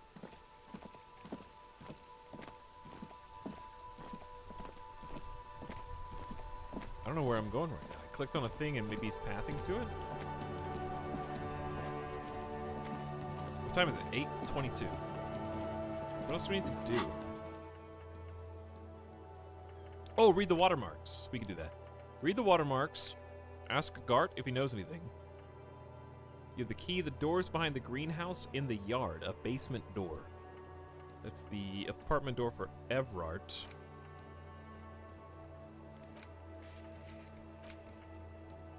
I think those are the only ones we can do right now.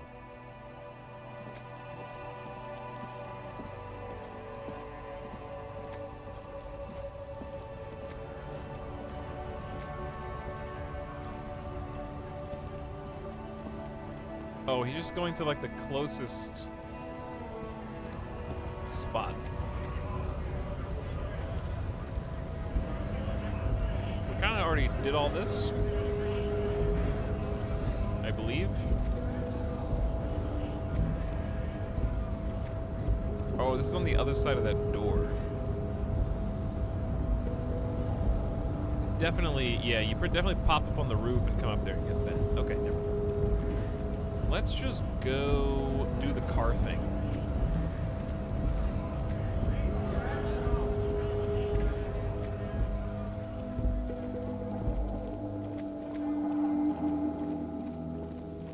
Okay, so the headlights on this are supposed to reveal some data maybe about myself. Inside, you see a set of steering levers, a radio microphone. All right. Ready? I turn, you press start. It's next to the preheater. He turns the preheater on, waits, takes out his keys, and we press start. The dashboard lights up with orange glow. The rounds per minute gauge jumps, and the engine of the Caprice Canadian comes to life with a whiny growl. Powerful car, dude. That sound, you feel the wind in your hair as if you're already driving. But where? Down a narrow street, lined with shabby wooden houses, the 881 motor tract coiling like a serpent high above. Second time he's Children mentioned this. play under the viaduct, eyes turn to watch you as you pass. This is the second time the 881. The Valley of Dogs, and before it, a familiar dome, like a ladybug without the colors. The building has a designated parking place for your carriage. But Psyche's coming in to ruin everything. This is Precinct 41. Never mind. As close as you have to home now. It's far away. We're having a memory of Precinct 41. Press the button labeled headlights. The lights unfold with a little click, casting electrical light onto the ground before the vehicle. There you go. I'll turn them off from the remote once you're done. We just need to stand in front of the machine now. Dude, I love the... I don't know, it's just... The shadows are good, the lighting's good. As you hold your ledger's clip under the headlamp, an iridescent hologram appears. A street grid and the veins of a great river. And the music. A familiar sensation washes over you. There she is. Revachol West. There's a note of pride in the lieutenant's voice. Around the borders of the watermark are dozens, no, hundreds of micro-perforations. Look at this shimmering street grid. The rectangular watermark is overlaid with the logo of the RCM, and yet the major arteries of Revachol are all recognizable. They shimmer in the Kanema's headlights. Wait. You catch a faint glimmer from a broken beer bottle in the distance. Sounds. Two men engaged in a drunken argument, followed by the closing of some distant window. In the middle of a broken plaza, illuminated in a cone of light, two men, one slim, the other sturdy. They are on the city stage, but only one of them knows his lines. That's us, dude! It's talking about me and Kim right now. I'm telling you, man, something weird going on. Ah, Martinez at night. He smells the air. Where are we on this? Let me see. He takes the ledger for a moment to inspect it. Right here. He says, his finger near the top of the map, on a segment of coast jutting out into the great ocean. I'm sure I've seen worse.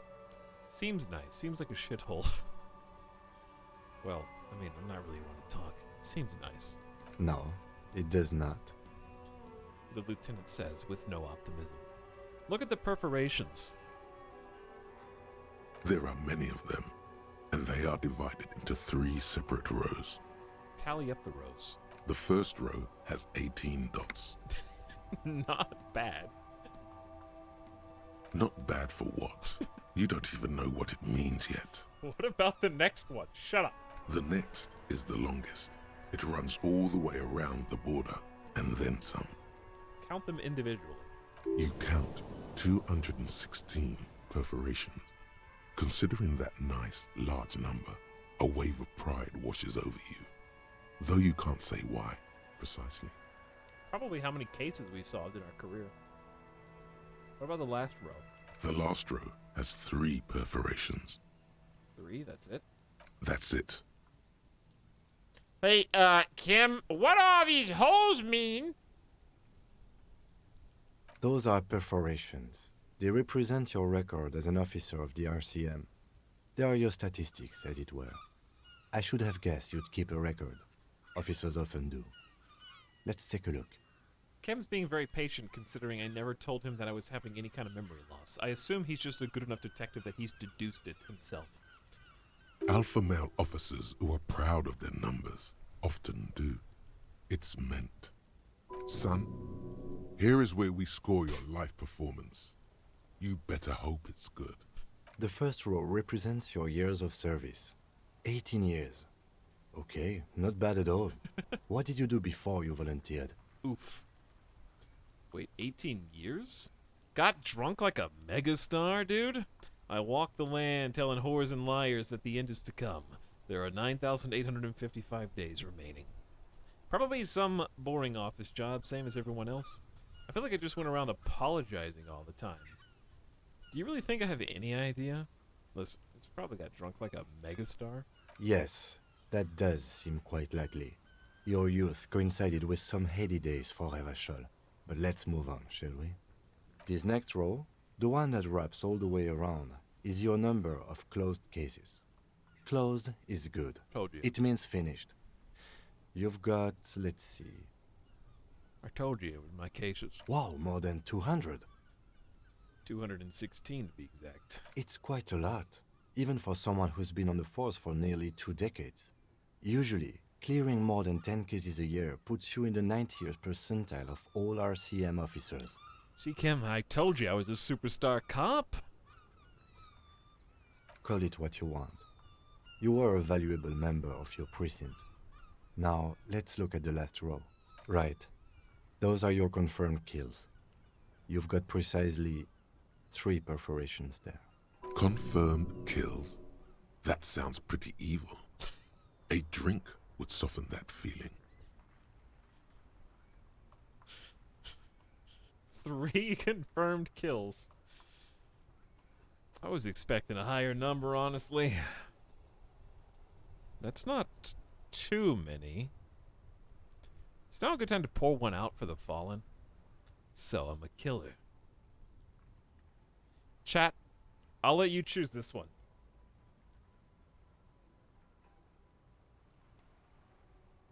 On your viewing monitors now.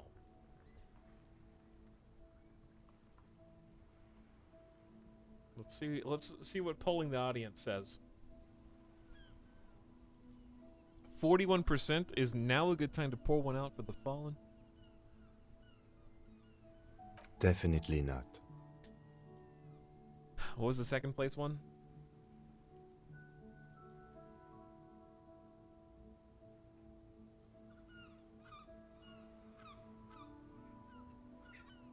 Three? That's not too many. For an RCM officer, especially Precinct 41, which is in the Jamrock Quarter, it's rather tame. I mean that in a good way.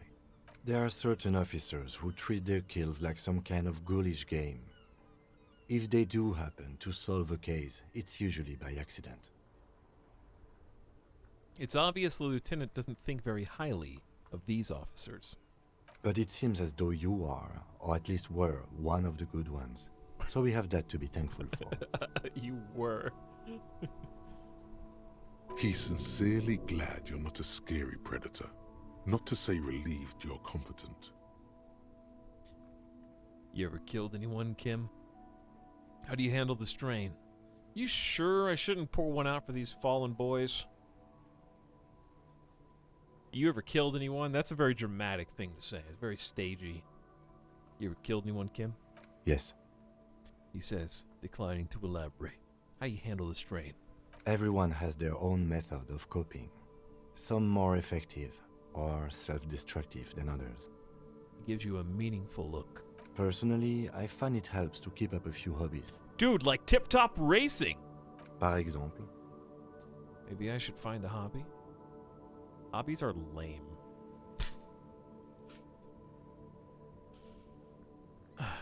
Superstars can have hobbies. Nothing wrong with that. Maybe I should find a hobby. Anything's better than annihilating yourself with drugs and alcohol. Hey, speaking of, are you sure I shouldn't pour one out for those fallen boys? If you want to pour out the booze you've been carrying around on duty, I'm certainly not going to stop you. You know what? I'll pour one out ceremonially on the ground. A dark pool of cheap wine appears at your feet. It shimmers in the lights of the Kanema. Honorably done. You have given up some of your own blood for theirs. I have to give a speech, too. I'm sorry for killing you. The gloaming comes for all, but it came first for you. I will make it okay with the power of rock and roll. Here's to you, Honored Dead. I'm not really sure what you're supposed to say these things. What is the gloaming supposed to be? I mean, we have to pick 3. It's our character archetype now. At least for today. I will make it okay with the power of rock and roll. Very noble of you. Are we done here? Thanks for this. The lieutenant nods. Let's go. Right. I'll go turn off the lights. 10 XP! He presses the remote control on the key. You can now see your stats on your journal page. What? Dudes! Superstar Cop 11, Apocalypse Cop 0, Sorry Cop 1, Boring Cop 0. Wow, we're very exciting. Communist 4, Fascist 1, Ultra Liberal 6, Moralist 0, Good Cop, Bad Cop 2, Honor none. People killed 3, but not in this game.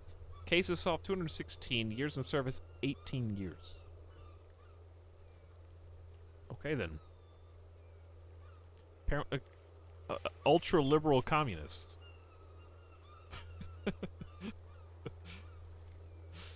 The game doesn't know what to do with me there. Anyway, chalk another one up to the done list. We actually, chat, for the first time ever, have more tasks completed than we have outstanding. For the first time. Speaking of what is outstanding that we can actually do, talk to Gart about the victim's clothes. That's what we can do. And then go upstairs, maybe see if the other person's homes again. That's probably all we can do today. It's almost Betty time in the game anyway. So let's go talk to But I didn't know Gart was going to be such a important secondary character the first time we talked to him.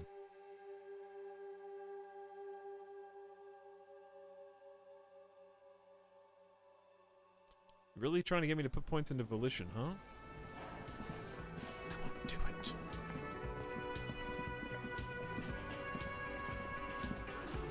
I'm back, Gart. I just poured all your liquor out on the ground, by the way. Can I help you? Here's your trash container key. Thanks. I hope you found what you were looking for. I found the victim's clothes. How strange. I certainly didn't put them there. Okay, why would you say that?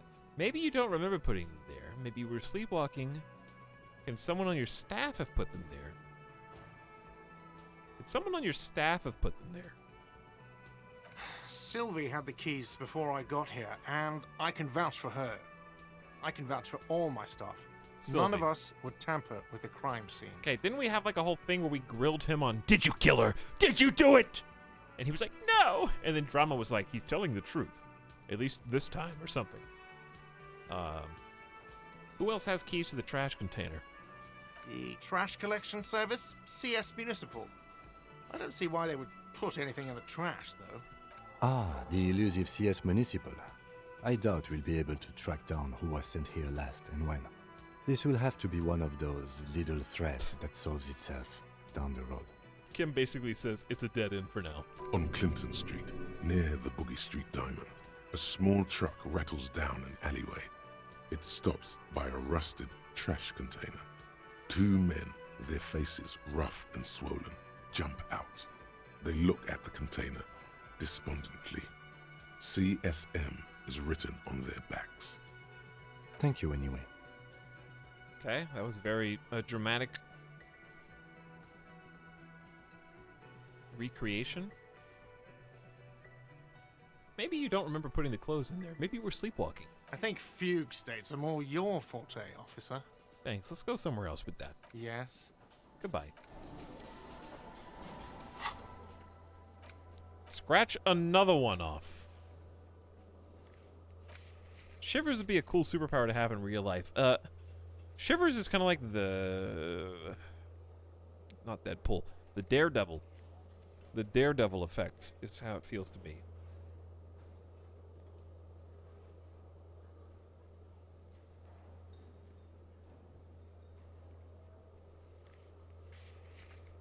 Okay, sing karaoke, can't do it.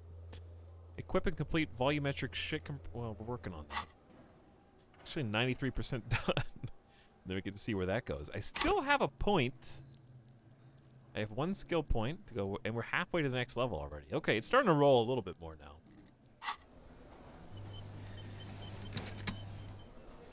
let's go upstairs. We haven't been there in a while. You can sleep after 2100. Sleeping heals all health and morale. I wish I would have known that before. Well, I healed myself to try and investigate the body. So, I would have done that anyways.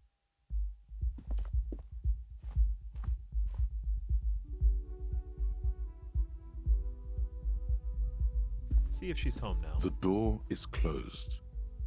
Knock again, much harder. Still nothing. The lieutenant gives you a quick glance. You should punch a fucking hole in it. I already tried that.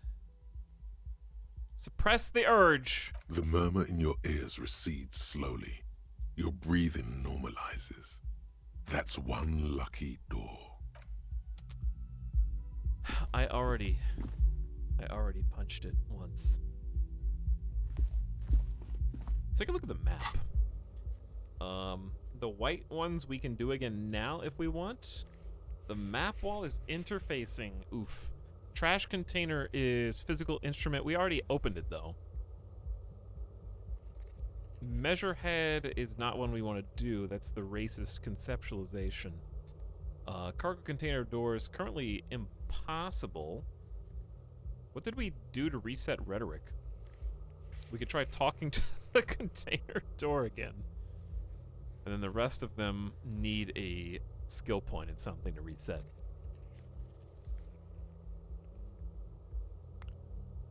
I mean, we could put a point, dare I say, into electrochemistry?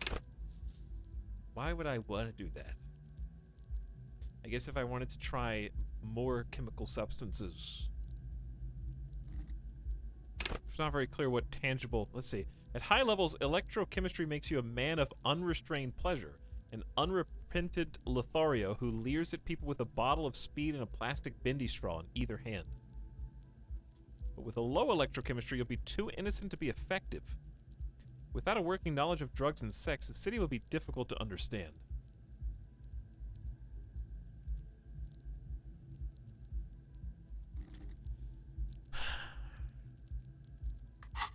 Well, what's interesting is that I can solve the mirror conundrum with electrochemistry. That's what's interesting to me. Quote unquote solve.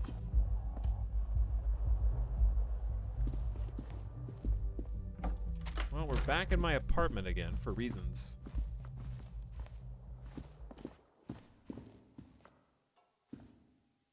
A mirror hangs on the bathroom wall.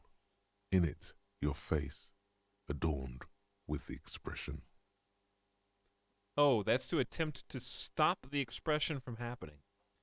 But encyclopedia is to dig deep into your mind to try to locate its source. And I really don't want to put a point into encyclopedia because we're at a 4. We already tried it with a 5. So I'd just be getting us back to 5.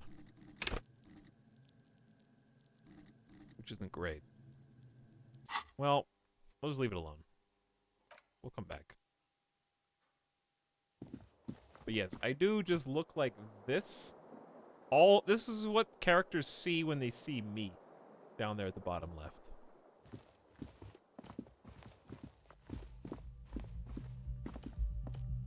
We'll get in there eventually.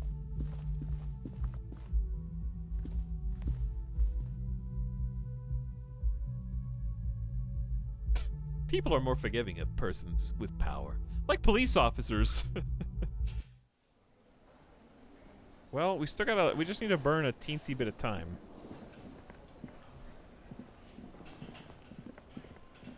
This dude's got a green silhouette, but he's not willing to talk to us yet.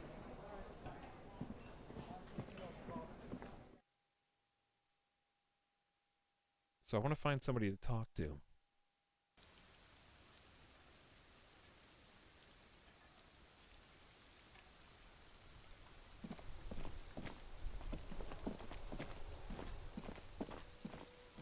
Old call box. East Delta Commerce Center.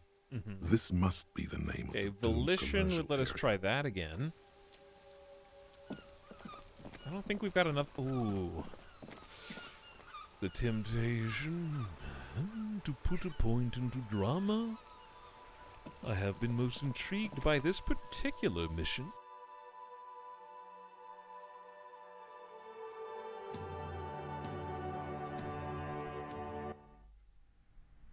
There is still time.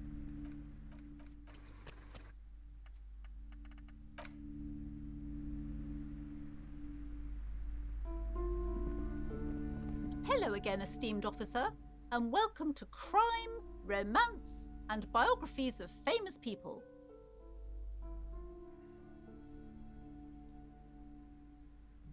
Convince her to let you investigate the doomed commercial area. I mean, I am halfway to the next level. So, pros and cons.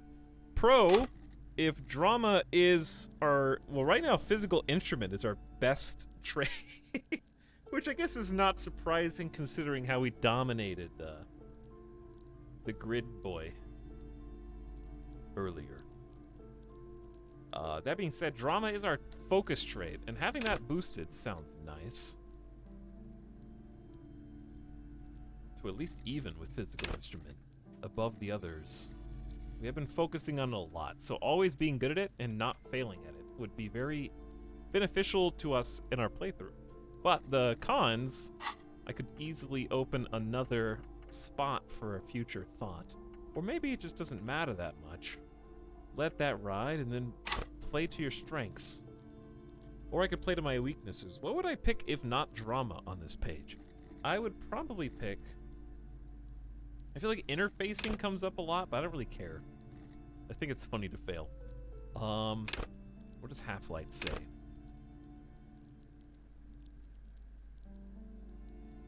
It's just a survival instinct. I like Half-Light too. I want to pump that up, but I still think getting drama up first makes more sense.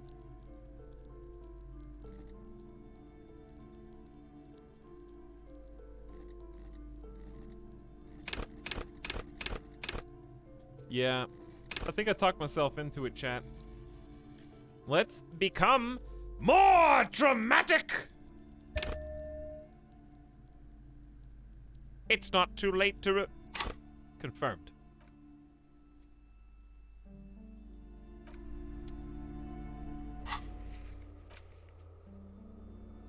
Yep, that's exactly where I am.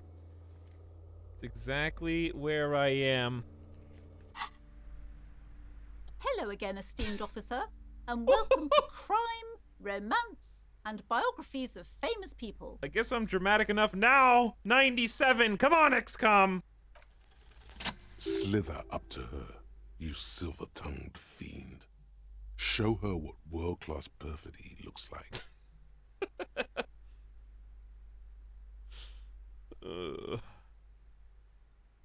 Wait, what if I don't want to lie? Shut up. Ma'am, I came here to help. I've handled paranatural situations before. Are you sure? Don't think I haven't seen charlatans before.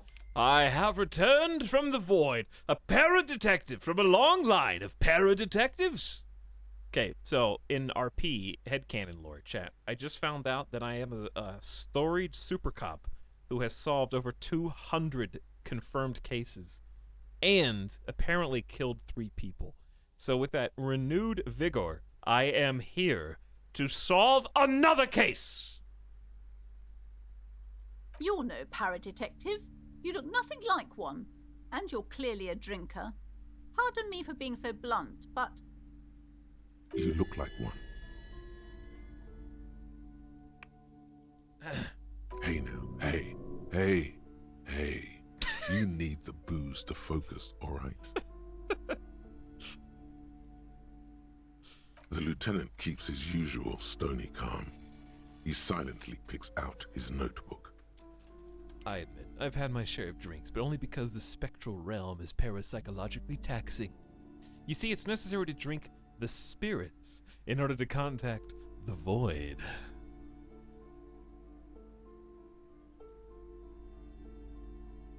The first answer is way more dramatic. I admit I've had my share of drinks, but only because the spectral realm is parapsychologically taxing. How do you know all this? Here we go. Your wards brought me here in the first place. The Simonese blood also runs through me.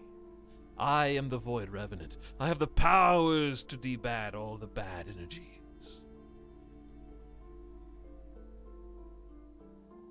I mean, that one sounds really corny, but she seems like the kind of person who might buy corny.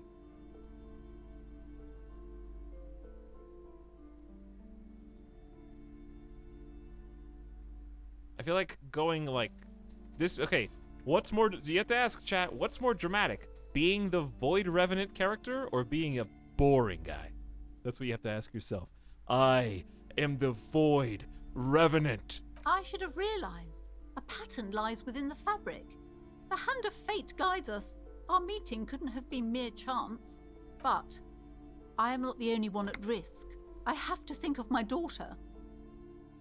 You are certain you can help us? Keep us safe? I can't allow any collateral damage to hit us. No problem whatsoever. Your family is safe. The phantoms are no match for me. Just ask my partner Kim. He'll, Can I trust Kim to back me up at this point? I don't think I can. I think I have to go solo on my own. I'm going solo. I think I have a bad relationship right now with Kim. No problem whatsoever. Your family is safe. The phantoms are no match for me. If you promise, good officer, then you might be our last hope. Do you swear it? A hand on the heart. On my honor. Thank you, sir. There's one more thing I haven't told you about yet. The entity. She has a timid sigh of relief, followed by a cautious smile. Do not act surprised. You know of these things, sire. Of course, the entity, for I have sensed its presence. You have? The entity takes the form of a woman, a witch probably. I've suspected that she must be connected to the curse ever since I first saw her. Did you know that she lives inside the chimney? Chimney, the passage between heaven and hell, of course. Yes, that chimney is part of the building's central furnace, and it's enormous. She has barricaded herself behind some metal security curtains. God knows what she's doing there. Some unnatural magic, I assume. You should go find the entity and ask what happened to all the companies in the building. What is the source of this curse? Here's the key to the warded door behind the curtains. Take it. Oh, and please do return to me after you've looked round. I'm quite anxious to know what she has to say about the curse. What you discover in there. Of course, of course. What you discover? Probably just some office space. Don't be scared. I had a few more questions about the curse. Okay, but please, only a few questions. You wouldn't want to disturb the spirits. All right, we know everything. The woman before you scans the store, her shoulders rigid and tense. Oh. Volumetric ship compressor. Out of nowhere. Bizarre scientific news from Revachol West today, where a police officer's shit has been observed at a pressure of around 495 gigadecimals. These metallic hydrogen levels of shit togetherness were thought to exist only at the center of collapsing stars, not law officials. It remains to be seen how long the shit singularity lasts. All endurance white checks unlocked. Learning cap for endurance raised to 4. I already had it above 4. The game just felt sorry for me. That didn't actually help me the way that I thought it was going to. I've already failed this test with 5 endurance, bro. So getting my endurance up to 4, actually, I already had it up to 5. I just haven't put any points into this. I may have to put a point into endurance, or I just keep going back. That's better. That's better. If I vomit a 3rd time, that's a better story for sure.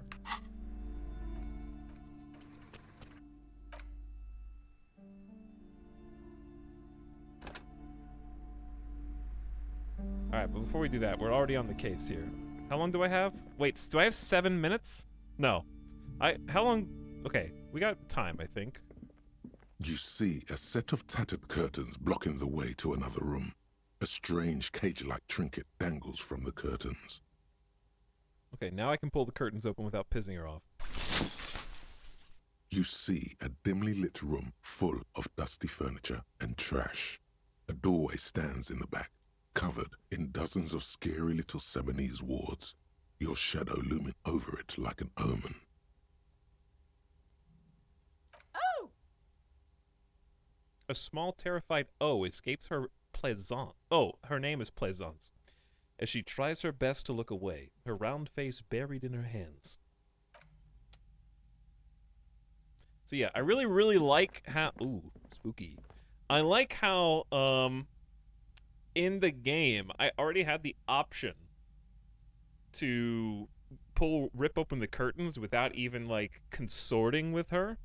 But I got to use my prime trait, drama, to actually make it, like, a juicier story of cooperation and, like, ghost hunting. No. I like that you can let curiosity get the best of you. So, like, either way is kind of a bad guy answer. That's what it's like, varying shades of gray. Either we rip the curtains open against her will and basically use our police powers to barge into her space out of just pure selfish curiosity, or maybe a willingness to disprove her fears as silly and baseless. Or we lie to her face about being like a paranormal detective and go about it with her blessing, but under false pretenses. So it's like, I like how many... this is going to sound like a big stretch, but it kind of reminds me of like an anti-Witcher type situation, where the Witcher is kind of like all the different quests are varying shades of gray, but you're doing it from like a morally good perspective most of the time, where you're like trying to interfere to like save these people from monsters. But in this game, at least the character I'm playing is interfering almost like varying shades of anti-hero, where I might actually be helping them, but I'm kind of doing it like from a negative point of view. Ghostly silhouettes of hairdryers. No sane person would ever put their head into such a machine. Ever. A vaguely androgynous portrait of a man. Merely looking at that unmanly haircut threatens your masculinity, while my character is a little unconfident. A heavy door with a missing handle on the stands before you, superstars, covered in dozens, if not hundreds, of Seminese trinkets and charms. It appears to be locked. Pain threshold. Challenging. Break it down. Let's knock first, just because it's fun. Only an echo. No one is there. I'm gonna have to break it down. She gave us the key. After exerting some force, you manage to turn the key. It's eerily silent. The door slides slightly open, letting a draft of cold air into the room. You feel the tiny hairs on the back of your neck rise up, as if someone's standing right behind you. Uh-oh. That's not good coming from Shivers, because Shivers is not the paranormal activity branch. He's the, like, in tune with the city branch. Streetwise. You're like, I'm listening to the beat of the city. So there's something messed up with this building, is what he's saying. An uneasy knot forms in the pit of your stomach. And my fight or flight response is picking up too. Kim, maybe you should go first. Okay, I actually kind of want to do this one, because I remember we were talking about the character at the beginning, and I said I kind of want him to be like because it wasn't that part of the thing, he's afraid of everything. He's got paranoia from drama and fear from Half-Life. Well, we've always been kind of macho, and I understand we got the macho thing going on. Like, oh, it's not masculine, but that's the whole point. It's a facade. So I kind of want... This is not out loud. This is just to me. Outside, the wind howls in from across the bay. The building at Rue de Saint-Ghislain stands like a matchbox on its side, with men inside like little wooden sticks ready to catch fire. So I touched the hair on the back of my neck, and outside the wind howls from across the bay. The building at Rue de Saint-Ghislain. A panicking woman squeezes the pendant around her neck until it leaves a mark inside her palm. A man, a few meters away, stands frozen with a key in his hand. Somewhere inside, a spider is spinning its web. Us.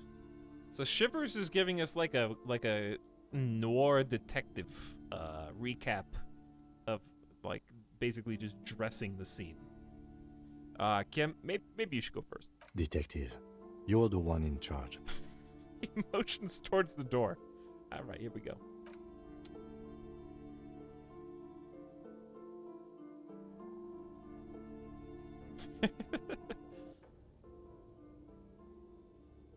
Dude. You want to know what's funny?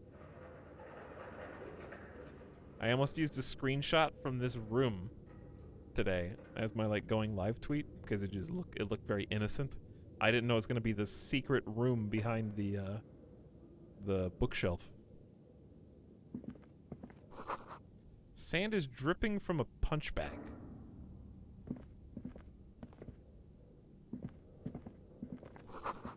The poster says, Citius Fortis, the rest is worn. Take the shot put ball. Didn't I have like a whole thing about how I know where the shot put ball goes directly under my chin due to my incredible physical instrument. Where'd it go?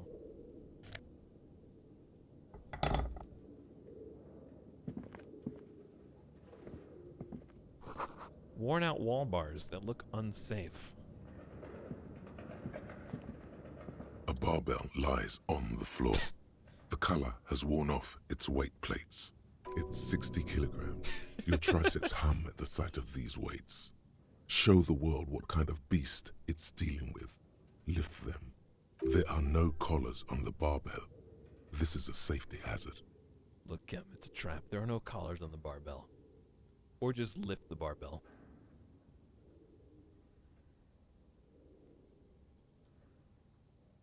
Notice the collars. High-performance weightlifting gloves.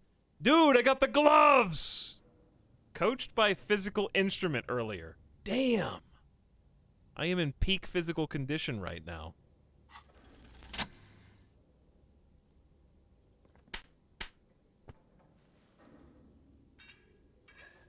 Even got the weightlifting gloves. No shirt on either. Conjuring up an inhuman amount of strength, you raise the barbell up in the air.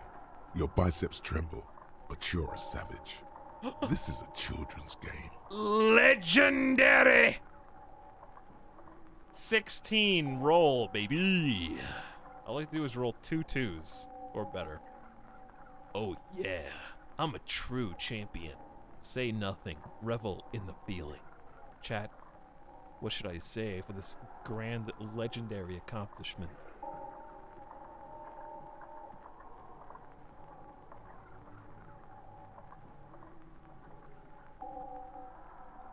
Wow, there's a lot of people in chat who aren't superstar cops. Really? 50% of you want to be absolutely silent during this moment? You guys are so boring. That's why I'm the superstar cop and you are the superstar Kim, okay? I am this... Okay, I don't want to be this guy. You guys can be this guy. I'll be Kim. I'll trade you. You guys want to trade? I don't want to be this guy.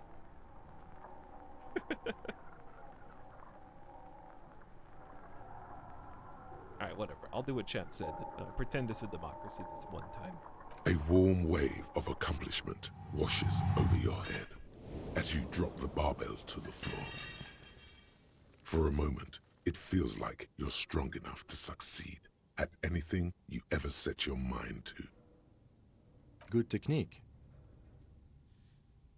Look, Kim, it's a trap. There are no collars on the barbell. You're right. The weight may fall off. Better not touch it then. Kim, I don't know if you noticed this, but I did already, I did touch it. What kind of bastard would just remove the collars? It would be a violation of EPIS safety regulations if the gym was still operating, but it isn't. No one's supposed to come here anymore. Oh, what is this? I've never seen this before. You can click on his portrait. What is this place? The lieutenant stares at the dusty training equipment. It's an adventure! It's the Netherworld, beyond the veil. Looks like a gym to me. I think this may be Artemitep's boxing club for young athletes. Dude, it probably actually is that. With that, the thing is, I have to balance my superstardom with my... Well, I actually don't have that much logic anymore. Compared to drama. But it probably is that. That being said, it's the Netherworld, beyond the veil. No, it's a gym. Though it looks like no one's been here in ages. I doubt the electricity still works. Good thing we have a flashlight on us. Don't forget to take it out of your bag before we move on.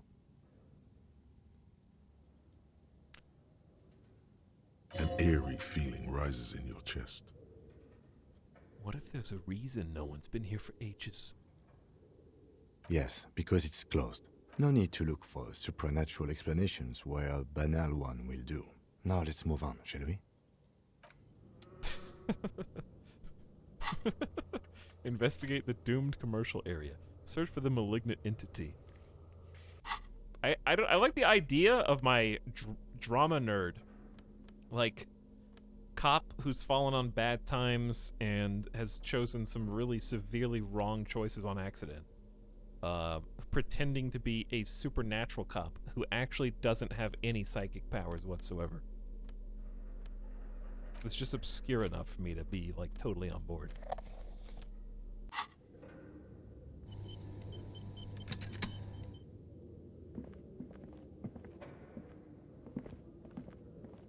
Okay, I got the flashlight.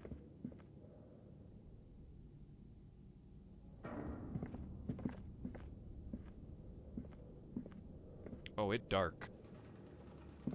Never mind. The hallway is blocked by old window panes and debris.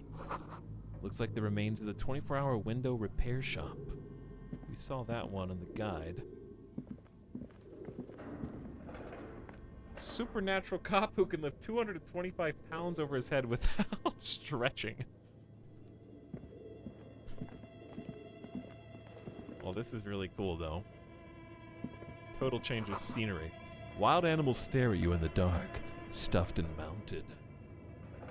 In the dark, you say? How dark are we talking? A large demijohn full of strange liquid.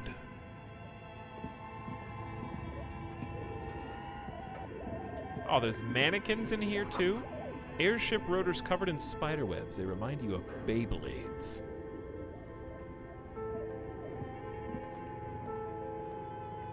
A little creepy in here.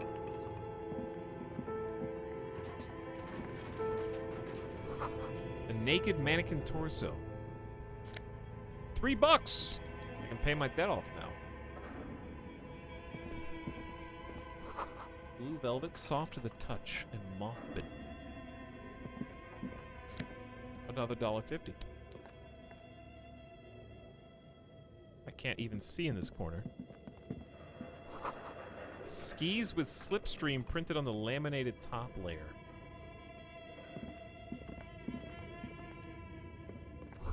Steel rotor blades bearing a slipstream logo. Looks like someone tried to reconceptualize their business here. I don't get it.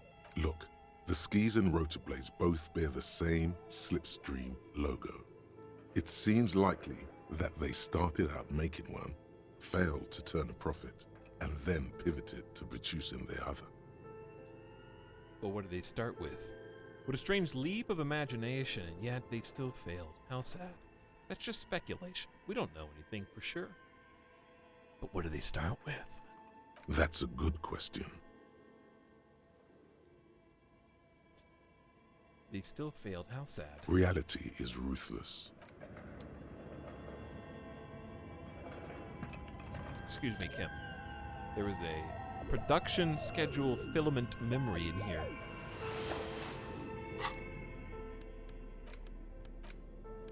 The cube-like crisscross of filaments feel oddly fragile in your hand, its intricate structure covered in dust. Silver tape on the side reads, Production Schedule. Note, this filament contains information that can be read using a radio computer. A ball used for playing shot put, a favorite pastime of elderly gentlemen. You feel like you should hold on to this and make good use of it. To sell such beautiful old-school sports equipment would be a sin. These neat office shades were stuffed away in the dock workers' union office, perfect for scribbling down paperwork when the sun tries to get in your eye. Good for staring down suspects, too. We got the mug. This broken-eared mug somehow made its way into the Whirling in Rags dumpster, and I picked it up. I didn't know what it was, chat. It depicts a person of Sumerian descent frolicking in a field of saffron flowers, bucktoothed and grinning feeble-mindedly. It seems to be a cheap knockoff of some colonial-era antique.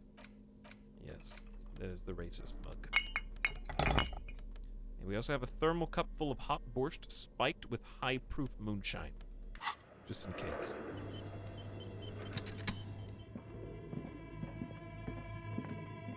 We have a, oop.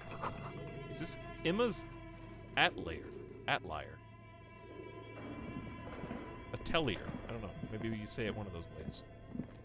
Dude, is that a fantasy character, D&D, in the midst of like a big graph board? Your flashlight slides over an old green chalkboard covered in scribbles, sketches, and schemes like some ancient cave mural. Some of the writing has faded with age, but you can still make out sections here and there. Photos and drawings have been pinned to the board. Start with the drawings. These lithe, pointy-eared creatures appear to be different types of welkins. You make out autumnal candle welkins, casting wax-based magic. Wax-based magic. Translucent welkins, with organs shining under their skin. And even ether welkins, hailing from the vast emptiness of sidereal space. You should adopt one of those welkins as your persona. No longer a mere man, but a welkin. Oh no! Drama! Am I gonna become a welkin in the game? One of the welkins, towering among the rest, appears to be different, however. Welcome, superstar cop. Examine the welkin. This is important. It's Vara Hamira, a high welkin, his face white and scarred like cracked marble. This is clearly a welkin supremacist. The note says, all non-welkin races will be purged. Why? Why? Can I have one thing that doesn't end up going down this road? You should be a welkin. How about this welkin? Okay, yeah, I guess drama, you wouldn't lead me down like a bad, evil path. He's a racist welkin. Why the hell did you tell me I should be a welkin, and then the first welkin I find is this welkin supremacist? I can't get away from it. Still racist. I can't, no matter what I try to pivot to. The Haldor, the Twarg, the humans, and even headless men, all of them, purged. Imagine a world filled only with welkin, green welkin, dread welkin, and the high welkin to rule them all. An inordinate amount of time has gone into drawing these little welkin creatures. One of them is a welkin supremacist. Why would anyone spend so much time on this? Who are these creatures? Who drew them? Are they real? I have so many questions. Are they real?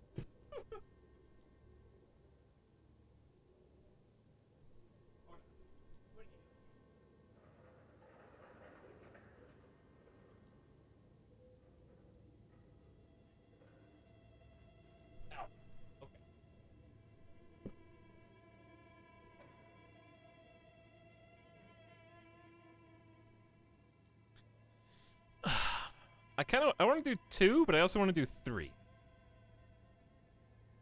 Chat, 2 or 3. Help me out while I stretch. I gotta do some squats.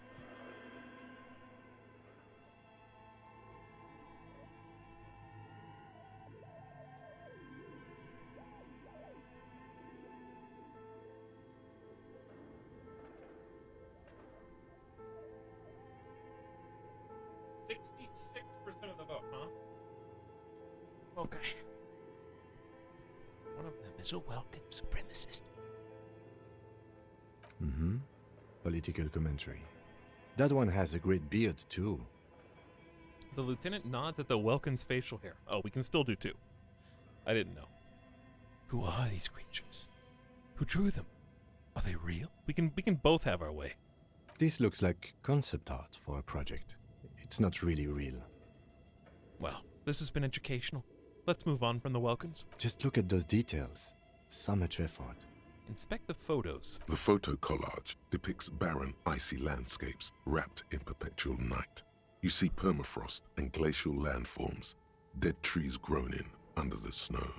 Entire oceans have been frozen from shore to shore. There are pictures of settlements on dried up riverbeds, abandoned in a storm. Animal corpses in the dark, carcasses and bones. You see primitive oil rigs built into glaciers, boreal dvorg, yurts under the snow, great mammoth-like beasts of burden. Primitive oil rigs built into glaciers. Albeit dark and cold, this vision also feels cozy in its own way, like eggnog or morphine, a much-needed respite from our own world. Of course, electrochemistry's point of reference is eggnog and morphine. A pinned postcard reads, "The heat death scenario. A desperate fight for geothermal energy engulfs the world as Wirral becomes untethered from its sun, drifting through the universe." That sounds pleasant. Let's inspect the schedule. This is a monthly calendar from the year 50. Cryptic words like sprint, daily minimi, and GPI span the marker-drawn grid, the grand scheme of production and money. Minimi stands for a mini-meeting. It's part of a bigger framework for managing work called RUN. Station 41 tried to implement it a few years ago, but failed. This is the extent of our knowledge now. We have been dumbed down by 1 point.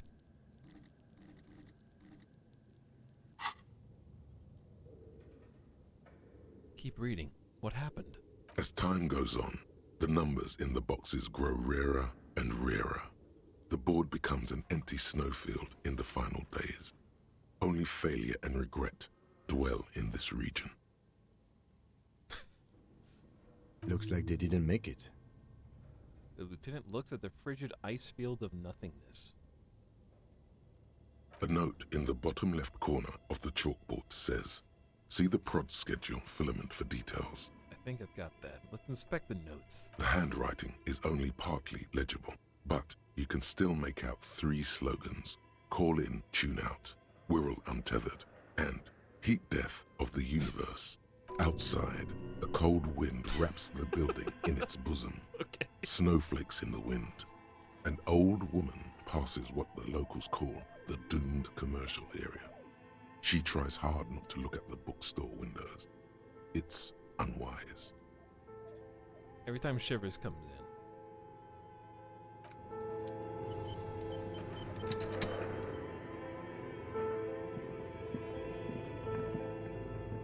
This appears to be some kind of machine with a cube-shaped heart and a wired frame. Oh, I can play the box. The keyboard has a rectangular on-off button. A piece of paper still hangs from the printer. The radio computer. Just sitting here without anyone inside. It's a lore box. He sounds surprised and a bit cautious. Do you think I should turn it on? We have one of these down at the station, but I never really learned how to use it. We'll come back to this in like 1 second.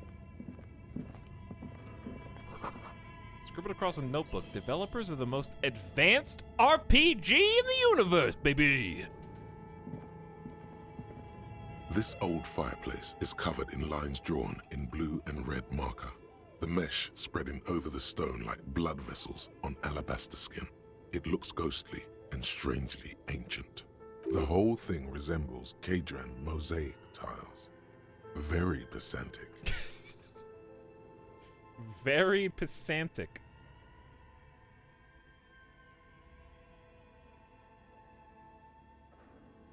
Like pizza? Or do they just make that up? Anyway, hold on. How do I know what Kedron mosaic tiles are supposed to look like? History classes, students with their textbooks open, studying the roots of our civilization. Those aquarelle blue tiles looked beautiful in the sun. Okay, I remember it from a long time ago. What am I looking at here? Radio frequencies, it seems. UKV 123.6, UKV 123.7, UKV 123.9. Some written notes, too. Sparse and cryptic. I just like saying it like that. Radio frequencies for what? Unclear. It looks like a cardiovascular system split into veins and capillaries. Very advanced. So we're dealing with something medical here? This must be an elaborate piece of art! You think so? The web is comprised of radio stations, all lead back to one red heart, titled the Game Master Frequency. A note says, this one can listen in on any station it wants. Looks like a surveillance program. If it's a game, then who's playing? Whoever decides to call in to a call-in station, it looks like. There's no way a little basement studio working here could pull anything like this off. My God. It's as if the less money they had, the more ambitious their project became. The lieutenant leans closer, his finger tracking the maddening rhizome. Why do you say that? The schedule. I know doom when I see it. The company was running out of funding. He nods at the calendar on the chalkboard, wiping his marker-stained finger clean. What else?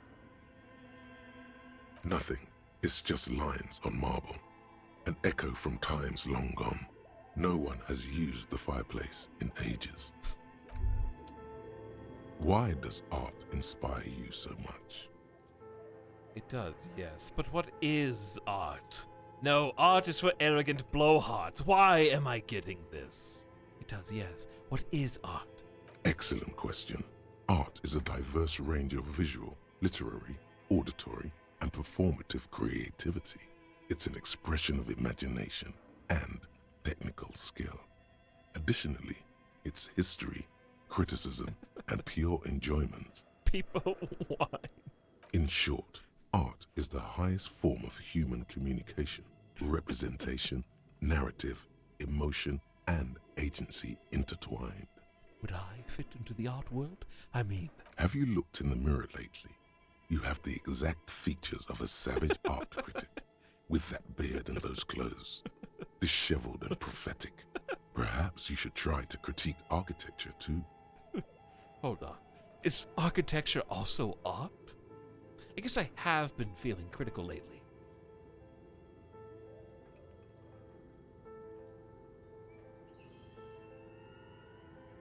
I like 1 and 2. I might get to do both. Hold on, is architecture also art? Of course not. It's autism, box drawing, masturbation with a ruler and a sextant or whatever they use. You should demean and criticize the genteel institution of architecture while extolling the virtues of the pure arts. Conceptualization. You might need to relax just a little bit.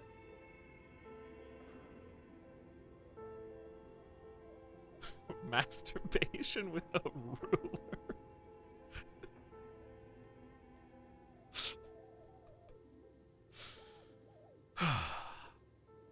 God. Wait, what about music? Is it art? Only the most experimental kind. I guess I have been feeling critical lately. Yes, you seek substance. No vapid representations and reproductions of social mores as made manifest in stuffy biennials. We're talking real, living art here. Become the art cop. half art critic, half cop.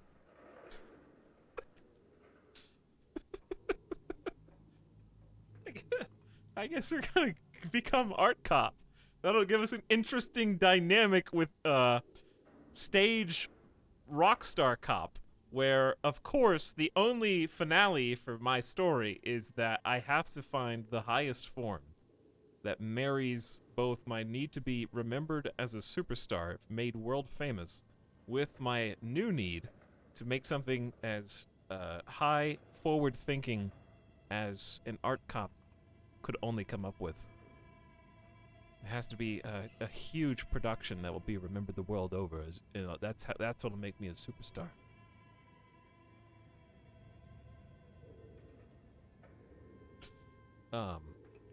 The other thing is, they did say I need a hobby, right? Wait, but I don't have to be 100% cop, too. Don't I have to be 100% cop to get the case finished? Okay, if 50% art critic is what's needed to free me from rote repetition, so be it. Wait, don't I have to be 100% cop to get the case finished? Quit being so indecisive. What are you going for here? Some kind of indecisive and camp aesthetic now? Strike a bold shape here. Go art or go home. The superstar cop doesn't just criticize art, he is art. Exactly, you understand me. Okay, if 50% art critic is what's needed to free me from rote repetition, so be it. Exactly. It's not only your duty to only catch the criminals off the street, you must also apprehend criminals of the printing press and the gallery, the trite and derivative artists and writers of the world. I wasn't actually going down the middle there, Chad. I just wanted to see what conceptualization would say. Go ahead and provide savage criticisms, art cop. The world is yours to rip to pieces and reassemble. Oh boy. Well, I knew this was going to be a problem. See, now I need a new spot. Actual art degree, temporary research bonus, -1 perception, can't even look at this shit. Research time, an hour and a half. Yeah, it's another copotype. What the hell? Copotype? What? The third word I can't even... I can't even search for this because Disco Elysium is the first result. It's not even a word. Alright, yeah, it's another copotype. The worst one, the most savage and brutal. The art cop. Nothing is good enough for him. Everything is shit. You have to employ an armada of adjectives to depict and demean the mediocrity of the works and visual institutions around you. Really flex that critical muscle until the vocabulary for punishing mediocrity becomes second nature. Here we go. Oh, like a cop archetype, copotype. Gotcha. I think a dash would have helped me out there, but I got it now. Well, I can't. We gotta level up first. We're actually not that far. We're only 35 XP away. And then I'll definitely pursue that next, unless we really need something here. But I got level 7 drama. But now I feel like I need to buff conceptualization to catch up. But I have to get the art thing first, and that might buff conceptualization for me. Don't spoil. Okay, I'll check the door. No, wait, that's actually a door. Let's do this. The dusty radio computer sleeps on its wired frame. The machine lights up like some prehistoric animal stirring from its slumber, revealing fluorescent play and print keys on the keyboard.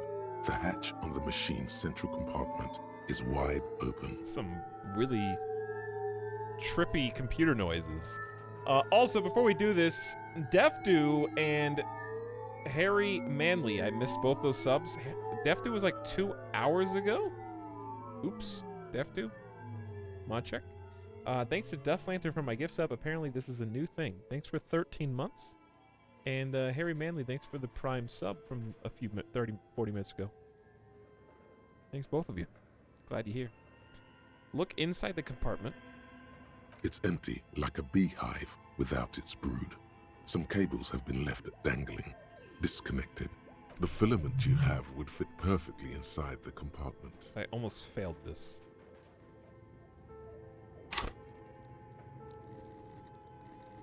Where am I getting bonus? Where am I getting interfacing bonuses from? Because I only have one interfacing. This could be bad. Insert the production schedule. Press play, press print. There's nothing in there, though.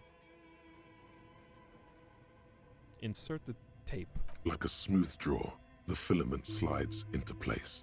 On the keyboard, the play key starts blinking. All right, let's watch. A bar of fabric right above the keyboard starts producing a soft hum. The sound of static seeps through the machine's planar magnetic driver. Oh no. It was already glowing and now it's also making a sound. It's probably some alien Zeolite technology. Half-Light, what? How are you even related to this? The static gets louder, slowly filling up the abandoned hall, until a voice speaks out, crackling and old, cutting into the air. Good evening, Fortress Accident en rue de Saint-Ghislaine. This is East Insulindian Repeater Station 1. Please repeat. Is this the production schedule?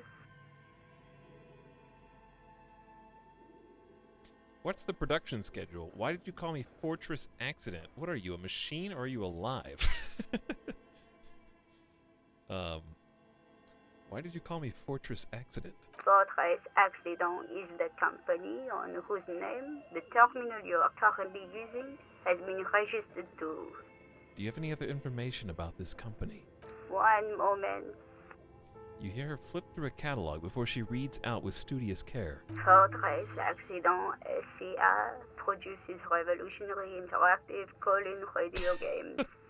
That's what the catalog says. Interactive call-in radio games. That's not bad.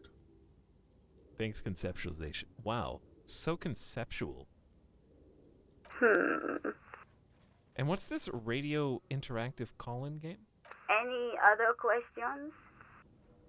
That was my... Okay. The static drowns her response when the connection finally comes back. Okay, so she didn't explain. What's the production schedule? The filament you have inserted into the reader. Ah. Right, thanks for the explanation. That was a question. Have you inserted it into the core? I don't know. If you are unsure, could you please take a look? How do I do that? Do I need to turn it off and then turn it back on again, maybe? Open the hatch on the compartment. Don't touch the wires. A current is running through it, but the core is safe. There's a filament inside. I need to know what it's called. It's called the production schedule. Good. Please repeat the password. Password? Of course it would have a password. That's why there's a human administrator involved. Oh boy. Password. I'm really bad at passwords. Can you give me a hint? Is it my birthday? This is the police. Please open this thing. I don't know the password. I don't know my birthday either, dude. A password. I'm really bad at passwords. Can you give me a hint? No. A hint system is not part of the protocol for repeater stations. Is it my birthday? Still no. Alright, listen, this is the police. Please open. I am contractually obliged to protect the privacy of the filament holder Fortress Accident. Without filing a warrant with Lintel, I cannot give you access to this filament. I'm afraid we are not doing that, unless we want to wait for a month. Kim's on my side. We gotta get this thing busted open. Now, can you please repeat the password? I don't know it yet, but I'm sure it's written on a note in someone's desk in the other room. Received. I will register this login attempt. Oh god. That sounds bad. A login attempt. Something a criminal would Half-Light, I was thinking the same thing. On the same wavelength with you, buddy. Don't worry.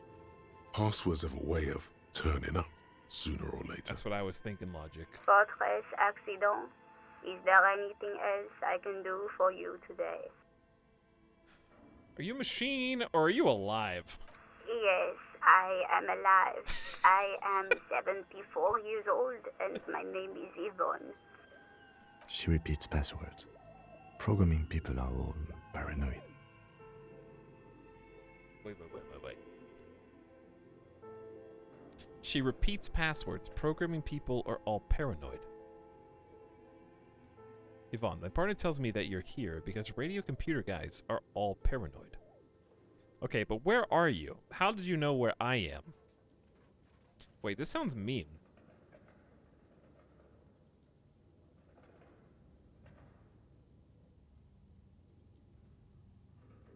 But he's whispering into my ear. Yvonne, my partner tells me you're here because radio computer guys are all paranoid. They are merely cautious. It's my job to protect their filaments as a password repeater at the East Insulindian Station. Okay, but how did you know where I am? I work as a repeater at the East Insulindian Repeater Station. It's my job to know where you are, Fortress Accident. As for me, well, I am sitting in my cubicle, surrounded by a wall of radios. On an island on the river Esperance, a small woman, all skin and bones, sits in a room filled with audio equipment. Thousands of tiny lights are reflected back from her prescription lenses, like stars in the dark. Now, please tell me if there's anything else I can do, Fortress Accident. That's all for now. Thank you, and goodbye. Tiles on the cube are still smoldering, casting the framework in a soft glow. Fluorescent play and print keys shine. I can't on the press keyboard. print yet. I have nothing. We'll come back.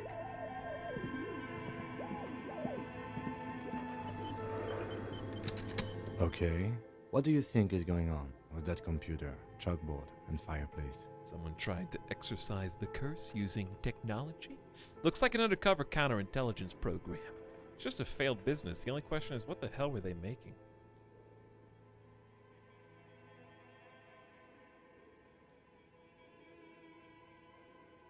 No time. Let's move. I gotta pick one. I can't leave this one to chat. Okay, so normally I'd say they're just making like a really complicated game, and there's kind of like an MMORPG sort of nod. But in the next room over, they've got skis and a propeller to a plane. So I don't think it's that easy. So, I mean, it could be a failed business, and they couldn't figure out what they wanted to do to be successful. But we've got architects, sort of, or like people designing physical objects, like a propeller. It's really weird. The propeller is what's throwing me off. Like, the board game looks innocent enough, though it could be some undercover op. But why would they leave all the old stuff the entire time? Ah.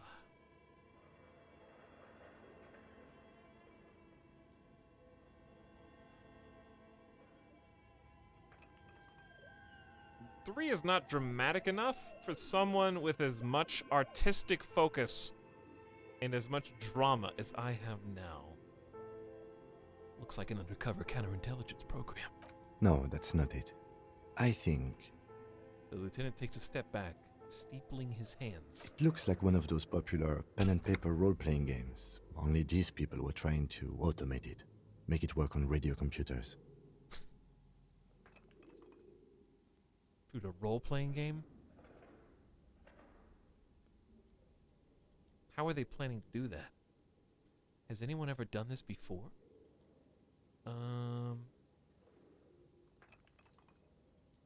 Through call-in stations.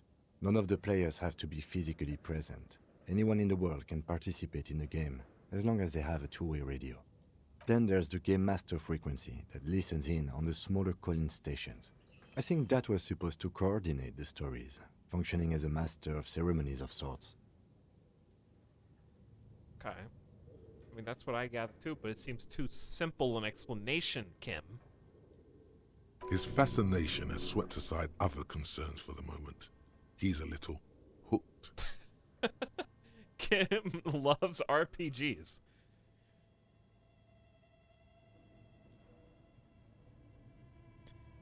And this was a role-playing game? Indeed. Those Welkins are a dead giveaway. Role-playing people love that stuff. The world looks like a modified version of the WeWorld board game, with heat death thrown in. Ah, heat death, of course. Super cool. Someone should give them millions of real immediately. This game is too good to be left unfinished. What do you think happened to the company? No idea. They stopped filling out the schedule on the chalkboard.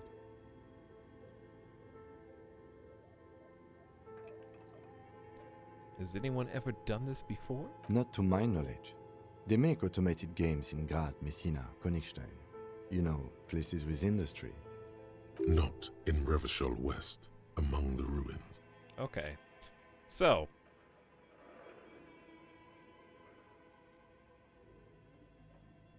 What is Rhetoric offering here? No one's ever done this before. They've never made automated games. Certainly not here, but it's here anyways. But I don't think anyone has attempted to create an interisolary game before. We just don't have the technology. Wow. Dude, wow. Indeed, it's ambitious and untethered from reality, but... They were insane if they thought they could do this. It was just a play to cheat money out of their investors' pockets. The curse got them. I see no other explanation. The world is cold and lonely. This would keep it company. Let's finish it. What? Like, wait. Us finish the game? Do we have any money? Let's give them more money so they can finish it and make it even bigger. Dude. It's time to be RPG dev. I mean, conceptualization just said super cool, and we just decided to be an art cup, so let's finish this. It's too late for that, I'm afraid. Oh. He says, looking around the derelict room. The pipes howl, and a rat crosses the floor. Okay, let's keep moving. He shut that down real fast, didn't he?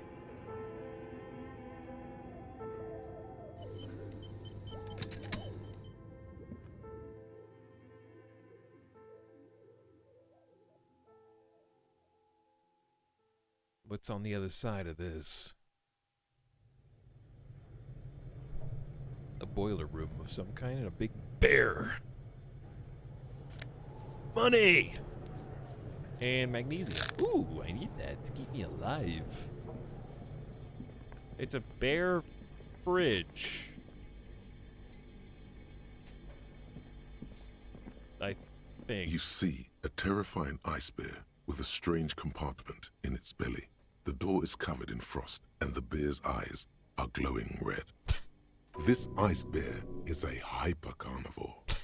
Be careful. Half-Light. The bear looks oddly realistic. Is it taxidermy? What is this thing? It looks like a giant ice bear. The lieutenant doesn't answer.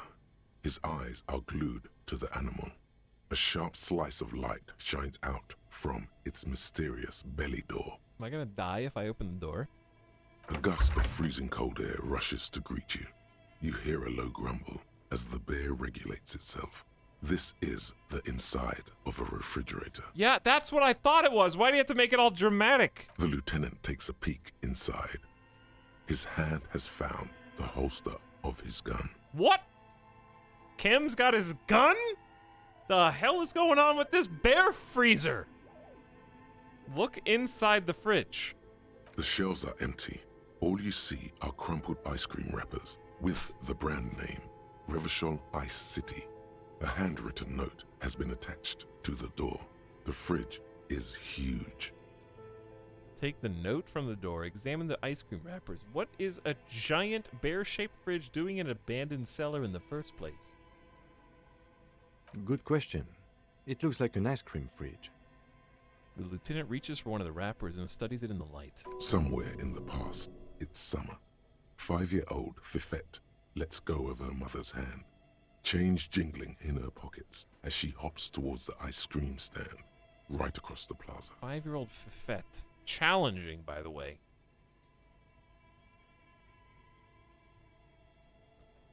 Shake from the sudden cold sensation. So, they tried to sell ice cream from this hyper carnivore? As she makes her way to the market stall, the girl starts crying. A ferocious ice bear is guarding the fridge, its paws raised to ward off any potential customers. Her mother rushes to soothe her, but Fifette doesn't want ice cream anymore. She just wants to go home. The ice bear stares at them as they leave the plaza. A gust of wind flies one of the wrappers right past the sobbing girl. So they tried to sell ice cream from this hyper carnivore. I know. What an unfortunate marketing choice. What is even worse, the bear is still costing them money to this day. The lieutenant points at the red snaky cable running. It's like, is it still plugged in? The fridge buzzes with energy. The electricity bill on this thing must be catastrophic. Take a note from the door. You pocket the note and the little fridge magnets keeping it on the door. Examine the ice cream wrapper. A friendly cartoon bear smiles back at you from a glossy cellophane wrapper. It looks nothing like the fridge. Okay. Well, we definitely got the note, which is clearly so important. A handwritten note you found from the giant ice bear fridge. It still bears, nice, some marks from the fruit-shaped kitchen magnets that were used to secure it on the door. The note is written with a blue pencil on a piece of lined office paper. The kitchen magnets have left spots on its surface. Does it say anything interesting? The lieutenant leans closer to read the crumpled note over your shoulder. This is tangential at best, but the lieutenant's detective instinct is still active.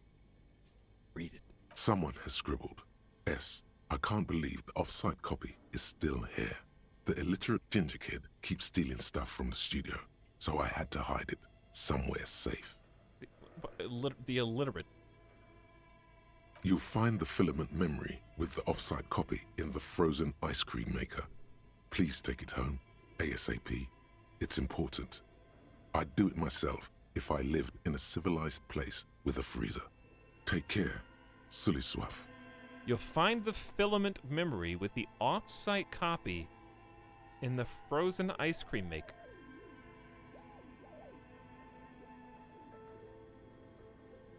So, Kuno has been stealing stuff from the studio. I wonder who wrote the note. Looks like someone from that radio game company upstairs. I'm a little surprised they just left their property lying here. Maybe it's because of the entity. That's implausible. Remind me again, what is a filament memory? It belongs inside a radio computer, storing its memory. It's like a tape.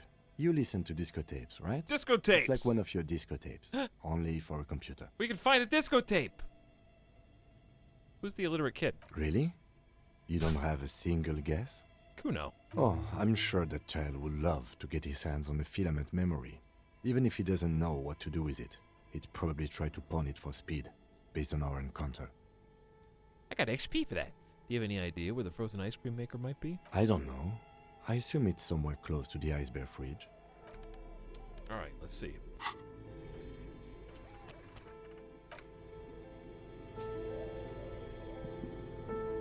We got some stuff, a weird compartment here. Ooh, more stuff back this way. That is a furnace. What was that? Whatever that was just neumed off the screen because I was holding tab to see. It went that way and never came back. Hopefully it wasn't A important. thick layer of coal dust covers the furnace, coloring it pitch black. Kim, what is this thing? Is this a furnace? Look inside the furnace. Hey, Kim, I'm not very smart. Is this furnace a furnace, Kim? It's dark and grimy here. In the darkness you can hear chatter. It's coming from above. A voice or several voices talking to each other. Well, near the smoke chamber, upstairs. Well, what are you doing? The lieutenant asks when he sees you climb halfway in the furnace. I'm hallucinating. Or maybe it's the entity. Wait, really? Take your head out of the chimney, please. It's not safe. The lieutenant sounds concerned. Yell hello into the furnace. 97% +1. Wet your whistle. Yeah, Plaisance said it lives in the chimney. She did say that. Why would smearing my hands with coal be good? She's gonna leave fingerprints on everything. Alright, physical instrument, medium. Yell hello into the furnace. Something breaks loose in you. A mighty bellow echoes throughout the chimney's depths. The chatter of tiny voices above suddenly cease. Then, Hello? You hear a woman's voice answer. This is the police! I summon the ghost of this doomed commercial area. Answer me, spirit. Hello? Did you say anything? There's a pause. I can't hear you. Please come upstairs. There's a safety curtain on the 2nd floor. I'll open it. After you, officer.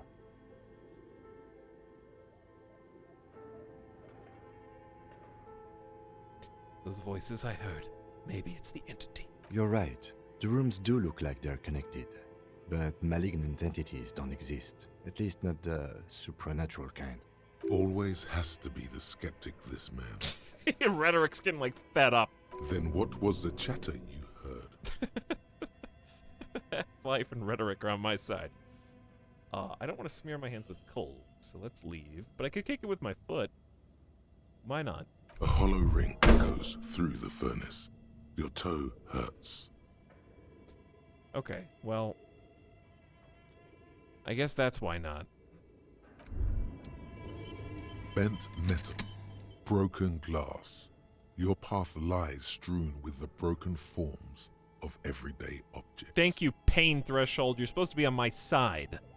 You are the destroyer, the bane of inanimate matter. Gaze upon me, stuff, and despair! Yeah, I rip shit apart. I'm probably so dramatic as to be lame and say the first one. Kudos. Anti-object well, temporary -2 pain threshold. It hurts.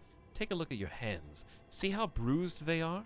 See those little scars? This is Exhibit A. The material world is holding you back. Containers, mailboxes, doors, chairs. They are all your enemies. Always have been.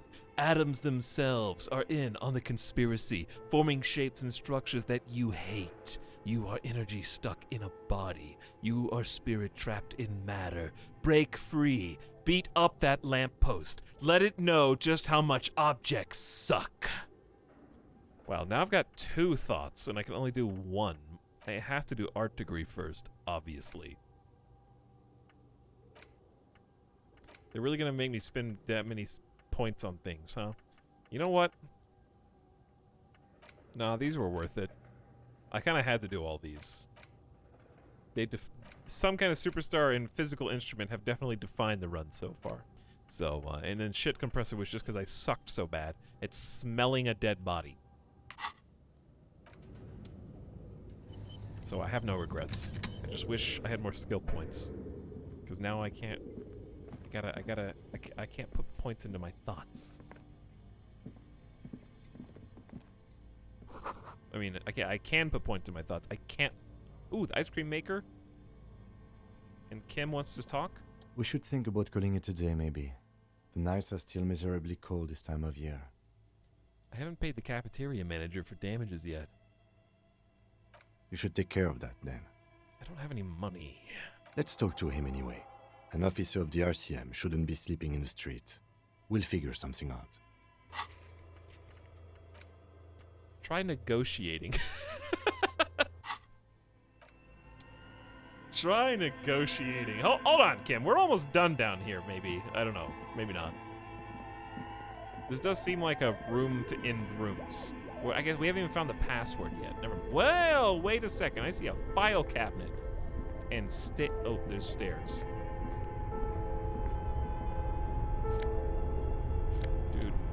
Stash money. A cellar window. People's feet shuffling by on the street.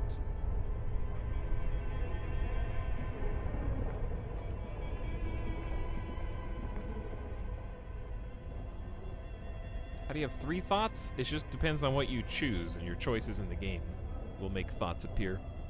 And you can entertain them or not.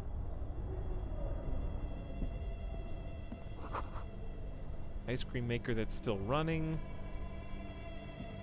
This orange machine is buzzing like an old submarine. It has a hand-cranked ice cream churner on top and an electric freezer that appears to be frozen shut. Try to crack open the lid. You slip your fingers under the frozen lid, but the ice is too cold for you to get a good grip. A pry bar would come in handy here. If you want to try again, then you need to have the pry bar in your hand. I didn't. You don't let me do this in conversation. Equip the pry bar by Shut up. I can do it myself.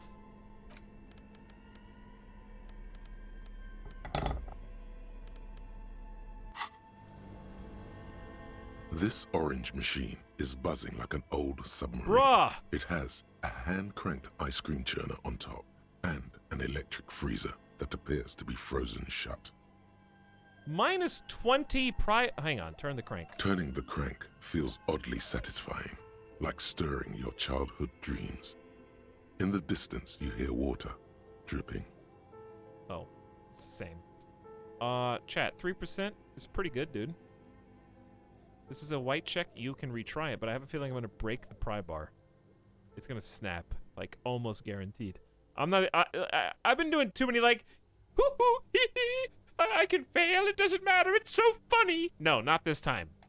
I'm leaving this time. I need to actually use some of my quote-unquote... Even 4 logic is still above average for the beginning of the game. Okay.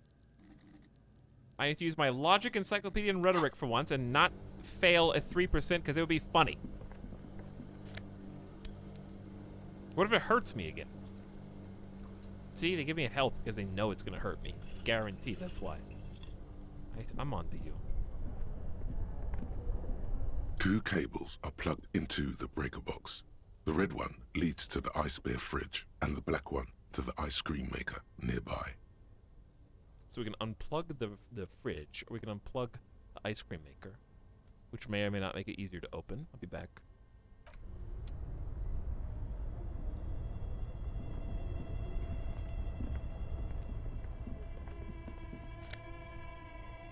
Insane mesh tank top. +1 drama. Oh no. Now I have to choose between being really strong by not wearing a shirt or being really dramatic by wearing the insane mesh tank top. Where did you even get that one?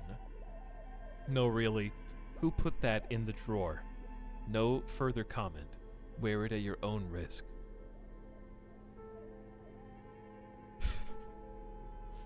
But I lose 2. I lose 2 physical instrument there. To get 8 drama.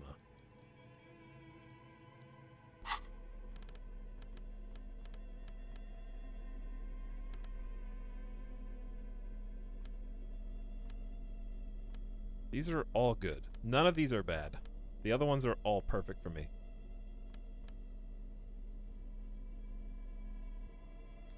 Alright, well, I mean, I can change back. I can just take it off if I know that I need it. Intercom wires running into the breaker box.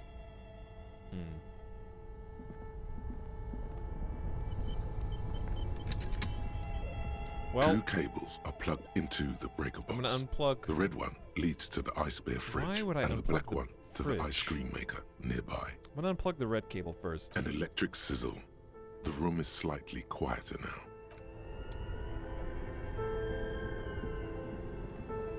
This orange machine is buzzing like a... Okay, so still didn't do anything. I'm gonna plug it back in. Only the black cable is plugged somewhere in the dark. A giant electrical mammal stirs to life. Because if I can't fix it, I'm scared the fridge is protecting something. It's freezing something for like, what do you call it? You know, preservation purposes. And we know there's nothing in the bear fridge, so let's do that one. Something close to you dies with a soft electric purr. Wait, the black cable's plugged into the... Why did you do that? Rats! It's not like it's the red one. Because it is black, the color of immeasurable cosmos. I don't know why I unplugged it. I do things without any It's the color of the immeasurable cosmos. The lieutenant raises his brows, but doesn't say anything. The electric distribution board now has one cable missing. This orange machine is dead still. It has a hand-cranked ice cream churner and an electric freezer. The ice around it slowly melting. Oh, wait a second. Maybe the ice has got it stuck? I don't know. Don't tell me, chat. I'm just thinking. I swear, which one of these was supposed to be connected to this guy? The cables on the ground are blue, red, and black. The bear's eyes are still glowing red. I think the red glow is supposed to be my clue.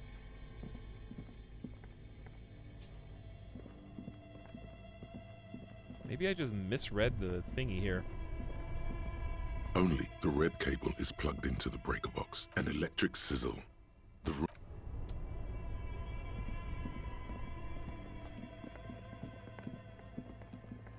Okay. I don't know if that does anything. The bear's eyes are dead and empty.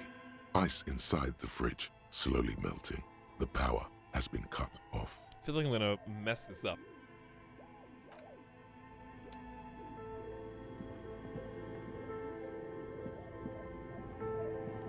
I can always plug it in, come back later. This orange machine is dead still. Turning the crank feels oddly satisfying, like stir. Okay, well... Both cables are unplugged very from suspicious. Somewhere in the dark. Somewhere a machine hums along with... Very suspicious. I feel like it's either preserving something or the ice needs to melt so that it can thaw and the thing can be opened. Those are my only two guesses, but I'm scared. I'm scared. I think I'm just gonna unplug it. Two cables are plugged into an electric sizzle. This orange machine is buzzing like an old sub. I'm just gonna unplug both of them. Only the black cape, something close to... Why did you do that? I don't know why. I do things without reason. The lieutenant raises his brows. Don't question me again, Kim.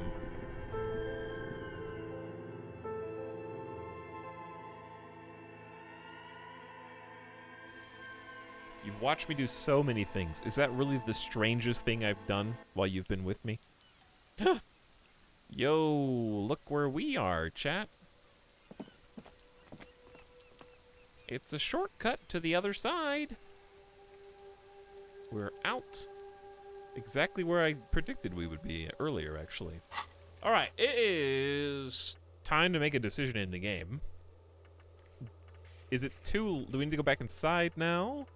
Or is it time to try the body one last time?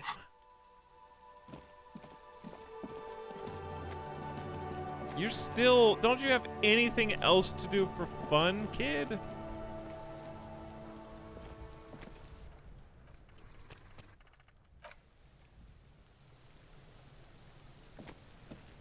There he still is, looking right through you with his white eyes. The body below is entirely dedicated to that corpse smell. Emitting it is all it does now. Okay, we have an extremely high probability of solving this now because my shit has been compressed +6. And I have envisioned and embodied the Kuno-fied non-vomitor. The game's like, okay, you dedicated an entire thought spot to get your shit together. If I miss it now, it would actually be legendary. As you breathe in, the odor comes over you. It's a spell of the mind telling you to run, and your stomach to wring itself empty. With your hands at your sides and your eyes squinting, you stand in it. Your muscles tense up. The vision in your dead angle darkens. You feel the sudden urge to push your hand into his soft gut. What? Do they always do that? They do after 7 days, yes. We are deep in decomposition here. The man before you is naked, but for a pair of underpants and enameled boots. His skin is greenish, marbled with decaying veins, and blotched by lividity. A fading web of tattoos covers his chest and shoulders.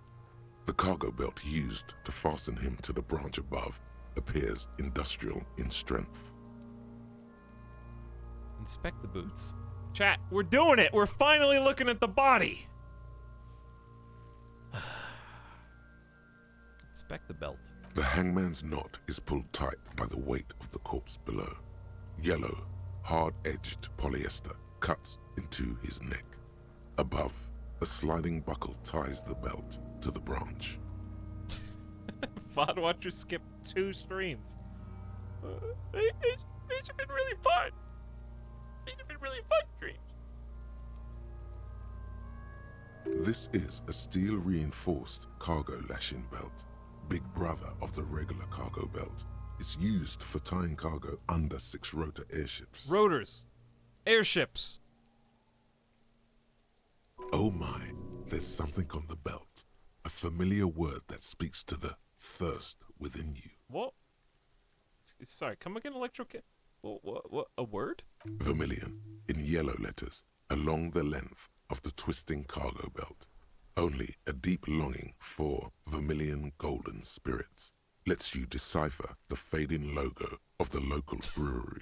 Both options. I should get a drink. This is a bad time for a drink, right? I should get a drink. No, you should not get a drink. You should perform an initial inspection of the victim's corpse. We are on the road part. Like, we've come back to this body like 5 times today. Kim's like fed up with the bullshit. Like, no. We are inspecting the body now. You're not going to leave again. Don't ask me how I know, but this is a lashing belt used for airlifting cargo. Airlifting? I thought it was used on lorries for strapping cargo to them. Apparently, this is the reinforced kind, for air transport. My brain tells me so. The local harbor uses 6 rotors to shuffle containers around. I get the sense they use whatever was on hand, without paying much attention to not incriminating themselves. The local harbor uses 6 rotors to shuffle containers. Chat, I have to make a decision. Should I save the point for an important role, or should I just go ahead and dump it into art? This is probably a bad time to have -1 perception, though, when we're investigating the body. Probably a terrible time. I think I have to hang on to it for now. While we're investigating the body, not the thoughts. Let's focus on the task at hand. And then do art if we don't need perception. We're assuming dock workers from the harbor did it. They sure want him to stay up there. The rope is reinforced with steel wiring. I was afraid it would be. Thin steel wiring, parallel strands. This makes getting him down more problematic than I had assumed. Just cut the branch down. How'd they even get him up there? A noose is one of those things that's easier to use one way around. He points to the buckle tying the belt to the branch above. Did they climb up using the kid's ladder? That ladder can't carry a grown man. I didn't see any splintering either, did you? I think they lassoed the branch, then pulled on the belt to close the buckle. He makes a pulling motion. Could be. The shape of the branch supports the theory. So we're assuming dock workers did it. The brief suggested as much, politically motivated by the ongoing strike. Did you not get a briefing? Yeah. My past has undergone total annihilation. Nothing remains. My mother, the love of my life. Certainly not a briefing. Oh, if I was, I kind of like it would be fun to play as the kind. I could see playing through this game where you just keep reminding everyone that you don't remember anything. It's be kind of funny, but no.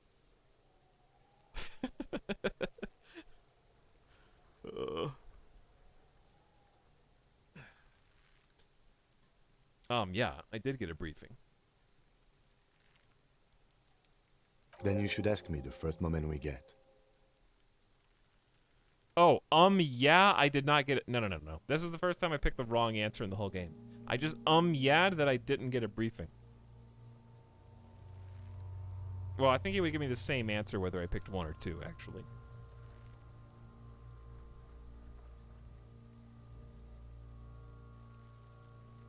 I think he would give me the same answer.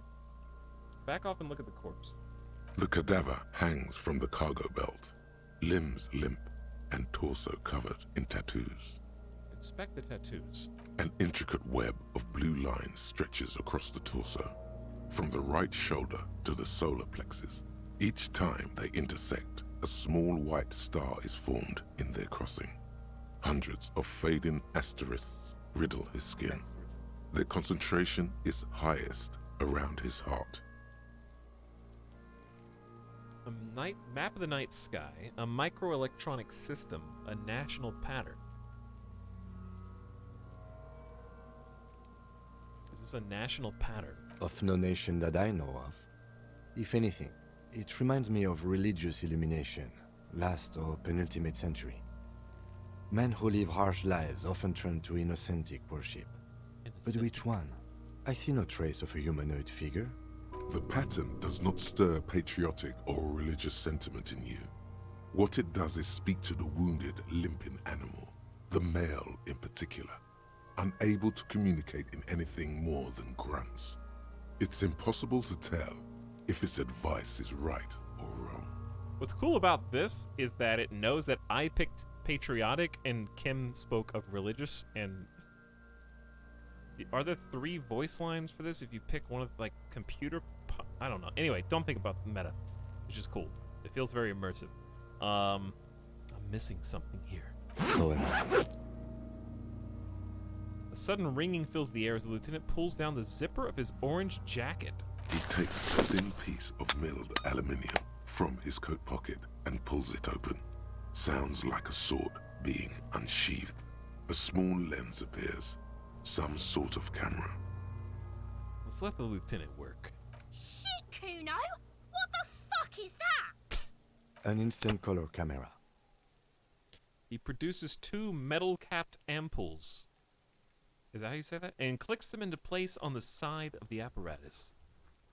A thin slot shines there. I have only 2 ampoules, so nobody move. I don't want to waste one. Uh-oh. Don't tell me that Kuno's gonna throw a rock at the exact second he flashes the camera. A sound, a shrill flash, followed by the breaking of a small ampoule of glass. You see streams of color pour onto the thick, glossy piece of paper, rolling out. In case we need it. The lieutenant says, and shakes the paper, letting it dry in the cold wind. On it, a color-perfect copy of the dead man's tattooed chest. Cool machine. Yes, it is pretty cool, isn't it? He slides the camera closed and tucks it away on his belt. What do we need this photo for? Are you serious? It contains insight to the victim's person. By his build, I'd say this was a man of physical violence. The story he wanted his body to tell was important to him. It is his letter. To us. Someone should decipher it. We'll need to show it around. Can I have it? I should look at it later without the corpse smell. Sure. Just don't lose it. He hands you the piece of rolled-up photo paper, no larger than a pack of cigarettes. The glossy-eyed corpse looks by, his mouth mute and his skin as colorful as the chemical rainbow on the photo paper, teeming with opportunistic organisms. Look him in the eye. His eyes are milky white and blind to the world, protruding comically from their sockets. There is no one home, just subaquatic terrors there. Dark brown hair grows on his head. His face is ready to explode from the organic processes inside. The death's head grin has passed. What remains is an unrecognizable mess. 28% chance. Tell me, who are you, dead man? Well, I am in the process of pretending to be a supernatural medium cop for the bookstore lady, so we may as well fail this check for RP purposes. The corpse is dead silent. You have no idea why you just said that. I was just talking through this. Who is he? He is male, 40 to 50, with an athletic build. The corpse looks right through you as you distance yourself from its stench. Thanks, Eyes like a shark.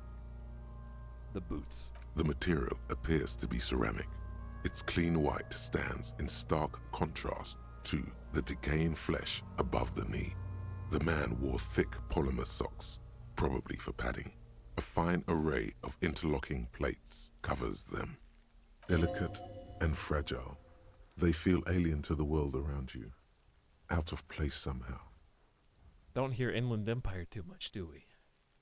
These are clearly not boots. They're armor, possibly part of a larger set. Kim, these aren't just boots. They're armor. Indeed. He's Technically like, yeah. speaking, these are sabatons, not boots. He's like, yeah, I knew that a long time ago. Why are you just now bringing that up? What kind of armor is this? Ceramic plate. Zirconium dioxide, most likely. This is where the make would be. Under the heel. Fair weather. Fair weather model T500 VE. I'm guessing that's vitreous enamel. This is advanced stuff. Knock the boot off. Pull the boot off. Back off. The material looks out of place here. And what happened to the rest of the armor? The material looks out of place here. It is. It's expensive. The lieutenant draws a line in the condensation on the ceramic with his index finger. We've requested similar material for our tactical units for years now.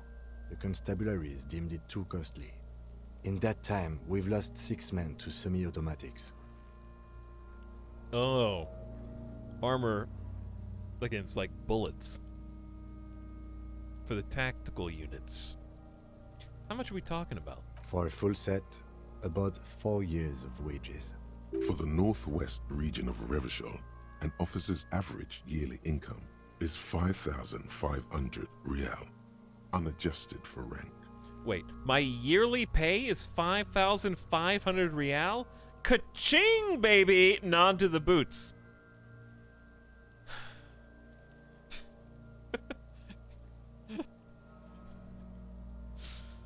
Dude. I can't pick that one.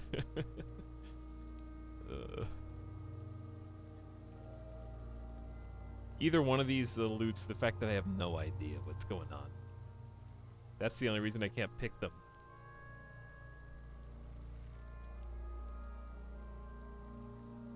One empathy. That's true. I might pick this because of the one empathy. However, I would say that drama and Half-Life and Shivers would probably avoid looking so desperate.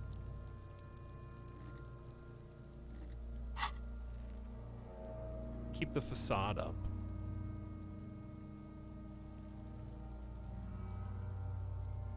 That's a lot, I take it? As a wage, it's regrettably small.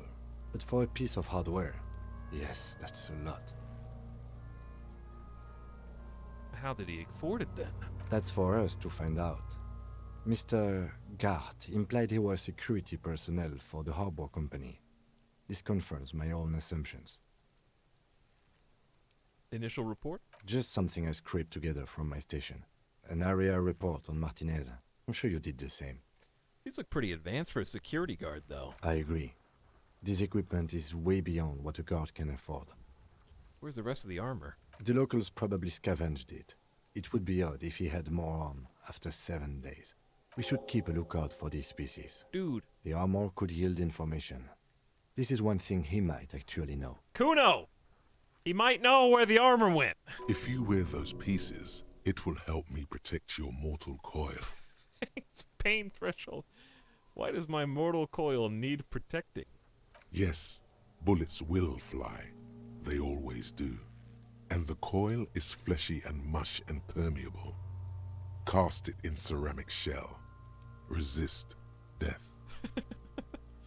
Maybe he was just wearing the boots? No, that's stupid. Understood. The sabatons dangle off the man's decaying form. Ageless and synthetic. Let's knock on the boot. A small bell-like sound fills the air, like tapping on the side of a porcelain cup. Uh-oh. Are they breakable? The pry bar in your hand is itching for some action. Dude, physical instrument.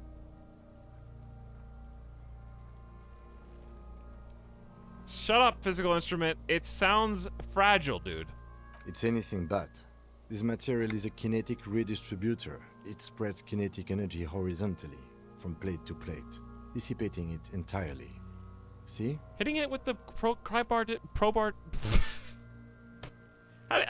it with the pry bar or the crowbar, depending on how you want to say it, isn't going to do anything because it'll just dissipate the impact. I'm always getting baited by physical instrument. Plus, I have low physical right now anyways because I got the drama shirt on. Faint, organic lines cover the plates where they separate into smaller ones. These plates then divide into smaller plates until there are hundreds of them altogether. Like whirls of floorboards. The design looks organic, influenced by highly resistant wood materials, like lignum vitae and ebony perhaps. What does this remind me of, conceptualization? If trees were made of porcelain, this is what their cross-sections would look like. I'm gonna figure out how to make those myself. The smooth, glossy surface fractures into ever more intricate interconnections, peaking on the right sabaton, where you notice the whirls are in the shape of a letter and number combination. E50, 100, 1000. We almost missed this baby because I could have taken points away from perception if I didn't thought. Artiste. So we're like French Jason Bourne. Yeah, but worse in many ways and respects that you may not have witnessed over the course of your time here. Mostly by accident. Looks like there's a serial number. Good. Can you read it to me? He tips the drawing ballpoint of his pen on his tongue. X5415 6745 678222. Let's lie. What? Why? What do you mean, let's lie?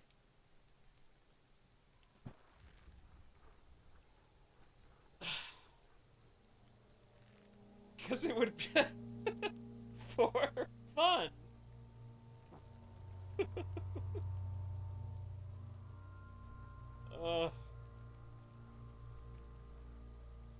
Okay.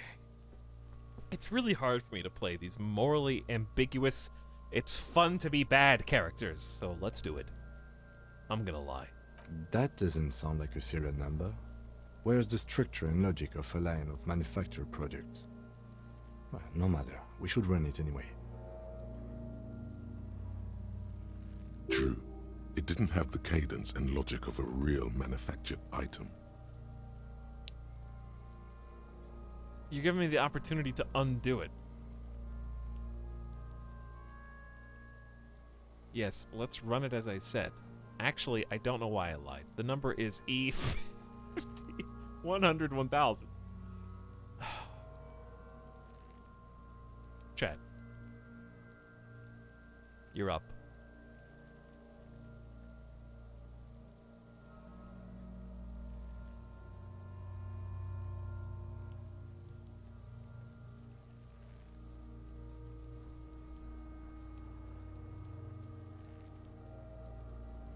Wow, chat wants an undo button after you all thought it was so funny. You all thought it was so funny to lie, and now it's not funny anymore. Too bad. Yeah, let's run it like I said.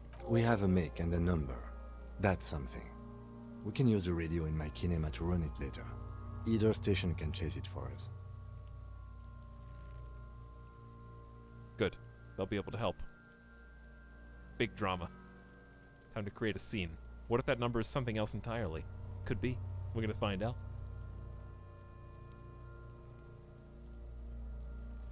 Ruining the case. Remember, I want to be the superstar cop. Artiste. I'm creating more drama so that my coup de grace. This is my big case, chat, and it's gonna be all mine.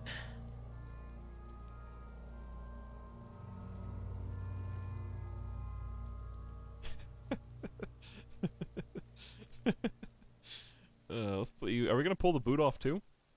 The stench fills your nostrils. As you push downward, an ominous creaking sound comes from above. Are we gonna pull his head off? Stop! The lieutenant's voice is sharp. He looks at you with the boot under your arm. Pig's gonna pull his head off? Brutal!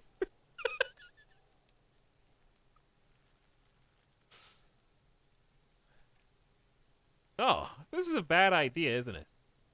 What? Even the mongrels can see you're about to pull his head off. Do it, homo! Really?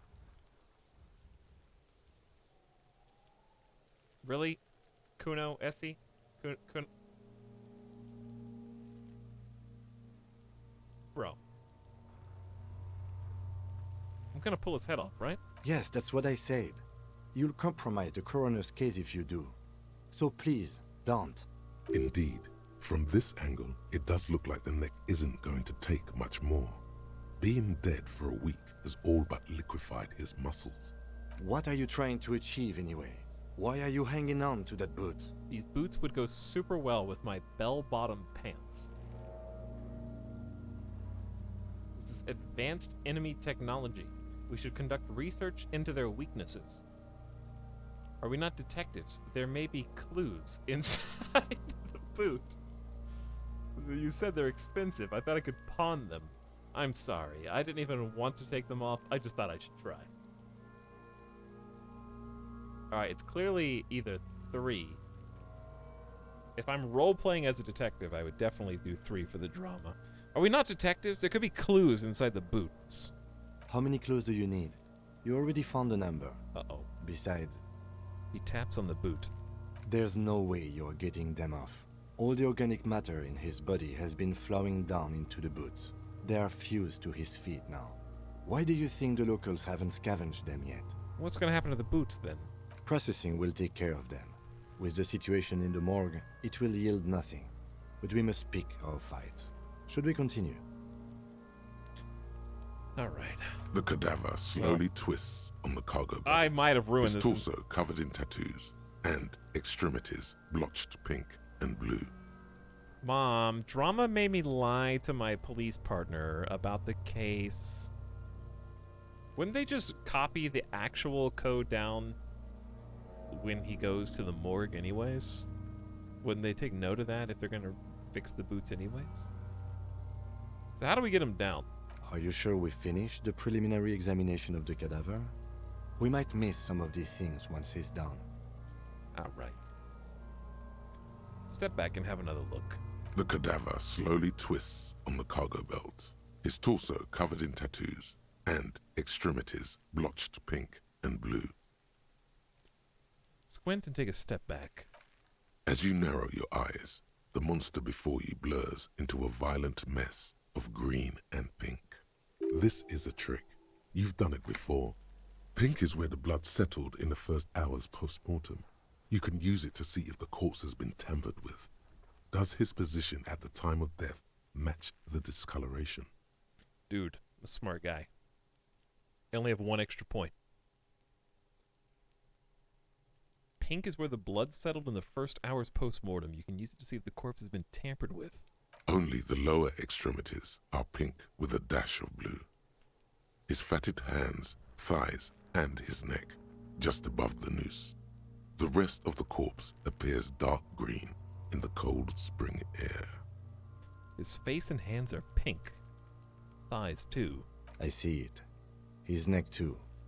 The lividity goes right up his chin. We have good, well-pronounced discoloration here.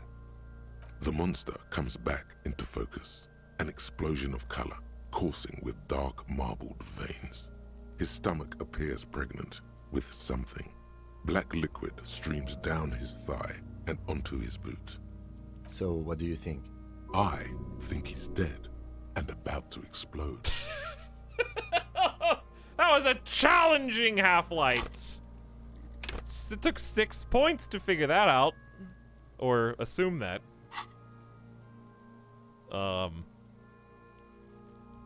He's beaten up. See the bruises? Cover your nose. Something is coming out of him. I think he was upright after death. His hands, feet, and neck are discolored. I think he's dead. Nice.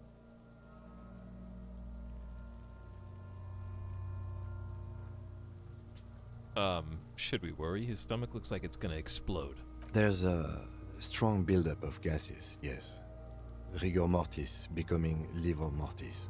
He'll be fully limp by tomorrow. I don't think he'll explode. I hope not. For 7 days, the cadaver is quite well preserved. Surprisingly so. There's no deflation, no apparent fly larvae in the abdomen. Keep it to yourself? Why would I keep this to myself? Is this a secret, chat?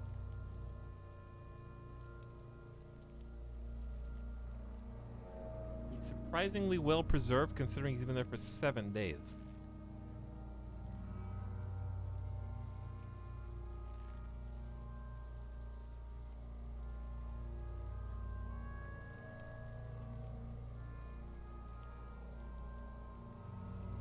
Same reason you lie about the serial number. Oh, it's because of this.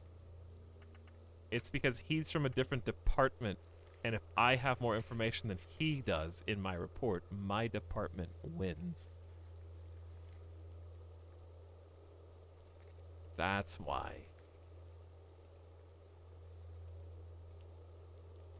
I see. So the more information I share with him,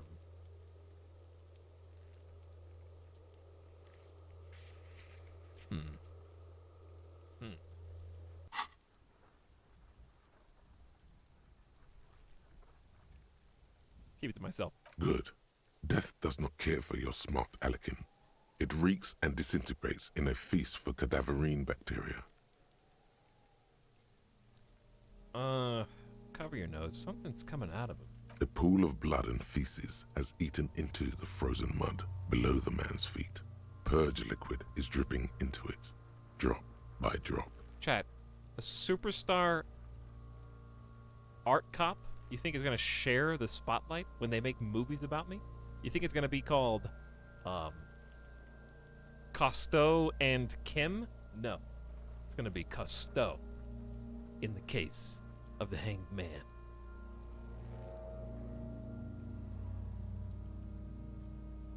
Purge liquid is dripping into it drop by drop. The victim appears to have contained no more than half a kilogram of digestion at the time of death. The fuck he's saying? Talking about shit. Here you go again. Oh, is this the part where chat goes, I wanted you to play my favorite game, but not like this? Oops. You're not supposed to pick anything that's counter to Kim, my favorite character.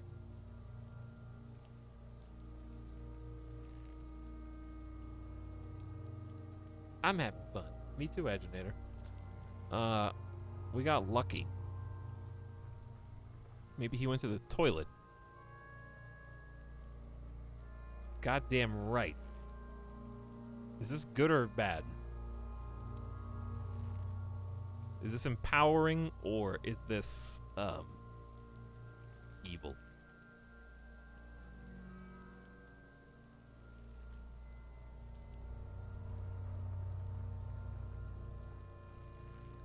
Three is a power play.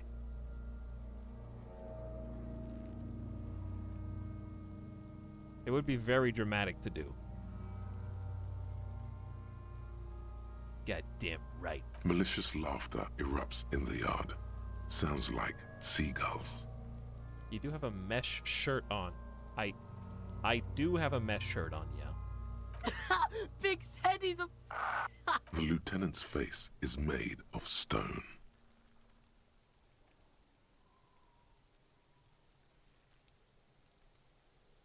He's beaten up. You see the bruises? I do. Most of them are post-mortem. Maybe even all of them. The delinquents have made our jobs harder with their little sport. Stop talking in riddles, coin slot. He means you fucked him up good, Kuno. Fucked him up brutal like. Yeah, he's been throwing a rock at him the entire time. I think he was upright after death. Like, I can still work just fine. Me and Kim can be best buds. But don't think for a second that Kim is not silently judging me. And, thinking completely ill thoughts of me. I just don't know what he's thinking because I have no psyche.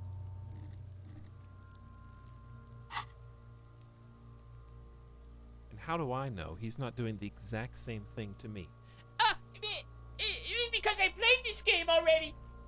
Exactly.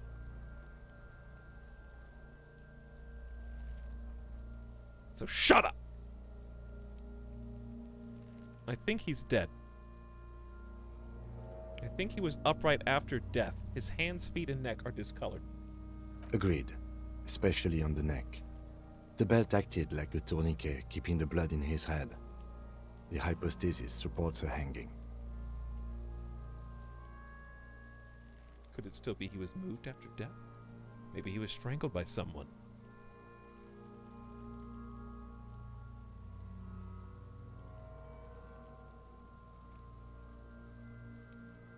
Maybe he was strangled. Yes, there's always a chance we are wrong. We should check for ligament marks on his neck to see if they're in tune with the belt. We'll have to get him down first. Alright, I think we got everything we can get. But there is no breath to catch. Only the cadaver filling the air and your nostrils. He slowly rotates before you, decomposing. There's not going to be any Inland Empire success check here. The preliminary examination is done. Let's get him down. The steel-reinforced belt presents a unique challenge. I brought chain cutters, but I don't see a good angle of approach to the belt. Ask him to tell you about the case. Victim has weird tattoos. Where's the rest of the armor? Run the number on the victim's arm. Oh, yeah. The drama. I can't wait. He doesn't actually think the challenge is unique. He thinks it's frustrating, annoying, and harder than he thought. The cadaver is a good 1.2 meters up. Neither one of us can reach the belt without assistance. And even if we do, there's the question of cutting the airship strength material. Can't someone else do it? We should saw the branch. Hey, that's what I said earlier. Seems like a lot of hassle. Let's not do it. Maybe we could shoot him down? Maybe we can ask for help from the harbor. I'm out of ideas. Let's have another look at him.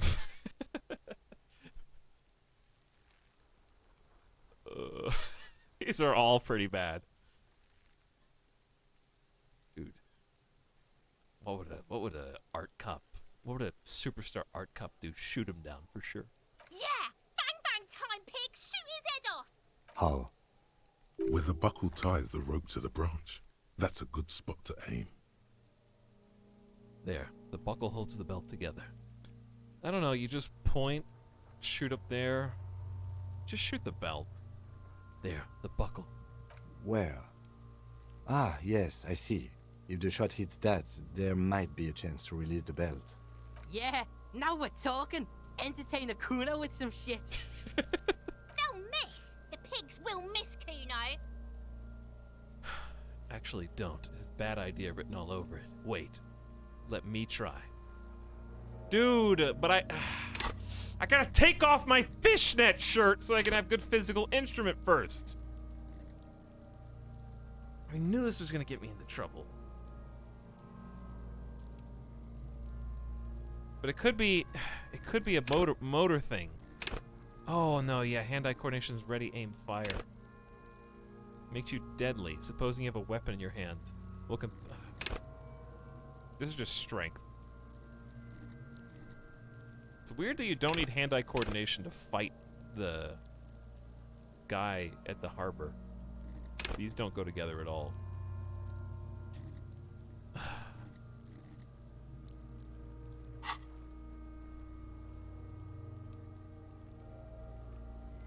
Say nothing and let him choose. Take the shot, Lieutenant. What's the worst thing that could happen? Live a little, Lieutenant. I'll blow his head off. Take it! Take the shot! Yeah, take the shot. Kuno wants some of that shit. Silence. With his elbow sharp, the lieutenant unzips his jacket and produces a lightweight firearm. Oh my He God. drops a paper cartridge in the barrel, separates the scouring stick, and gives the cartridge 5 tucks. Oh no. That's a Kiel A9090 Armistice, mass-produced muzzleloader, ascetic, frugal, one of the most common firearms in the world. He then steps back and assumes the fellow's desk position, taking aim. The corner of his eye twitches. His finger is on the trigger. Easy does it, partner. Shoot that motherfucker down.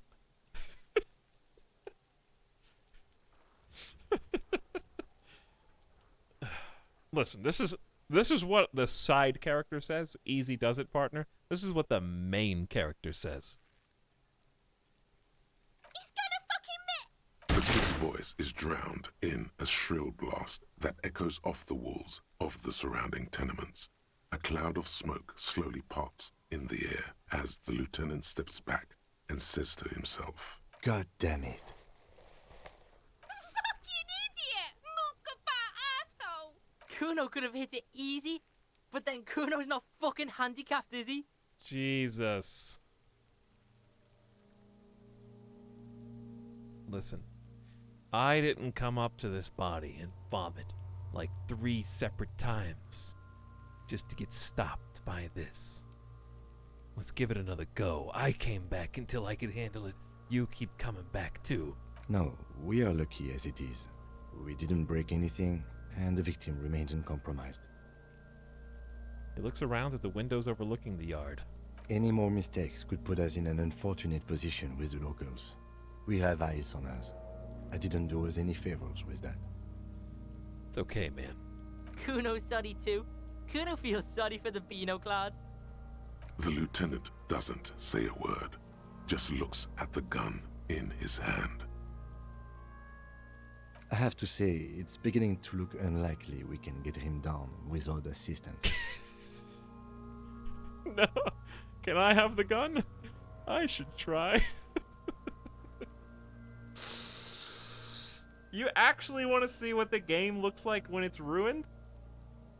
Well, here's the thing. My character would absolutely try. The only reason I'm not is because I'm metagaming, because I myself know that I don't have any hand-eye coordination. But what would the superstar cop do? You have to ask yourself this. RPing isn't easy, chat. When you create a character, you have to follow through. Maybe I could have the gun. It's bad as it is. Us shooting firearms like punks. He pauses, then shrugs, and proceeds to load the pistolet. Go ahead. I'm not stopping you. Just don't lose it. The piece shines in his outstretched hand. They only have one gun! This is the sorriest pair of pigs Kuno's ever seen. Take the gun. Yeah, take it, you fucking banana pointer! Take it and shoot yourself in the mouth! Feel the weight of it first. The cold piece of bakelite and gunmetal is surprisingly light. Your fingers fit right through the guard, instinctively resting on the trigger. The fuck are you waiting for, Kuno? Tell him to shoot himself in the mouth! Kuno is silent. Aggression gathers in the air. The trigger feels delicate and ready to break under your finger. Thanks, Half-Light. The buckle comes into focus in your sights. You stand with your feet planted firmly in the ground and your left hand supporting your gun arm. Why don't you just shoot yourself in your mouth? At least you won't miss. Oh dear God. Shut up! Close your left eye first. Point the gun at No! Oh, I gotta murder one of these children! No! I can kill her! It's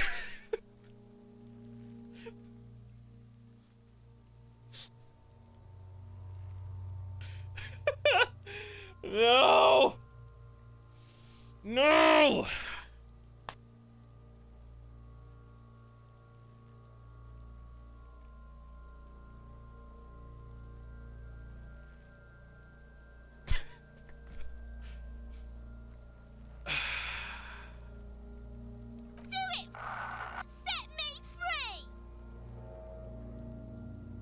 Don't.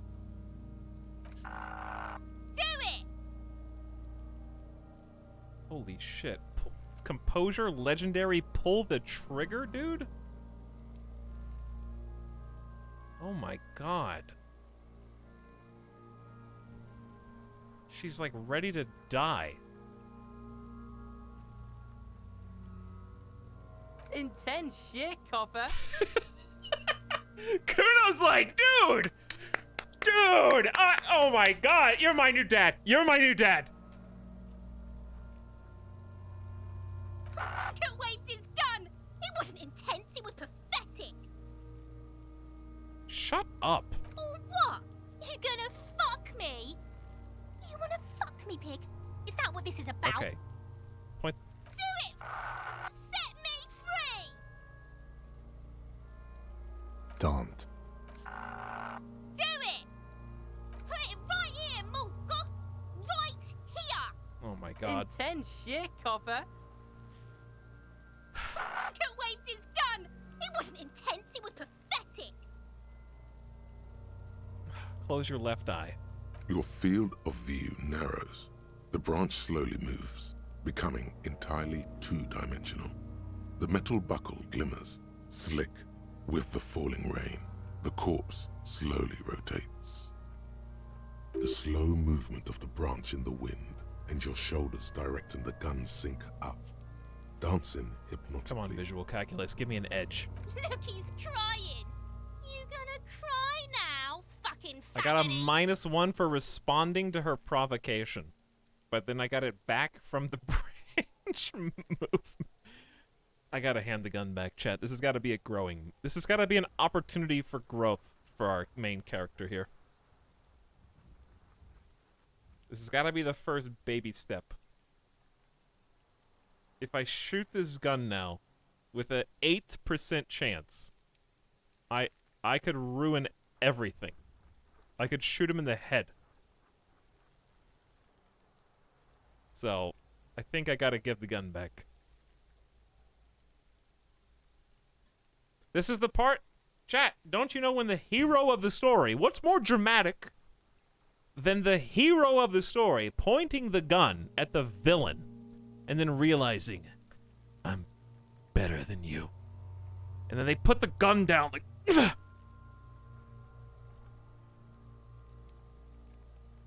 And start breathing like,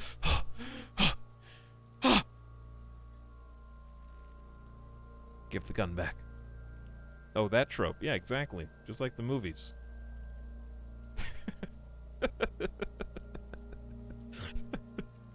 Chat's going, you guys are typing so fast. I gotta get the gun back. The lieutenant takes the gun carefully from you and holsters it. His eyes are narrow and he doesn't comment on your antics. I mean, okay, but even though I gave the gun back, I did still point the gun at the child. And he knows it. So, like, that still happened. Twice. Fucking pussy didn't shoot shit, did he? Didn't shoot me. Didn't shoot himself in the mouth. This is the part where I get depressed and just leave. And just go to bed. This is the part where my character just, like, gets sad and then goes up to his room, just goes to sleep.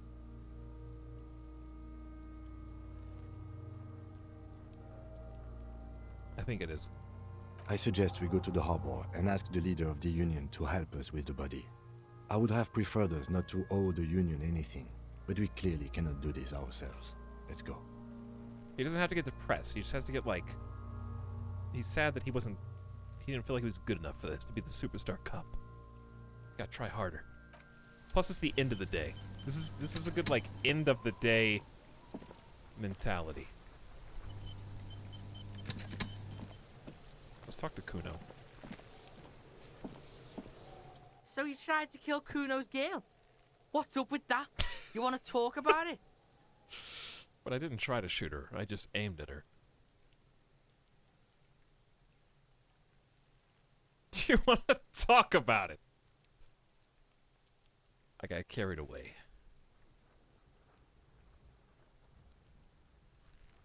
Chat 1 or 2.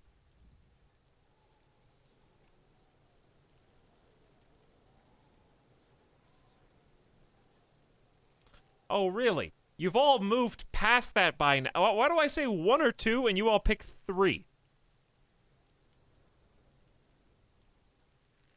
Oh, it just happened 3 seconds ago. I think we're all past that by now, Kuno.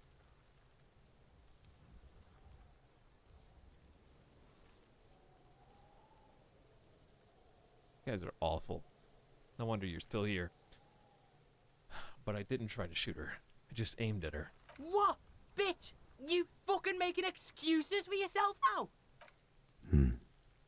An imperceptible nod. I'm sorry about that, Kuno. I got carried away.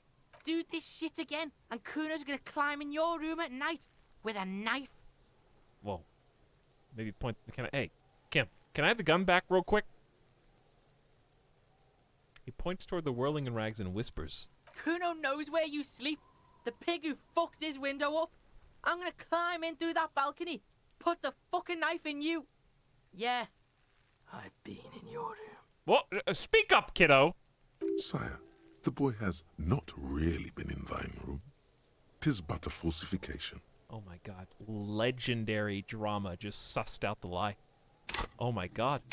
King Drama 8. That's why we put points in there, dude. That's why. But you and Kuno are good for now. Pals, shoot that shit at Kuno. Let's have a jolly time. Okay. Let's. You don't threaten me.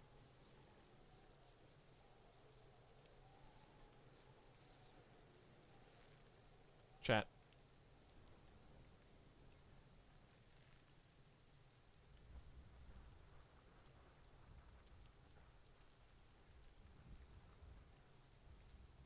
I already knew what you were gonna pick, but I had to see it for myself anyway. Don't say anything to influence our vote. I just read them out loud. I didn't say anything else. I just know what you're gonna pick. Okay. Let's. And you're back in business with the Kuno. Now what is it? Let's discuss the body, Kuno. The fuck about it? Where's the rest of his armor? Kuno doesn't give a shit about the armor. How come? Kuno's fuck gimp's got one big thing wrong with him. He's a fucking mutant. A mutant. Look at him. Fucking growth hormone shit. He's a giant. The armor's too big for any man. Kuno doesn't give a shit about that freak armor. Kuno threw that shit away. Wait, you know where it is. He drills his temples with some strange aggressive gesture. Oh, come on. He's just pretending that he doesn't care because he's too small for the armor. You're just too small for the armor. Get the fuck out of here trying to fuck on me with that midget shit. Kuno's 12. He's huge. What are you? Fucking 80. When Kuno's 80, Kuno can fit 4 of you in Kuno. Fuck out of here. Trying to fuck on Kuno. Fuck out of here. Oh my god, these two are insufferable. You threw it away. Kuno tried to get the helmet on. It was too big. He performs a kickoff on the imaginary helmet. Kuno kicked that shit in the sea, rugby style. That shit means nothing to Kuno. Kuno's like how some people in chat imagine themselves when they're typing. But they're 12. You threw the armor into the sea? Yeah, that shit means nothing to Kuno. Kuno doesn't give a shit about material shit. Kuno's a fucking monk. You wanna fuck on someone about that armor? Go fuck the mustached union fuck. The jolly troubadour shit at the gates. I mean, Troubadour. Yeah, cocking boot. You know that jolly union cow fucker? Came around talking about cows or some shit? Came around pretending like he cares about cows? The hell? Yes, you met him at the gates. The one with the boots and the jolly smile. Yeah, he's the one you want to talk to. He's fucking crazy about that armor shit. Coming here pretending like he likes cows. Trying to catch a peep at Kuno's armor. Curious, my liege. Why did Kuno feed you this information? It's a good question, Drama. And you're just telling me this out of the kindness of your heart, Kuno. Yeah, Kuno's doing charity today. Kuno Day. Kuno feels sorry for you two loser pigs. Kuno's doing pity now. Kuno Day. He feels sorry because we couldn't shoot down the body. Still, seems suspicious. He may have it in for that guy. Or you may be paranoid. That is also a possibility, sire. Listen, did you hit him with the rock so many times that you created contusions all in his body? Fuck are you talking about? What is this contusion shit? He grabs his head like it hurts. He says you're stupid, Kuno. They want to make you stupid again. Yes, that's what I'm saying. You're stupid. I hate words too. Let's back up. Honestly, I'm just gonna go, if you can't beat him, join him at this point. I hate words too. Words are fucking shit. Make you stupid. Kuno's got his own words now. Kuno words. Has Kuno been to some kind of school? Probably a school for children with behavioral difficulties. I have behavioral difficulties too. Watch out, Kuno. He's trying to relate to you. It's true, though. It's true. I do. Kuno doesn't give a shit about your handicap. Get a wheelchair or something. Oh my God. Kuno doesn't care. Listen, the contusions. Fuck are you talking about? He says you're stupid, Contusion. Kuno. They want to make you stupid again. Yeah, that's what I'm saying. You're stupid. Oh, get the fuck out of here calling Kuno stupid. Pigs come to Kuno for guidance, then say he's stupid. The fuck is up with that? They're lost without you, Kuno. They need you. You're in control of this. Why don't you figure your shit out yourself before you come to Detective Kuno for help? Maybe we should. Listen, about the contusion. Fuck are you talking about? He says you're stupid. A contusion? Okay, shut up. A contusion is a bruise. I'm talking about the marks that your stones left on the corpse. Oh, did Kuno make your shit sniffing harder? Obstruction of shit sniffing. This is Kuno's kingdom. Kuno fucking rules here. Now he's cocky again. Now he's just gone full cocky again. You're testing Kuno's patience here. Get lost. Oh my. Okay, I should have shot you. But Kuno doesn't fucking care. I don't have any accuracy. Apparently, I'm the Rock character who does not believe in guns, but is fine with beating people to purely fatal levels or as close to death as possible without actually killing them with physical instruments.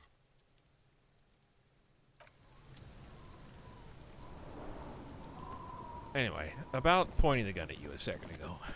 Can't believe you didn't take the shot. Fucking coward. Waved a gun like a clown. Next time you point that shit at me, you better take the shot. I think if I would have shot at them, they both would be like my right-hand people right now and respected the hell out of me. Actually, in hindsight, I probably should have taken it because it was only like an 8% chance of success and banked on the 92% chance that they're each like, holy shit, this guy's awesome. And then they do everything that I ask them to. This kid is way, way worse than the other one. That's what I've been saying, Half-Light. That's what I've been saying this whole time.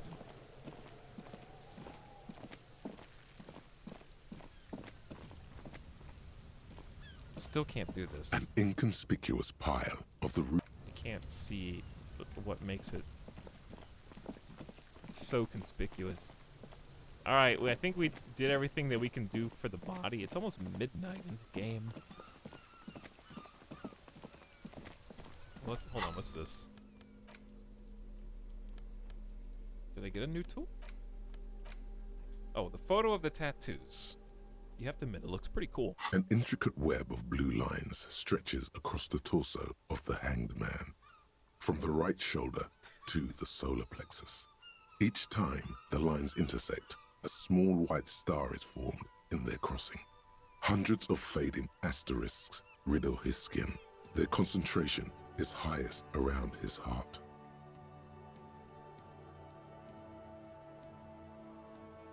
I should have shot the kid. Lol. Yeah. The pattern still kind of has an ethnic feel to it, but nothing familiar. What's the meaning of this tattoo? For you to discover. You've gotten as far as you will without assistance. Someone who knows about history could tell you. Who are you? Gone. It's for me to find out. Getting the body down. Access the harbor and ask for Oh, we gotta ask Evrod for help. Cool. We should probably do his thing first. Where's the rest of the armor? And ask the dude. And run the cereals. Oh boy. That's gonna be fun. Etalyx has had a very different flavor from my run, I will say.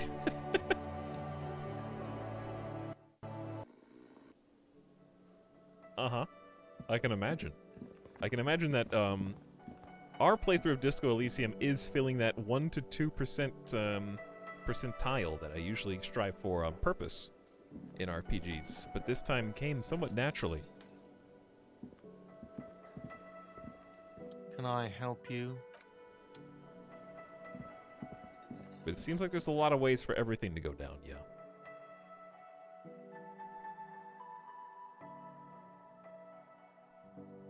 Especially with that many skills impacting each different encounter. I guess my dude's gonna go to bed. It's almost midnight, and he wanted to go to bed like an hour and a half ago. So let me just... Yes? Oh, the case! Let's go into my room. Where we can have some privacy.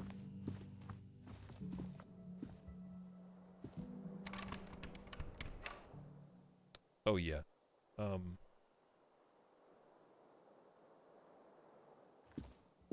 Hey, so Kim. I think I'm locked out of my room.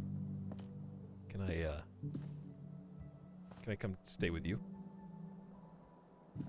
Yes? Alright, we'll just talk outside. Tell me about the case. What do you want to know? Now that we've inspected the scene, I want to know more about this pissing competition you mentioned. What's there to say? It's just stupidity. What kind of stupidity? The cop kind. Our precincts can't decide if Martinez is part of Jamrock or the Industrial Harbor. Yours or mine, as if we somehow own parts of the city. Typical street gang mentality. So we've let the Union make a mockery of law enforcement here. And now it's come to its natural conclusion. Ah, so this is a struggle over who runs Martinez. Well, sort of. It's less a matter of who gets to police Martinez than who has to. It's an orphan district, in other words. I think the dispatch desk just told both our stations about the hanging. There was quite the brouhaha at the 57th, I can tell you that. Time to settle it, they said. Cop off. But I assure you, I am not their finest or toughest, with 102 cases solved. What I am is least interested in a pissing competition. I wonder what that says about me, that I was sent by my station.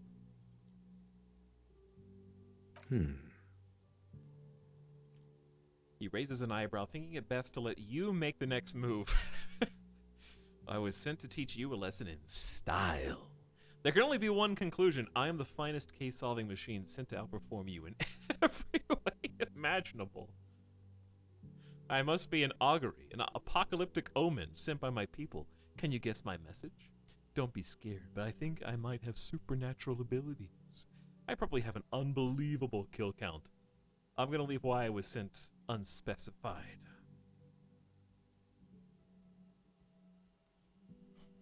I was clearly sent to teach you a lesson in style. Okay. Style me. It's impossible to tell whether he's serious or joking. This is what a modern cop looks like. Loosen your shoulders. You should ease up a bit. You need more looseness. No, I don't. I used to. Plain clothes did the trick. For both of us, it seems. Now, was there anything else you wanted to ask about the competition? If not, we should move. What's so special about Martinez? Martinez? Nothing. It's just a puddle at the end of some drain pipe. No one cares about this place. They care about sports. Most of our colleagues don't even know how to get here. North of the interchange doesn't exist. A tremble comes over you. Another after effect of ethanol poisoning, perhaps. Feels like leaves do when they rustle in the breeze, somewhere far away, below the turbine. The 41st and the 57th. The lieutenant was right. It's not about who gets what's north. It's about who doesn't. So nobody wants it. So if I do my job as a police officer, then I am actually hurting my unit because they don't even want to police this area.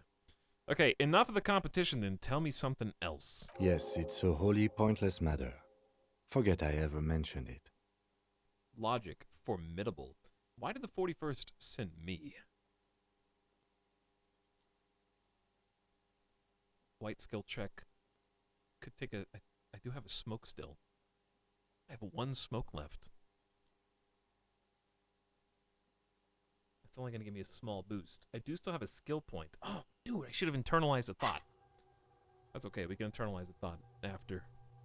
I mean, we can only do one anyway.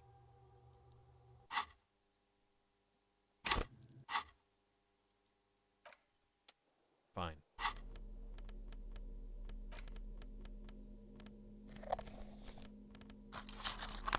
It's my last smoke.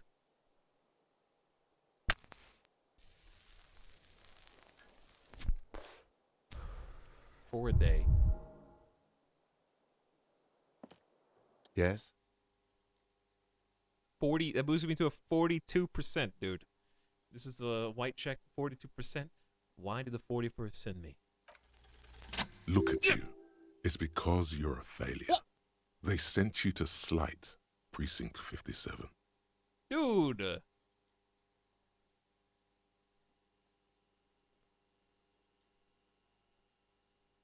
What? No, that can't be right. Just think about it for a second. You're a raging alcoholic who showed up 3 days late wearing piss-stained disco garb. You weren't sent here to win. Kim, what if my precinct sent me on this case because I'm a fuck-up? Like, as a joke.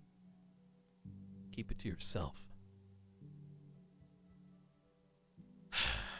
Another keep it to yourself option. Self-awareness pog.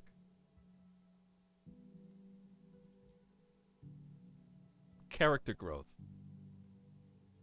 Turning point.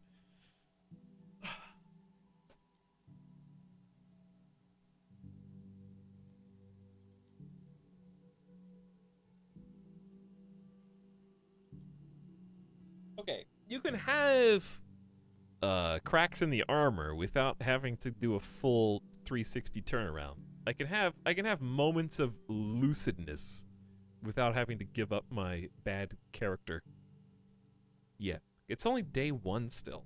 I feel like but a post going to sleep realization and just having one slip of character from the drama is fine. That's like laying the seeds for later in the story. It's been a long fucking day though. That's true, yeah. Alright, Kim, what did my precinct sent me on this case? Because I'm a fuck up. I've considered it. But it's... See, look, here we go. Now, but it's not true, right? I don't think I can say one way or another. I do think it's somewhat unlikely, though. Why is that? I checked the records. This jurisdiction dispute, who polices Martinez, reaches back to the 30s. It's as old as my station. And all this time we can't decide who gets Martinez? I think, yes, both stations would prefer a win. So, you are their finest. I am the finest of nothing. You really see me as a safe bet? Safe? No. But you're old. You've made it this far. Something has brought you through. We've only just started working together, so I don't know what it is yet. But it's there. So no, I don't think they sent you as a joke. And even if they did, they are in for a surprise. Why are you so nice?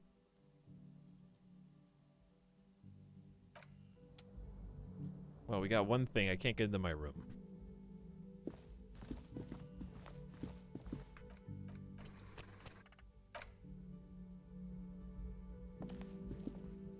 One more thing. I can't get into my room. Drugs raise learning caps, but they're bad for your health. True.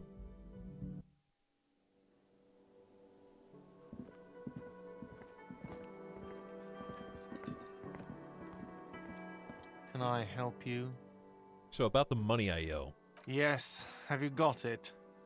No. But I was wondering if we could come to some sort of arrangement for tonight. Does that arrangement include you paying me what we already agreed you owe me? I'll pay you tomorrow. I'm an honest cop. It's cold out. I'll freeze to death because I'm losing the stupid money game. Come on, man. After everything I've been through. Kim is about to say something. Let him. But we just have a bro moment. So it's actually a really good story time for me to just let Kim say something. I understand your predicament as the manager. However, he adjusts his glasses. I feel I must remind you that we are here to conduct an important investigation that also affects your business. Forgive me for saying this, but your colleague seems more committed to drinking, and... He stops mid-sentence. I mean no offense. It's really nothing personal. I just have to protect the interests of this establishment. Hold on. I still have my key, you know. Good luck trying to use it. He taps his foot against a metal box installed on the back of the counter. All the locks have an electronic component. They have to be unlocked down here with a master key before your guest key will open the lock. My option 1. This conversation isn't going anywhere, which sounds like an awful end to this, or I'll find a way in. I'll break the door down. That's probably something that my character would say. Oh, wonderful. Try to do that. I'll have to call you an ambulance. Okay, well, I will. I will. Not until you bring me the money. Okay. I might have something in my motor carriage we can use when you're done here. Oh, Lieutenant, we're done here. Kim has offered to help. Go to his motor carriage in front of the whirling.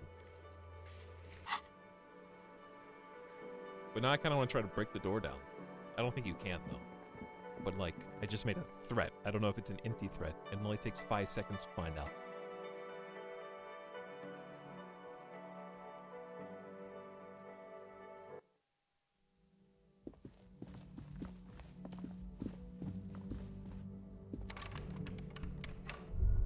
Sadly, it was an empty threat.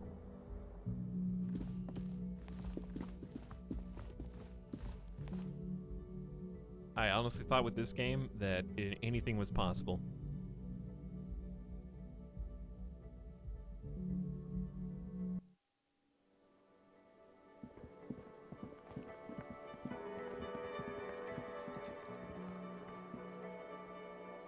Oh, the one lady's asleep or gone. 0 out of 10. Refund immediately. Well, I guess my options are either... What? I really wonder what happens. This is a rhetorical question, by the way. If you don't do this and you just keep going until Kim abandons you for the night. Because I'm kind of going into this because it's the only option, but I guess the other option is just keep working until you can't work anymore and just see what happens. But I feel like this is a natural segue for the story, so I'm gonna do it. Inside, you see a set of steering levers, a radio microphone. I have something here we could sell. Look in the back, in the suspect transport enclosure. I mean, I have some stuff I can sell too. The cage at the back of the motor carriage looks rather uncomfortable. 4 shiny hubcaps are stacked against the seat. Their silver edges sparkle in the dark. I confiscated these 4 a little while back. We can take them to the pawn shop down by the Martinez Canal. What do you mean confiscated them? What are these things? There are spinner hubcaps, frivolous things you put on your wheels. When the wheels come to a stop, the caps keep on spinning. There's no real use for them, it's just for vanity. Hey, remember when I said rhetorical question, chat? I even said that. Did I? Or didn't I? Spinner hubcaps. Frivolous things you put on your wheels when the wheels come to a stop.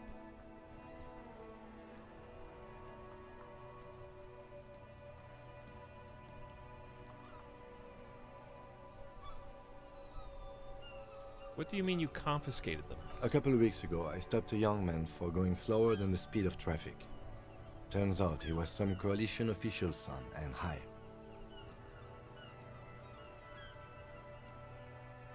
So you took them? Mm-hmm. I took them and arrested him for driving under the influence. Isn't that corruption? I don't know. Is it? I was going to take them into evidence, but they weren't necessary for conviction. He never asked for them back. Did you want to put these on your machine? No, that would be silly. I don't know why I kept them. It doesn't matter. I couldn't put them on this MC anyway. A cop with spinners. That would be outrageous. Yeah. Outrageously cool. He flashes a smile, barely visible in the dark. The spinners shine so bright they reflect on the lieutenant's glasses. He doesn't say anything either. You said something about a pawn shop. Yes, there's one 100 meters south of here. I think it's called Roy's Nest or something. If I'm not mistaken, it should be open late. Items that can be pawned at Bird's Nest Roy's. Bird's Nest Roy's. Appear in your inventory under the Items tab. Sorry, Kim. Can't take these spinners. It wouldn't be right. All right, let's not take them now. Then come back once we realize we have to. Have this conversation again, and then take them. Thanks for that meta punch in my gut. Sounds likely. Shut up, Logic! Nobody asked you. Tap on the fuel preheater gauge. As you tap on the gauge, the indicator pin jerks as if startled. It's in the large orange sector, indicating the engine is warm. Next to the gauge is a red switch labeled heat. Now, that's enough fun with the foldable headlights. I know they are mesmerizing. They're also fragile. I'm not going to turn it on for you again. Alright, fine.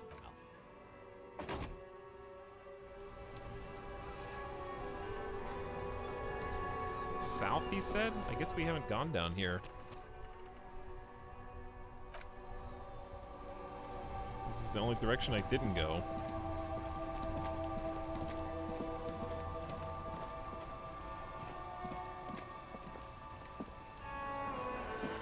Another trash can.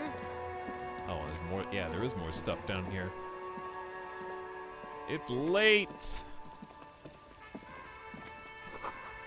Roy's Pawn Shop. Fast cash for faster times. Dude, electrochemistry gloves? Do we not? Or what are these? Are half-light. So we have different physical fingerless gloves.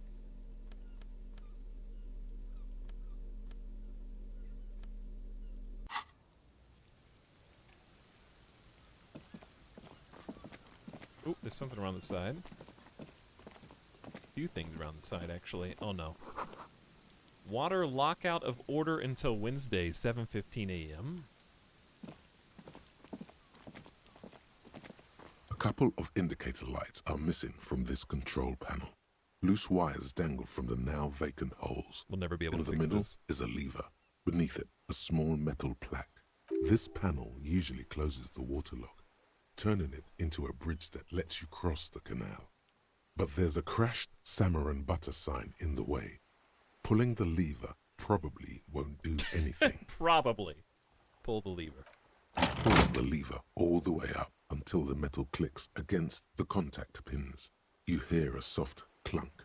Then nothing happens. Push it harder. Nothing happens. A cold gust of wind blowing in from the sea interrupts the silence of the situation. The lieutenant hums to himself while staring at your activities. A spring brings the lever back to its original position. You still need to close the water lock to get across the canal. Some other way. Wasn't there a sign over there saying functionality will be restored on Wednesday morning? Pull the lever again. Come back on Wednesday then. Like Animal Crossing. Can't get to that side of the island until Wednesday.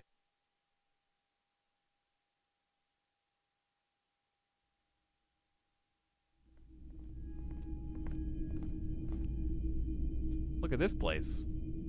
He's inside of a bulletproof glass. Some kind of machine, an antique cash register maybe. A bust of a woman. The plaque reads DEI. In the dark, a film projector whirs away.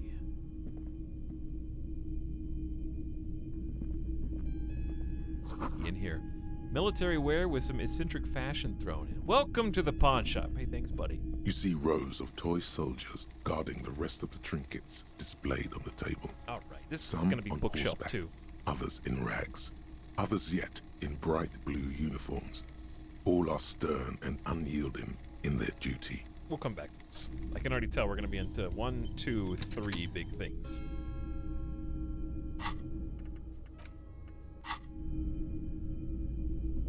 It's getting late. It's not often that I see officers from the RCM in my pawn shop.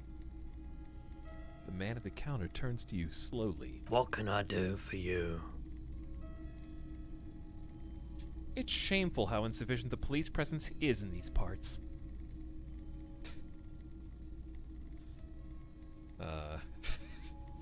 Sure. I haven't had any problems myself, though some of my customers have complained about inconsistent law enforcement. Who are your customers usually? All kinds of people come through here. Locals, travelers, people looking for a deal, people looking for a keepsake. People who are terminally bored. As you can see, I have a wide selection of goods for everyone to choose from. Quite the collection indeed. Typical vacuous consumerist objects. Honestly, I think some of your selections are more tasteful than others. Oh, I guess we haven't really looked. This business plan is all over the place. You should specialize, zoom in, recapitalize. I haven't really seen what he's got, so I'm just gonna nod along. It keeps me entertained. His attention is drawn once more to the play of light and shadow on the wall behind you. Entertained? He might be high. If he is, on what? Is Roy high? And if yes, what is he on? Is this a white check? You may retry it. Okay, hold on. I know just what to do. Gasoline-stained fingerless gloves in navy blue. They're worn threadbare, but being made of wool still provide warmth and comfort. +1 electrochemistry. Greetings on this fine night. What brings you here? Cool, you're still open. Big city vibes. The pawn shop is always open. 92%. +1. Roy doesn't really sleep.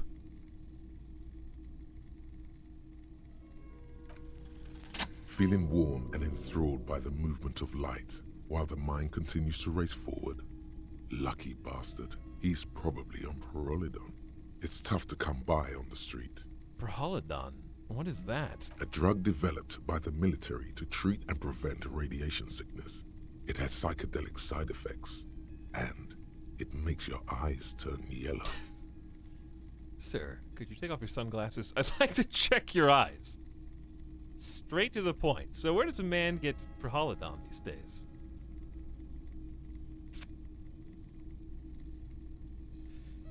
I wonder if this man would appreciate me just getting straight to the point instead of beating around the bush. Let's go for the drama. How would I know? No judgment, just curious. I probably did loads before I lost my memory. Chill out, man. I'm a chill out cop who just wants some of what you're having.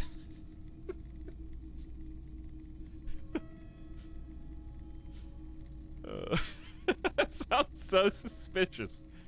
Chill out, man. I'm a chill out cop, dude. Listen, just curious. I probably did loads before I lost my memory. I've had to take it. You know, since the People's Pile cleanup. I was with the Emergency Relief Brigade. People's Pile? He's taken it for mental and emotional, not physical pain these days. The People's Pile? A bad idea. Some poor leftist built a particle decay generator in hopes of bringing affordable electricity to underserved communities. It malfunctioned. Radioactive waste everywhere. Probably some of it in you, too. The People's Pile was a Type U particle decay generator that failed immediately after entering service, releasing radioactive waste into River Esperance. What is a particle decay generator? A primitive nuclear reactor, also called a pile. But why the People's? Construction began during the Commune of Revachol. The people continued work on it after the Commune fell. They wanted a cheap source of energy for Revachol West. Needless to say, things didn't work out. I see.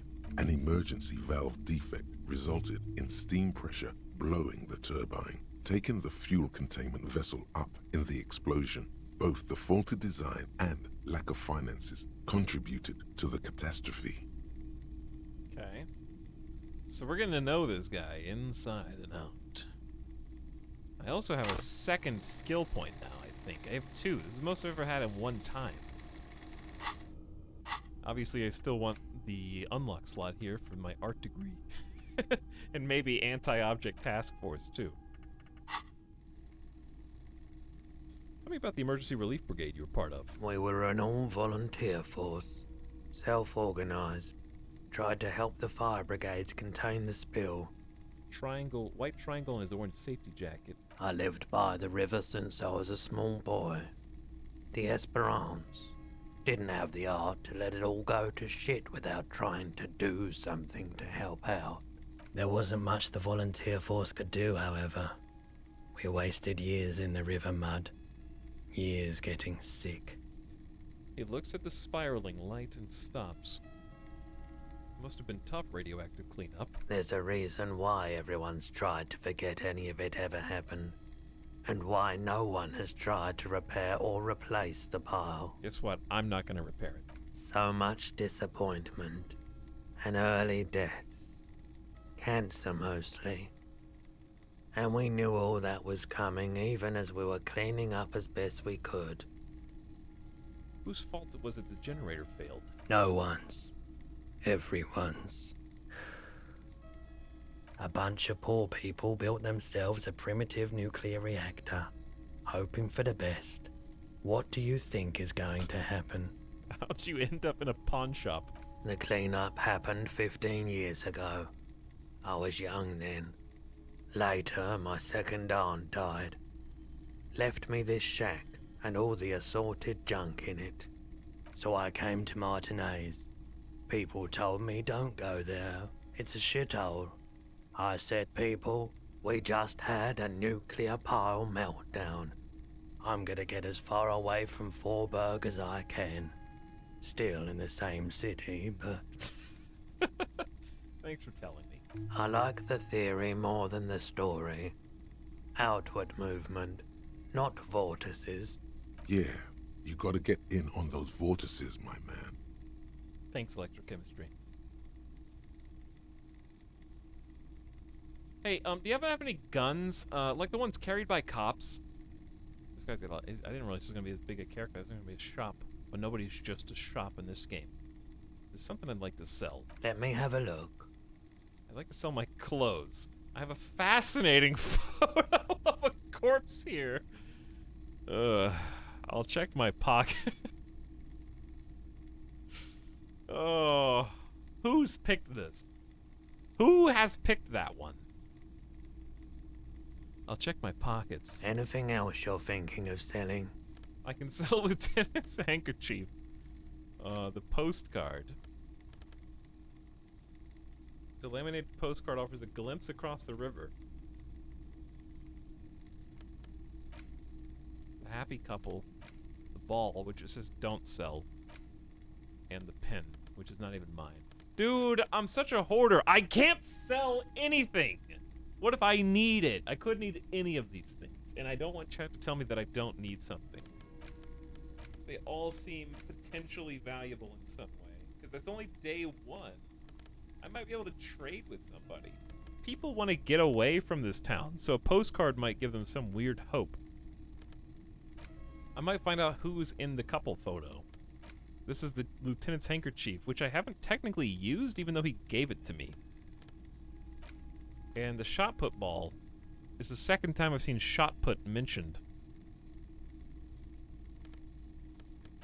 And then, of course, the pen is not even mine to sell.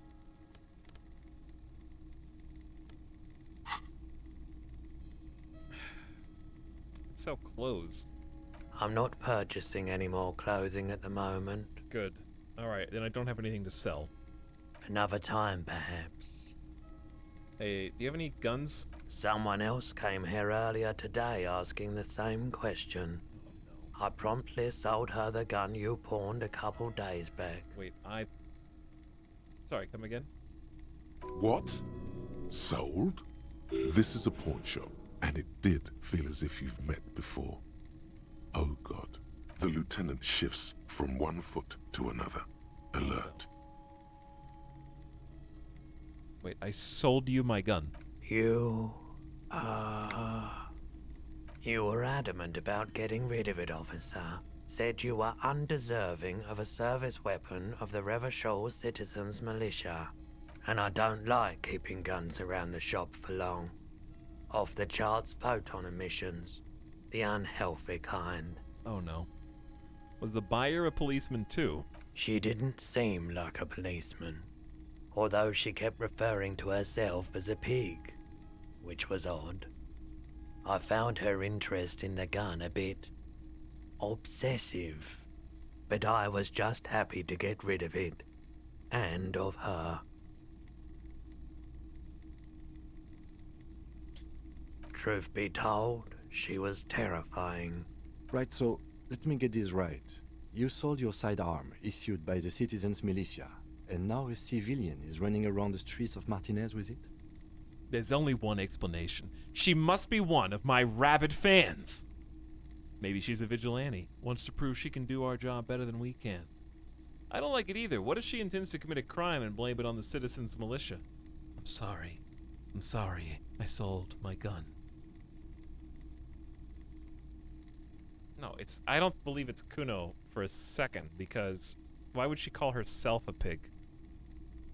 She hates the police.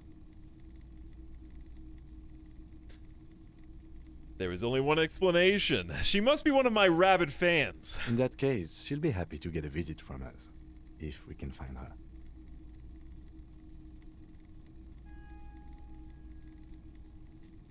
Any idea where I can find the buyer? My apologies, officer, but I have no idea where she was coming from or where she went. I feel like this guy would probably mention that a 12-year-old bought the gun if that was the case. A needle in a haystack. There is nothing you can do about it right now. You'll just have to hope Everard wasn't lying, and the Union can track her down in time. Have people from Everard come here to track the gun? Maybe. Shady-looking guys came in here yesterday, looking like they'd just taken off their Wild Pines overalls.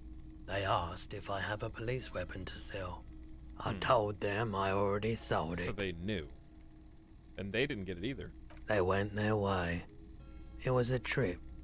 But you know, all sorts of people come here, asking for all sorts of things. Biggest gossip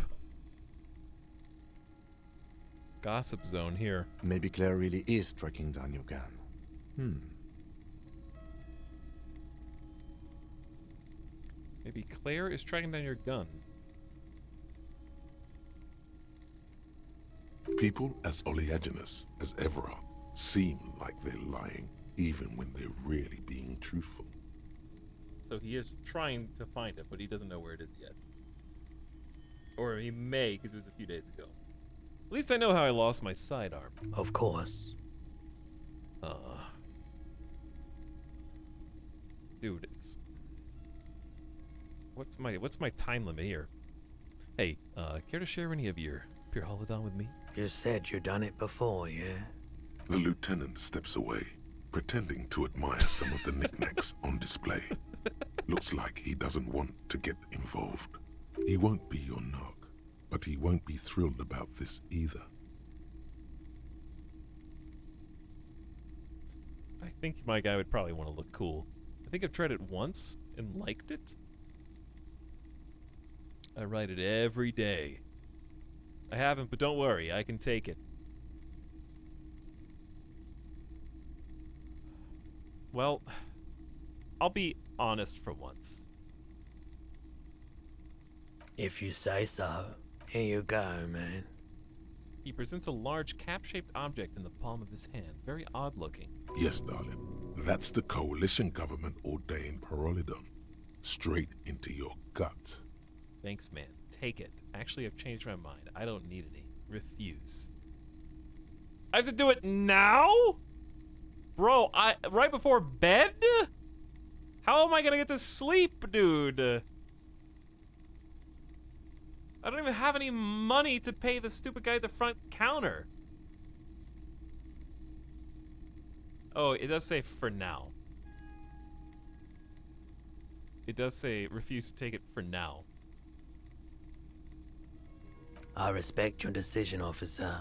What? What else can I help you with? No, I don't think I get it. It's now or never, Chad. Here you go, man. I'll take it this time. How strong is my... Oh my god, electrochemistry's at 7. Because of my items. It's my second highest stat in the game. Here we go. Of course.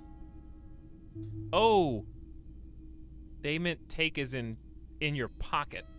Okay, game was a little unclear. That's actually the first time in like both streams that I was not clear on the action that was happening. We didn't actually drain it. We just grabbed it. Take it is a little ambiguous in this case, I think.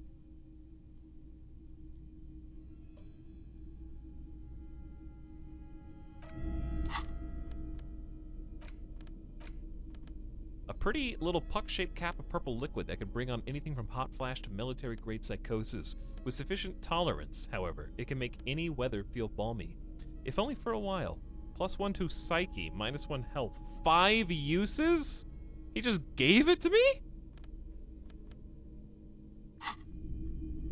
Hello, hello. Let me know if I can help you with anything. You might be able to aid the investigation. I doubt it, but I can try and answer any questions you may have. Think you could help me get a corpse out of a tree? The corpse behind the hostel, I assume. I don't have a truck with a mounted platform or anything of that sort myself. Ask around the harbor. Okay. There might be some workers there who'd be willing to help. Know anything about the hanging itself? I do my best to keep my distance from all manner of butchery. Bad for business. Bad for everyone. He doesn't know anything. No one likes to see what you have to see every day. That's all I got. The pawnbroker's gaze is already fixed on the dancing colors. Alright, I do want to investigate all this stuff in the shop, but just like, it's 12, 11 in the game. These could be a while, potentially. We can come back. Pawn shop's not going anywhere on day 1. But we still have a problem. And it's called I can't afford the room. And I don't want to sell Kim's spokes. So, I don't want to sleep outside either. Yeah, the game is almost real time. Even if I sold everything that I could sell there, I still don't think that I would have enough money. A helpline to the company that controls the drawbridge. There could be some weird stuff over here. Hot air rises up from the sewer, strangely comforting.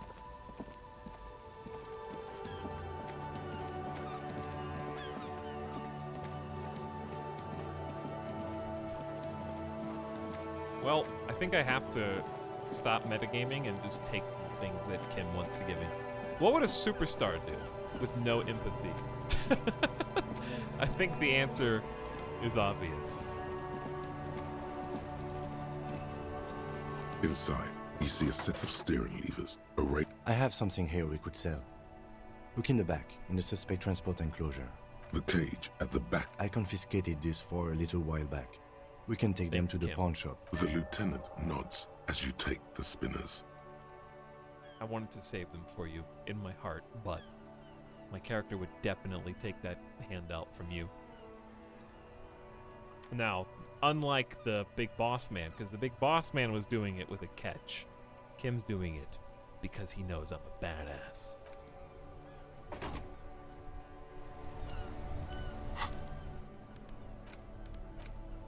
The magnificent hub. Plus, it's a pawn shop. We may be able to buy them back eventually. That's how pawn shops work, unless someone else buys them first. The magnificent hubcap spinners that Lieutenant Kitsuragi has donated to you, so you can pay for your room at the Whirling. They are slate blue and shimmer hauntingly, haughtily in the light. 2 hundo, dude.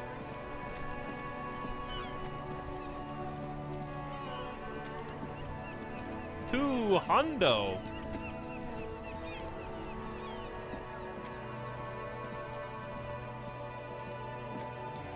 He's a fan. He's currently my groupie. He follows me around everywhere.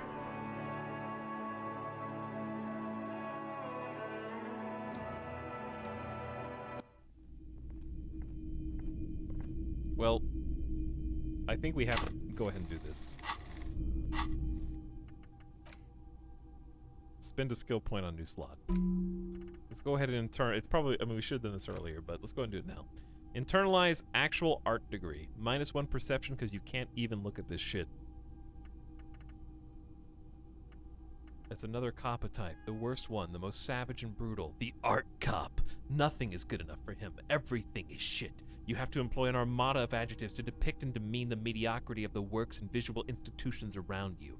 Really flex that critical muscle until the vocabulary for punishing mediocrity becomes second nature. Here we go.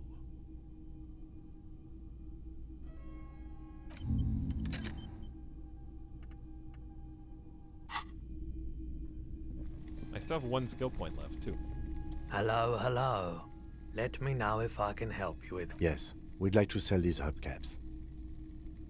The lieutenant steps in and hands him the spinners. Roy takes the hubcaps from the lieutenant and inspects them. The spinners appear iridescent in the dancing light of his pawn shop.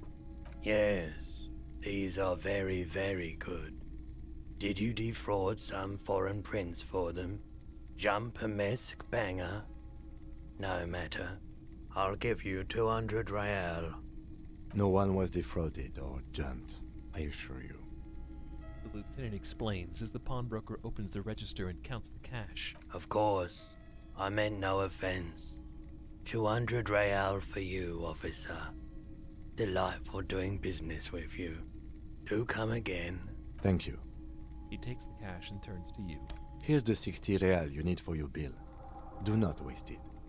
I don't know why I thought he was going to give me all 200 for some reason, but this makes way more sense than what I thought.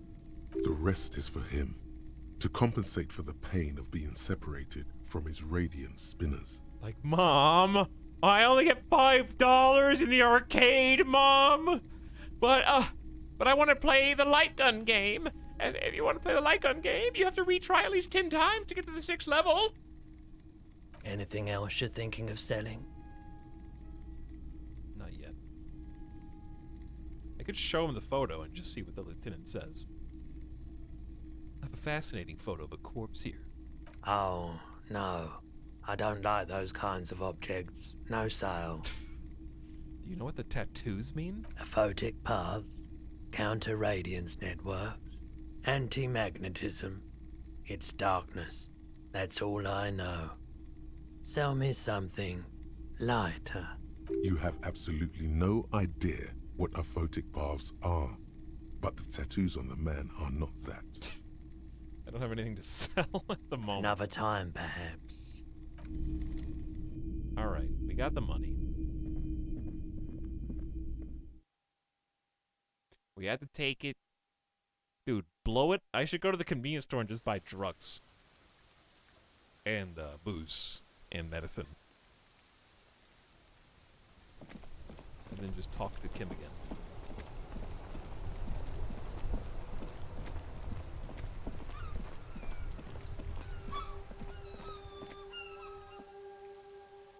This hotel manager is really, man, he's making me pay up front before he even lets me back in the room.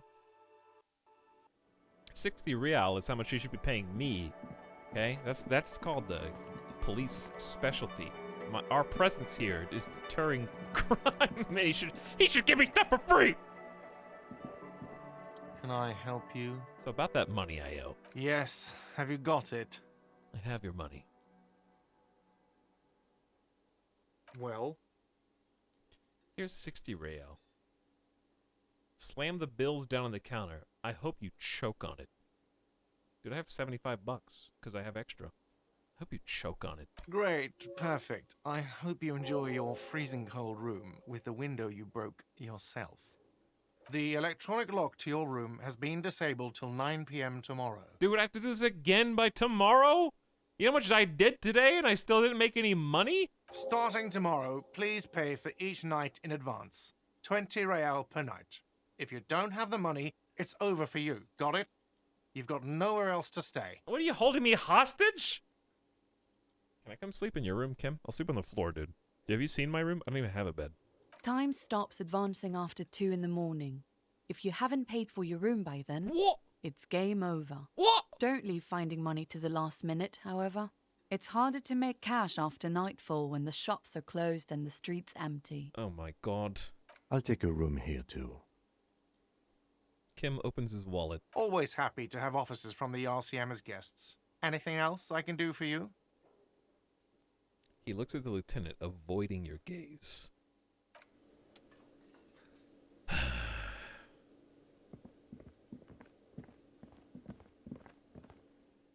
Game over at 2 a.m. if you don't have enough money. 20 real.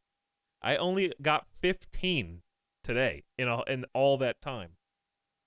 I'm assuming we'll find some other ways to make money.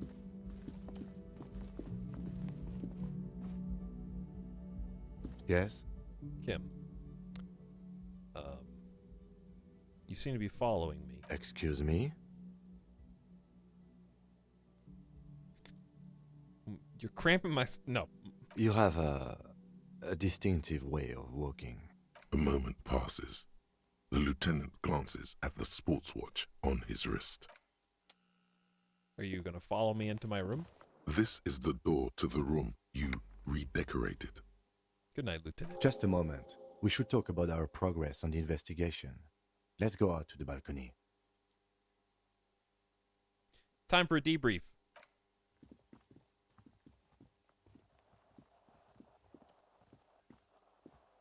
The air outside is brisk. Have a lot. The lieutenant is silent for a moment.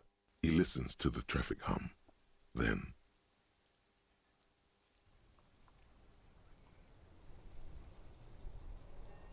Now then, we should talk about the investigation.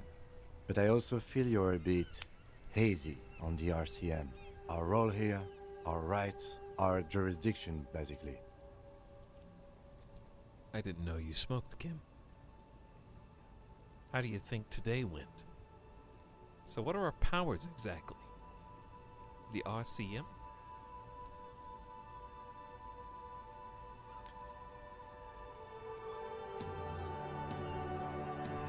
He watched me smoke 4 cigarettes today, an entire pack, and didn't even ask for one.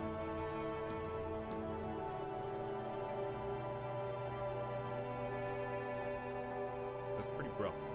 He didn't even ask for one cigarette. I was smoking right in front of him every time.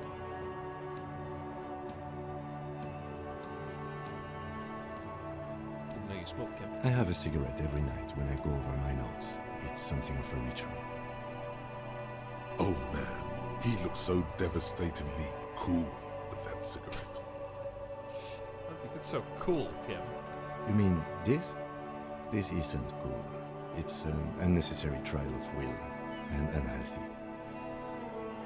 licks the edge. Deep. Yes, it's been a long and eventful day. How do you think the day went? Well, we inspected the victim's body, so that's good. It was not easily approachable in that state, but we did it. I would say our initial inspection was very thorough, and we have solid leads to follow up on. Okay. The body is still hanging from that tree, which is unfortunate. And there's still much to do at the crime scene. To be fair, it took us a while before we could even get to the body. Outside of the fact that we did everything else before the body, I still puked multiple times before I could get there. So we're a little behind. It's okay. It's all part of the plan, starting from the outside, working back towards the scene of the murder. Exactly. It's not my job to evaluate your methodology, officer. I'm just going through the facts. As for the interviews, we conducted an interview with Everard Clare. He wasn't particularly forthcoming with useful information, however. He's not saying much on the matter because he thinks you could have gotten more out of Everard. I almost died! Like, twice! Everard's chair and the... I almost passed out. The blood was rushing to my head. I'm a little intimidated by him, honestly. He has stuff on me. I'm just gonna go with that. Well, we will have to work through that. We didn't talk to the Wild Pines rep. We really must do that tomorrow. I didn't even see that person. Above all, though, today was exhausting. What's with all the running? You run a lot. I didn't. Is that a standard precinct I 41 walked practice? like 80% of the time. I have a really good theory about why you're running so fast, son.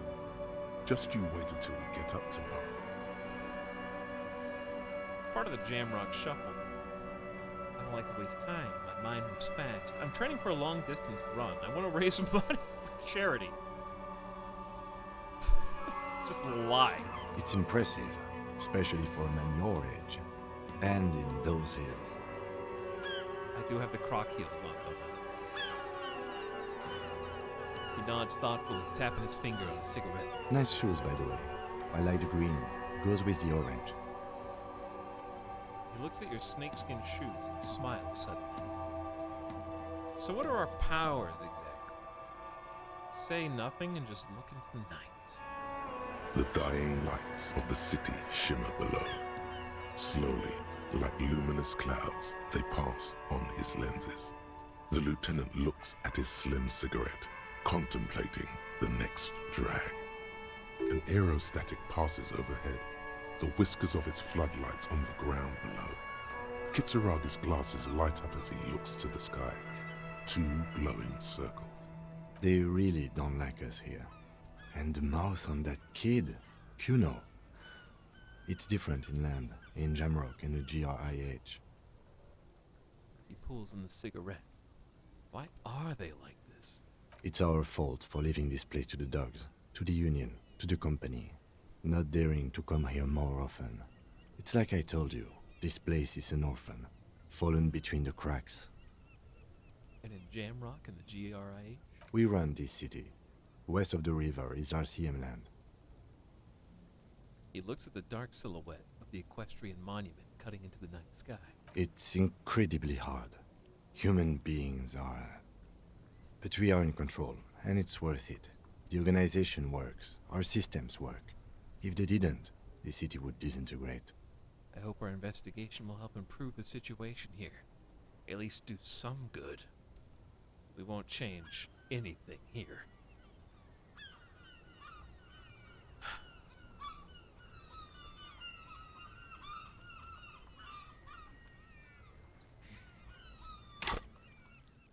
Is this a zero empathy, not gonna make any change? Or is this a... What would the police officer say so I can pretend to be that?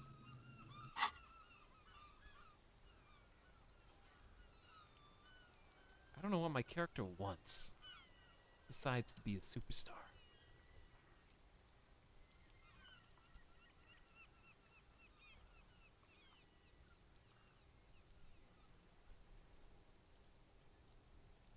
See what chat bot's on. I think I know, but we'll see.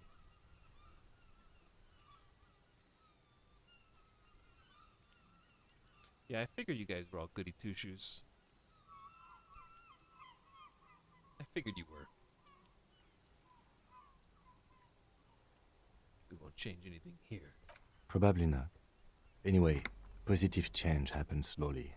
We never really get to see the impact of our actions. Debated. Got him. So what are our powers exactly? They're quite limited, actually. The power officers of the Revachol Citizens Militia exercise most frequently is imposing fines of up to 1,000 real for offenses, in accordance with an interdepartmental schedule. Okay. What else? We can arrest people, of course, but rather than bringing someone in directly, it's preferable to serve a station cold sleep. It prevents confusion and overcrowding. And if somebody resists? As you may have gathered from the fact that we are expected to carry a record of our kills, like the one in your watermarks, we are permitted to use whatever force is necessary, and strongly admonished not to abuse that power. What happens to the people we convict? We don't convict. We arrest and send them to coalition government courts in Couron and La Delta. The prosecution works off our testimonies and records, which is why it's paramount to keep them. He taps on his coat pocket where he keeps his notes. Wait, so if I kill somebody on duty... I know. Who makes all these rules? The coalition government, and the moral intern more broadly. The RCM was formed by the coalition government to restore order in the international zone after the revolution. So we did. Now we attempt to maintain that order. No more, no less. His gaze is absently fixed on a window below that just went dark. Or perhaps it is better to say we were allowed to form. It's a point of contention whether the citizens of Revachol or the coalition government founded the RCM. Let's say it was the citizens. Let's say it was the coalition government.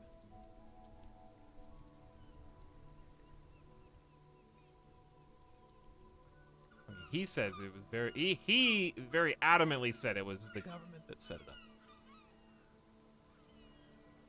Let's say it was the citizens of Revachol. Be sentimental if you like. Either way, the moral intern leases us the right to keep the peace in this city, and they will take it away if we misuse it. Or if they think you do. Thanks, Rhetoric. The moral intern. The Moralist International are the world's largest political organization. You know who they are. They have been running this place after the revolution failed. If I didn't know, how would you describe them? They're a union of center-left and center-right parties across the Real Belt. Our coalition government is just one of its many projects. They also run the ICP, EPIS, most intergovernmental organizations in the world. And what do they believe? What do they believe in? They are Dolorians. They believe they continue the humanist project set forth by Her Innocence Dolores Day 4 centuries ago. Others say they are just technocrats. Those others say they continue the humanist project set forth by Dolores Day. They believe they continue the humanist project. Didn't Rhetoric just say what Kim just said? What's their symbol? Interesting question. It's a blue forget-me-not. Their motto is love, compassion, self-discipline. I think you can gauge what they want you to think of them from that. Something kind and usual. Something almost self-explanatory. Love, compassion, self-discipline. Something even a little feminine, but in a strict manner. Who was Dolores Day? A historic figure? The author of the modern age? You will have to look elsewhere for opinions. The subject of humanism is too abstract for me. For you, she is something painful, though it's hard to say why. Well, you may have just spoiled the game there, pain threshold. You might... You might have just spoiled the game there a little bit. But anyway, what do you think of them? The moral intern are a fact. I try not to have opinions on facts until they change. And it doesn't look like that's about to happen. I have an opinion on the moral intern. Oh, they're gonna force me to have an opinion. Do you? The lieutenant arches his brow, then pulls on his cigarette. It's a slim white thing in his fingers. Things are bad out there. Point to the city. We need them here, giving us the right to police Revachol. They've done an awful job here. Have you seen this place? This isn't humanism. We are stooges of the world's biggest bourgeoisie organization, protecting bourgeoisie rights. Mutter silently. Be racist and sexist. On second thought, I don't have an opinion. Forget about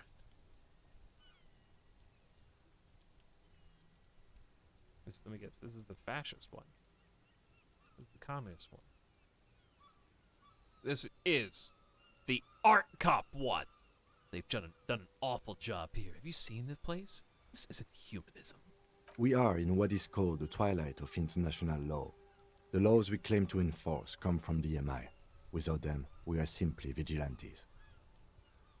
Actually, vigilantes is okay with me. That actually does sound more dramatic.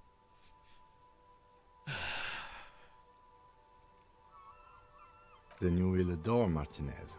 For many of these people, the Union especially, vigilantes is precisely what we are. Personally, I don't enjoy it much. He looks at the roundabout. The lights of the orphan district are reflected in his glasses. The red and golden orbs of the motorway sliding like pearls on a string from east to west as Revachol commutes back to the suburbs. Tomorrow is Tuesday. Monday is over. Yeah, it's getting very cold now. Let's go. Dude, that was a big debrief, big level up. He puts out the stub of his cigarette and looks to the door.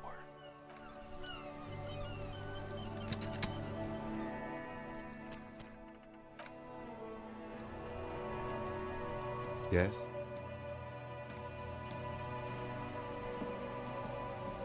Time to dramatically leave the balcony. Hummus, thank you for the 7 months, who says, go get him, superstar.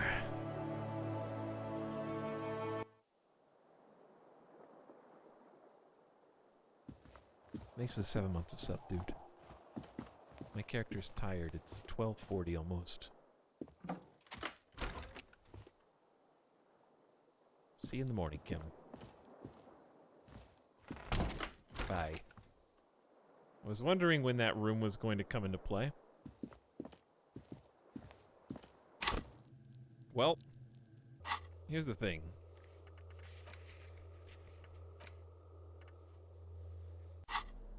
Here is the thing, yeah?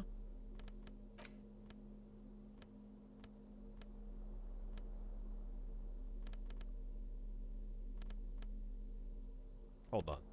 I'm thinking about the thing. I'm thinking that we have an electrochemistry glove now.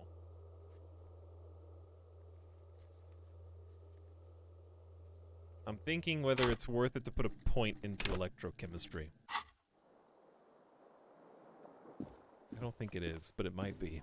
A mirror hangs on the bathroom wall. There he is again. In it, your face, adorned with the expression. Attempt to stop the expression from happening. It would be a nice end of day one thing to succeed at. Big people happy. That's our guy. I mean, I could pump up Encyclopedia, but I don't know. Encyclopedia is useful.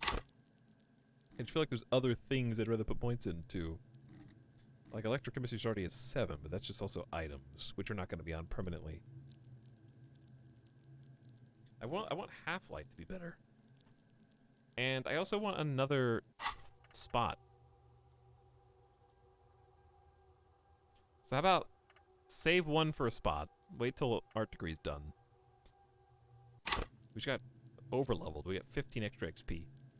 I kind of want to put a point into electrochemistry and try this again.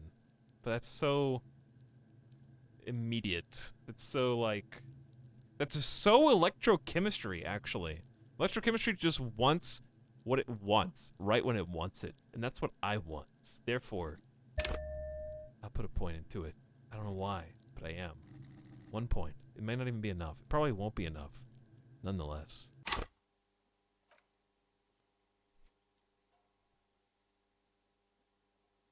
If I had one more morale, I could drink too. A mirror hangs on the bathroom wall. In it, Dude. your face, adorned with the expression. Okay, I didn't realize it was only a 17%. Yikes. Yikes. I couldn't see because it was locked.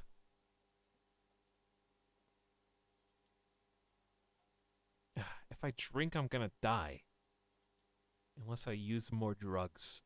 Which is a very electrochemistry thing to do.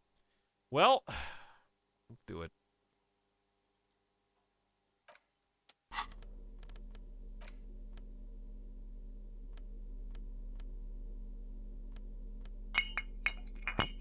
The special brew. The special borscht with extra vodka.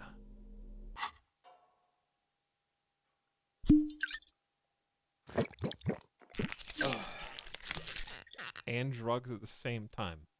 Bottoms up, chat! A mirror hangs on the bathroom wall. Okay. In it, Greater your than face, 1 in 4. adorned with the expression. Greater than 1 in 4. Roll the dice! Still not happening. It won't come off that easy. 2 away, dude. I had to roll higher than a 1 on the second dice.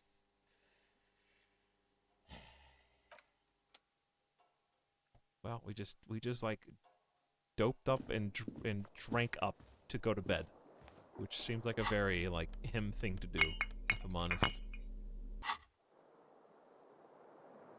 The bed is cold and not particularly inviting, but it's yours. The sheets look awful. No, I can't put another. I could put another point in, but what a waste that would be. Well, here, think about it like this: if I put 1 more point in, then afterward I could take off the electrochemistry gloves and not feel bad about losing the point, and then I can put the half-light gloves back on. What else has electrochemistry here? It's the pants.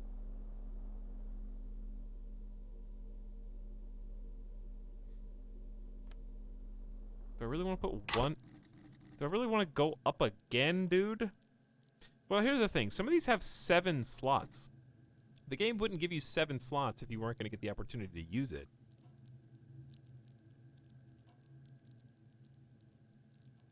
Chat. I am going, this is classic electrochemistry. I am going to play this again and be like, why the hell did I do that? Yes, good. Rationalize it to yourself.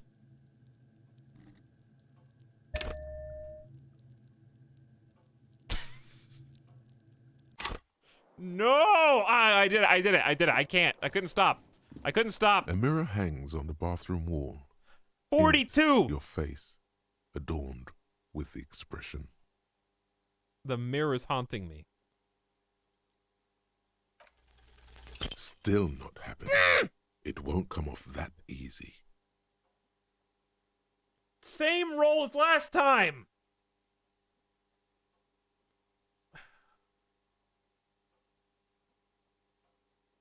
%, man. Well, now I'm really sad. Why did I do that? Well, let me at least change my gloves. 2 totally wasted points.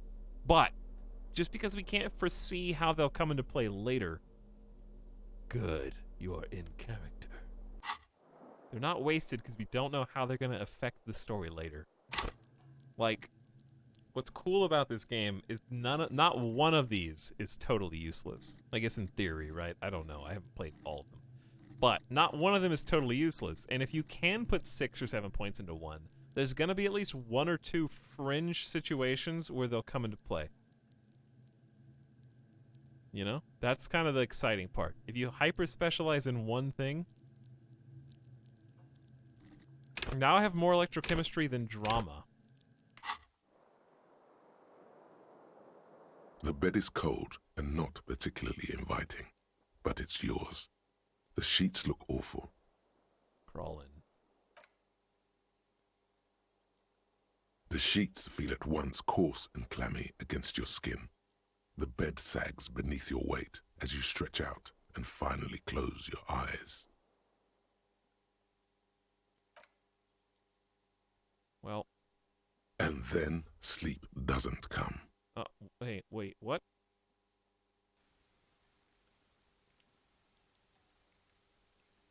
And then sleep doesn't come. No. That's gotta be the start. That's gotta be the next time.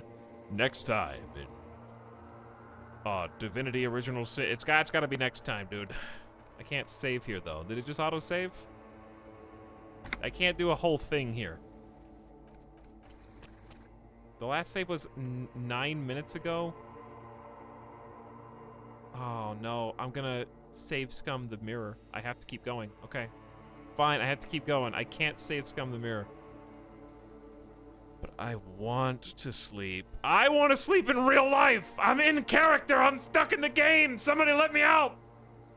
Obviously, you're in bed with your eyes closed, but it's not happening. Why? Maybe it's the bed's fault. Roll over to the other side. Definitely what I would do first. It's a little better. Colors, scenes, and half-formed phrases still litter your mind. Part of you is still trying to solve the case, isn't it? Who killed him? Who killed him? Something to do with... What was it that the lieutenant said? Union? And it's gone again. Your thoughts lost between the slowing brain waves. No more thoughts.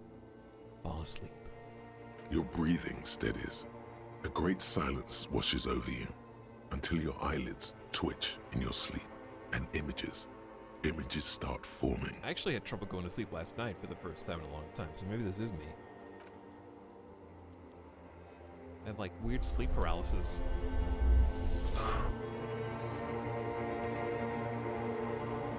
Okay, it's a dream sequence. We'll do the dream sequence next time. So I can appreciate it. If I do it now, I'm not going to appreciate it. I'm going to try to end it as fast as possible. So I don't want to do that. It's gone, chat. Nothing you can do about it. Thanks for hanging out, though. Thanks for watching. We've been playing for a long time now, almost 11 hours. I'm a little brain overloaded. Little brain overloaded. Stream maybe tomorrow. If I do stream tomorrow, I think I need to take at least a 1-day break from this for 2 reasons. Number 1, so my brain can catch up. Number 2, I think there's a lot of VOD watchers who want to see what's going to happen, but maybe super kept behind after 11 hours of this. But honestly, love the game. Having a ton of fun with it so far. I have no complaints about Disco Elysium that I can think of. I would have to really, like, dig to try to... I guess it's just a couple bugs right now where some of the voice lines don't work, I guess. Would be the only thing.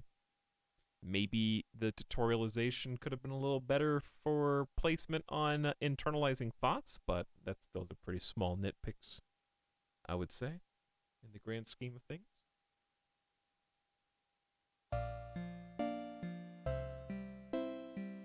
I got a couple other games I want to try as like one-offs for some variety. I might just take the day off today. We'll see. Because I think I streamed the last 4 or 5 days in a row, haven't I? Because we streamed Disco today and yesterday. And we did March 30th, 31st, 1st, 2nd, and 3rd. So yeah, we streamed 5 days in a row. So I might take a day off. Come back maybe Monday, Tuesday, Wednesday or something. Might be good. I like streaming on Sundays, but brain tired, brain hurty. We'll see how we feel tomorrow. I'll say maybe. Let's say day off with a maybe stream.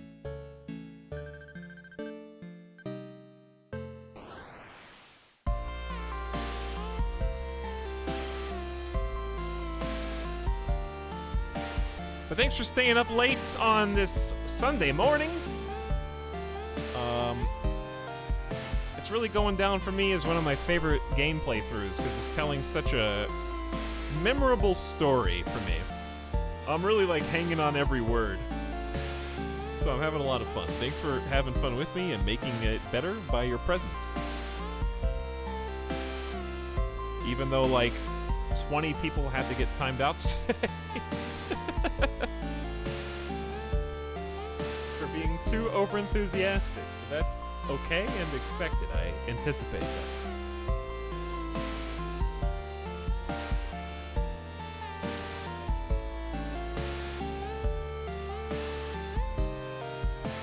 And I'm still having a ton of fun. Alright, chat, let's do in-stream raid, those of you who are remaining. Okay? Let's ship you out somewhere.